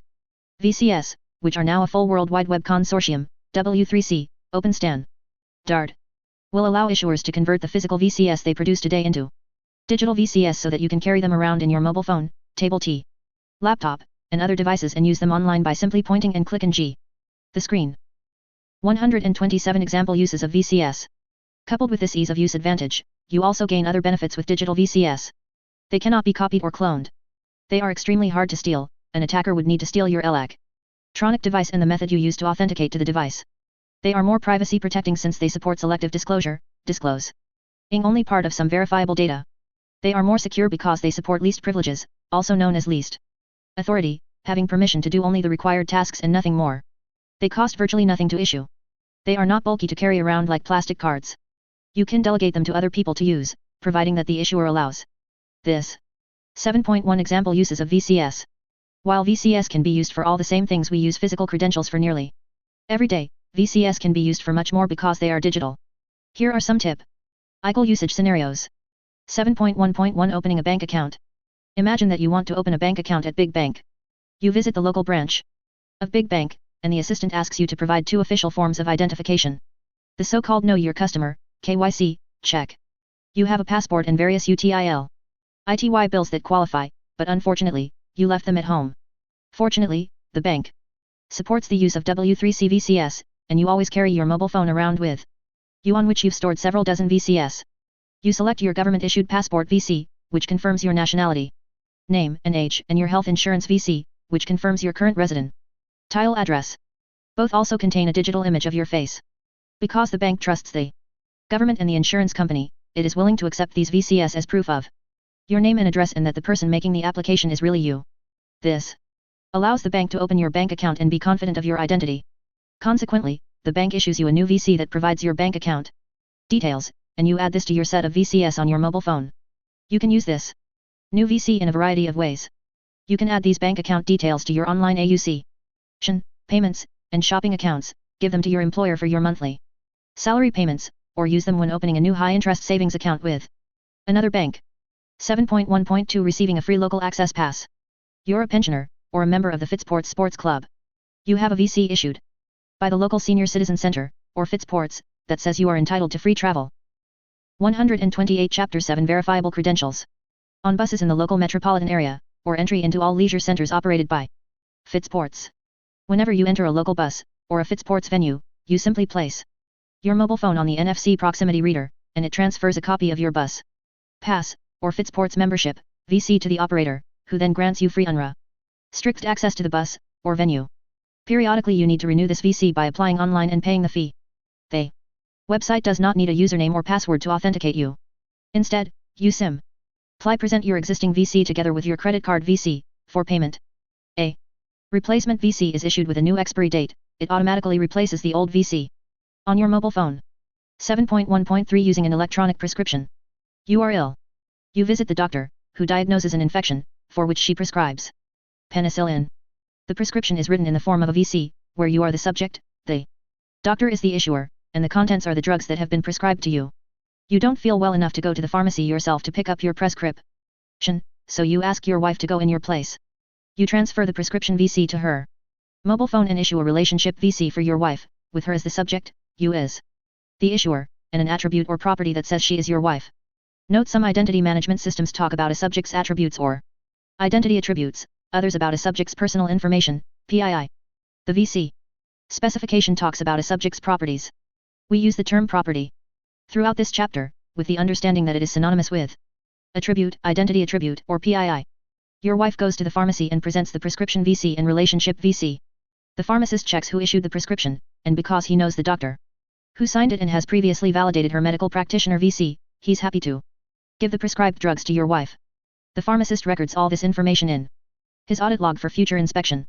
These scenarios are just a few examples of how VCS can greatly simplify your life, both online and in the physical world. VCS were created for the following 2 purposes. To provide a digital version of the credentials we carry in our digital wallets today. To allow us to prove our identities bottom up with a set of claims about an identifier rather than top down by trying to define an identity and then attach information to it. In the rest of this chapter, we explain these points and delve more into the technical details of VCS. 7.2 The VC ecosystem. As you can see from the previous examples, a number of entities and roles are involved in the VC ecosystem. These entities and roles are shown in Figure 7.1. 129 The VC ecosystem. Figure 7.1 The overall architecture of VCS, in which the holder sits at the center, the essence of user-centric design. Note to help familiarize you, in this section, the specific roles defined in the official W3C VC specification have uppercase first letters. In subsequent sections, they appear as standard generic nouns. The components of the VC architecture are as follows. Issuer, the entity that issues VCS to users. In most cases, the user is the subject. But in some cases, it may not be. For example, if the subject is a pet cat and the VC is a vaccination certificate, then the issuer will issue the VC to the cat's owner. Subject, the entity whose properties are stored in the VC. A subject can be any thing with an identity, a person, organization, human-made thing, natural thing, logical thing, and so on. Holder, the entity that is currently holding the VC and presents it to the verifier. In most cases, the subject and the holder are the same entity, but as you saw in the previous prescription and CAD examples, this is not always the case. Verifier, the entity that receives the VCS from the holder and provides benefits in return. Wallet, the entity that holds the VCS for the holder. In many cases, the wallet is integral to the holder's agent, but the model allows for a remote wallet to exist, such as a cloud storage wallet. Holder's agent, the software that interacts with the VC ecosystem on behalf of the holder. This could be an app that you load onto your mobile phone or a program you run on your laptop. 130 Chapter 7 Verifiable Credentials. Verifiable data registry. Conceptually, an internet-accessible registry that holds all the essential data and metadata that enables the VC ecosystem to operate. Examples of the types of data and metadata that can be stored in this registry are the following. The public keys of issuers. The schema or ontology for all the properties that the VCS may contain. Revocation lists of revoked VCS. The subject properties that issuers say they are authoritative for exam. PLE, a national government may list social security numbers and passport details, a university may list its degrees and transcripts. In practice, we envisage that many different verifiable data registry components will exist initially because currently, there are no standards for them. VCS have become popularized due to the potential for blockchains and distributed ledgers to serve as decentralized, verifiable data registries. However, blockchains are by no means the only option. Some verifiable data registries may be centralized, others widely distributed, but based on different technologies, and still others virtual and pre-configured into holders' software agents. This may change in the long term as standards evolve. But for now, this entity is a placeholder to indicate that such a registry or registries are essential for any practical VC ecosystem to operate effectively and efficiently. The VC ecosystem will consist of many issuers, verifiers, holders, and registry services working together in ecosystems or trust networks. A typical arrangement might occur 8 as follows. 1. A verifier defines its policies for accepting VCS from holders for its supported services. One notable feature of the VC ecosystem is that a verifier may offer a range of services, and each service may have a different policy. This helps to provide the least privileges feature because the verifier needs to request only those subject properties that are necessary for the requested service. Each policy says which issuers the verifier trusts to issue which VCS for this service. For example, a pizza website might have a policy that says to place an online order for a pizza, the user should present a credit card VC issued by Visa or Master card for payment, and optionally either a preferred customer VC issued by itself or a student VC issued by the National Students Association, to claim a 10% discount on the order. 2. Either before or after or simultaneously with Step 1, the various issuers issue their VCS to their subjects, who store them in their digital wallets. In some instances, the VC is issued to a holder who is not the subject, e.g., pet vaccination VC, or multiple subjects, e.g., marriage certificate VC. 3. WHEN allowed by issuers, some subjects may pass on their VCS to other holders. 4. The ultimate holder requests a particular service from a verifier. 5. The verifier returns its policy to the holder's agent, which checks whether the holder has the necessary set of VCS in its wallet. If so, the policy can be fulfilled. 131. The VC trust model. 6. The holder presents the requested set of VCS to the verifier, optionally inside a verifiable presentation, VP, which is a packaging mechanism to cryptography. Cali prove that the holder is sending the VCS, along with any conditions they may be placing on the verifier. 7. The verifier verifies that the presented VCS and VP, if present, have authentic digital signatures. The VCS match its policy. The holder is entitled to hold them. The verifier will conform to any conditions the holder may have placed in the VP. 8. If all is good, the verifier performs the requested service for the holder. If not, it returns an error message. 1 caveat, as noted in Chapter 5, the standards for verifiers' policies and the protocols between the various entities are still evolving in the marketplace. It is also worth noting that using VCS does not require DIDs, just as DIDs do not require VCS to take advantage of using distributed ledger services for identification. However, combining VCS and DIDs brings many advantages to both technologies. VCS can use distributed Ledgers to implement components of the verifiable data registry, and distributed ledgers can use VCS to gain access to their services, as outlined previously. 7.3 The VC Trust Model. The verifiable and verifiable credentials means the credential can be digitally signed and the digital signature can be cryptographically verified, as described in Chapter 6. But that is not the only factor in determining whether a verifier can trust a particular VC. In this section, we discuss the complete VC trust model. 7.3.1 Federated Identity Management versus VCS. For those familiar with today's Federated Identity Management, FIM, systems described in Chapter 1, you see that the VC architecture is quite different from FIM architecture. Definition: the FIM architecture comprises the user, identity provider, IDP, and service provider, SP. At first sight, this appears very similar to the holder, issuer, and verifier roles in VC architecture. But the way the various parties interact is fundamentally different. In the FIM architecture, the user first contacts the SP and is then redirected to the IDP, where they log in and are then redirected back to the SP, providing the latter with the user's identity attributes that the IDP is willing to release. In VC architecture, there is none of this web-based redirection. Within a defined federation, the user as holder obtains VCS from issuers and uses them independently at any verifier that will accept them. The FIM architecture places the IDP at the center of the ecosystem, whereas the VC architecture places the holder at the center of the ecosystem. This is fundamental to 132 Chapter 7 Verifiable Credentials. Understanding the VC philosophy, users are paramount, and they decide whom to give their VCS to. This compares drastically with the FIM philosophy, IDPs are paramount, and they decide who can receive the user's identity attributes. One of the world's largest FIM infrastructures is EDUGAIN, comprising thousands of university IDPs from all over the world, along with numerous academic service providers. This community directly recognizes this key deficiency of FIM1.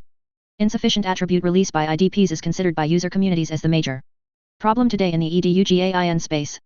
The FIM architecture has this requirement because IDPs must trust SPS to maintain the privacy and confidentiality of the user's attributes that they send to the SP. In the VC ecosystem, this connection is broken. Issuers send the user's identity attributes to the user as properties in VCS, and the user decides what to do with them, just as they would with a physical credential issued to the user's physical wallet.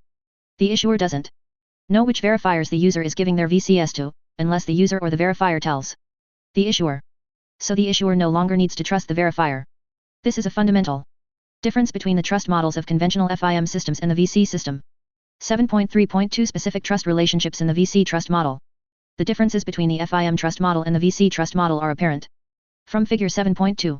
Here we see the three major actors: issuers, holders, and verifiers, and their relationships to the three technical components: the holder's agent, the wallet, and the verifiable data registry. Trust relationships are shown with arrows.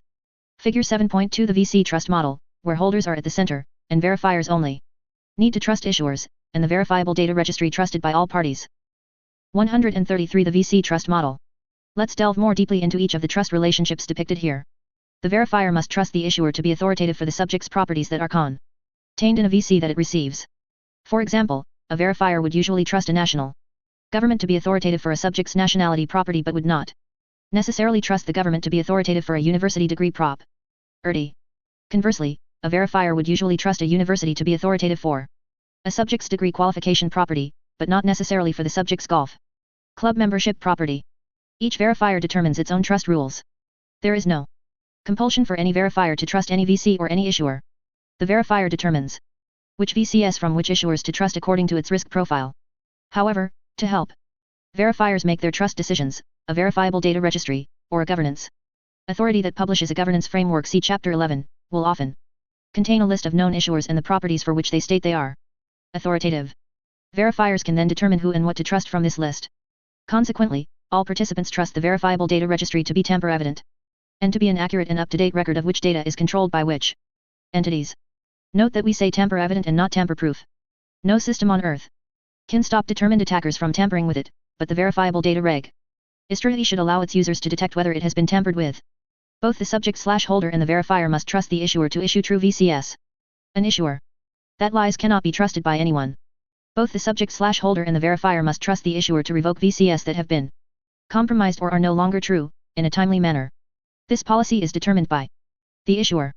The best practice is for issuers to publish the revocation time frames under which they operate, because this is fundamental to the risk mitigation strategies of the verifiers. In certain circumstances, a subject may know that an Issuer holds out of-date information and that the corresponding VC is incorrect, but the subject finds it very difficult to get the issuer to update its database and reissue the VC. For this reason, there is a dispute procedure that is discussed further in section 7.8.2. The holder trusts their wallet to store VCS securely, not release them to anyone other than the holder, and not allow them to be corrupted or lost while in its storage. As you can see, this is a relatively simple trust model that corresponds almost exactly to the trust model for the physical credentials we have been using for decades. This is one of the major strengths of the VC ecosystem for the simple reason that it works the same way trust in the real world does. There is no artificial insertion of an identity provider into all of a user's relationships. 7.3.3 Bottom-up trust. Credentialing systems often begin with a notion of first securing one's identity, as in the PKI world. However, these top-down approaches to trust lead to centralization of information and control, dominance by small numbers of commercial entities, and 134 Chapter 7 Verifiable credentials. Loss of individual privacy. The bottom-up approach to trust taken with VCS seeks to avoid these pitfalls. One of the biggest challenges to adoption so far has been the simplicity of the VC trust model. The current dominance of the internet giants that operate the largest FIM systems globally, the login with ________ buttons you see on websites everywhere, has trained internet users to believe they are the only sources of truth that verifiers will trust. But in the offline world, there are millions of issuers of credentials and millions of verifiers of those credentials, and the entire system is decentralized. Trust relationships are established peer-to-peer, pairwise, directly between holders and verifiers. This is sometimes called the web of trust model, and it is the bottoms-up trust model that VCS emulate. There are numerous examples of how this will work in parts 3 and 4 of this book. 7.4 W3C and the VC standardization process. The work on what we now call verifiable credentials began as an offshoot of the Web Payments interest group at the World WIDE Web Consortium, W3C. The W3C is the standards body that defines the HTML web programming language and the other key standards for the interoperability of the web. The Web Payments interest group's job was to standardize how to make payments on the web, in other words, how to pay directly from your web browser. This required a way to authenticate individuals. So the Web Payments interest group started up the Verifiable Claims Task Force to explore whether the W3C could productively work in this area. TH's new non-standards track group consisted mostly of members from both the Web Payments INT REST group and the W3C Credentials Community Group, another non-standards track group that is incubating all things related to digital credentials. The VCTF developed an initial specification from which the group concluded that, indeed, W3C could productively help in this area. The VCTF wrapped up in May 2017 and transferred its specification to the newly created W3C Standards Track Verifiable Claims W Working Group, VCWG. At first, the specification was named the Verifiable Claims Data Model and Syntaxes Specification, but after a year's worth of work, the VCWG changed the name to Verifiable Credentials Data Model 1.0. At this point you may be wondering why the group was named Verifiable Claims. While the specification name talks about verifiable credentials, the working group's initial proponents very much believed and still do that the work is about creating verifiable credentials, where each credential can contain one or more claims from the same issuer. As the Standards TRAC working group was being created, some parties at W3C objected to using the term credentials out of a concert and that in the web security community, the word credentials meant only a username and password. On CE the VCWG was underway and more people joined the effort, that concern diminished. Especially as it became clear that credential really was the appropriate word. 135 Syntactic representations. In summary, the W3C Verifiable Credentials Data Mode L 1.0 specification, which we will refer to as the VC Data Model Spec, was created in the W3C Verifiable Claims Working Group. The specification defines more than just a data model for VCS, however. It includes a data model for VCS, the credentials that an issuer provides to a holder. A data model for verifiable presentations, VPS, the collection of credentials that a holder may present to a verifier. A way to represent, or express, that data model using JSON linked data, JSONLD, syntax. A way to represent, or express, that data model using JSON web tokens, JWT, syntax. We refer to the latter two items as syntactic representations of the data model. The difference between a data model and a syntactic representation, also sometimes referred to as a serialization, is that a data model describes relationships of one entity to another. For example, I am a son to my father or he is a father to me. We could represent that with a diagram, but diagrams are not convenient for computers to work with. Alternatively, we could represent those relationships using a written format or syntax that is readable to computers, humans, or both. Both of the syntactic representations for VCS that we cover are readable by both computers and humans. 7.5 Syntactic representations. Although it might seem logical to describe the general data model before delving into how that data model is expressed in a concrete syntax, the data model is much easier to explain using concrete examples. So, in this section, we present concrete representations defined by the specification. These support the examples we show later. 4. Now, do not be concerned with the various properties or attributes you see in these examples. Definitions will come later in section 7.6. First, some background. 7.5.1 JSON. The two syntactic representations defined by the VC Data Model 1.0 specification are based on JavaScript Object Notation, JSON, which is a simplification of the syntax used to represent collections of data items in the JavaScript programming language. This subsection summarizes JSON. The following subsections summarize the two syntactic representations defined in the VC Data Model specification based on JSON. Note, although these two syntactic representations, the JSON-LD representation and the JWT representation, are the only ones defined in the 1.0 specification, it is expected that others will be defined in the future.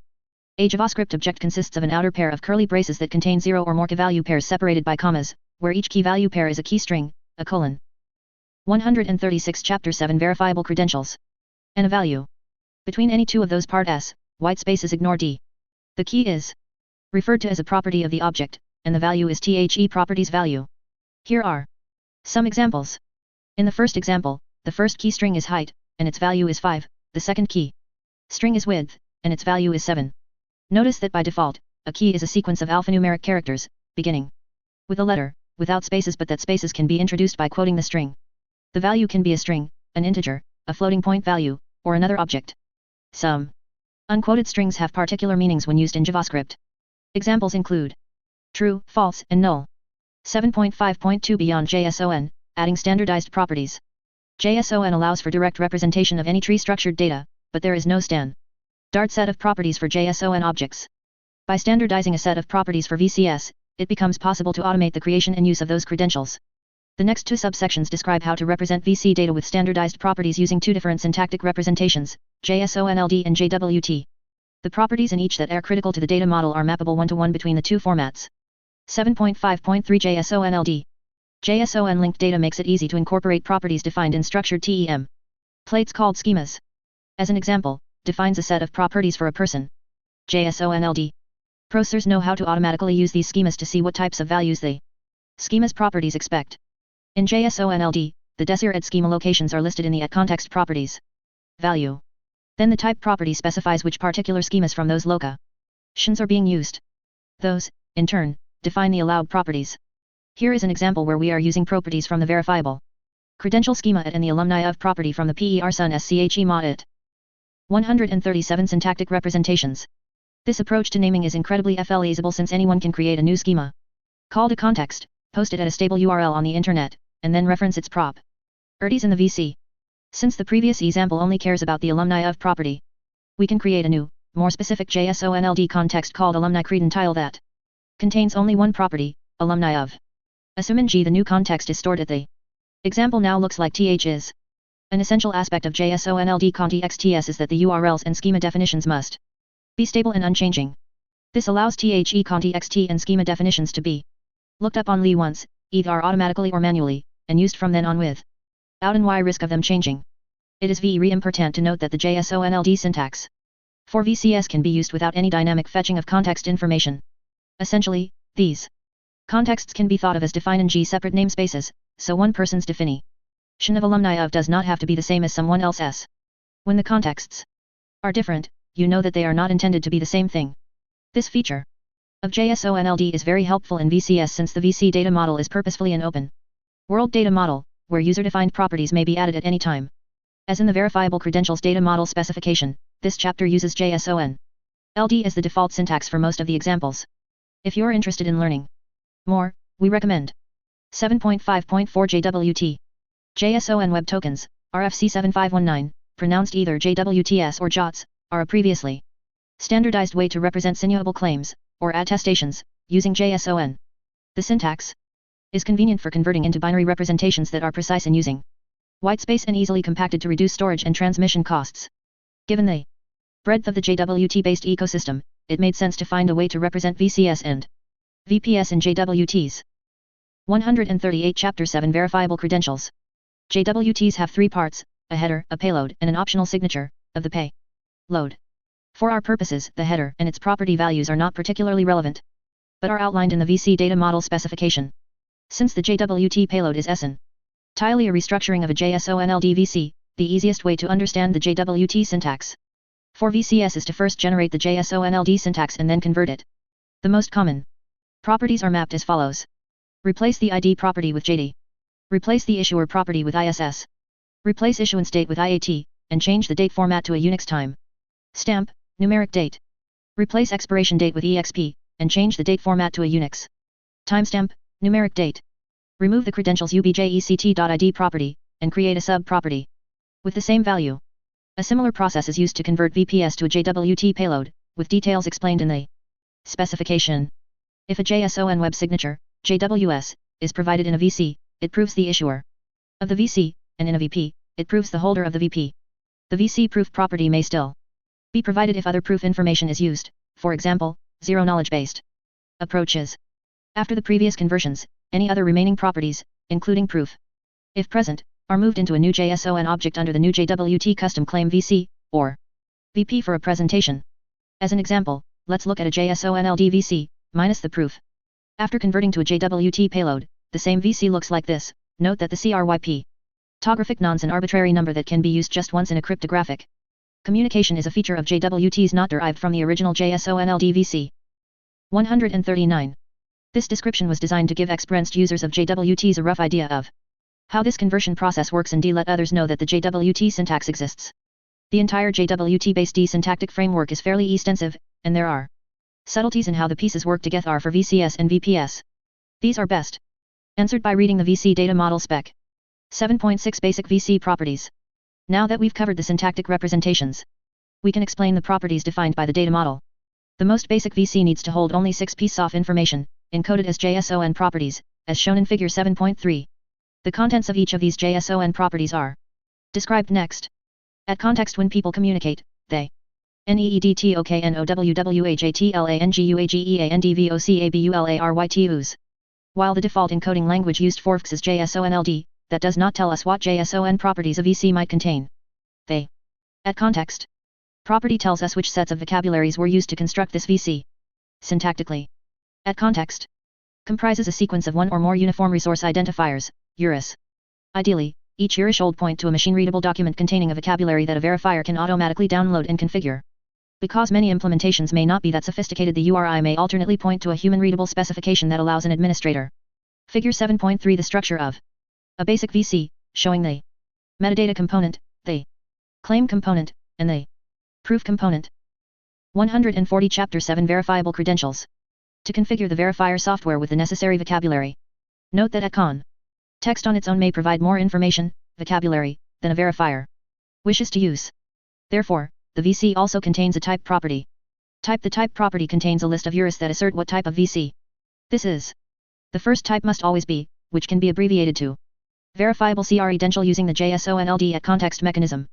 Verifiers can read the list of types and quickly determine if they can understand and process this VC. If the VC is a type the verifier does not recognize, the verifier can immediately reject it without further processing. ID. The ID property is the unique identifier of this VC, created by the issuer. It consists of a single URI. This allows any entity to unambiguously reference this VC. Issuer. The issuer property uniquely identifies the issuer. It is a URI. This URI can point to a document that fully describes the issuer, for example, a DID that points to a DID document, or it can contain the DNS name of the issuer, and the verifiable data registry can contain further details about the issuer, such as its X.509 public key certificate. Credential subject. This property contains the claims the issuer is making about the subject. It consists of the ID of the subject and the set of properties the issuer is asserting about the subject. In some cases, the ID may be missing. For example, if this is a bearer VC, such as a concert ticket, that can belong to anyone. Since VCS are designed to preserve a subject's privacy, the ID is a pseudonym for the subject in the form of a URI. A subject can have countless pseudonyms, and each VC can contain a different ID. In this way, without additional information, a verifier cannot know that two VCS with different subject IDs belong to the same individual. Note: selective disclosure is another privacy feature that VCS can support. There are two recommended ways to achieve this: by including the absolute minimum number of properties, preferably one, in a single VC, a so-called atomic VC, or by using zero-knowledge proof, ZKP, VCS, discussed in section 7.10, in the former case, an issuer, instead of issuing a complex VC containing multiple properties, may issue a set of atomic VCS. For example, a full driving license VC may contain the following 4 properties: name, address, date of birth, and vehicle classes, whereas the alternative is 4 atomic VCS, each containing one property and a link ID, to link them all together. The holder can then selectively disclose individual properties from his or her drive license. Proof: for a credential to be verifiable, it needs a signature, referred to more generally in the VC data model spec as a proof. This cryptographically proves that the issuer issued this VC and that it has not been tampered with since issue. Hence, every VC must contain either the proof property or, if using JWT syntax, 141 basic VC properties, a JSON web signature. There is no single standard for the proof properties contents since several different types of proof are envisaged, see section 7.10. If this property is used, the one common property that all proofs must contain is the type property, which asserts the type of the proof. Other basic properties that are optional but generally very useful include the following: issuance date, the combined date and time, in ISO 8601 format, after which the VC is valid. Note that it is not necessarily the actual date the VC was issued, as an issuer may issue a VC before or after this date, but it is the date before which the VC is invalid. Expiration date, the combined date and time, in ISO 8601 format, after which the VC is invalid. Credential status provides the verifier with details of the VC's current STA. Thus, whether it has been revoked, suspended, superseded, or otherwise changed since its issuance date. This is a particularly useful property for a long-lived VC, but less so for a short-lived VC, i.e., one where it is expected that the VC will not change its status before its expiration date. Whether a VC is short-lived or long-lived depends on the application using the VC and the risk profile of the verifier. For a stock market transaction, long-lived might be greater than a few SEC ons. For a national passport, short-lived might be 24 hours. There is no standard format for the credential status property, but every status must contain an ID and type property. The ID property is the unique URL for this credential status instance. It is where the verifier can get the status information for this VC. The type property states the type of credential status, which in turn dictates what other properties the status property should contain. Here is a VC, encoded in JSONLD, that contains all these basic properties. 142 Chapter 7 Verifiable Credentials. While this example describes the basic properties of a VC, also note the following. A VC can contain multiple claims, where each claim is about a different credential subject. For example, a marriage certificate VC could contain one claim about subject ID X and another claim about subject ID Y. The property of the first claim could be married to subject ID Y and of the second claim married to subject ID X. A VC can contain multiple proofs, for example, a highly confidential or valuable VC might require 2 directors of the issuing company to sign it. VCs can optionally be wrapped in a VP by the holder. 7.7 Verifiable Presentations. A VP is one way a holder may combine several VCS to send to a verifier. It is very similar to a VC in that it contains metadata about the presentation plus a proof signed by the issuer. Property is missing. If present, it would have contained the holder's ID, and indeed, a draft version of. And, if the VP issuer's ID equaled the ID of the credential subject, it was very easy for the verifier to determine holder. See section 7.10 for a fuller explanation. 4. Non-ZKP VCS, it is expected that the verifier can deter.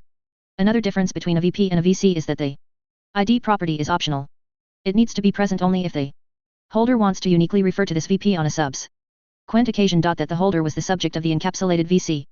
However, this property was removed in order for ZKP implementations not to be forced to reveal the ID of the mine the holder either from the protocol exchange before the VP is sent or from the proof property of the VP, which can contain an identifier for the signer, the holder.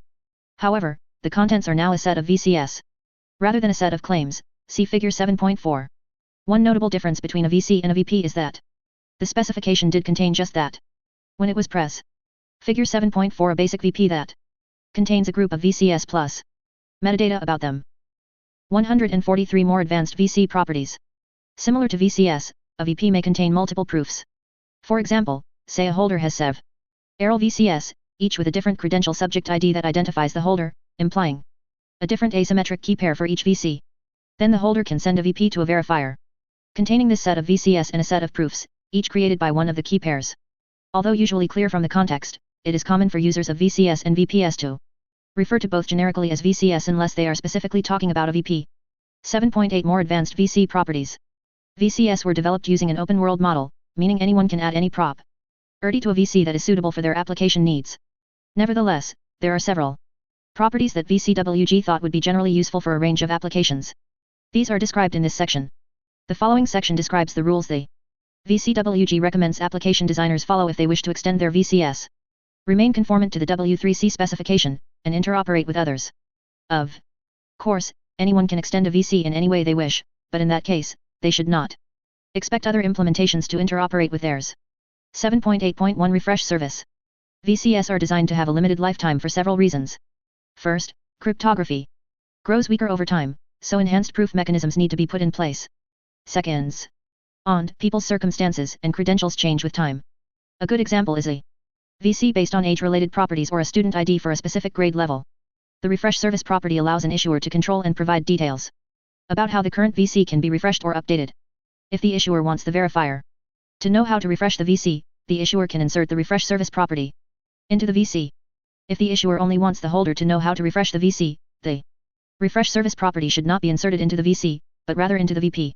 That encapsulates the VC the issuer sends to the holder, since this VP is retained by the holder and is not forwarded to anyone else. The refresh service property contains two mandatory properties. ID URL where the inquirer can obtain the refreshed VC. Type says what type of refresh service this is, and controls what other properties the refresh service property should contain. If a verifier wants to know whether the presented VC contains the very latest information about the subject, it can use the refresh service to find out. However, there are several caveats to doing so. First, this can breach the subject's privacy because the issuer now learns that the subject's VC has been presented to a particular verifier. Second, the verifier will need to be authorized to access the issuer's refresh service, because the issuer is unlikely to issue a subject's VCS to anyone who asks for it. Yet if the verifier is already authorized, it will already know the refresh service details and won't need to consult the refresh service property. Consequently, the practice of inserting the refresh service property into a VC generally is not recommended. 144 Chapter 7 Verifiable credentials. Conversely, if a subject/holder knows that a VC is about to expire or that a prop ID claim in their VC is out of date, and the issuer knows the new property value, then using the refresh service property in a VP is an easy way for the holder to obtain an updated VC, and for the issuer to simultaneously revoke the old VC. An example of a VC containing the refresh service property is given in listing 7.1 in section 7.8.4. 7.8.2 Disputes. Sometimes an issuer holds out-of-date information about a subject but the subject cannot compel the issuer to update its database and issue a revised VC. Other times, a person is the victim of identity theft, and an attacker masquerades as them by using falsely obtained VCS. In both these cases, the VCS that exist are false, and the rightful subject wants them to be revoked. If the issuer is slow to act in these circumstances, what should the rightful subject do? The answer is a dispute credential. This differs from a normal VC in that the issuer is set to the URI of the rightful subject. It is signed by the rightful subject and not the original issuer. The credential subject property ID contains the ID of the disputed VC. The credential subject property should also contain the following: a current status property with the value set to disputed, a status reason property with the value set to the reason for the dispute. This is currently a free-form string rather than an encoded value, but standardized reason codes are anticipated in the future. If only part of the disputed VC is wrong, and some of its claims are correct, i.e., it is not an atomic VC, then the credential subject property can also contain a reference to the disputed claim. In the case of an out-of-date or incorrect VC held by the rightful subject, both the dispute VC and the dispute credential can be sent to the verifier. The verifier can then validate that the subject is the same in both VCS and determine the disputed property, IES. If a criminal is performing identity theft on a rightful subject, or if a denial of service attacker is trying to cause a verifier to doubt a valid VC, the subject in the dispute VC is different from the subject who signed the dispute credential. In this case, the verifier should ignore the dispute credential unless the verifier has some out-of-band means of assessing its validity. Verifiers must establish their own policies for how to handle these cases. Here is an example of a dispute credential. 145 More advanced VC properties. 7.8.3 Terms of use. Most physical VCS today are governed by terms of use. Some are stated on a plastic card, while others are published on a website, with the plastic card containing the URL of the web page. Examples of terms of use printed on physical cards include: not transferable and only the authorized signatory may use this card. Examples of referring to a website include: go to URL for full details of membership or refer to URL for conditions of use. The standard way of adding terms of use to a VC, or a VP, is via the Terms of use. Property. Terms specified by the issuer that apply to both the holder and any verifier are typically inside the VC. Terms specified by the holder which apply only to the verifier are inside the VP. Like all extensions to the basic VC, or VP, the terms of use property must contain its type, as this governs its contents. The ID property is optional, but if present, it should point to a web page where the terms of use for this VC, or VP, can be obtained. It is recommended that the terms of use should specify actions that the verifier, if it is to accept the VC, and or VP, from the holder, must perform, an obligation, must not perform, a prohibition, may perform, a permission. More sophisticated terms of use may specify when these actions should take place. Notify the subject upon accepting this VC, delete this information after 2 weeks. Archive this VC for up to 1 year, and so on. An example terms of use property is shown in listing 7.1. 7.8.4 Evidence. The VC ecosystem is based on trust. However, trust is rarely binary, on or off. It is usually qualified. I may trust you with $50 but not with $5,000. Similarly, a verifier may. 146 Chapter 7 Verifiable Credentials. Trust a VC issuer, but the level of trust that the verifier places in the issuer and the issued VC may be qualified depending on the procedures undertaken by the issuer. The strength of the cryptograph IC algorithms it used, the evidence it gathered, what service the holder wishes to perform, and so on. The evidence property is designed for the issuer to help the verifier determine the level of confidence it can have in the claims inside the VC. Authentication systems have the concept of level of assurance NCE, LOA. As defined by the widely followed original NIST Standard 2, this is a 4-level metric informing recipients about the level of confidence they can have in the strength of authentication of the remote party. This has since been superseded D by a more sophisticated LOA Matrix 9 from NIST because experience showed TH at a simple 1 to 4 LOA is insufficient to convey the inherent complexity of user authentication. VCSARE just as complex as authentication token S, if not more so. Consa key NTLY. Rather than inserting a simple fixed metric into a VC, similar to an authentication LOA, the VCWG adopted an open-ended APPRO choosing the evidence property. This allows the issuer to insert whatever information it wishes into a VC to assist the verifier in determining the level of confidence it can have in the VC's claims. It also provides future proofing, as VCS gain more traction and user experience, usage of the evidence property is bound to become more sophisticated. As always, why evidence property must contain its type since this determines what type of evidence it is and what other properties the evidence must contain. The ID is an optional file that should point to where more information about this EVI Denke instance can be found. The following listing includes an example of the EVI Denke property. Listing 7.1 Complex VC containing several advanced properties. 147 more advanced VC properties. 7.8.5 When the holder is not the subject. In many VC uses, the subject and the holder are the same entity. The verifier can determine this simply by ensuring that the credential subject ID inside the VC equals the identity of the holder who signed the VP. But what about those cases where the holder and the subject are different? We have already cited several examples, such as when the subject is a pet, an IoT device, or a relative of the holder. How is the verifier to know the difference between a rightful holder, who obtained the VC with the full permission of both the subject and the issuer, and an attacker who stole the VC from the rightful holder? For security purposes, both the subject and the issuer should give their permission for the VC to be transferred. The VCWG is standardizing a way for the issuer to mandate that the VC must not be transferred. For example, say 148 Chapter 7 Verifiable Credentials. I steal your prescription VC and take it to the pharmacy so that I can obtain your drugs. How is the pharmacist to know the difference between your friend, whom you want to collect your prescription, and myself, who claims to be your friend? The VC data model spec contains the following 4 suggested ways to do this. However, none of them were standardized in version 1.0 because it was deemed too early to determine which of these will become the preferred method. The issuer issues the VC to the subject, who passes it to a holder, then the subject issues a new, very similar VC to the holder.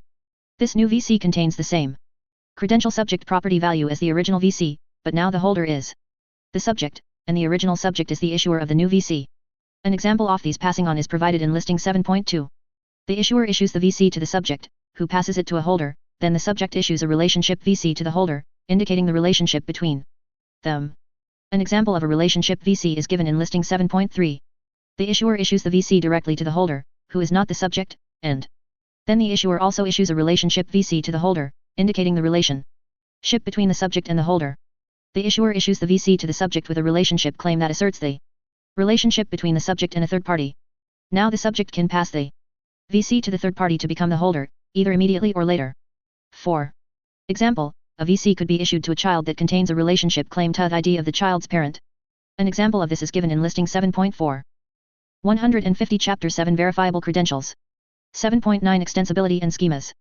As mentioned earlier, VCS are built on an open-world model, meaning anyone is free to extend VCS any way they want to. Permissionless innovation is the phrase used in the VC data model spec. Open extensibility maximizes the applicability of VCS since all application developers can extend VCS to satisfy their application's requirements. But if this extensibility is not properly controlled, it will lead to a lack of interoperability, as software A will not be able to understand a VC transmitted by software B. This is not a new problem. X.509 certificates had the same issue. They solved it by allowing the content of certificates to be extended in any way that anyone wanted by requiring every extension to be labeled with a globally unique object identifier. OID. OIDs form a hierarchical tree of numbers where the control of nodes is delegated downward. You can think of this as the DNS in numerical form. The flaw in this 151 zero-knowledge proofs solution was that there was no global OID registry, so it was impossible for software A to find out what an extension used by software B meant. This led to the IETF-PKIX group standardizing dozens of extensions and publishing their OIDs so that everyone could know what they meant. But this was a cumbersome and time-consuming mechanism. Something better was needed. VCS have a new way of solving the extensibility problem by using the internet to publish all the extensions that application developers invent and mandating that VCS include the following in their encoding. The @context for this VC, as we saw earlier. This allows the issuer, holder, and verifier to establish the right context in terms of VC vocabularies, properties, and alias names for understanding the contents of the VC. One disadvantage of the @context property for non-JSONLD users is that contexts can be, and often are, nested, so several levels may need to be plumbed to discover the complete set of definitions. What type of VC this is, as we saw earlier. This allows a verifier to very quickly check if it supports this type of VC and, if not, to quickly reject it without the need for further processing. What schemas this VC uses. Different types of VCS contain different properties, and both the @context and credential schema properties say where the definitions of these new properties can be found on the internet. An example of the credential schema property was given in Listing 7.1. It is perhaps easier for non-JSONLD users to understand and use than the @context property. The preferred way of extending VCS is by using the JSONLD syntax and its built-in @context extension mechanism, since these already define how to extend objects in a way that maximizes interoperability. However, using JSONLD is not strictly necessary, as pure JSON can be used, providing the @context feature of JSONLD is supported as a JSON property. Remember that the @context property provides short form aliases for URIs so that they can be more easily referenced in the VC. It also says where the definitions of the core properties of VCS can be located on the internet. Diagrams of the VC ecosystem, such as Figure 7.1, often show a verifiable data reg history where this extensibility data resides. In practice, there does not need to be a SYN/GLE place for this data. It may be implemented as one or more decentralized blockchains or as standard web pages accessible via HTTPS. However, it is important that the system serving as the verifiable data registry be designed to persist at least as long as the expiration of any VC issued that references it. 7.10 Zero-knowledge proofs. As explained in Chapter 6, the term zero-knowledge proof, ZKP, refers to a class of cryptographic algorithms or protocols intended to allow for proof of the knowledge of a specific secret value, such as a password, without revealing the secret. Algorithms that fall under this category include ZK-SNARKs, ZK-STARKs, bulletproofs, and ring signatures. 152 Chapter 7 Verifiable Credentials. Many tutorials explain what such proofs are and how they work, but for our purposes, it is enough to understand that they can do one or more of the following. Provide verification of claims in a VC without the issuer being involved or knowing who the verifier is, in other words, digital signatures. Provide verification of claims in a VC while protecting the privacy of the holder. Allow for selective disclosure of a subset of the claims in a VC without revealing the contents, or even existence, of the other claims. Allow for derived claims to be presented to a verifier, e.g., over 18, rather than providing the full claim, e.g., date of birth.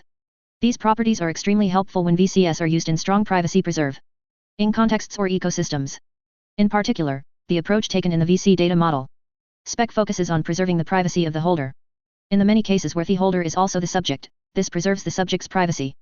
In the VC data model spec, the use of ZKPs involves 3 stages. 1. Any or more base VCS are created by issuers using any proof, signature approach. Additionally, the credentials can a proper tie in each contains a DID that identifies that base credential and type indicating the ZKP system that will be used. One such system is the Komenishlyzhinsky ZKP system, also known as CL signatures. 2. For each VC the holder wishes to present to a verifier, the holder creates a derived VC. In this derived VC credential schema has the exact same contents as in the original base credential, which is how you know they are linked. However, the proof section contains a CL proof that enables the holder to prove knowledge of a signature from the issuer over the credential without revealing that signature. This means only the holder can prove the signature, yet the proof does not reveal who the holder is to anyone else who might intercept the credential. Additionally, this derived credential can support selective disclosure by presenting only a subset of the base VC's claims. 3 The derived VCS are placed inside a VP issued by the holder to the verifier.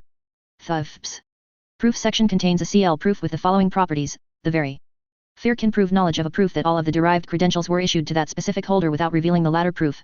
This means only the verifier and no one else can verify this proof. The verifier cannot share it with anyone else, yet the VP's proof still does not reveal who the holder is to anyone else who might intercept the VP. Many of the details here are glossed over in the VC data model spec, largely because of the huge variability in ZKP systems. However, the data model and syntax of VCS and VPS should be sufficient to accommodate a variety of ZKP-based proof types. For examples of ZKP type implementations, see the Hyperledger Indy and Hyperledger Aries projects. 153 protocols and deployments. 7.11 protocols and deployments.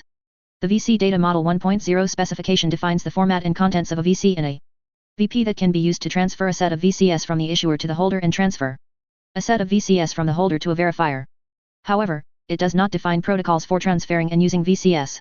That was deliberately put out of scope to keep the work of creating the 1.0 spec manageable. Obviously, these are needed before a VC identity ecosystem can become operational. Communities of SSI implementers have been experimenting with different ways of transferring VCS. Several of these protocols are discussed in detail in Chapter 5.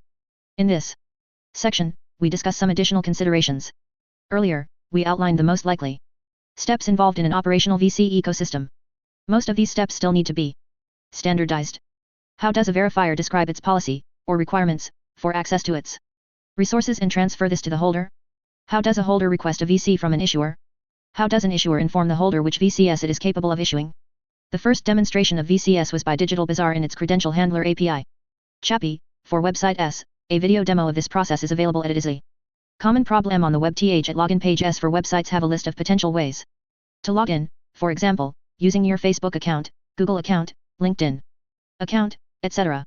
This has been referred to as the NASCAR problem because of the growing list of logos that websites need to display to accommodate all these identity providers. When using Chappy, the web browser acts as a mediator for the user, presenting them with choices in a standardized way to simplify the user ease per instance. Different websites can be VC storage/holders, wallets, VC issuers, VC verifiers, or any combination of these. The process begins when a user visits a credential storage site to get a new wallet. The site uses Chappy to set up handler S for both credential store events and credential RxT events. The browser agent saves the service address S for this site and records that this site is a credential repository. The user then visits a credential issuing site. When the site calls the credential management store method, the browser presents the user with the credential to be stored and the user's list of wallets into which the credential can be stored. When the user selects a wallet, the browser sends a credential ST or event to the wallet provider's service address, at which point the credential is sent from the issuer to the wallet, where it is stored, and a hint for the credential is saved by the browser.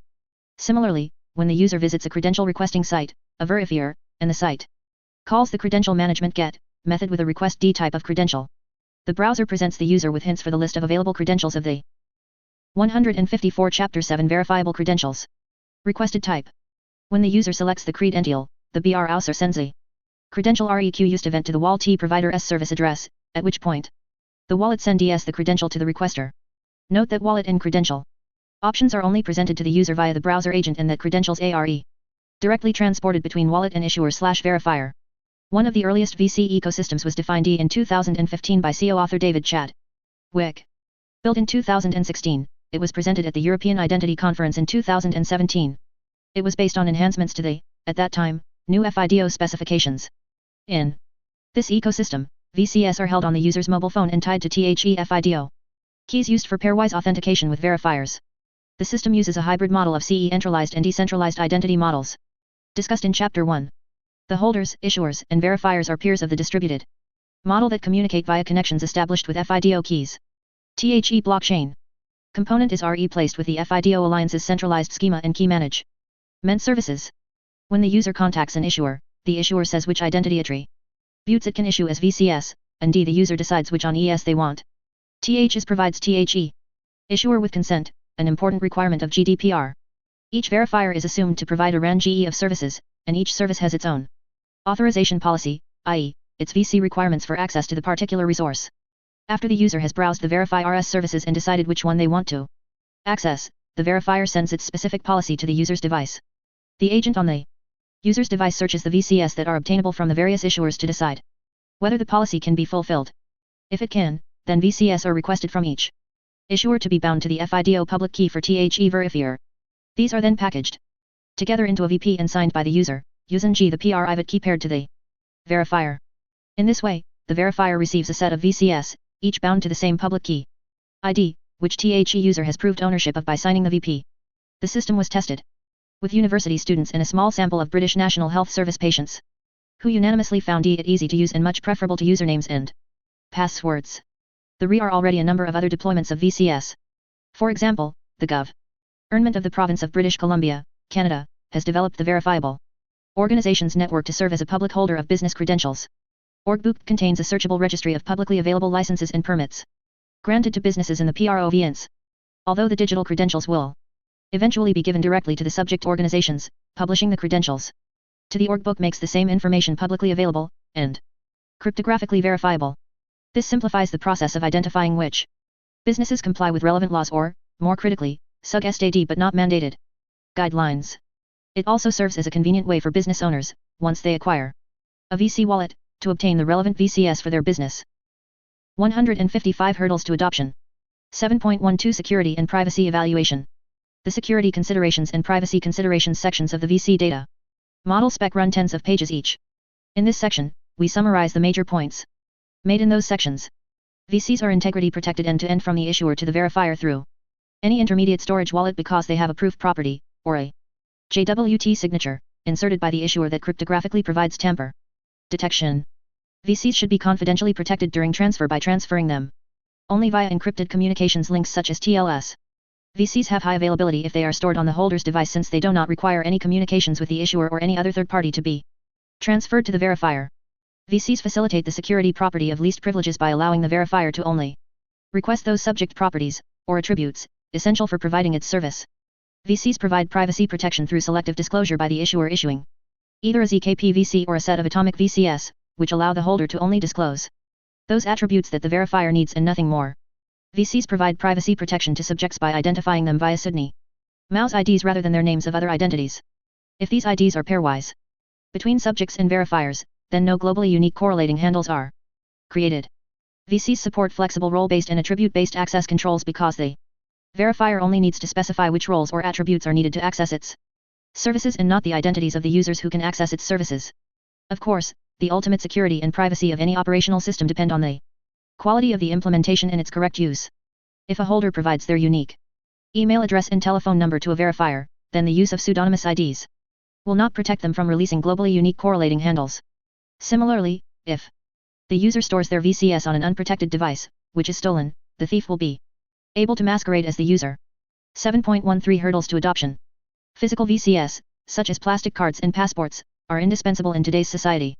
It is high time we moved these credentials into the electronic world so that we can carry them around on our mobile devices and have them with us all the time.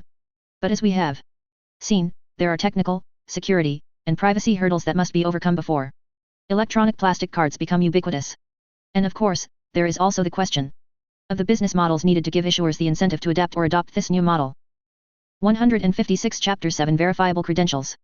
As we explained in the first part of this chapter, today's federated identity management infrastructures give issuers, IDPs, great power because they are at the center of the ecosystem. VCS turn this model on its head and place users at the center. So, ERS will need to see some financial benefit before they are willing to move. Many of the compelling benefits are discussed in Chapter 4, and others are discussed in Part 4 of the book. As they say in the movies, VCS are the hero of the SSI show. They are the most visibly icon of SSI infrastructure since they will sit directly in the digital wallets of individuals and organizations, and be presented to verifiers digitally the same way we present physical credentials to verifiers today, such as to airport security agents when we want to board a plane. But in the move from physical credentials made of paper and plastic, and even metal, for some of the latest premium credit cards, to digital credentials, every last bit matters literally. Since all the security and privacy properties of VCS depend on cryptography, the data structures and rules for composing and verifying VCS must be locked down to the last detail. That's what this chapter has walked through, from the supported syntaxes to the required and optional properties to the different signature mechanisms and extensibility options. In the next chapter, we dive one level deeper, into the special new form of cryptographically verifiable identifiers designed explicitly to support VCS and now being standardized in its own W3C working group, Decentralized Identifiers, DIDs. 157 Decentralized Identifiers. Drummond Reed and Marcus Sabadello. Decentralized Identifiers, DIDs, are the cryptographic counterpart to verifiable credentials, VCS. Together these are the twin pillars of SSI standardization. In this chapter, you learn how DIDs evolved from the work started with VCS, how they are related to URLs and URNs, why a new type of cryptographically verifiable identifier is needed for SSI, and how DIDs are being standardized at World Wide Web Consortium, W3C. Your guides are two of the editors of the W3C Decentralized Identifier 1.0 specification, Marcus Sabadello, founder and CEO of Danube Tech, and Drummond Reed, Chief Trust Officer at Evernym. At the most basic level, a decentralized identifier, DID, is simply a new type of globally unique identifier not that different from the URLs you see in your browser's address bar. But at a deeper level, DIDs are the atomic building block of a new layer of decentralized digital identity and public key infrastructure, PKI, for the internet. This decentralized public key infrastructure could eventually have as much impact on global cybersecurity and cyber privacy as the development of the SSL/TLS protocol for encrypted Web traffic, currently the largest PKI in THE-WRLD. This means you can understand DIDs at 4 progressively deeper levels, figure 8.1. In this chapter, we travel all the way down through these 4 levels to provide a much deeper understanding of DIDs. 158 Chapter 8 Decentralized Identifiers. 8.1 The conceptual level, what is a DID? Figure 8.2, looks very much like any other web address, except instead of HTTP, or HTTPS, it begins with DID. 8.1.1 URIS. In terms of technical standards, a DID is a type of Uniform Resource Identifier, URI. URIs are an IETF standard, adopted by the W3C to identify any type of resource on the World Wide Web. A URI is a string of characters in a specific format that makes the string globally unique. In other words, no other resource has that same identifier. Of course, this is very different from human names where many people can have exactly the same name. 8.1.2 URLs. A Uniform Resource Locator, URL, is a URI that can be used to locate a representation of that resource on the web. A representation is anything that describes the resource. Figure 8.1 The progression of 4 levels at which we can understand DIDs, from a basic definition to a deep understanding of how and why they work and what they mean for the future of the Internet and the web. As defined by the W3C DID Core 1.0 specification published by the W3C DID Work in Group, a DID is a new type of globally unique identifier, a string of characters that identifies a resource. Resource is the term used by the W3C across all web standards. The digital identity community generally uses the term entity for the purposes of this. Okay, the two terms can be considered equivalent. A resource is anything that can be identified, from a web page to a person to a planet. This string of characters. Figure 8.2 The general format of a DID, the scheme name followed by a DID method name, followed by the method-specific string, the syntax for which is defined by the DID method. 159 The conceptual level, what is a DID? For example, for a website URL, the resource is a specific page on that site. But if the resource is a person, they obviously can't be on the web directly. So the representation needs to be something describing that person, such as a resume, blog, or LinkedIn profile. Every resource representation available on the web has a URL web page, file, image, video, database record, and so on. It's not on the web if it doesn't have a URL. The addresses that appear in your browser's address bar are generally URLs. Fig. Your 8.3 is an example of the URL for this book on the Manning website. Figure 8.3 An example of a browser address bar displaying the URL for the web page about this book. Why do we need the distinction between URIs and URLs if everything on the web has a URL? Because we also need to identify resources that are not on the web, people, places, planets, all the things we had names for long before the internet even existed. All of these are resources that we often need to refer to on the web without the resource actually being represented on the web. A URI that is not a URL is often called an abstract identifier. Note the question of whether a DID by itself serves as a URL while sounding trivial is actually quite deep. We will have to go all the way down to the semantic layer before we can answer it completely. 8.1.3 URNs. If URLs are the subclass of URIs that point to the location of a representation of a resource of the network which can always change, then what about the subclass of URIs that identify the abstract resource itself and thus are designed never to change? It turns out There are many uses for this kind of persistent identifier, also called a permanent identity. Fear. This is exactly what you want when you need to be able to refer to the resource, independent of any particular representation, independent of any particular location, independent of any particular human language or name, in a way that will not change over time. In web architecture, the subclass of URIs reserved for persistent identifiers are called uniform resource names, URNs. They are defined by, which goes into great detail about both the syntax and the policies. 160 Chapter 8 Decentralized Identifiers. Necessary to manage namespaces for identifiers that are meant never to change. Think about how complex it would get if every phone number, email address, and human name could be assigned only once and never reused for another person ever again for the rest of time. Figure 8.4 shows how URLs and URNs are both subclasses of URIs. 8.1.4 DIDs. In September 2019 at Fukuoka, Japan, 1. Presenter summarized the 4 properties, as shown in figure 8.5. What is special about the third and fourth properties is that they both depend on cryptography, Chapter 6. In the first case, cryptographic verifiability cryptogra. PHY is used to generate the DID. Since the DID is now associated with exactly one public/private key pair, the controller of the private key can prove that they are also the controller of the DID. See section 8.3 for more details. In the second case, decentralized registration cryptography eliminates the need for centralized registration authorities, the kind needed for almost every other glob ally unique identifier we use, from postal addresses to telephone numbers to domain. Figure 8.4 URLs and URNs are subclasses of URIs. URLs always point to representations of resources on the web, whereas URNs are persistent names for any resource, on or off the web. Having described URIs, URLs, and URNs, we can now be more precise about the definition of a DID. A DID is a URI that can be either a URL or a URN and that can be looked up, resolved, to get a standardized set of information, metadata, about the resource identified by the DID, as described in the next section. If the identified resource has one or more representations on the web, the metadata can include one or more of those URLs. But that definition captures only 2 of the 4 properties of a DID, persistence and resolvability. The other 2 proper ties cryptographic verifiability and decentralization most strongly distant. GUISH DID from other URIs or any other globally unique identifiers. At the first meeting of the W3C DID working group. Figure 8.5 a summary of the 4 core properties of a DID presented at the first meeting of the W3C DID working group. 161 The functional level, how DIDs work. Names. The centralized registries run by these authorities can determine if a particular identifier is unique and allow it to be registered only if it is. By contrast, cryptographic algorithms for public/private key pairs are based on random number generators, large prime numbers, elliptic curves, or other cryptographic techniques for producing globally unique values that do not require a central registry to effectively guarantee uniqueness. We say effectively guarantee because there is an infinitesimally small chance of a collision with someone else using the same algorithm. But this chance of collision is mathematically so small that for all practical purposes, it can be ignored. As a result, anyone with the proper software can generate a DID according to a particular DID method, discussed in the following sections, and begin using it immediately without requiring the authorization or involvement of any centralized registration authority.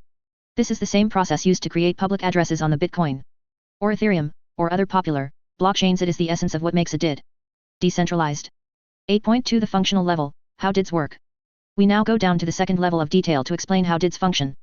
8.2.1 DID documents.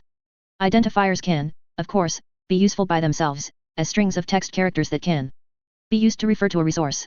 This string can be stored in a database or a document, attached to an email, or printed on a t-shirt or business card. But for digital identifiers, the usefulness comes not just from the identifier but also from how it can be used by applications designed to consume that particular type of identifier.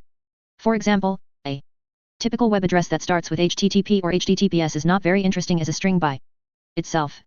It only becomes useful once you type it into a web browser or click a hyperlink to access a representation of the resource behind the identifier, such as a web page. This is similar with DIDs, although it is not yet possible to type a DID into a web browser and have it do anything meaningful. You can give it to a specialized piece of software, or hardware, called a DID resolver that will use it to retrieve a standardized data structure called a DID document. This data structure is not like a web page or an image file. It is not designed to be viewed directly by end users in a web browser or similar software. In the future, DID navigators may be able to let you travel across a trust web, but most likely this will be done using conventional web pages associated with DIDs. Instead, it is a machine-readable document designed to be consumed by digital identity applications or services such as digital wallets, agents, or encrypted data stores, all of which use DIDs as fundamental building blocks. Every DID has exactly one associated DID document. The DID document contains metadata about the DID subject, which is the term for the resource identified by the DID, and described by the DID document. For example, a DID for a person, the DID subject, has an associated DID document that typically contains cryptographic keys, authentication methods, and other metadata describing how to engage in trusted interactions. 162 Chapter 8 Decentralized Identifiers. With that person, the entity that controls the DID and its associated DID document is called the DID controller. In many cases, the DID controller is the same as the DID subject, figure 8.6, but they can also be different entities. An example is when a parent controls a DID that identifies their child. The DID subject is the child, but the DID controller, at least, until the child comes of age, is the parent. Theoretically, a DID document can contain any arbitrary information about the DID subject, even personal attributes such as a name or an email address. In practice, however, this is problematic for privacy reasons. Instead, the recommended best practice is for a DID document to contain only the minimum amount of machine-readable metadata required to enable trustable interaction with the DID subject. Typically, this includes the following: 1 or more public keys, or other verification methods, that can be used to authenticate the DID subject during an interaction. This is what makes interactions involving DIDs trustable, and this is also the essence of the DPKI enabled by DIDs. 1 or more services associated with the DID subject that can be used for concrete interaction via protocols supported by those services.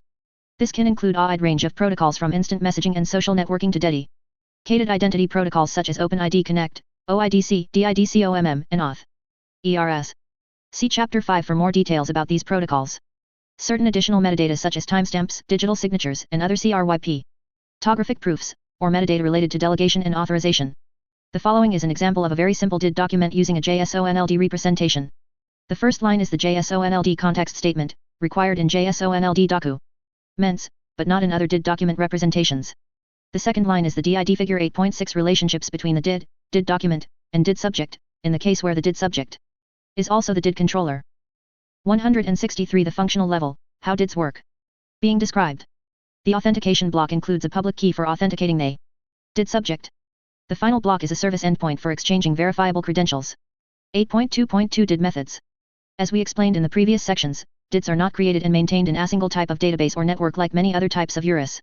There is no authoritative centralized registry or a hierarchy of federated registries like DNS where all DIDs are written and read. Many different types of DIDs exist in today's SSI community. See Section 8.2.7. They all support the same basic functionality, but they differ in how that functionality is implemented, e.g. how exactly a DID is created or where and how a DID's associated DID document is stored and retrieved. These different types of DIDs are known as DID methods.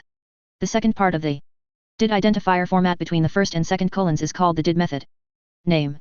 Figure 8.7 shows examples of DIDs created using 5 different DID methods: SOV, Sovereign, BTCR, Bitcoin, V1, Veras1, Ether, Ethereum, and Holo. Figure 8.7 example DIDs generated using 5 different DID methods. 164 Chapter 8 Decentralized Identifiers.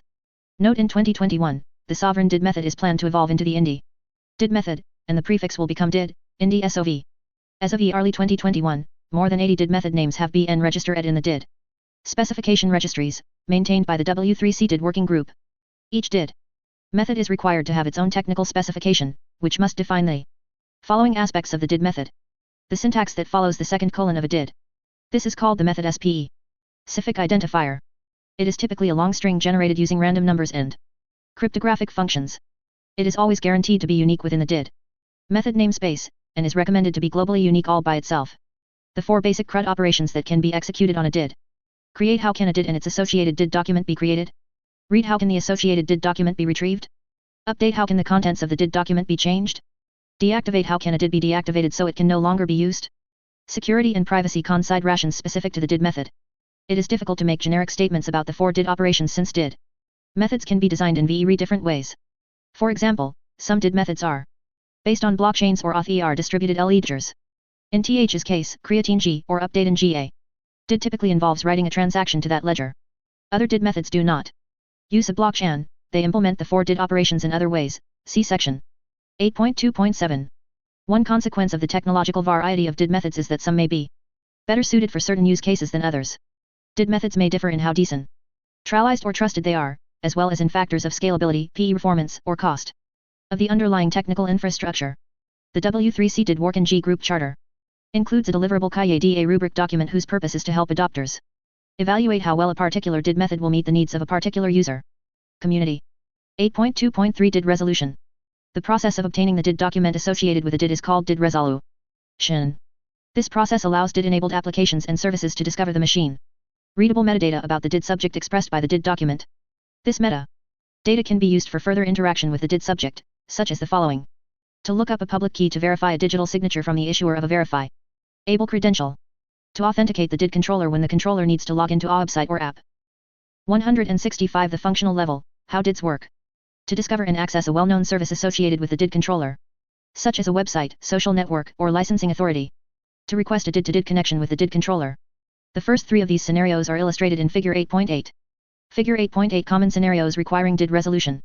The first is using a DID to identify the issuer of a verifiable credential, the second to log into a website, and the third to discover a service associated with the DID. The DID resolution process is based on the read operation defined by the applicable DID method. As we have noted, this can vary considerably depending on how the DID method is designed. This means DID resolution is not confined to a single protocol in 166 Chapter 8 Decentralized Identifiers. The same way as DNS, the protocol for resolving domain names to IP addresses, or HTTP, the protocol for retrieving representations of resources from web servers. For example, no assumption should be made that a blockchain, distributed ledger, or database, centralized or decentralized, is used for resolving DIDs, or even that interaction with a remote network is required during the DID resolution process. Furthermore, a DID document is not necessarily stored in plain text in a database or for download from a server. Although some DID methods may work like this, others may define more complex DID resolution processes that involve on-the-fly construction of virtual DID documents. Therefore, rather than thinking of DID resolution as a concrete protocol, it should be considered an abstract function or algorithm that takes a DID, plus optional additional parameters, as its input and returns the DID document, plus optional additional metadata, as its result. DID resolvers can come in several architectural forms. They can be implemented as a native library included in an application or even an operating system, the same way as DNS resolvers are included in all modern operating systems. Alternatively, a third party can provide a DID resolver as a hosted service, responding to DID resolution requests via HTTP or other protocols, called bindings. Hybrid forms are also possible. For example, a local DID resolver could delegate part or all of the DID resolution process to a pre-configured, remotely hosted DID resolver, Figure 8.9. This is similar to how DNS resolvers in our local operating systems typically query a remote DNS resolver hosted by an Internet Service Provider, ISP, to perform the actual DNS resolution work. Figure 8.9 An example of a local DID resolver querying a remote DID resolver, which then retrieves the DID document according to the applicable DID method. Of course, reliance on an intermediary service during the DID resolution process introduces potential security risks and potential elements of centralization, each of which can impact the security and trust properties of other layers in the SSI stack that rely on DIDs. Therefore, whenever possible, DID resolution should be integrated directly into a DID-enabled application in such a way that the application can independently verify that the DID resolution result is correct. In other words, the correct DID document has been returned.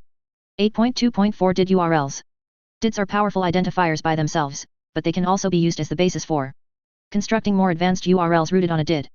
This is similar to the HTTP and HTTPS URLs used on the web. They can consist not only of a domain name but also of 167 The functional level, how DIDs work.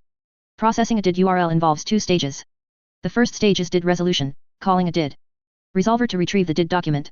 The second stage is DID dereferencing.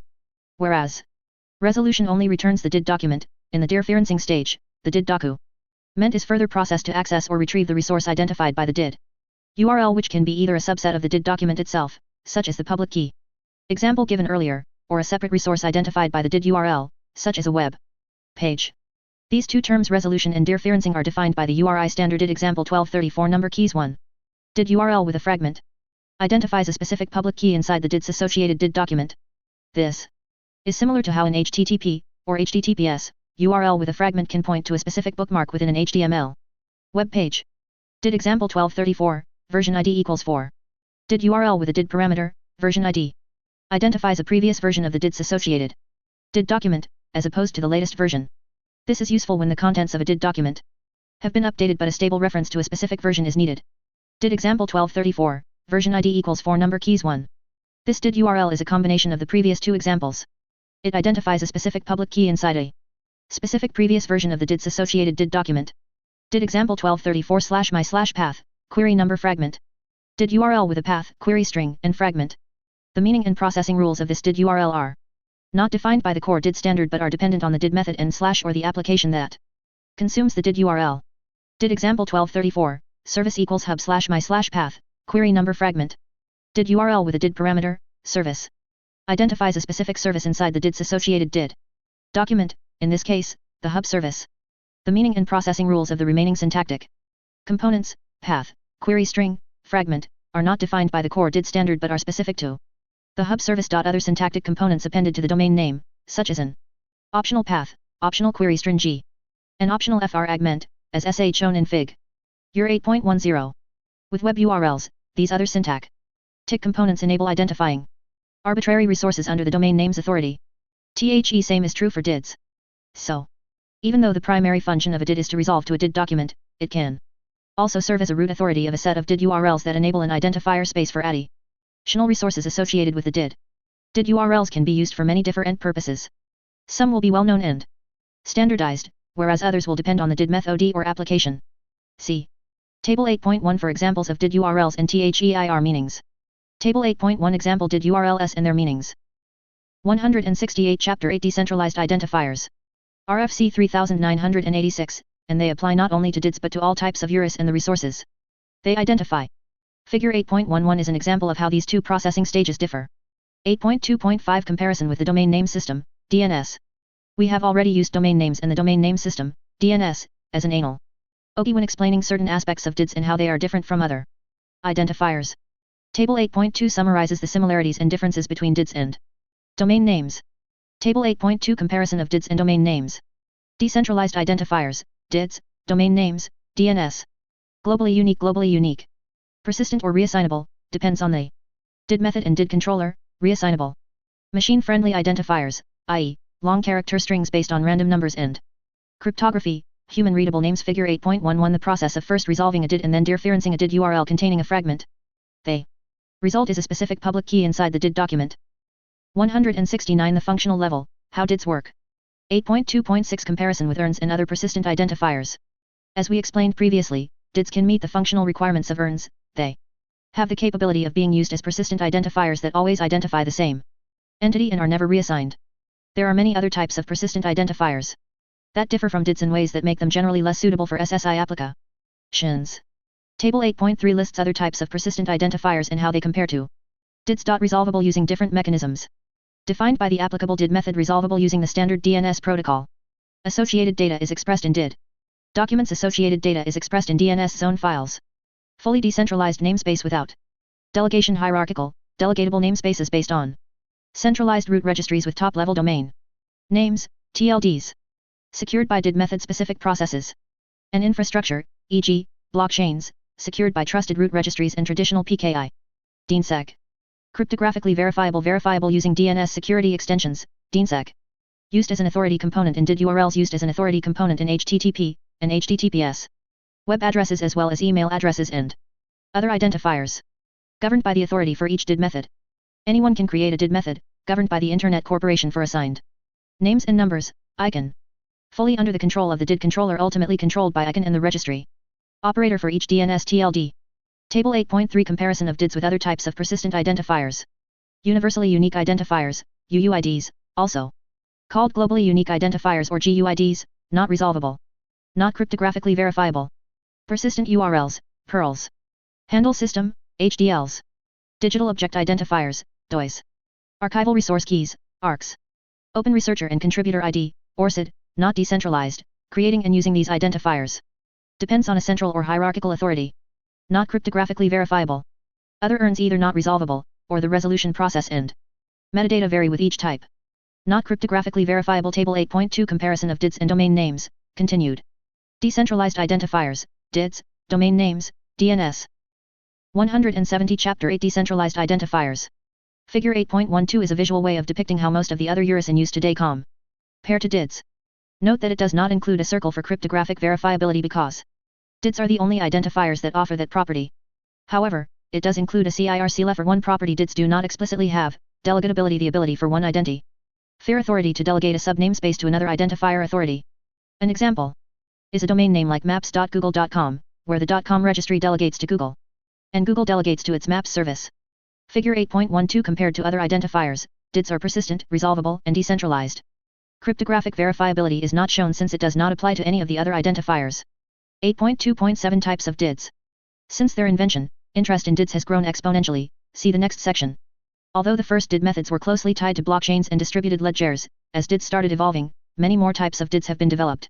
At the first meeting of the W3C DID Working Group in September 2019 in Fukuoka, Japan, a set of presentations described the various DID methods developed to that point as follows. Into the broad categories in Table 8.4. Most domain names. 171 The architectural level, why DIDs work. 8.3 The architectural level, why DIDs work. Having explained what DIDs are and how they work, let's now go a step deeper into why they work. Why is there so much interest in this new type of identifier? To answer this, we must delve more deeply into the core problems they solve, which are less problems of identity and more problems of cryptography. Table 8.4 The broad categories of DID methods developed as of August 2020. Category description and examples. Ledger-based DIDs. Ledger. Middleware. Layer 2, DIDs.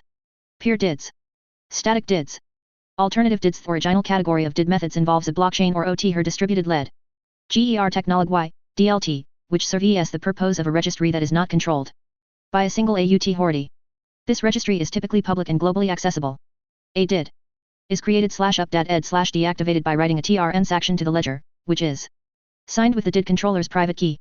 An improvement to classic ledger-based DID methods, this category adds an additional storage layer such as a distributed hash table, DHT, or traditional replicated database system on top of the base layer blockchain. DIDs can be created /updated/deactivated at this second layer without requiring a base layer ledger transaction every time. Instead, multiple DID operations are batched into a single ledger transaction, increasing performance and decreasing cost. This special category of DID method does not require a globally shared registration layer such as a blockchain. Instead, a DID is created and subsequently shared with only one other peer, or a relatively small group of peers. The DIDs that are part of the relationship are exchanged via a peer-to-peer protocol, resulting in private connections between the participants. There is a category of DID methods that are static, i.e. they enable a DID to be created and resolved, but not updated or deactivated. Such DID methods tend to not require complex protocols or storage infrastructure. For example, a DID may simply be a wrapped public key, from which an entire DID document can be resolved algorithmically, without requiring any data other than the DID itself. A number of other innovative DID methods have been developed that do not fall into any of the previous categories. They demonstrate that DID identification architecture is flexible enough to be layered on top of existing Internet protocols, such as GIT, the Interplanetary File System, IPFS, or even the web itself. 172 Chapter 8 Decentralized Identifiers. 8.3.1 The core problem of public key infrastructure, PKI. Since it was first conceived, PKI has had one hard problem at its very core. It is not a problem with cryptography per se, i.e., with the math involved with public/private keys or encryption/decryption algorithms. Rather, it is a problem with cryptographic infrastructure, how we can make public/private key cryptography easy and safe for PEO, PLE and organizations to use at scale. This is not an easy problem. It has vexed PKI ever since the term was invented. The reason lies in the very nature of how public/private key cryptography works. To understand this, let's take a look at the basic PKI trust triangle, figure 8.13. It have to see each key pair in relation to its controlling authority, controller. Be that a person, an organization, or capacity to generate key pairs and store them in a digital wallet. Public and private keys are bound to each other mathematically such that neither can be forged, each can be used only for a specific set of functions defined by a specific cryptographic algorithm. But both types of keys are intrinsically related to the controller. Regardless of the algorithm, these two fundamental roles are highlighted in figure 8.14. The private key must be reserved for the controller's exclusive use, or its delegates, and must never be revealed to anyone else. By contrast, the public key is just the opposite, it must be shared with any party that wishes to communicate with the controller securely. It is the only way to encrypt messages to or verify messages from that controller. Although the task of keeping a private key private is not trivial by any means, that is not the hard problem at the heart of PKI. Rather, the hard problem is on the other side of the PKI trust triangle, as shown in figure 8.15. Figure 8.15 The core problem at the heart of PKI.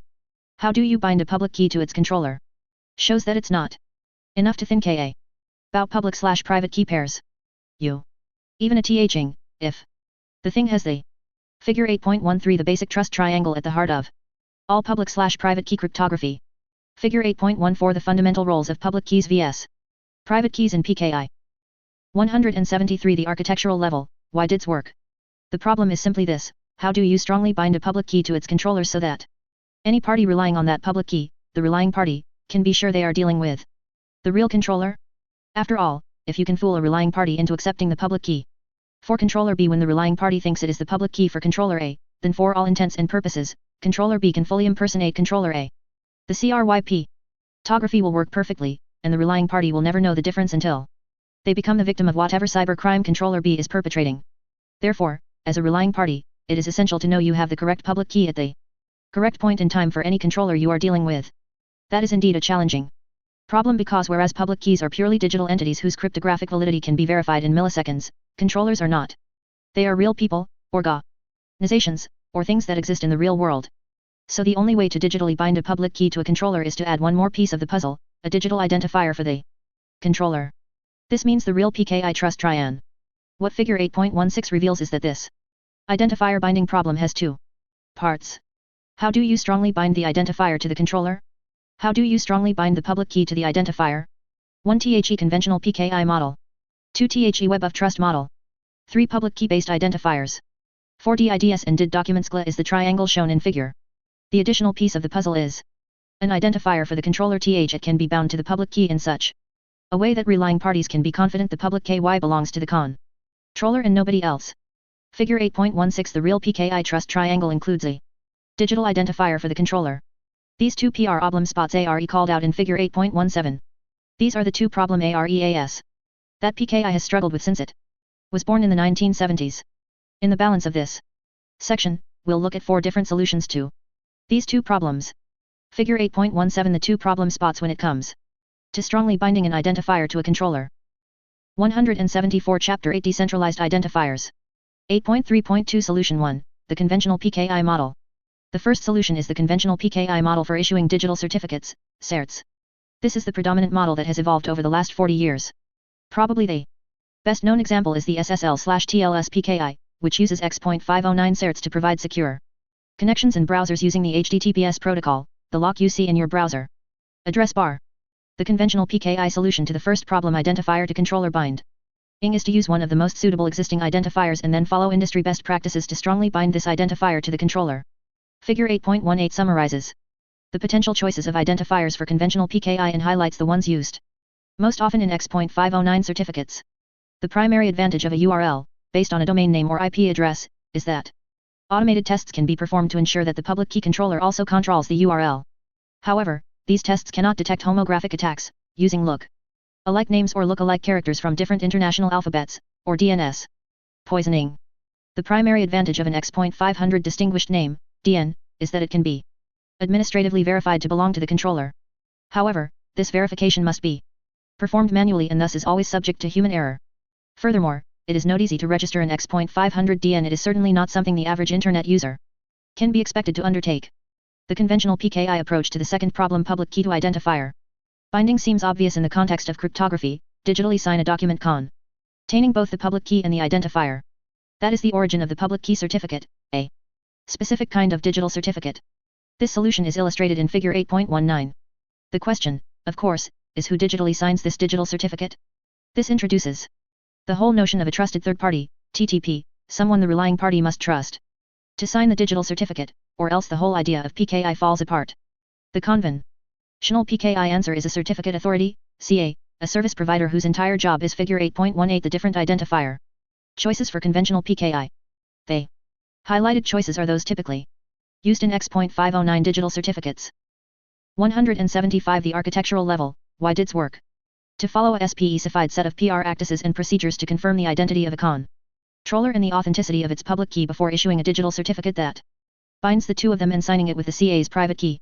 Different PKI systems use different certification programs for CA. One of the best known is the Web Trust program, originally developed by the American Institute of Certified Public Accountants and now run by the Chartered Professional Accountants of Canada. Web Trust is THE certification program used for the SSL/TLS certificates that indicate a secure connection in your browser.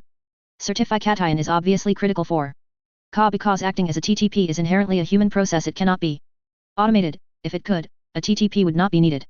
And unfortunately, humans make mistakes. But being human is only one issue with TTP's Table 8.5 lists the other drawbacks. Despite all these drawbacks, conventional PKI has so far been the only commercially viable solution to the identifier binding problem. But as the internet has climbed into Table 8.5, the drawbacks of using the TTPs required in conventional PKI to solve the identifier binding problem. Drawbacks of TTP's description. Cost inserting a TTP, that must perform work only humans can do, into trust relationships adds costs that someone must pay. Friction introducing a TTP requires additional work on the part of all the parties to a trust relationship. Single point of failure. Each TTP becomes an attack point because a single breach can compromise all of its digital certificates. Identifiers changing. If an identifier changes, the old digital certificate must be revoked and a new one issued. Public keys changing. When a public key is rotated, as most security policies require periodically, the old digital certificate must be revoked and a new one issued. Figure 8.19 conventional PKI solves the public key to identifier binding problem using digital certificates signed by some type of certificate authority. 176 Chapter 8 Decentralized Identifiers. Usage and commercial value and cybercrime rates have climbed with it, so has the demand for a better solution. 8.3.3 Solution 2, the Web of Trust model. One alternative to the conventional PKI model was formulated by one of the pioneers in public/private key cryptography, Philip Zimmermann, inventor of Pretty Good Privacy, PGP. He coined the term Web of Trust for this model because it didn't rely on centralized KA, but rather on individuals who knew each other directly and therefore could individually sign each other's public keys, effectively creating peer-to-peer digital certificates. Figure 8.20 is a visual depiction of how the Web of Trust model works. Figure 8.20 a diagram of how a Web of Trust can be constructed. Since the original formulation, hundreds of academic papers have been written, exposing issues with and proposing improvements for the Web of Trust model. However, the primary challenge is that the only thing it really changes in the conventional PKI model is who signs the digital certificate. It turns the problem of who do you trust, the TTP problem, into the problem of who do you trust who knows someone else you can trust. That is, how do you discover a trusted path to the digital certificate you want to verify? So far, no one has developed a reasonably secure, scalable, adoptable solution to this problem. 8.3.4 Solution 3, Public Key-Based Identifiers.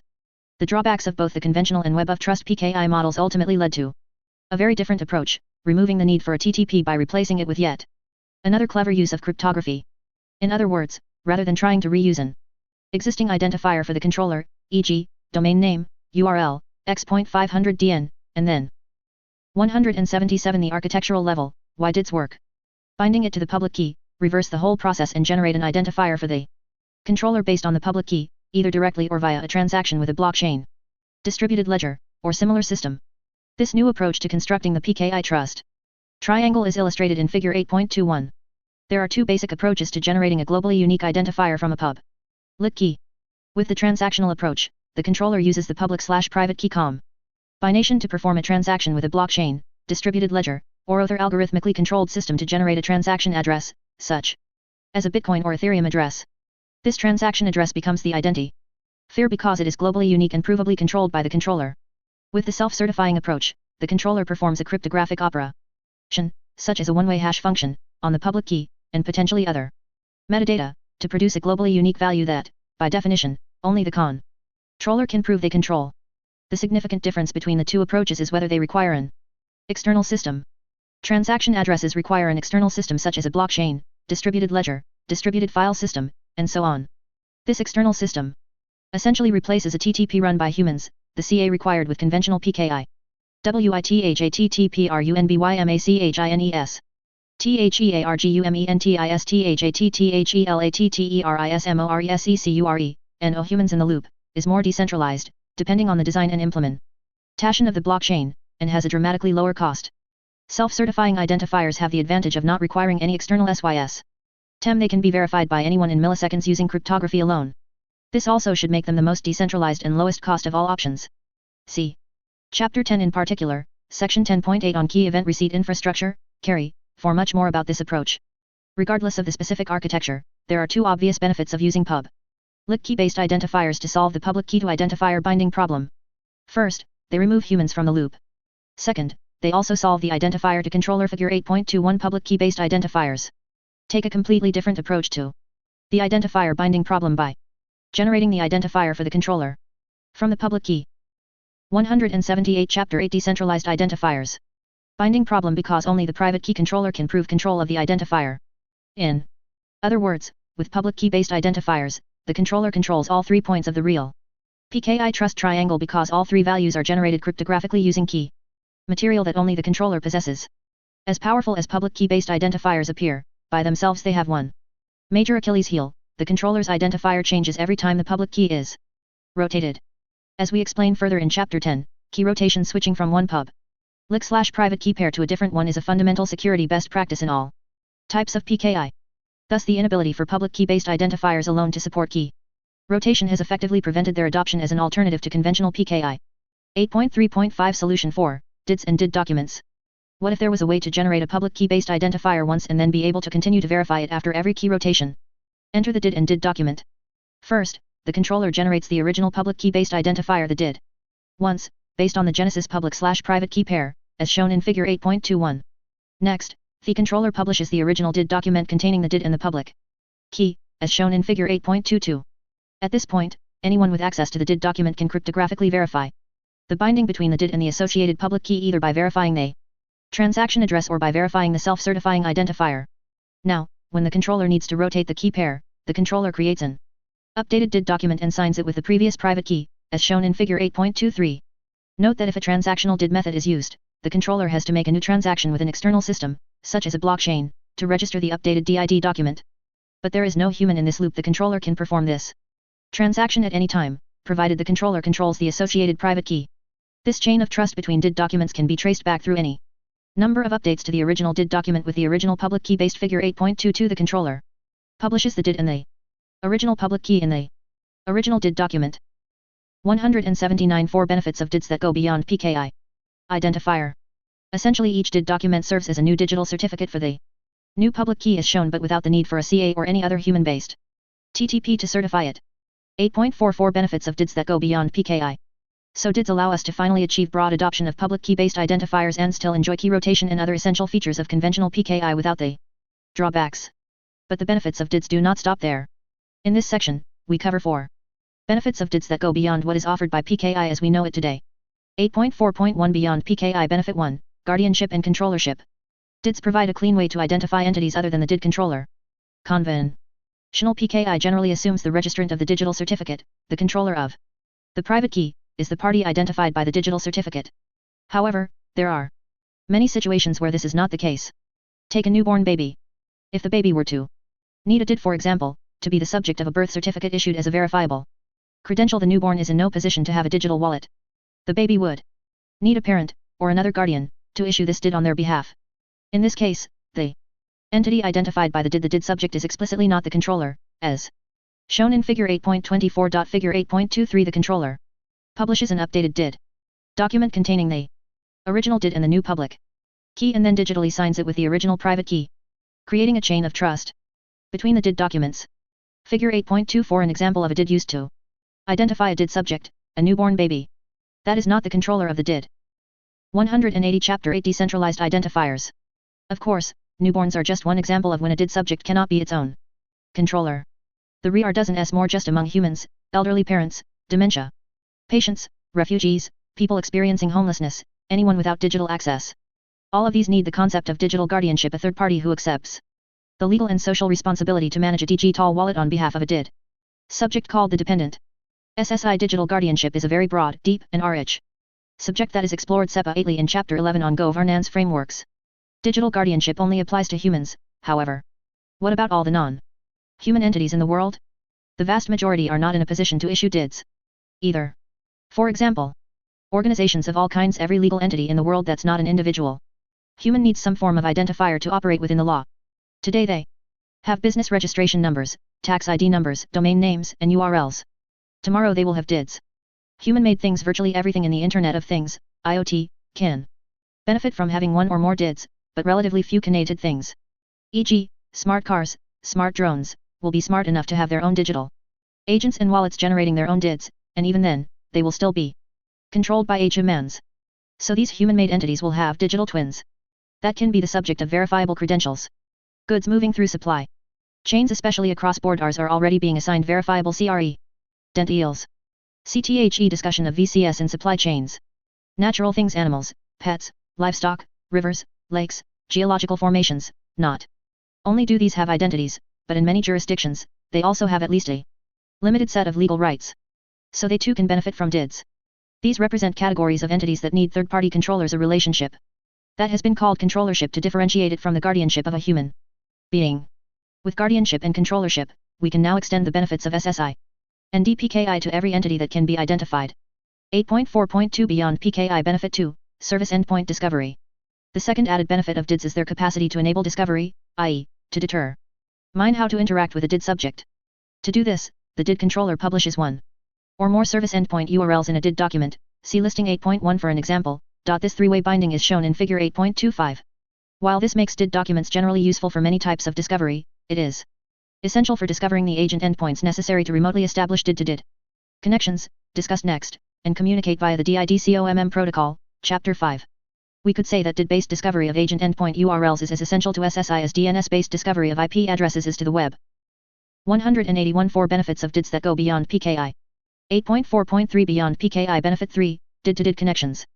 SSL/TLS is the largest PKI in the world because the public key in an X.509 digital certificate can be used to secure an HTTPS connection between a web server and a browser. In other words, demand for secure e-commerce, e-banking, e-health, and other online transactions drove the growth of the SSL/TLS PKI. The same will be true for SSI.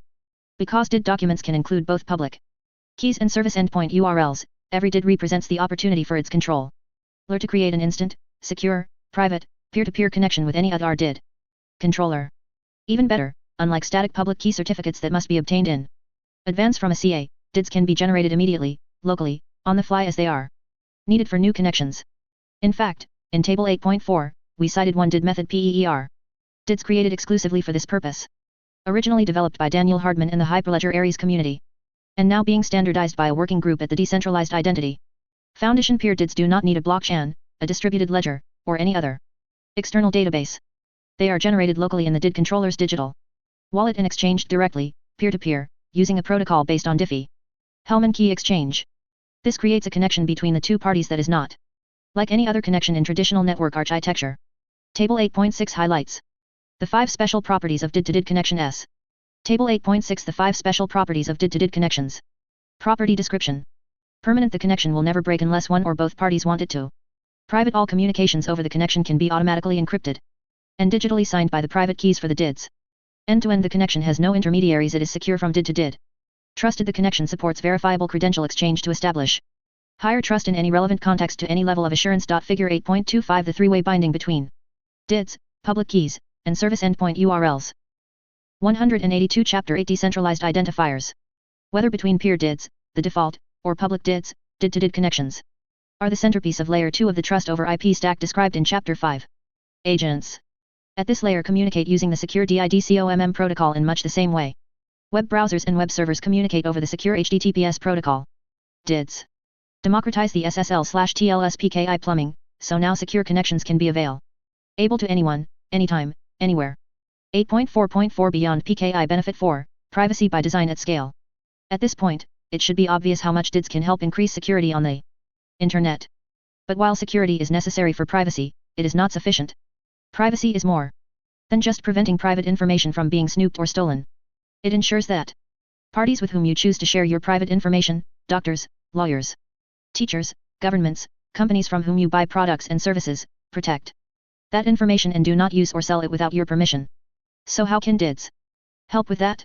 The answer may surprise you. Conventional identifiers for people are assigned one time by third parties, government ID numbers, health ID numbers, driving license numbers, mobile phone numbers. When you share these as part of your personal data, they make it easy for you to be tracked and correlated across many different relying parties. They also make it easy for those parties to share information and compile digital dossiers about you. DIDs turn that whole equation upside down. Rather than you sharing the same ID number with many different relying parties, you can generate and share your own peer DID each time you form a relationship with a new relying party. That relying party will be the only one in the world that knows that DID, and its public key and service endpoint URL. And that relying party will do the same for you. So rather than you having a single DID, similar to a government-issued ID number, you will have thousands of DIDs, one per relationship. Each pairwise unique peer DID gives you and your relying party your own permanent private channel connecting the two of you, just as originally envisioned by Philip Zimmermann with PGP.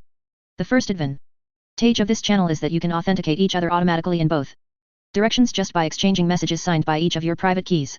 Spoofing or phishing a relying party with whom you already have a connection becomes next to impossible. The second significant advantage is that peer DIDs and private channels give you one simple, standard, verifiable way to share signed personal data for which you have granted specific permissions data to the relying party. On your side, the benefit extensible the connection can be used for any application that needs secure, private, reliable digital communications via the DIDCOMM protocol or any other protocol supported by both agents. Table 8.6 The 5 special properties of DID-to-DID connections, continued. Property description. 183 The semantic level, what DIDs mean? Is convenience and control at a glance, you can see what you shared with whom and why. On the relying party side, the benefit is fresh, first-person data with cryptography. Cali verifiable, GDPR auditable consent plus an easy, secure way to support all the other GDPR-mandated personal data rights, access, rectification, erasure, objection. The third major benefit is that, with signed data, we can finally protect both individuals and relying on parties from the damage caused by the massive data breaches we read about almost daily. Target, Equifax, Sony, Yahoo, Capital One. What motivates criminals to break into those data silos is the value of that personal data. Primarily because the criminals can use it to break into accounts all over the internet. As those accounts convert to using pairwise peer DIDs and signed personal data, the value of that personal data to anyone but the relying party who has explicit signed permission disappears. If you cannot cryptographically prove you have permission to use the data, then not only does the data become worthless, it becomes toxic. Mere possession of unsigned personal data could become illegal. Like toxic waste, it will be something companies, organizations, and even governments will want to get rid of as quickly as possible.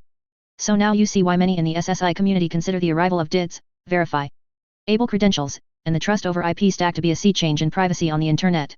While we are still in the early stages of implementing this new approach, it can finally give individuals badly needed new tools for controlling the use of their personal data.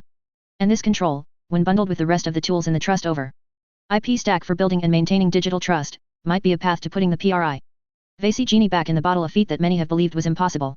8.5 The semantic level, what DIDs mean? Having explained how and why DIDs work, we now turn to the lowest level of understanding DIDs, exploring what they mean for the future of SSI and the internet. 8.5.1 The meaning of an address. Addresses do not exist on their own. They only exist in the context of a network that uses them. Whenever we have a new type of address, it is because we have a new type of network that needs this new address to do something that could not be done before. Table 8.7 shows this progression over the past few hundred years. Table 8.7 An historical perspective on the evolution of addresses for different types of networks. 184 Chapter 8 Decentralized Identifiers. So the real meaning of a DID comes down to what can be done with it on a DID network. 8.5.2 DID networks and digital trust ecosystems. Just as everything on the internet has an IP address and everything on the web has a URL, everything on a DID network has a DID. But that begs the question, why does everything on a DID network need a DID? What new communications network functionality do DIDs enable that could not be done before? The short answer is that DIDs were invented to support both the cryptographic trust and the human trust required for any digital trust ecosystem based on the trust over IP stack introduced in Chapter 5 and shown again in Figure 8.26. Figure 8.26 DIDs are foundational to all four levels of the trust over IP stack. 185 The semantic level, what DIDs mean? DIDs are essential to each layer of the stack as follows. 1 LAYER1, public DID utilities. DIDs published on public blockchains like Bitcoin and Ethereum, distributed ledgers like Sovereign, Ion, Element, and Veras1. Or distributed file systems like IPFS can serve as publicly verifiable trust roots for participants at all higher layers. They literally form the foundation of a trust layer for the internet.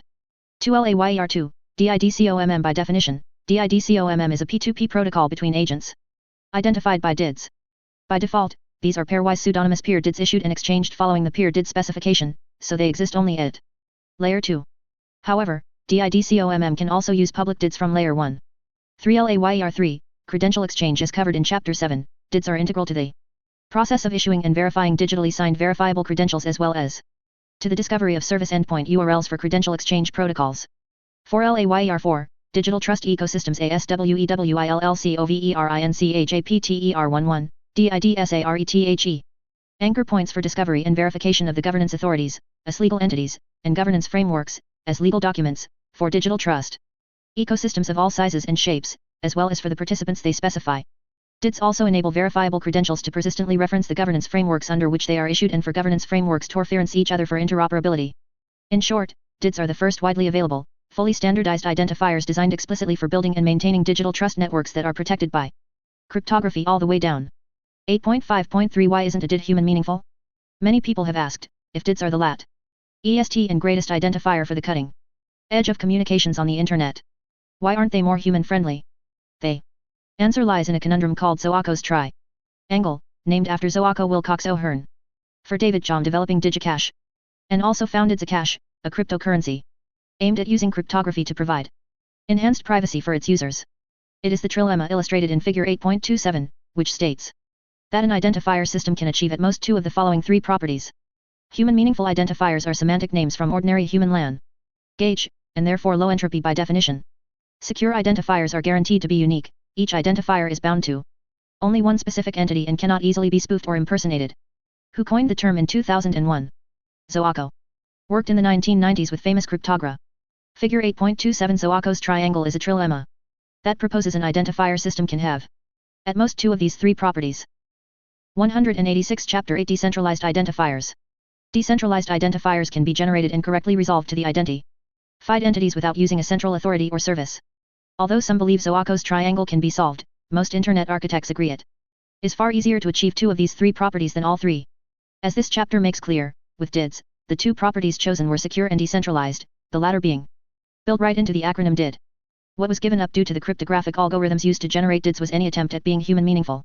But while the SSI community realized that while DIDs alone could not solve the human meaningful naming problem, they could in fact anchor a promising new solution.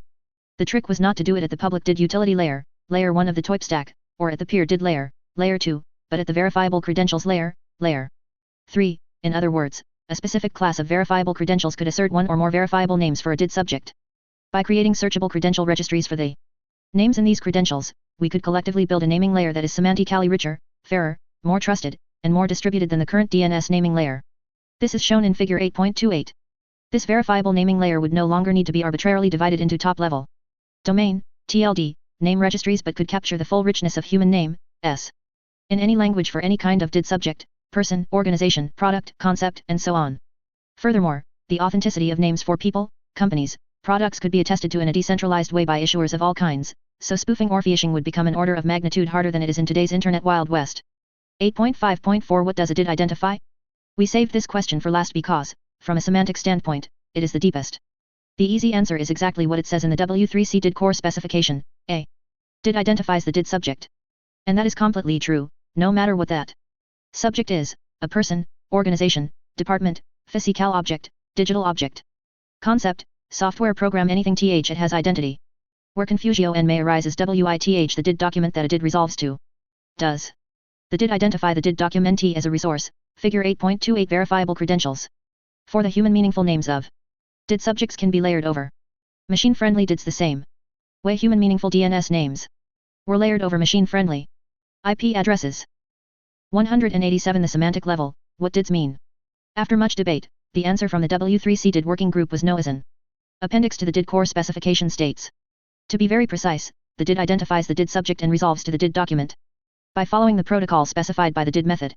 The DID document is not a separate resource from the DID subject and does not have a URI separate from the DID. Rather, the DID document is an artifact of DID resolution controlled by the DID controller. To describe the DID subject, the same appendix includes Figure 8.29 as a visual illustration of this conclusion.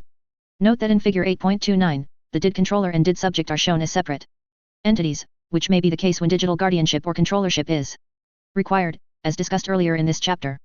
The common case where the DID controller and DID subject are the same entity is shown in Figure 8.30. Figure 8.29 A DID always identifies a DID subject, whatever it may be, and resolves to a DID document. The DID document is not a separate resource and does not have a URI separate from the DID. Figure 8.30 the same diagram as Figure 8.29, except the DID controller and DID subject are the same entity. 188 Chapter 8 Decentralized Identifiers. This final point about the semantics of what a DID actually identifies matters because it highlights another key feature of DID identification. DIDs can be used to identify any resource of any kind, whether that resource is on or off the web, and yet always produce the same kind of description of that resource, a DID document. This provides a universal means of cryptographically verifiable resource identification that does not need to rely on any centralized authorities. Although this is one of the longest chapters in this book, if you've read it this far, you now have a much deeper understanding of why we call DIDs the atomic building block of decentralized digital trust infrastructure. They are far more than just a new type of globally unique identifier. By relying on cryptography for both generation and verification, DIDs change the Internet's fundamental power dynamics. instead of scale. Laws pulling everything into the gravity well of the internet giants at the center, DIDs. Push power to the very edges to the individual digital agents and wallets where DIDs are born and DID-to-DID connections are made. This Copernican inversion creates the new space-time of decentralization, a universe where entities of all kinds can be self-sovereign and interact as peers using all 4 layers of the trust over IP stack. This is why in the next chapter, we move up to layer 2 of the stack to understand the digital wallets and digital agents required to generate DIDs, form DID-to-DID connections, exchange verifiable credentials, and handle decentralized key management. 189 Digital Wallets and Digital Agents. Daryl O'Donnell. We introduced digital wallets and agents in Chapter 2 as 2 of the basic building blocks of self-sovereign identity, SSI. While the basic concepts are relatively straightforward, the details could easily fill an entire book. This chapter is based on Daryl O'Donnell's continuously updated report on the state of digital wallets that he began writing in the winter of 2019. Dig. ITAL wallet and agent technology has been advancing so fast that Daryl has been speaking globally about the evolving industry since then. Daryl is uniquely suited to write on this subject because he advises and works with many startups, large corporations, and governments that are down in the trenches of SSI, establishing the basic and advanced capabilities required. He is an entrepreneur, investor, and technologist implementing and supporting SSI, digital wallets, and agents. If I look in my wallet, most of the stuff in there is nothing to do with payments. If Apple or Google want to replace my wallet, that means that they have to replace my driving license, my loyalty cards, my rail discount pass, my travel insurance, my health insurance document, my blood donor card, my AA membership. Well, you get the point. But in the long term, it's much more valuable. Dave Birch, Forbes. Digital wallets and agents are to SSI what browsers and servers are to the web, the basic tools we need to make the whole infrastructure work. While browsers and servers exchange web pages, digital wallets and agents exchange verifiable digital CRE. 190 Chapter 9 Digital Wallets and Digital Agents. DENTIALs, VCS. Digital wallets and agents can also use the DIDCOMM protocol to exchange any other form of cryptographically verifiable data. See Chapter 5. As simple as the concept of a digital wallet sounds, when you add up all the requirements for security, privacy, cryptography, functionality, portability, and usability, it becomes a real feat of engineering. Building a full-featured SSI wallet is a design and development effort similar in scope to building a full-featured browser. Since the space is evolving so fast, for a list of current SSI digital wallet projects, see the Wikipedia page on SSI. In this chapter, we cover the following. What is a digital wallet, and what does it typically contain? What is a digital agent, and how does it typically work with a digital wallet? An example usage scenario. Design principles for digital wallets and agents. Basic anatomy of a digital wallet and agent. Standard features of end-user digital wallets and agents. Backup and recovery. Advanced features of wallets and agents. Enterprise wallets and agents. Special features for guardianship and delegation. The wallet wars, the coming battle between open source, open standard, and proprietary digital wallets and agents. Note that one topic closely associated with digital wallets key management is deep enough that we cover it separately in the next chapter. Topics we will not cover in this chapter, except for brief mentions, include the following. Cryptocurrency wallets. Payments and value exchange. Personal data stores, PDS, and secure data storage, SDS, aka identity hubs. And encrypted data vaults. 9.1 What is a digital wallet, and what does it typically contain? We should say right up front that there is not yet a universally accepted definition of the term digital wallet. There are at least half a dozen definitions, depending on the particular segment of the SSI community you talk to. The one overarching theme everyone seems to agree on is this. A digital wallet consists of software, and optionally hardware, that enables the wallet's controller to generate, store, manage, and protect cryptographic keys, secrets, and other sensitive private data. In other words, a digital wallet, and the digital agent used with it, see the next section, is the nexus of control for every individual, organization, and thing participating in SSI. 191 What is a digital agent, and how does it typically work with a digital wallet? Interestingly, what falls under the heading of other sensitive private data that might be stored in a digital wallet is as varied as what people might choose to put in their physical wallets or purses. Some current or planned SSI digital wallet implementations include these. Decentralized identifiers, DIDs, peer DIDs, contextual DIDs, public DIDs for any of your relationships. Verifiable credentials for which you are the holder. Digital copies, e.g., PDFs, of physical credentials such as passports, drivers licenses, birth certificates, diplomas, and other credentials that have not yet been converted into verifiable credentials. Business cards and other personal contact information. Personal data of all kinds. Resumes, CVS, and other biographical information. Usernames, passwords, and other data typically maintained in a password manager. Again, this list does not include data related to cryptocurrencies, digital tokens, or other forms of value exchange, as those are currently the domains of more specialized cryptocurrency wallets. However, many believe that SSI wallets and cryptocurrency wallets are on a collision course and will become one and the same in the future. See Chapter 17 for more. 9.2 What is a digital agent, and how does it typically work? With a digital wallet. In Chapter 2, we compared physical wallets with digital wallets and used the analogy that a physical wallet doesn't do anything by itself, rather, it is always a person, the owner, who puts credentials into the wallet and takes them out to show proof of the owner's identity. With a digital wallet, the owner needs software to manage those interactions. This software module is known as a digital agent. SSI community terminology around the term agent is still fuzzy. For example, some SSI vendors do not differentiate between digital wallet and agent functionality and simply call their entire application a digital wallet or mobile wallet. In this case, you can consider the agent functionality built into the wallet. Other SSI vendors take the opposite approach and consider their digital agent to be the primary offering. In this case, the wallet functionality is treated as a feature of the agent. To top it off, the term agent has myriad uses and meanings in the world of software and networking. For example, both web browsers and email clients are technically called user agents. Intelligent agents are another computer science category that can cover anything from a digital thermostat to an autonomous drone. Entire populations of agents can be combined into complex adaptive systems whose emergent behavior is more than the sum of the parts, as described in Chapter 19. 192 Chapter 9 Digital Wallets and Digital Agents. For this chapter, we use the following definition.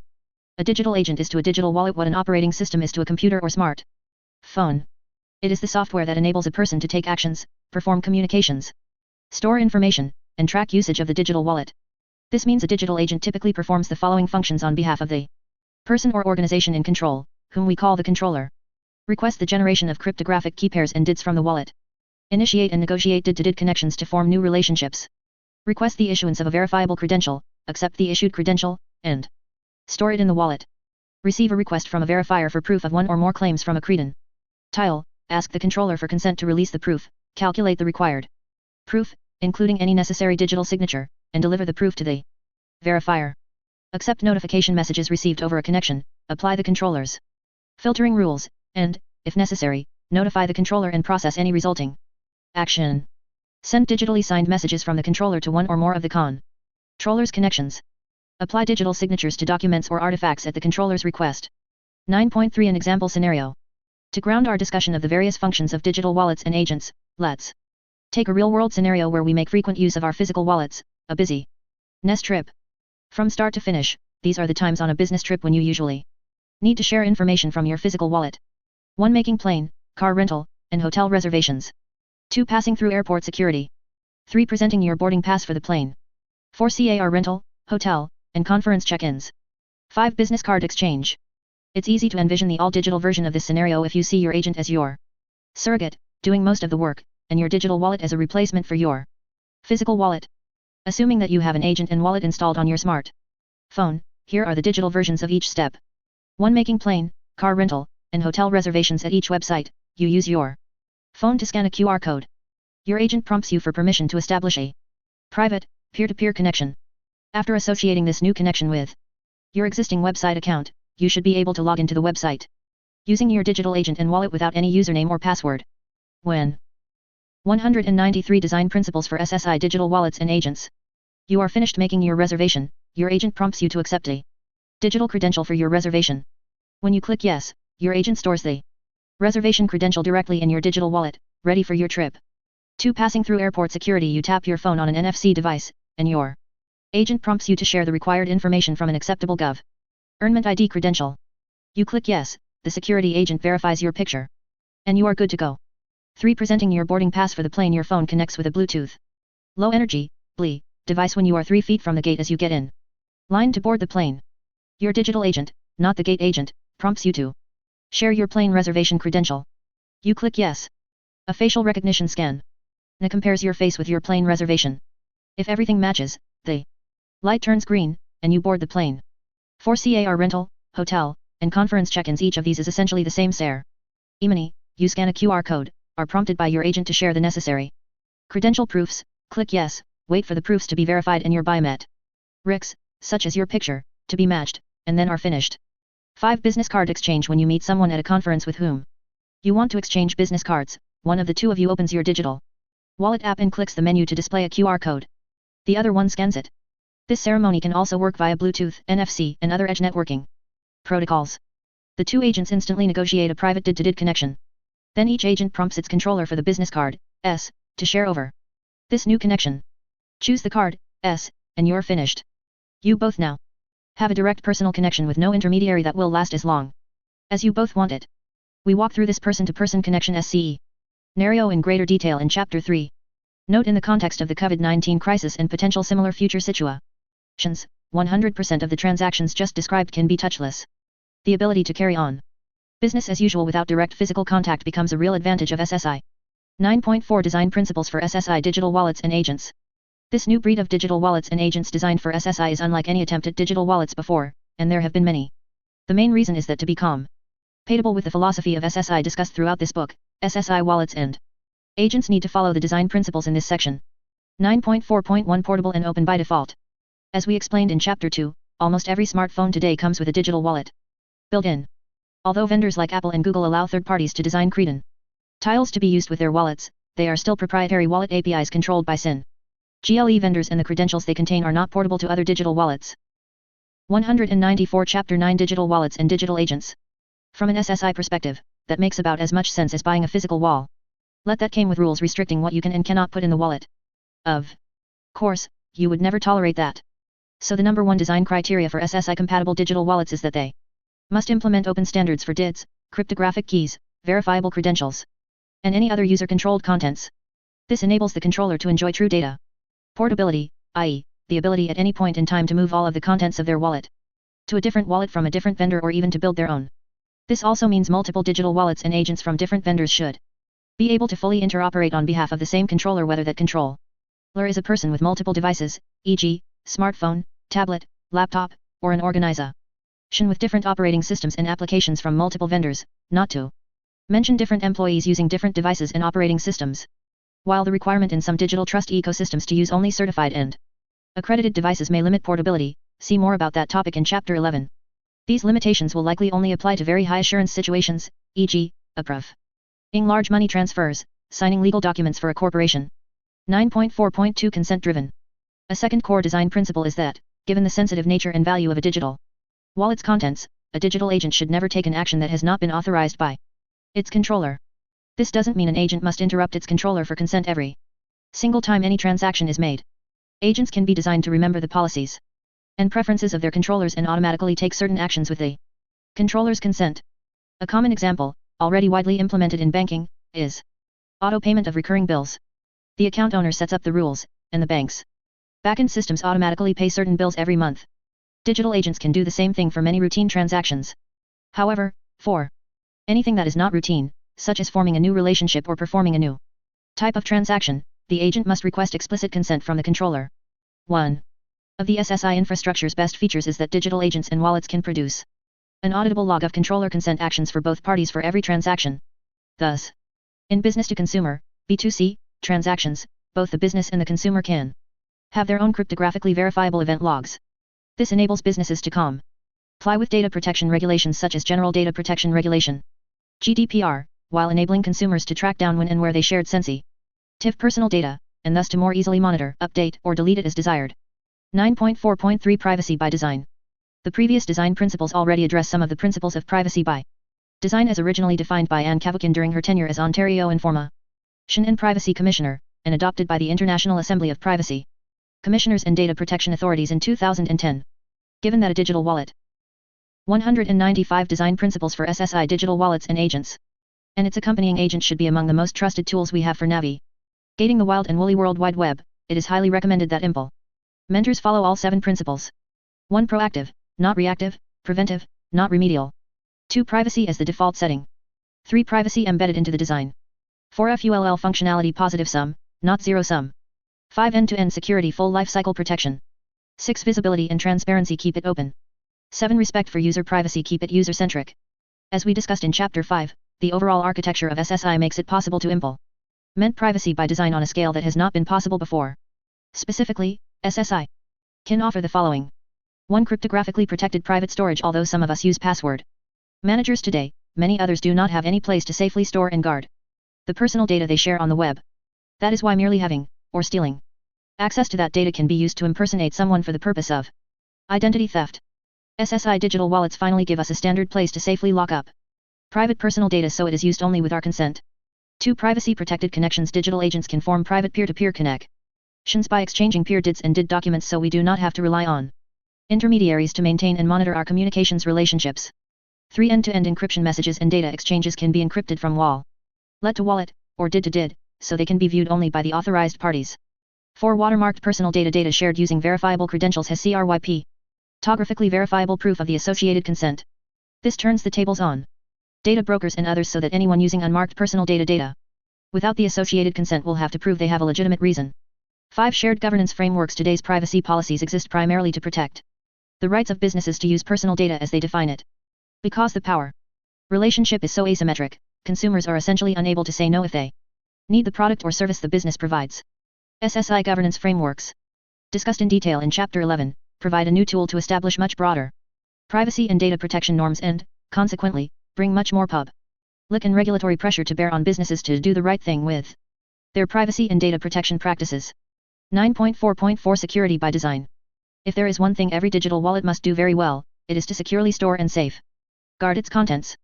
Those contents are the keys to the digital kingdom. If an attacker can break into or steal the contents of a digital wallet, they can do very serious damage. 196 Chapter 9 Digital Wallets and Digital Agents. Fortunately, we can make this a very uneven playing field tilted in favor of the good guys by using the following security by design features of SSI architecture.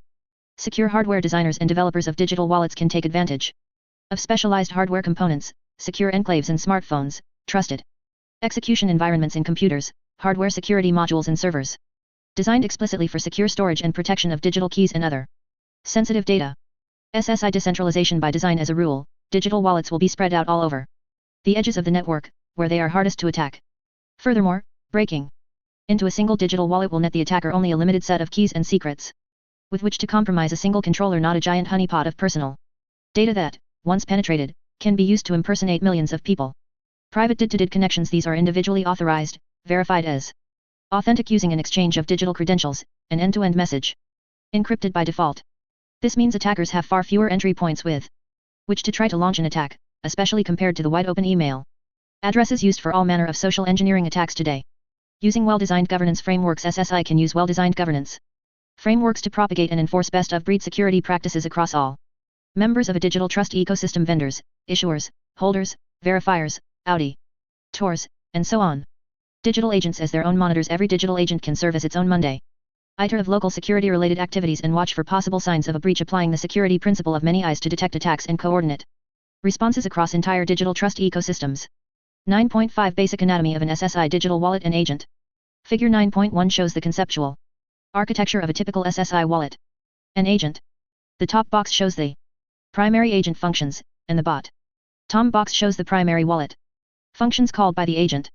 Figure 9.1 Conceptual architecture of a typical SSI digital wallet and agent. 197 Standard features of end-user digital wallets and agents.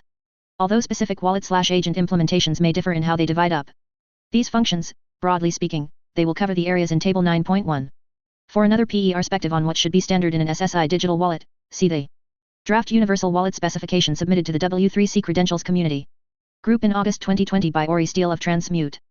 9.6 Standard features of end-user digital wallets and agents. In addition to the basic features and functions covered in Table 9.1, this section lists other features commonly provided by commercial-grade digital wallets intended for personal use. Table 9.1 Core functions of SSI digital wallets and agents. Component function. Agent messaging. In some ways, an agent functions like a specialized email or chat application. It sends and receives data, structured messages, and push notifications on behalf of the controller. This can be any combination of tightly defined protocol messages, such as those used for peer DID or verifiable credential exchange.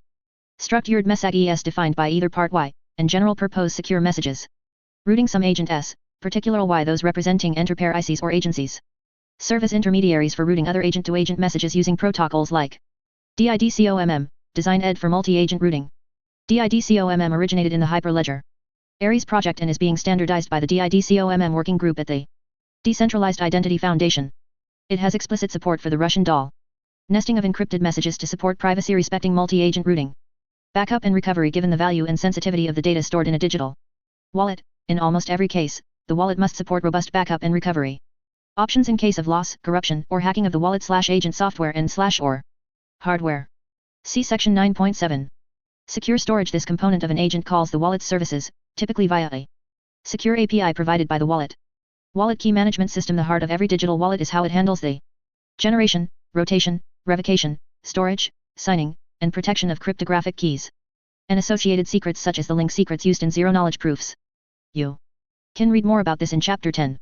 Encrypted storage. The other primary wallet function is the protected storage of the keys, secrets, and other private data that the controller elects to store in the wallet. Depending on the size and type of wallet, this may take many forms, e.g. secure enclaves on mobile phones, secure storage governed by trusted execution environments, TEs, or hardware security modules, HSMs, on servers and cloud-hosted wallets. 198 Chapter 9 Digital Wallets and Digital Agents. 9.6.1 Notifications and User Experience. Whether the application is called a digital wallet or a digital agent or both, there is universal agreement that it is the critical component in managing the user experience (UX) of SSI. This is where the rubber meets the road as to whether self-sovereign identity actually looks and feels self-sovereign. For example, does the end user feel fully informed about what is happening with their credentials and the sensitive personal data those credentials may contain, identity data, health data, financial data, family data, travel data? Trust the providers of the wallet and agent software and hardware? Trust the credential issuers? Trust the credential verifiers? Trust the governance frameworks and trust marks under which providers, ISO, ERS, and/or verifiers are operating? Trust the peer-to-peer connections they are making? Feel fully in control of the whole experience, such that the user's confidence in their use of the internet, their digital identity, and the privacy, security, and protection of their personal data is significantly, or dramatically, better. Of course, part of this is also the end user's feeling of satisfaction with the behavior of the wallet and agent application, particularly with regard to the following. How easy and intuitive is it to use? How carefully does it balance between security, privacy, and ease of use? How often and accurately does it notify the user and how appropriate are the interrupts when it needs to steal the user's attention? This last question is particularly important when it comes to a highly secure application like a digital wallet. Mobile and desktop operating systems such as iOS, Android, Mac OS, and Microsoft Windows already have sophisticated notification systems that notify the user only when it's necessary or relevant. Microsoft learned the hard way when it added so many new security notifications in Windows 10 that users either ignored them or turned off all notifications. But even those can be challenging to configure or tune. If a digital wallet and agent app is to earn the user's respect and trust, it must be very sensitive to providing only notifications the user must see, for legal reasons, like GDPR, should see, for security reasons, such as authentication, and/or wants to see, for an exchange of value, or to better control their personal information. 9.6.2 Connecting, establishing new digital trust relationships. SSI architecture pairs a digital agent with a digital wallet because the cryptographic keys, secrets, and credentials stored in the wallet don't do anything by themselves. Their entire purpose is for building and maintaining digital trust relationships on behalf of their controller. 199 Standard features of end-user digital wallets and agents. One of the most frequent actions the controller will take is scanning a QR code, tapping a near-field communication, NFC, or BLE device, clicking a link, or otherwise activating their agent to form a new DID-to-DID connection with a person, an organization, or a thing. For example, in our scenario of an all-digital business trip, each step in the journey involved creating a new connection, if one did not already exist, with an airline, car rental company, hotel, conference registrar, and so on. Fortunately, a digital agent makes this a simple, standard action requiring no knowledge of cryptography, key management, or any of the underlying complexity. Just scan a QR code or click a link, approve the new connection, and decide what credentials to exchange in that particular interaction. Both parties to the connection enjoy these benefits. Your agent and wallet will automatically remember the connection. It's like having an assistant automatically add each new person you meet to your address book. The connection will last as long as you need it. There is no reason for it to break, because the other party moves, changes address, or somehow loses touch. SSI connections only need to end when one or both parties no longer want them. The connection has no intermediary. There is no social network, email provider, or telco between the connected parties. All messages are encrypted end-to-end. This new communication channel is completely secure and private to the connected parties. You can use the connection for anything you want. There are no third-party terms of service for an SSI connection. It belongs entirely to the connected parties, who can use it for any application they want. 9.6.3 Receiving, offering, and presenting digital credentials. Once a connection is established, the typical next step is for the parties to exchange credentials in one or both directions, either to issue new credentials, the left leg of the trust triangle in Figure 9.2, or to verify issued credentials, the right leg of Figure 9.2. Both processes are carefully orchestrated dances between the agents for the two parties, and these dances can vary depending used.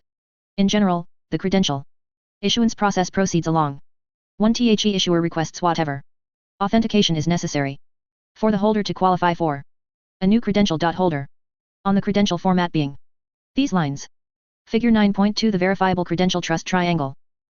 200 Chapter 9, digital wallets and digital agents. 2. Authenticated, either the holder requests a new credential or the issuer offers a new credential. 3. Either way, the issuer agrees to issue the credential, and the holder consents to accept it. 4. Issuer's agent and the holder's agent follow the specific protocol steps for issuing a credential in the desired format. 5. At the conclusion of the protocol, the issued credential is downloaded into the holder's wallet. The credential verification process proceeds with these general steps. 1. Holder requests some interaction with a verifier that requires verification, such as requesting access to a non-public web page. 2. Verifier presents a proof request to the holder, such as displaying a QR code that the holder can scan with a smartphone. 3. Holder's agent processes the proof request and determines whether the holder's wallet contains the credentials and/or claims necessary to satisfy it. If so, it prompts the holder to share a proof. 4. Holder consents to share the proof. 5. Holder's agent prepares the proof presentation and sends it to the verifier's agent. 6. Verifier's agent uses the issuer's DID in the proof response together with the credential definition, and any other information needed from the associated verifiable data registry, to verify the proof. 7. If the proof verifies, the holder is granted access. One significant variation in this process is WHEN, the credential uses zero-knowledge proof, ZKP, cryptography. In this case, the holder's agent and wallet can support sophisticated selective disclosure features. This means the verifier sees only the exact information required by the proof request. For example, if the verifier only needs to know the holder is over 21, the holder can prove that fact without revealing the holder's actual age or birth date. Support for ZKP-based verifiable credentials, which are explicitly supported in the W3C Verifiable Credentials Data Model Standard, is one of the key differentiating features of SSI agents and wallets. The early ST work on this feature started in the Hyperledger R&D area's open source projects in 2018, but it is now spreading to other SSI digital wallet and VC projects. 9.6.4 Revoking and expiring digital credentials. Once a physical credential has been issued to a person and stored in their wallet, the only practical way to revoke it is to give it an expiration date. If the credential needs to be revoked before the expiration date, such as a driver's license being revoked due to traffic offenses or a passport being revoked due to a change in citizenship, the only way a verifier can check the revocation status is to contact the issuer. 201 Standard features of end-user digital wallets and agents. With digital credentials, agents, and wallets, we can do better. In order of increasing preference, verifiers can check with issuers via an online API. This is the least desirable option because it still requires verifiers to integrate with issuers, and it requires issuers to host a high-availability evocation API. Issuers can maintain a revocation registry using a Layer 1 verifiable data registry (VDR), such as a blockchain or distributed ledger. This solves the problem of verifiers needing to integrate with issuers. A verifier only needs to integrate with the VDR, and also of issuers needing to host their own revocation API. However, a conventional revocation registry can leak privacy information about revoked credentials. The most privacy-preserving solution is to maintain a revocation registry on a VDR that uses ZKP cryptography. This enables verifiers to check on the revocation status of a credential in near real time, but only when a holder presents a proof. Otherwise, the revocation registry does not reveal any information about what credentials have been revoked. Again, all the complexity and work of updating and verifying a credential's revocation status is handled automatically by agents for the issuer, holder, and verifier. 9.6.5 Authenticating, logging you in. Usernames and passwords are the banes of our online existence. Some of us maintain long lists in spreadsheets or word processors. Others use password managers like Apple Keychain, 1Password, LastPass, and Dashlane. Regardless of the solution, the problem is a universal headache, and with over 3 billion people online, that's a pretty big headache. It is also one of the weakest points of our cybersecurity infrastructure. As Chapter 4 explained, auto-authentication is one of the headline benefits of SSI. From what we've covered in this chapter so far, it should be easy to understand how your agent and wallet can finally relieve you of the burden of usernames and passwords, essentially eliminating the need for you to log in at all. They simply do the job for you. The peer DID your agent negotiates when it first creates a new connection becomes your username, and your digital signature on a message sent over the connection becomes your password. Note cryptographically, your digital signature produced using the private key associated with your peer DID, is much stronger than any password. This is already considered multi-factor authentication, MFA, because it requires both your digital wallet and at least a PIN or passcode to unlock it. A verifier that needs an even higher level of assurance that it's really you can request the following. A biometric, e.g., fingerprint, facial scan, to open your digital wallet. A proof of one or more verifiable credentials in your wallet. A liveness check, such as recording a short video, to prove that you the person holding the wallet are the holder to whom the credentials were issued. 202 Chapter 9 Digital Wallets and Digital Agents. All of these are well-known MFA techniques that have been incorporated into federated identity standards like OpenID Connect and Fast Identification Online, FIDO. SSI wallets and agents standardize and automate MFA in much the same way smart phones have automated the process of remembering and dialing phone numbers. As SSI adoption spreads, the process of manually entering a username and password to log into a website will start to seem as antiquated as dialing a rotary telephone, digit by digit by digit. 9.6.6 Applying digital signatures. Just as your agent and wallet can digitally sign a message to authenticate you, they can sign almost any other digital object requiring your signature. The basic steps are as follows. 1. While you establish a connection with the party requesting the signature, the verifier. 2. The verifier uses the connection to send you the object requiring your signature, e.g., a structured message, a PDF document, a JSON file. Depending on the digital object, you can sign it directly or sign a hash of the object after your agent and wallet verify the hash. See Chapter 6. 3. YOUR agent prompts you to approve the signature request. 4. YOUR agent calls your digital wallet to generate the signature based on the appropriate DID and private key. 5. YOUR wallet returns the signature to the agent. 6. YOUR agent returns the signature to the verifier. Note that this digital signature process is an order of magnitude stronger than most electronic signature services such as DocuSign, HelloSign, and PandaDoc. As a rule, those services do not apply cryptographically generated digital signatures, rather, they apply digital facsimiles of handwritten signatures. The latter are legally accepted in most jurisdictions, but they are not cryptographically bound to the underlying digital document. 9.7 Backup and Recovery. At this point, it should be clear that a well-used digital wallet will rapidly become as valuable if not more valuable than a physical wallet. So what if you lose it or it is stolen, hacked, or corrupted? Ironically, a well-designed and engineered digital wallet should be safer and better protected from loss than a physical wallet, but only if the owner takes the necessary recovery preparation steps. This section explains why. 9.7.1 Automatic Encrypted Backup. Any commercial-grade SSI wallet should come with an automatic encrypted backup feature. After an initial setup step to establish your recovery keys, your agent will automatically and continuously maintain an encrypted backup copy of your wallet in the location of your choice. Usually, that means in the cloud, either on a generic 203 Backup and Recovery cloud-based storage service like Dropbox or Google Drive, or on a specialized encrypted backup service from your wallet/agent vendor. Note: unlike many crypto wallets, an SSI wallet requires a backup file and recovery keys. The backup file is needed because the wallet may be the only place where certain data exists. This way, if anything happens to your wallet, e.g., your device is lost, stolen, corrupted, or broken, you can recover the contents of your digital wallet right up to the most recent actions you took with it. Recovery is typically performed using one of the options discussed next. 9.7.2 Offline Recovery. The first option is to simply store a copy of your recovery keys in a safe location offline. Cold storage, where you can find them when you need to recover. Figure 9.3. This is not as easy as it sounds. To begin with, you have to hide your recovery keys in a safe place where only you or your trusted delegates can access them, otherwise, they could be used to steal your digital wallet without your permission. Second, you need to be able to locate your recovery keys many years or even decades after you first store them. Even safe deposit boxes in banks can be difficult to access after long periods of inactivity. Third, you need to make sure your recovery keys stay fully intact. For example, if you store them on a cold storage device, such as a USB key, it better not suffer a hardware failure. If you store them on paper, such as a printed QR code or written passphrase, you must guard against the print fading over time or being incinerated in a fire. This is why some experts recommend etching recovery keys in titanium or another fireproof metal. The Blockchain Commons Smart Custody project has much more information about key backup and recovery options. https://www.smartcustody.com. Keep in mind that if your recovery key is lost or corrupted, there is no other way to recover your digital wallet. With SSI, there is no password reset service you can call and no higher authority to appeal to. If there were, it would not be self-sovereign, someone else would ultimately be in control.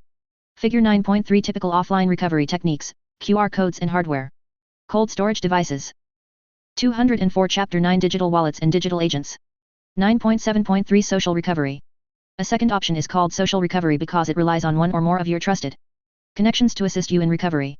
In this approach, rather than printing or saving your recovery key offline, or in addition to doing that, your agent and wallet use a cryptographic technique called key sharding to break your recovery key into several fragments. At least m of n of these fragments, for example, 2 out of 3, must be brought back together to reproduce the original recovery key.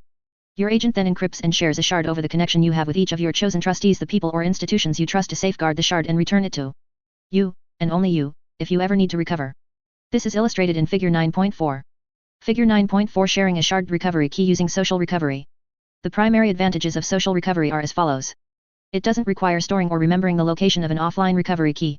The recovery process can be performed entirely online, provided you can contact a sufficient number of your trustees, and convince them it is really you.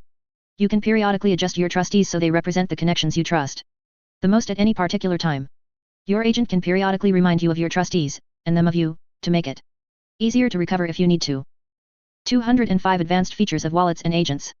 The downsides of social recovery are these. A sufficient number of your trustees must be available to decrypt and share back their shards when you need to recover. Your trustees are potentially subject to a social engineering attack by a determined adversary who wants to trick them into sharing enough shards to assemble your recovery key and steal your encrypted backup. 9.7.4 Multi-device recovery.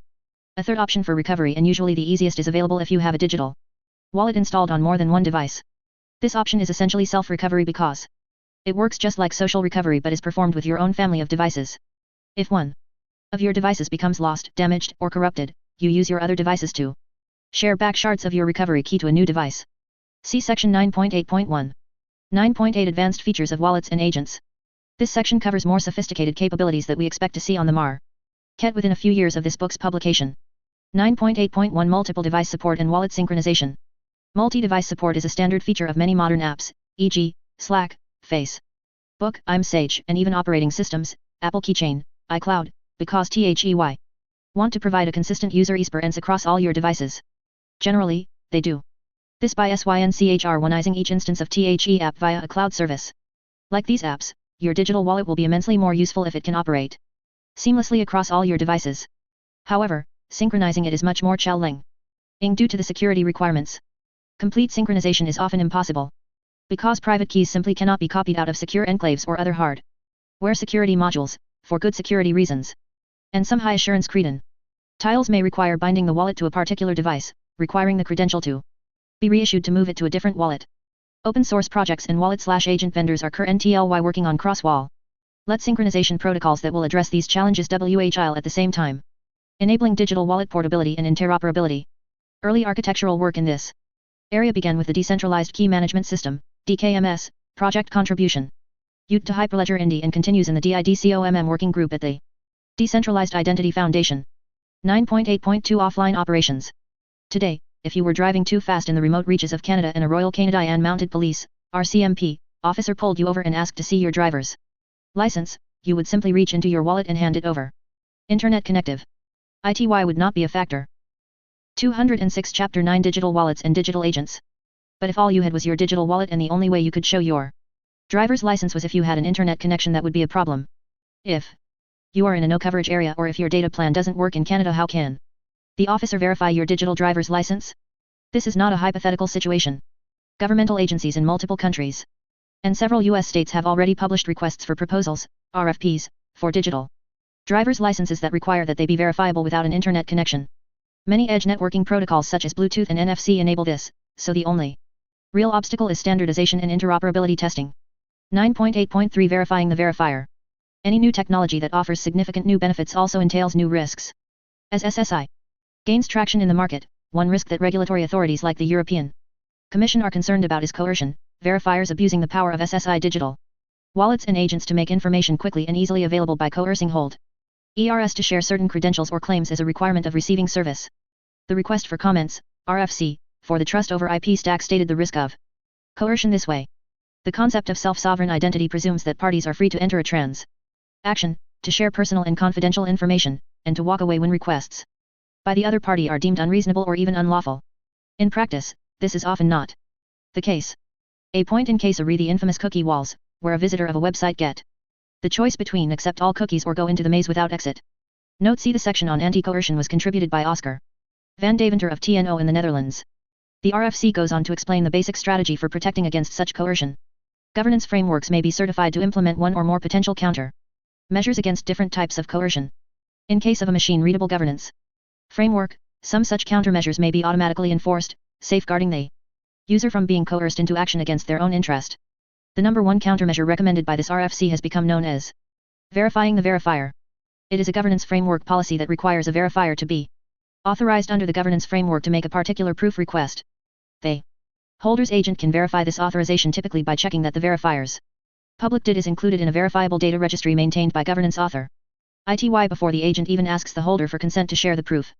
If the verifying the verifier check fails, the agent can not only refuse to proceed but can warn the holder of a possible scam and even automatically report a possible violation to the governance authority. 207 Advanced features of wallets and agents. This technique is not entirely new. Similar protections exist on global credit card networks today. For example, only an authorized MasterCard merchant network can request payment using a MasterCard. But with SSI, this kind of protection can be extended to any type of verifiable data exchange. And it can directly support data protection regulations in various jurisdictions. 9.8.4 Compliance and Monitoring. Verifying the verifier is just one type of regulatory or governance compliance for which an agent can monitor. As a trusted digital assistant, assuming the controller does trust the agent, an agent can watch for other behaviors, conditions, and actions. Applicable governance frameworks is a credential being issued under a governance framework that the controller trusts. If it is new, can the agent verify the bona fides of the governance authority? Who else is using or endorses the governance framework? Sensitive data is a verifier asking for especially sensitive data, and if so, why? See section 9.8.6 for how agents can recognize such requests. Receipt tracking agents can automatically categorize, store, and monitor your transaction receipts to help you analyze your activities. Personal finance software like Quicken and Mint already do this. So do personal health monitors like Apple Health and Common Health. Enterprise agents can monitor too. Be sure a transaction taken by an employee or contractor falls within the policies applicable to their role, e.g., buying author ITY, purchase categories, and spending limits. Agents and wallets can also maintain cryptographically verifiable audit logs to enable forensic analysis if issues or problems arise. In some cases, particularly in an enterprise context, an agent may maintain a connection with and send regular reporting transactions to an independent auditing agent, one that may be hosted directly by a regulatory authority. 9.8.5 Secure Data Storage, Vault, Support. Just as your real-world wallet, or your pocket or purse, has a physical limit on how much it can carry, digital wallets are designed to store and protect a relatively limited amount of sensitive data. They are not generally designed to store your entire lifetime of financial records, tax records, health records, X-rays, CAT scans, educational records, portfolios, journals, files, and so on. But you should have the capability to store any and all of these records under DG Tall lock and key, just as you would keep such documents safely in a fireproof file cabinet, home safe, or safe deposit box at a bank. Such a secure data store, SDS, has many names in the SSI community, including these: Personal Data Store, PDS, Personal Cloud. 208 Chapter 9 Digital Wallets and Digital Agents. Hub, or Identity Hub. Vault, or Encrypted Data Vault. Regardless of the name, these all refer to the same basic design: electronic file storage. Typically in the cloud, accessible only to the controller because the contents are encrypted with private keys from the controller's digital wallet. The Secure Data Storage Working Group is developing standards and open source implementations for interoperable SDSs at the Decentralized Identity Foundation. 9.8.6 Schemas and Overlays. The credentials stored in a digital wallet are based on underlying SCH schemas that define the semantics and data type for each claim, attribute, in the credential. However, data semantics can be extremely rich and complex. Take just one dimension, the name of a claim. What language is it in? Can you describe the name in different languages? How do you add that description without making the basic schema definition very complex? The answer is an architecture called schema overlays. As shown in figure 9.5, schema overlays are descriptions of a base schema that can add rich descriptive and contextual metadata without complicating the base schema. The Inputs and Semantics Working Group is standardizing this overlay capture architecture, OCA, at the Trust over IP Foundation. Digital wallets and agents that support schema overlays will make it easier for issuers, holders, and verifiers to. Figure 9.5 Different producers and consumers of data can develop multiple schema overlays to provide rich metadata describing a single set of data. 209 Advanced features of wallets and agents. Identify, describe, and manage the credentials and claims they need. To cite an example from earlier in this chapter, a regulatory agency or an industry watchdog organization can publish a schema overlay describing the degree of privacy sensitivity of the data contained in specific credentials. Agents and wallets can use this overlay to warn verifiers about requesting and holders about sharing such highly privacy-sensitive data. 9.8.7 Emergencies. Government agencies and medical authorities publish guidelines about what information people should make easily available in their physical wallets in case of a medical emergency such as an accident, a heart attack, or an allergic reaction. The same applies to our digital wallets, if not even more so, for these reasons. If first responders can access emergency information in a digital wallet, it will make such data easier and faster to obtain. The information available can be much richer and more current than the data typically available in a physical wallet. The digital wallet can be configured to enable first responders to access other medical records for the holder that may be even more helpful. The digital wallet can allow first responders to quickly reach emergency contacts while still respecting their privacy. For all these reasons, proprietary smartphone wallets such as Apple Wallet already support an emergency mode. For example, the author of this chapter provides information about a peanut allergy that anyone can use if they have access to his phone. However, the information is very limited, and there is no restriction on who can access the device. By contrast, if a bona fide first responder can prove that fact, e.g., using a standard first responder credential that the agent can verify, the agent can release much more information. 9.8.8 Insurance. Where there is risk, there is insurance. With digital wallets, agents, and credentials, there are these risks. The vendor of the wallet or agent software is negligent or malicious. The issuer of a digital credential makes an error, or their system gets hacked. A holder of a digital wallet has it hacked or stolen, and as a result, crimes are committed, or their credit score is ruined. All three of these risks can be mitigated with different forms of insurance. Wallet and agent software vendors can be insured against product liabilities. Issuers can insure against mistakes in issued credentials or compromises in the issuer's systems. Holders can insure against theft or loss of their digital wallet and the attendant damages. 210 Chapter 9 Digital Wallets and Digital Agents. Of course, the application for an issuance of an insurance policy for these types of coverage can be handled via what else? Digital credentials. Having a cryptography verifiable audit history of purchases by an insured party such as a homeowner or business owner can be extremely helpful in the unhappy situation of needing to file a claim due to loss from fire, theft, natural disaster, and so on. 9.9 Enterprise Wallets. While the term wallet makes us think primarily about personal use, every entity participating in SSI needs a digital wallet. Even though organizations are run by people, jurisprudence requires that their legal identity, and thus their digital identity, must be separate from an individual. Even a sole proprietorship, a business operated by a single individual, is legally separate from the proprietor's personal identity. So every organization, no matter what the size, should have its own separate enterprise wallet. While enterprise wallets need all the standard features we have discussed, they also require the special features covered in this section. 9.9.1 Delegation, Rights, Roles, Permissions. In the context of SSI, delegation refers to one identity controller giving permission to another to perform certain actions on the first controller's behalf. For example, an elderly parent might delegate to an adult child the authority to manage the parent's bank account. With verifiable credentials, this is accomplished using a delegation credential. See section 9.10 for more. While individuals may or may not need delegation for THEIR personal agents and WALTs, organizations have no choice. Enterprise wallets must be able to delegate authority for specific transactions to specific individuals acting in specific roles within the organization. These types of functions are often managed by directory systems and identity and access management (IAM) systems within many enterprises, adapted to work with SSI and digital credentials. Besides the other advantages of SSI, the use of digital credentials for delegation will make it easier to orchestrate and digitally execute legally binding transactions across companies and borders. Some verifiable credential ecosystems are being developed explicitly to support this capability. The Global Legal Entity Identifier Foundation is developing the VLEI, a verifiable credential version of the legal entity identifier, LEI. Organizations of any kind can be issued a digital LEI to verify their legal status. An organization can issue delegation credentials to its employees, directors, and contractors so they can provide proof of the specific roles in which they are authorized to act, and digitally sign documents on behalf of the organization in a specific capacity. 9.9.2 Scale. While millions or billions of personal wallets and agents may be active at the same time, each is running on its own computing device at the edge of the network, so 211 Enterprise Wallets. Questions of throughput and scale are no different from those that the Internet and cloud computing face today. However, enterprise wallets and agents are a different question. Here, instead of a single person performing authentication or exchanging credentials, you may have hundreds of thousands of employees actively authenticating or presenting enterprise credentials at the same time. So the underlying wallets, agents, and agencies need to function at that kind of scale. See Chapter 10, especially. Section 10.8, for more on this topic. 9.9.3 Specialized Wallets and Agents. Individuals are likely served by a single wallet and agent per device, even though the agent may apply specialized behaviors for specific types of connections or credential exchanges.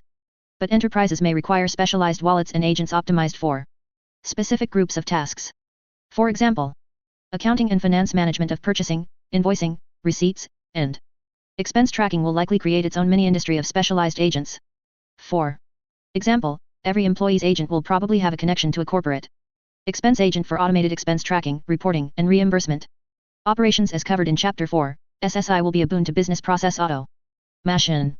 Many business processes can be orchestrated and automated by connecting employee and contractor agents to business process agents that apply the necessary business logic and help manage costly exceptions. Compliance recording and monitoring transactions for compliance with regulatory requirements can be simplified, and some cases can be automated, using auditing and reporting agents. News organizations thrive when different parts of the organization can share relevant and trusted information more quickly. As wallets and agents evolve, key events in which they participate, e.g., contracts signed, purchase order received, can be shared instantly with looser integration than traditional SYS. TEMS integration requires. 9.9.4 Credential revocation. One of the classic challenges of IAM systems is managing hundreds of permissions across thousands of systems for millions of employees and then updating them quickly when an employee's or contractor's status changes. With SSI, this complexity can be significantly reduced. The enterprise can issue revocable verifiable credentials, and every system or application can rely on them as a verifier. When an employee's or contractor's status changes, the relevant credentials can be revoked in near real time, without needing to know anything about what verifiers are relying on them. 9.9.5 Special security considerations. If personal wallets contain the keys to an individual's kingdom, imagine the potential damage if an enterprise wallet suffers a major breach of security. Corporate assets worth millions or billions of dollars could be at stake, not to mention corporate reputation. 212 Chapter 9 Digital Wallets and Digital Agents. The good news is that, like a bank vault, an enterprise wallet is built from the ground up to support the levels of security necessary to protect such valuable assets. Multi-signature authorization policies. Depending on the level of sensitivity of a particular transaction, it may require multiple digital signatures from different employees, officers, or directors. Trust assurance frameworks. Most enterprises will operate enterprise wallets and agents under the provisions of one or more governance frameworks. These will commonly include a trust assurance framework that will require many industry standard security practices, such as ISO 27001 certification, together with period testing and recertification.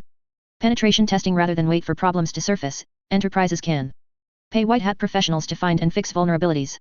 Automated monitoring and self-auditing. Enterprise agents can use their own sophisticated monitoring and self-inspection tools that employ artificial intelligence, AI, and machine learning to detect anomalies and predict problems. Device certification. Some enterprise use cases will support only certain devices or digital wallets that have been certified to meet specific security/privacy standards or governance frameworks, particularly for high-assurance use cases. 9.10 Guardianship and delegation. As we said at the beginning of this chapter, a digital wallet is the nexus of control for every participant in the SSI infrastructure. As powerful as this tool is, it limits the direct use of SSI to individuals who have digital access and the legal capacity to use the technology. For SSI to work for everyone, it must work for individuals who do not have digital access or do not have the appropriate physical, mental, or economic capacity to use a digital wallet and agent. These individuals require another person or organization to serve as their digital guardian. Digital guardianship is first and foremost a legal and regulatory construct, so it is covered in more detail in Chapter 11.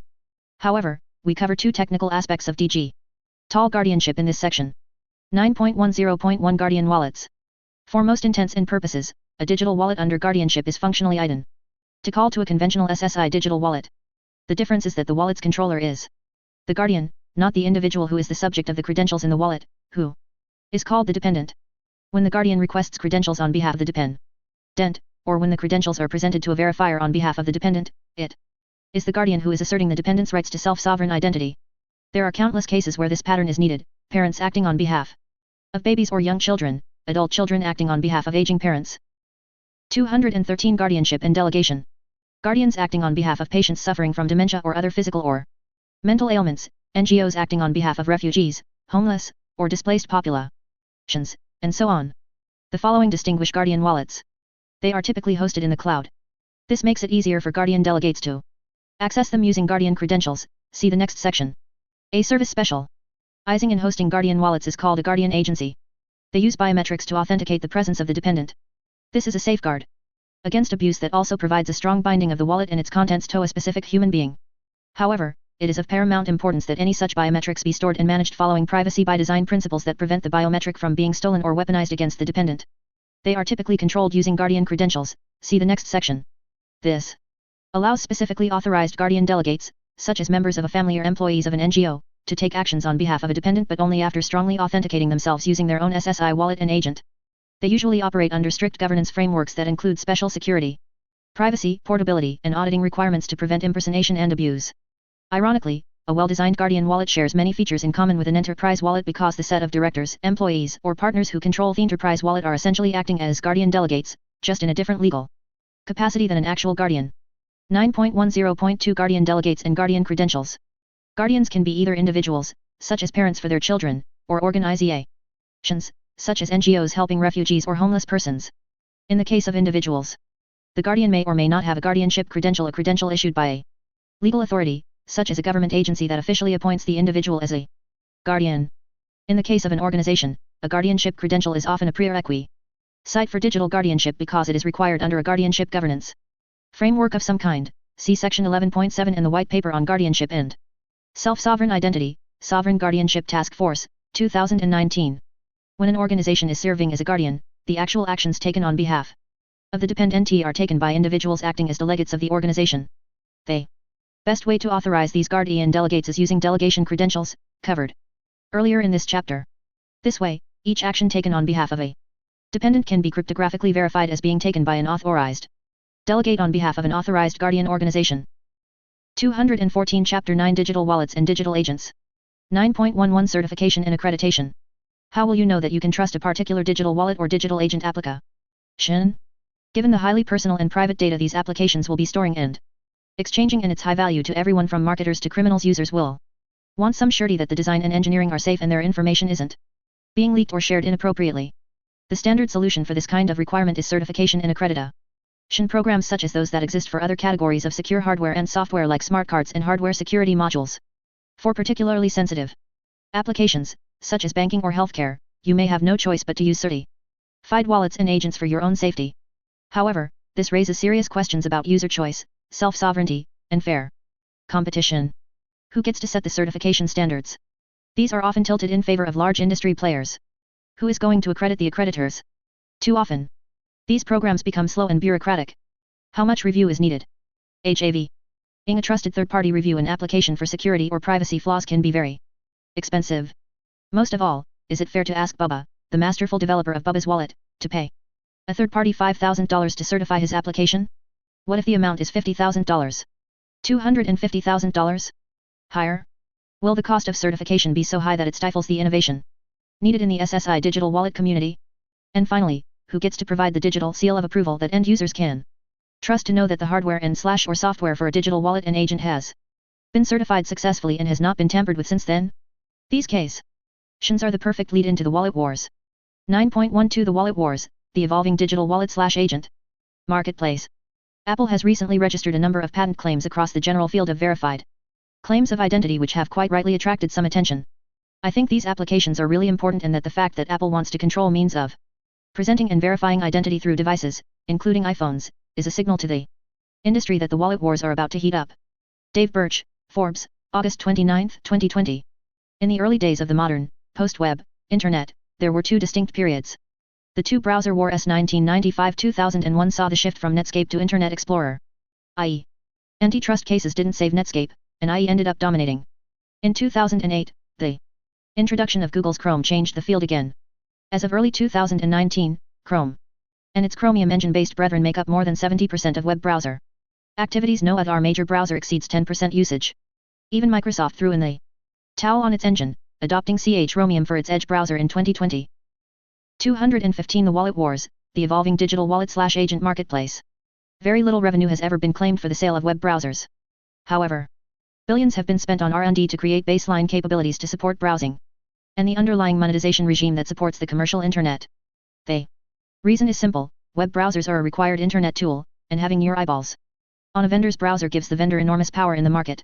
A similar war is brewing over digital wallets, one that may eclipse the competitive Landscape of web browsers. We will quickly explore 3 dimensions of these upcoming wallet wars. Who are the players that will attempt to influence or control your wallet, and agent? What aspects of your wallet are they trying to influence and control? How they will exert this control and influence. 9.12.1 Who? In any large-scale shift, one of the most important things to understand is who the main players are and what they are attempting to accomplish. In the wallet wars, the players are diverse. Governments and nation-states, regardless of the level of freedom a nation-state provides, it will want to control and influence some key aspects of the digital wallets used by its citizens. Big tech. The vast majority of big tech is heavily reliant on targeted advertising, while espousing that they support privacy for all. As we adopt digital wallets and agents for more of our daily activity on the web, big tech may lose the ability to apply surveillance techniques to target us. They will adapt, but they will want to shape the battleground in their favor.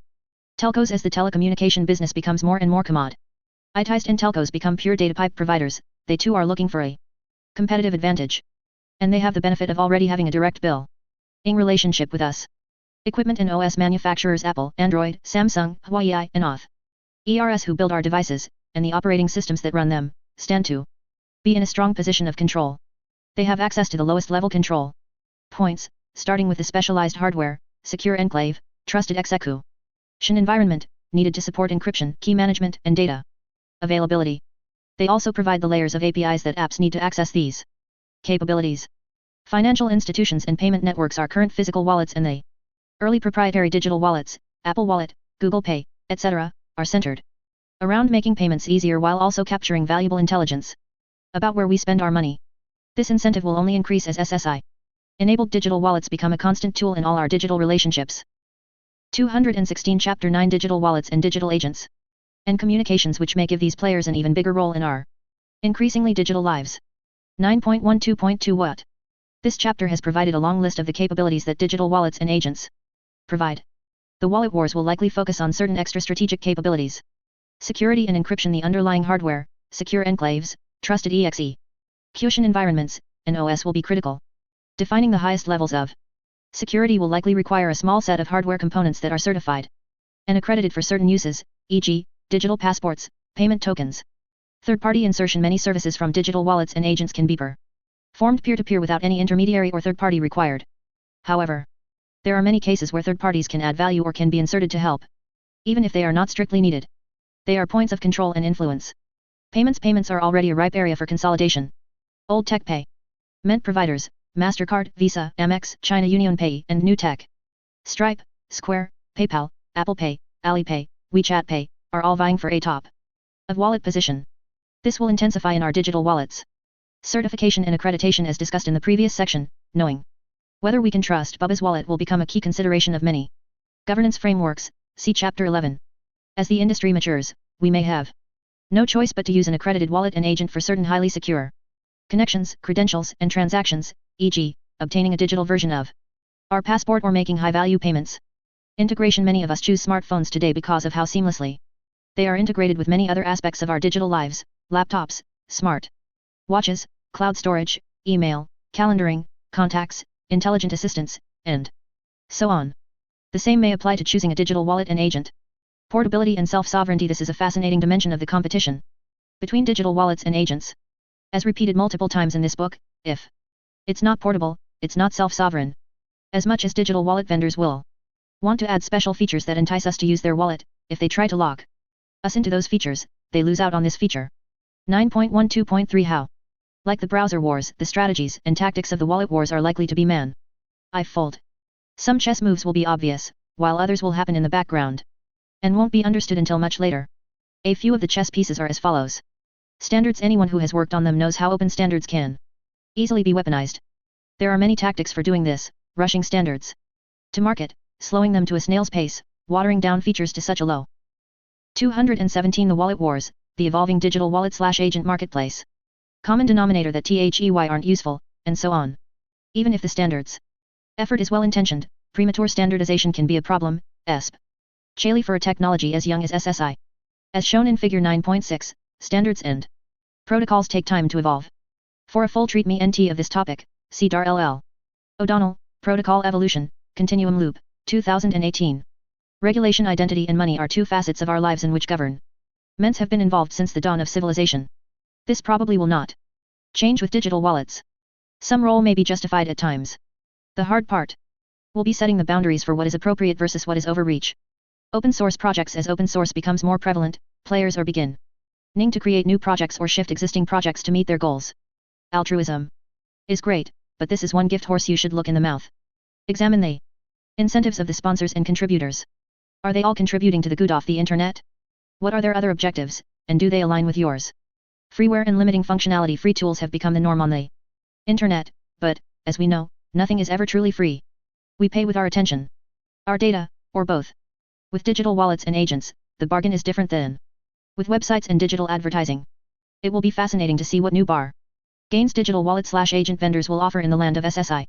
Convenience and usability. Ultimately, the best UX that provides the most value from digital wallets and agents is likely to win.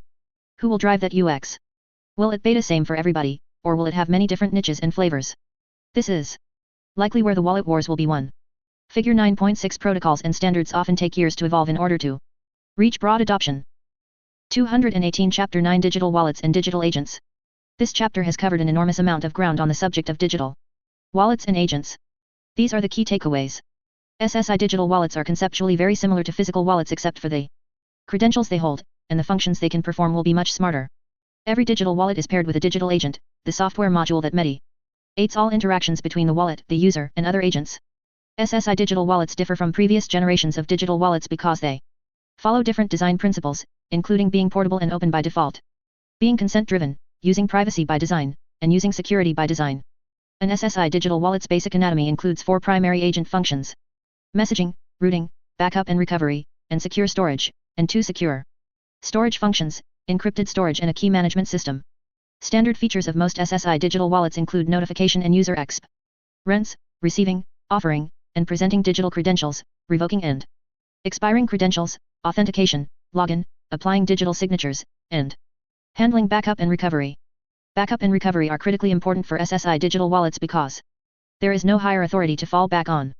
They must include an automatic encrypted backup function and multiple options for recovering a lost, stolen, damaged, or hacked wallet, such as offline recovery methods, e.g., QR codes or cold storage devices, social recovery methods, where your recovery key is cryptographically broken into pieces and shared with trusted connections, or multi-device recovery methods.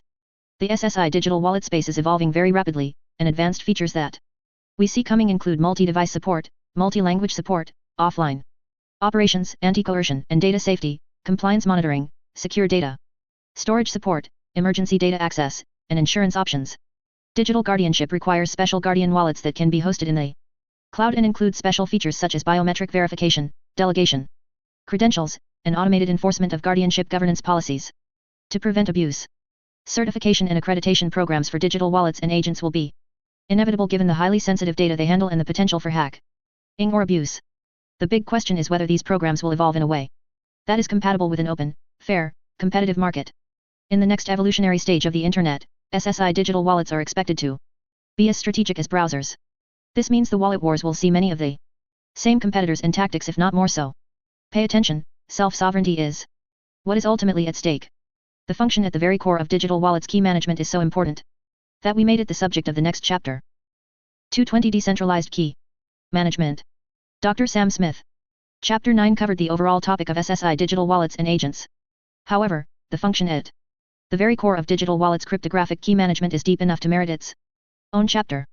Although thousands of papers and dozens of books have been written on the subject of key management, for this chapter on decentralized key management, we called on Drive Sam Smith, who is not only one of the most prolific thinkers and authors in SSI but the inventor of key event receipt infrastructure, KERI, covered in the final section of this chapter. Sam received his PhD in electrical and computer engineering from Brigham Young University in 1991, spent 10 years at Florida Atlantic University, reaching full professor status, and then retired to become a full-time entrepreneur and strategic consultant. He has over 100 EED publications in the areas of machine learning, AI, autonomous vehicle systems, automated reasoning, blockchains, and decentralized systems. Chapter 9 began with this overarching definition of digital wallets. A digital wallet consists of software, and optionally hardware, that enables the wallet's controller to generate, store, manage, and protect cryptographic keys, secrets, and other sensitive private data. We followed that by saying that a digital wallet is the nexus of control for every actor in SSI. The essence of that control is key management, everything involved with the generation, exchange, storage, use, termination/destruction, and rotation/replace meant of cryptographic keys. It includes design of cryptographic protocols, key servers, and secure storage modules. Key management also encompasses human processes such as organizational policies, user training, certification, and auditing. 221 Why any form of digital key management is hard. In this chapter, we cover the following. Why any form of digital key management is hard. Standards and best practices for conventional key management. The starting point for key management architectures, roots of trust. The special challenges of decentralized key management. The new tools that verifiable credentials, VCS, decentralized identifiers, DIDs, and self-sovereign identity, SSI, bring to decentralized key management. Key management for ledger-based DID methods. Key management for peer-based DID methods. Fully autonomous decentralized key management with key event receipt infra. Structure, carry. The final section on carry is a special feature of this book as it summarizes the technical architecture of carry, one of the most comprehensive solutions for decentralized cryptographic key management available at the time of publication. 10.1 Why any form of digital key management is hard. People new to cryptography and public/private key infrastructure often wonder why there is so much fuss about keys. Isn't managing digital keys similar to managing physics? ICL keys, where we usually have a small set that we keep on a keyring or fob. While there is clearly an analogy between physical and digital keys, in reality the differences are dramatic. Digital keys can be stolen remotely. Stealing a physical key requires having physical access to where the key is stored or to the person who is carrying it. Digital keys that are not properly protected can be stolen remotely over a network. Even when they are well guarded, digital keys can still be stolen using side channel attacks, but those are very hard to pull off. You may not be able to tell if a digital key has been stolen. A stolen physical key is easy to spot, unless the thief can quickly copy and replace it, a real challenge. But if an attacker can gain access to a digital key, they can copy it in milliseconds without you ever even knowing. Digital locks are much harder to pick. The alternative to stealing a physical key is breaking the lock. For many real-world assets, like a car or a home, that is rely feasible. Breaking a digital lock protected with strong encryption is nearly impossible. The value that digital keys can unlock may be vastly greater than in the physical world. Most assets protected by a physical key, a car, a house, a bank vault, have a value proportional to the strength of the physical security provided for the asset. But with digital assets, a single key can potentially unlock billions of dollars of value in the form of cryptocurrencies, digital fiat currencies, or some other form of digital asset. 222 Chapter 10 Decentralized Key Management. Note: anyone protecting high-value digital assets should be using multi-signature multisig, because its security scales much faster than the size of the digital asset. For example, there are no reported cases of exploiting the Gnosis multisig Ethereum wallet despite some of those wallets holding billions in assets. If lost or stolen, digital keys can be replaceable. This is the real kicker. It is nearly impossible to protect a physical asset with enough physical security that it can be broken given enough time and money. But digital assets can be protected with encryption so strong, even quantum proof, that, in theory, it can withstand all the computing power in the universe for the rest of time, or at least the next few millennia. So digital keys can be almost immeasurably more valuable than physics. ICL keys. In 2019, the Wall Street Journal estimated that 1/5 of all Bitcoin is missing because the private keys have been irretrievably lost at the time we are writing these lines. That lost Bitcoin is worth well over $100 billion. With SSI, your digital keys will become the keys to your digital life. It is hard to say that about your physical keys. Yes, they are important, they unlock your car, house, mailbox, office, and safe deposit box. But if you lost the whole set, it would only take you a few days or weeks to replace all of them. If you lost all the EYSINAMATURESSIDIGITALWALLET, ANDDIDNOTHAVERICOVERYMETHOD, IT, could put your digital life on hold for months. The bottom line, control over your digital keys as well as the rest of the contents of your digital wallet is probably the single most critical element of the SSI architecture. 10.2 Standards and best practices for conventional key management. Fortunately, digital key management is not new. We have decades of experience deploying it with conventional PKI and, more recently, with cryptocurrency keys and wallets. Moreover, since key management is fundamental to cybersecurity infrastructure, research bodies like the U.S. National Institute of Standards and Technology, NIST, have published extensive recommendations on the subject. Several of the best known from NIST are as follows. NIST Special Publication 800-130, A Framework for Designing Cryptographic Key Management Systems, CKMS, a 112-page publication that provides a comprehensive guide to every topic in key management. NIST Special Publication 800-57, Recommendation for Key Management A3. Part series that NIST is constantly updating. Part 1 General. Part 2 Best Practices for Key Management Organizations. Part 3 Application-Specific Key Management Guidance. 223 The Starting Point for Key Management Architecture, Roots of Trust. Following is an example of some of the guidelines from Session 2 of NIST 800-57 PART. 2. Because the compromise of a cryptographic key compromises all of the information and processes protected by that key, it is essential that client nodes be able to trust that keys and/or key components come from a trusted source.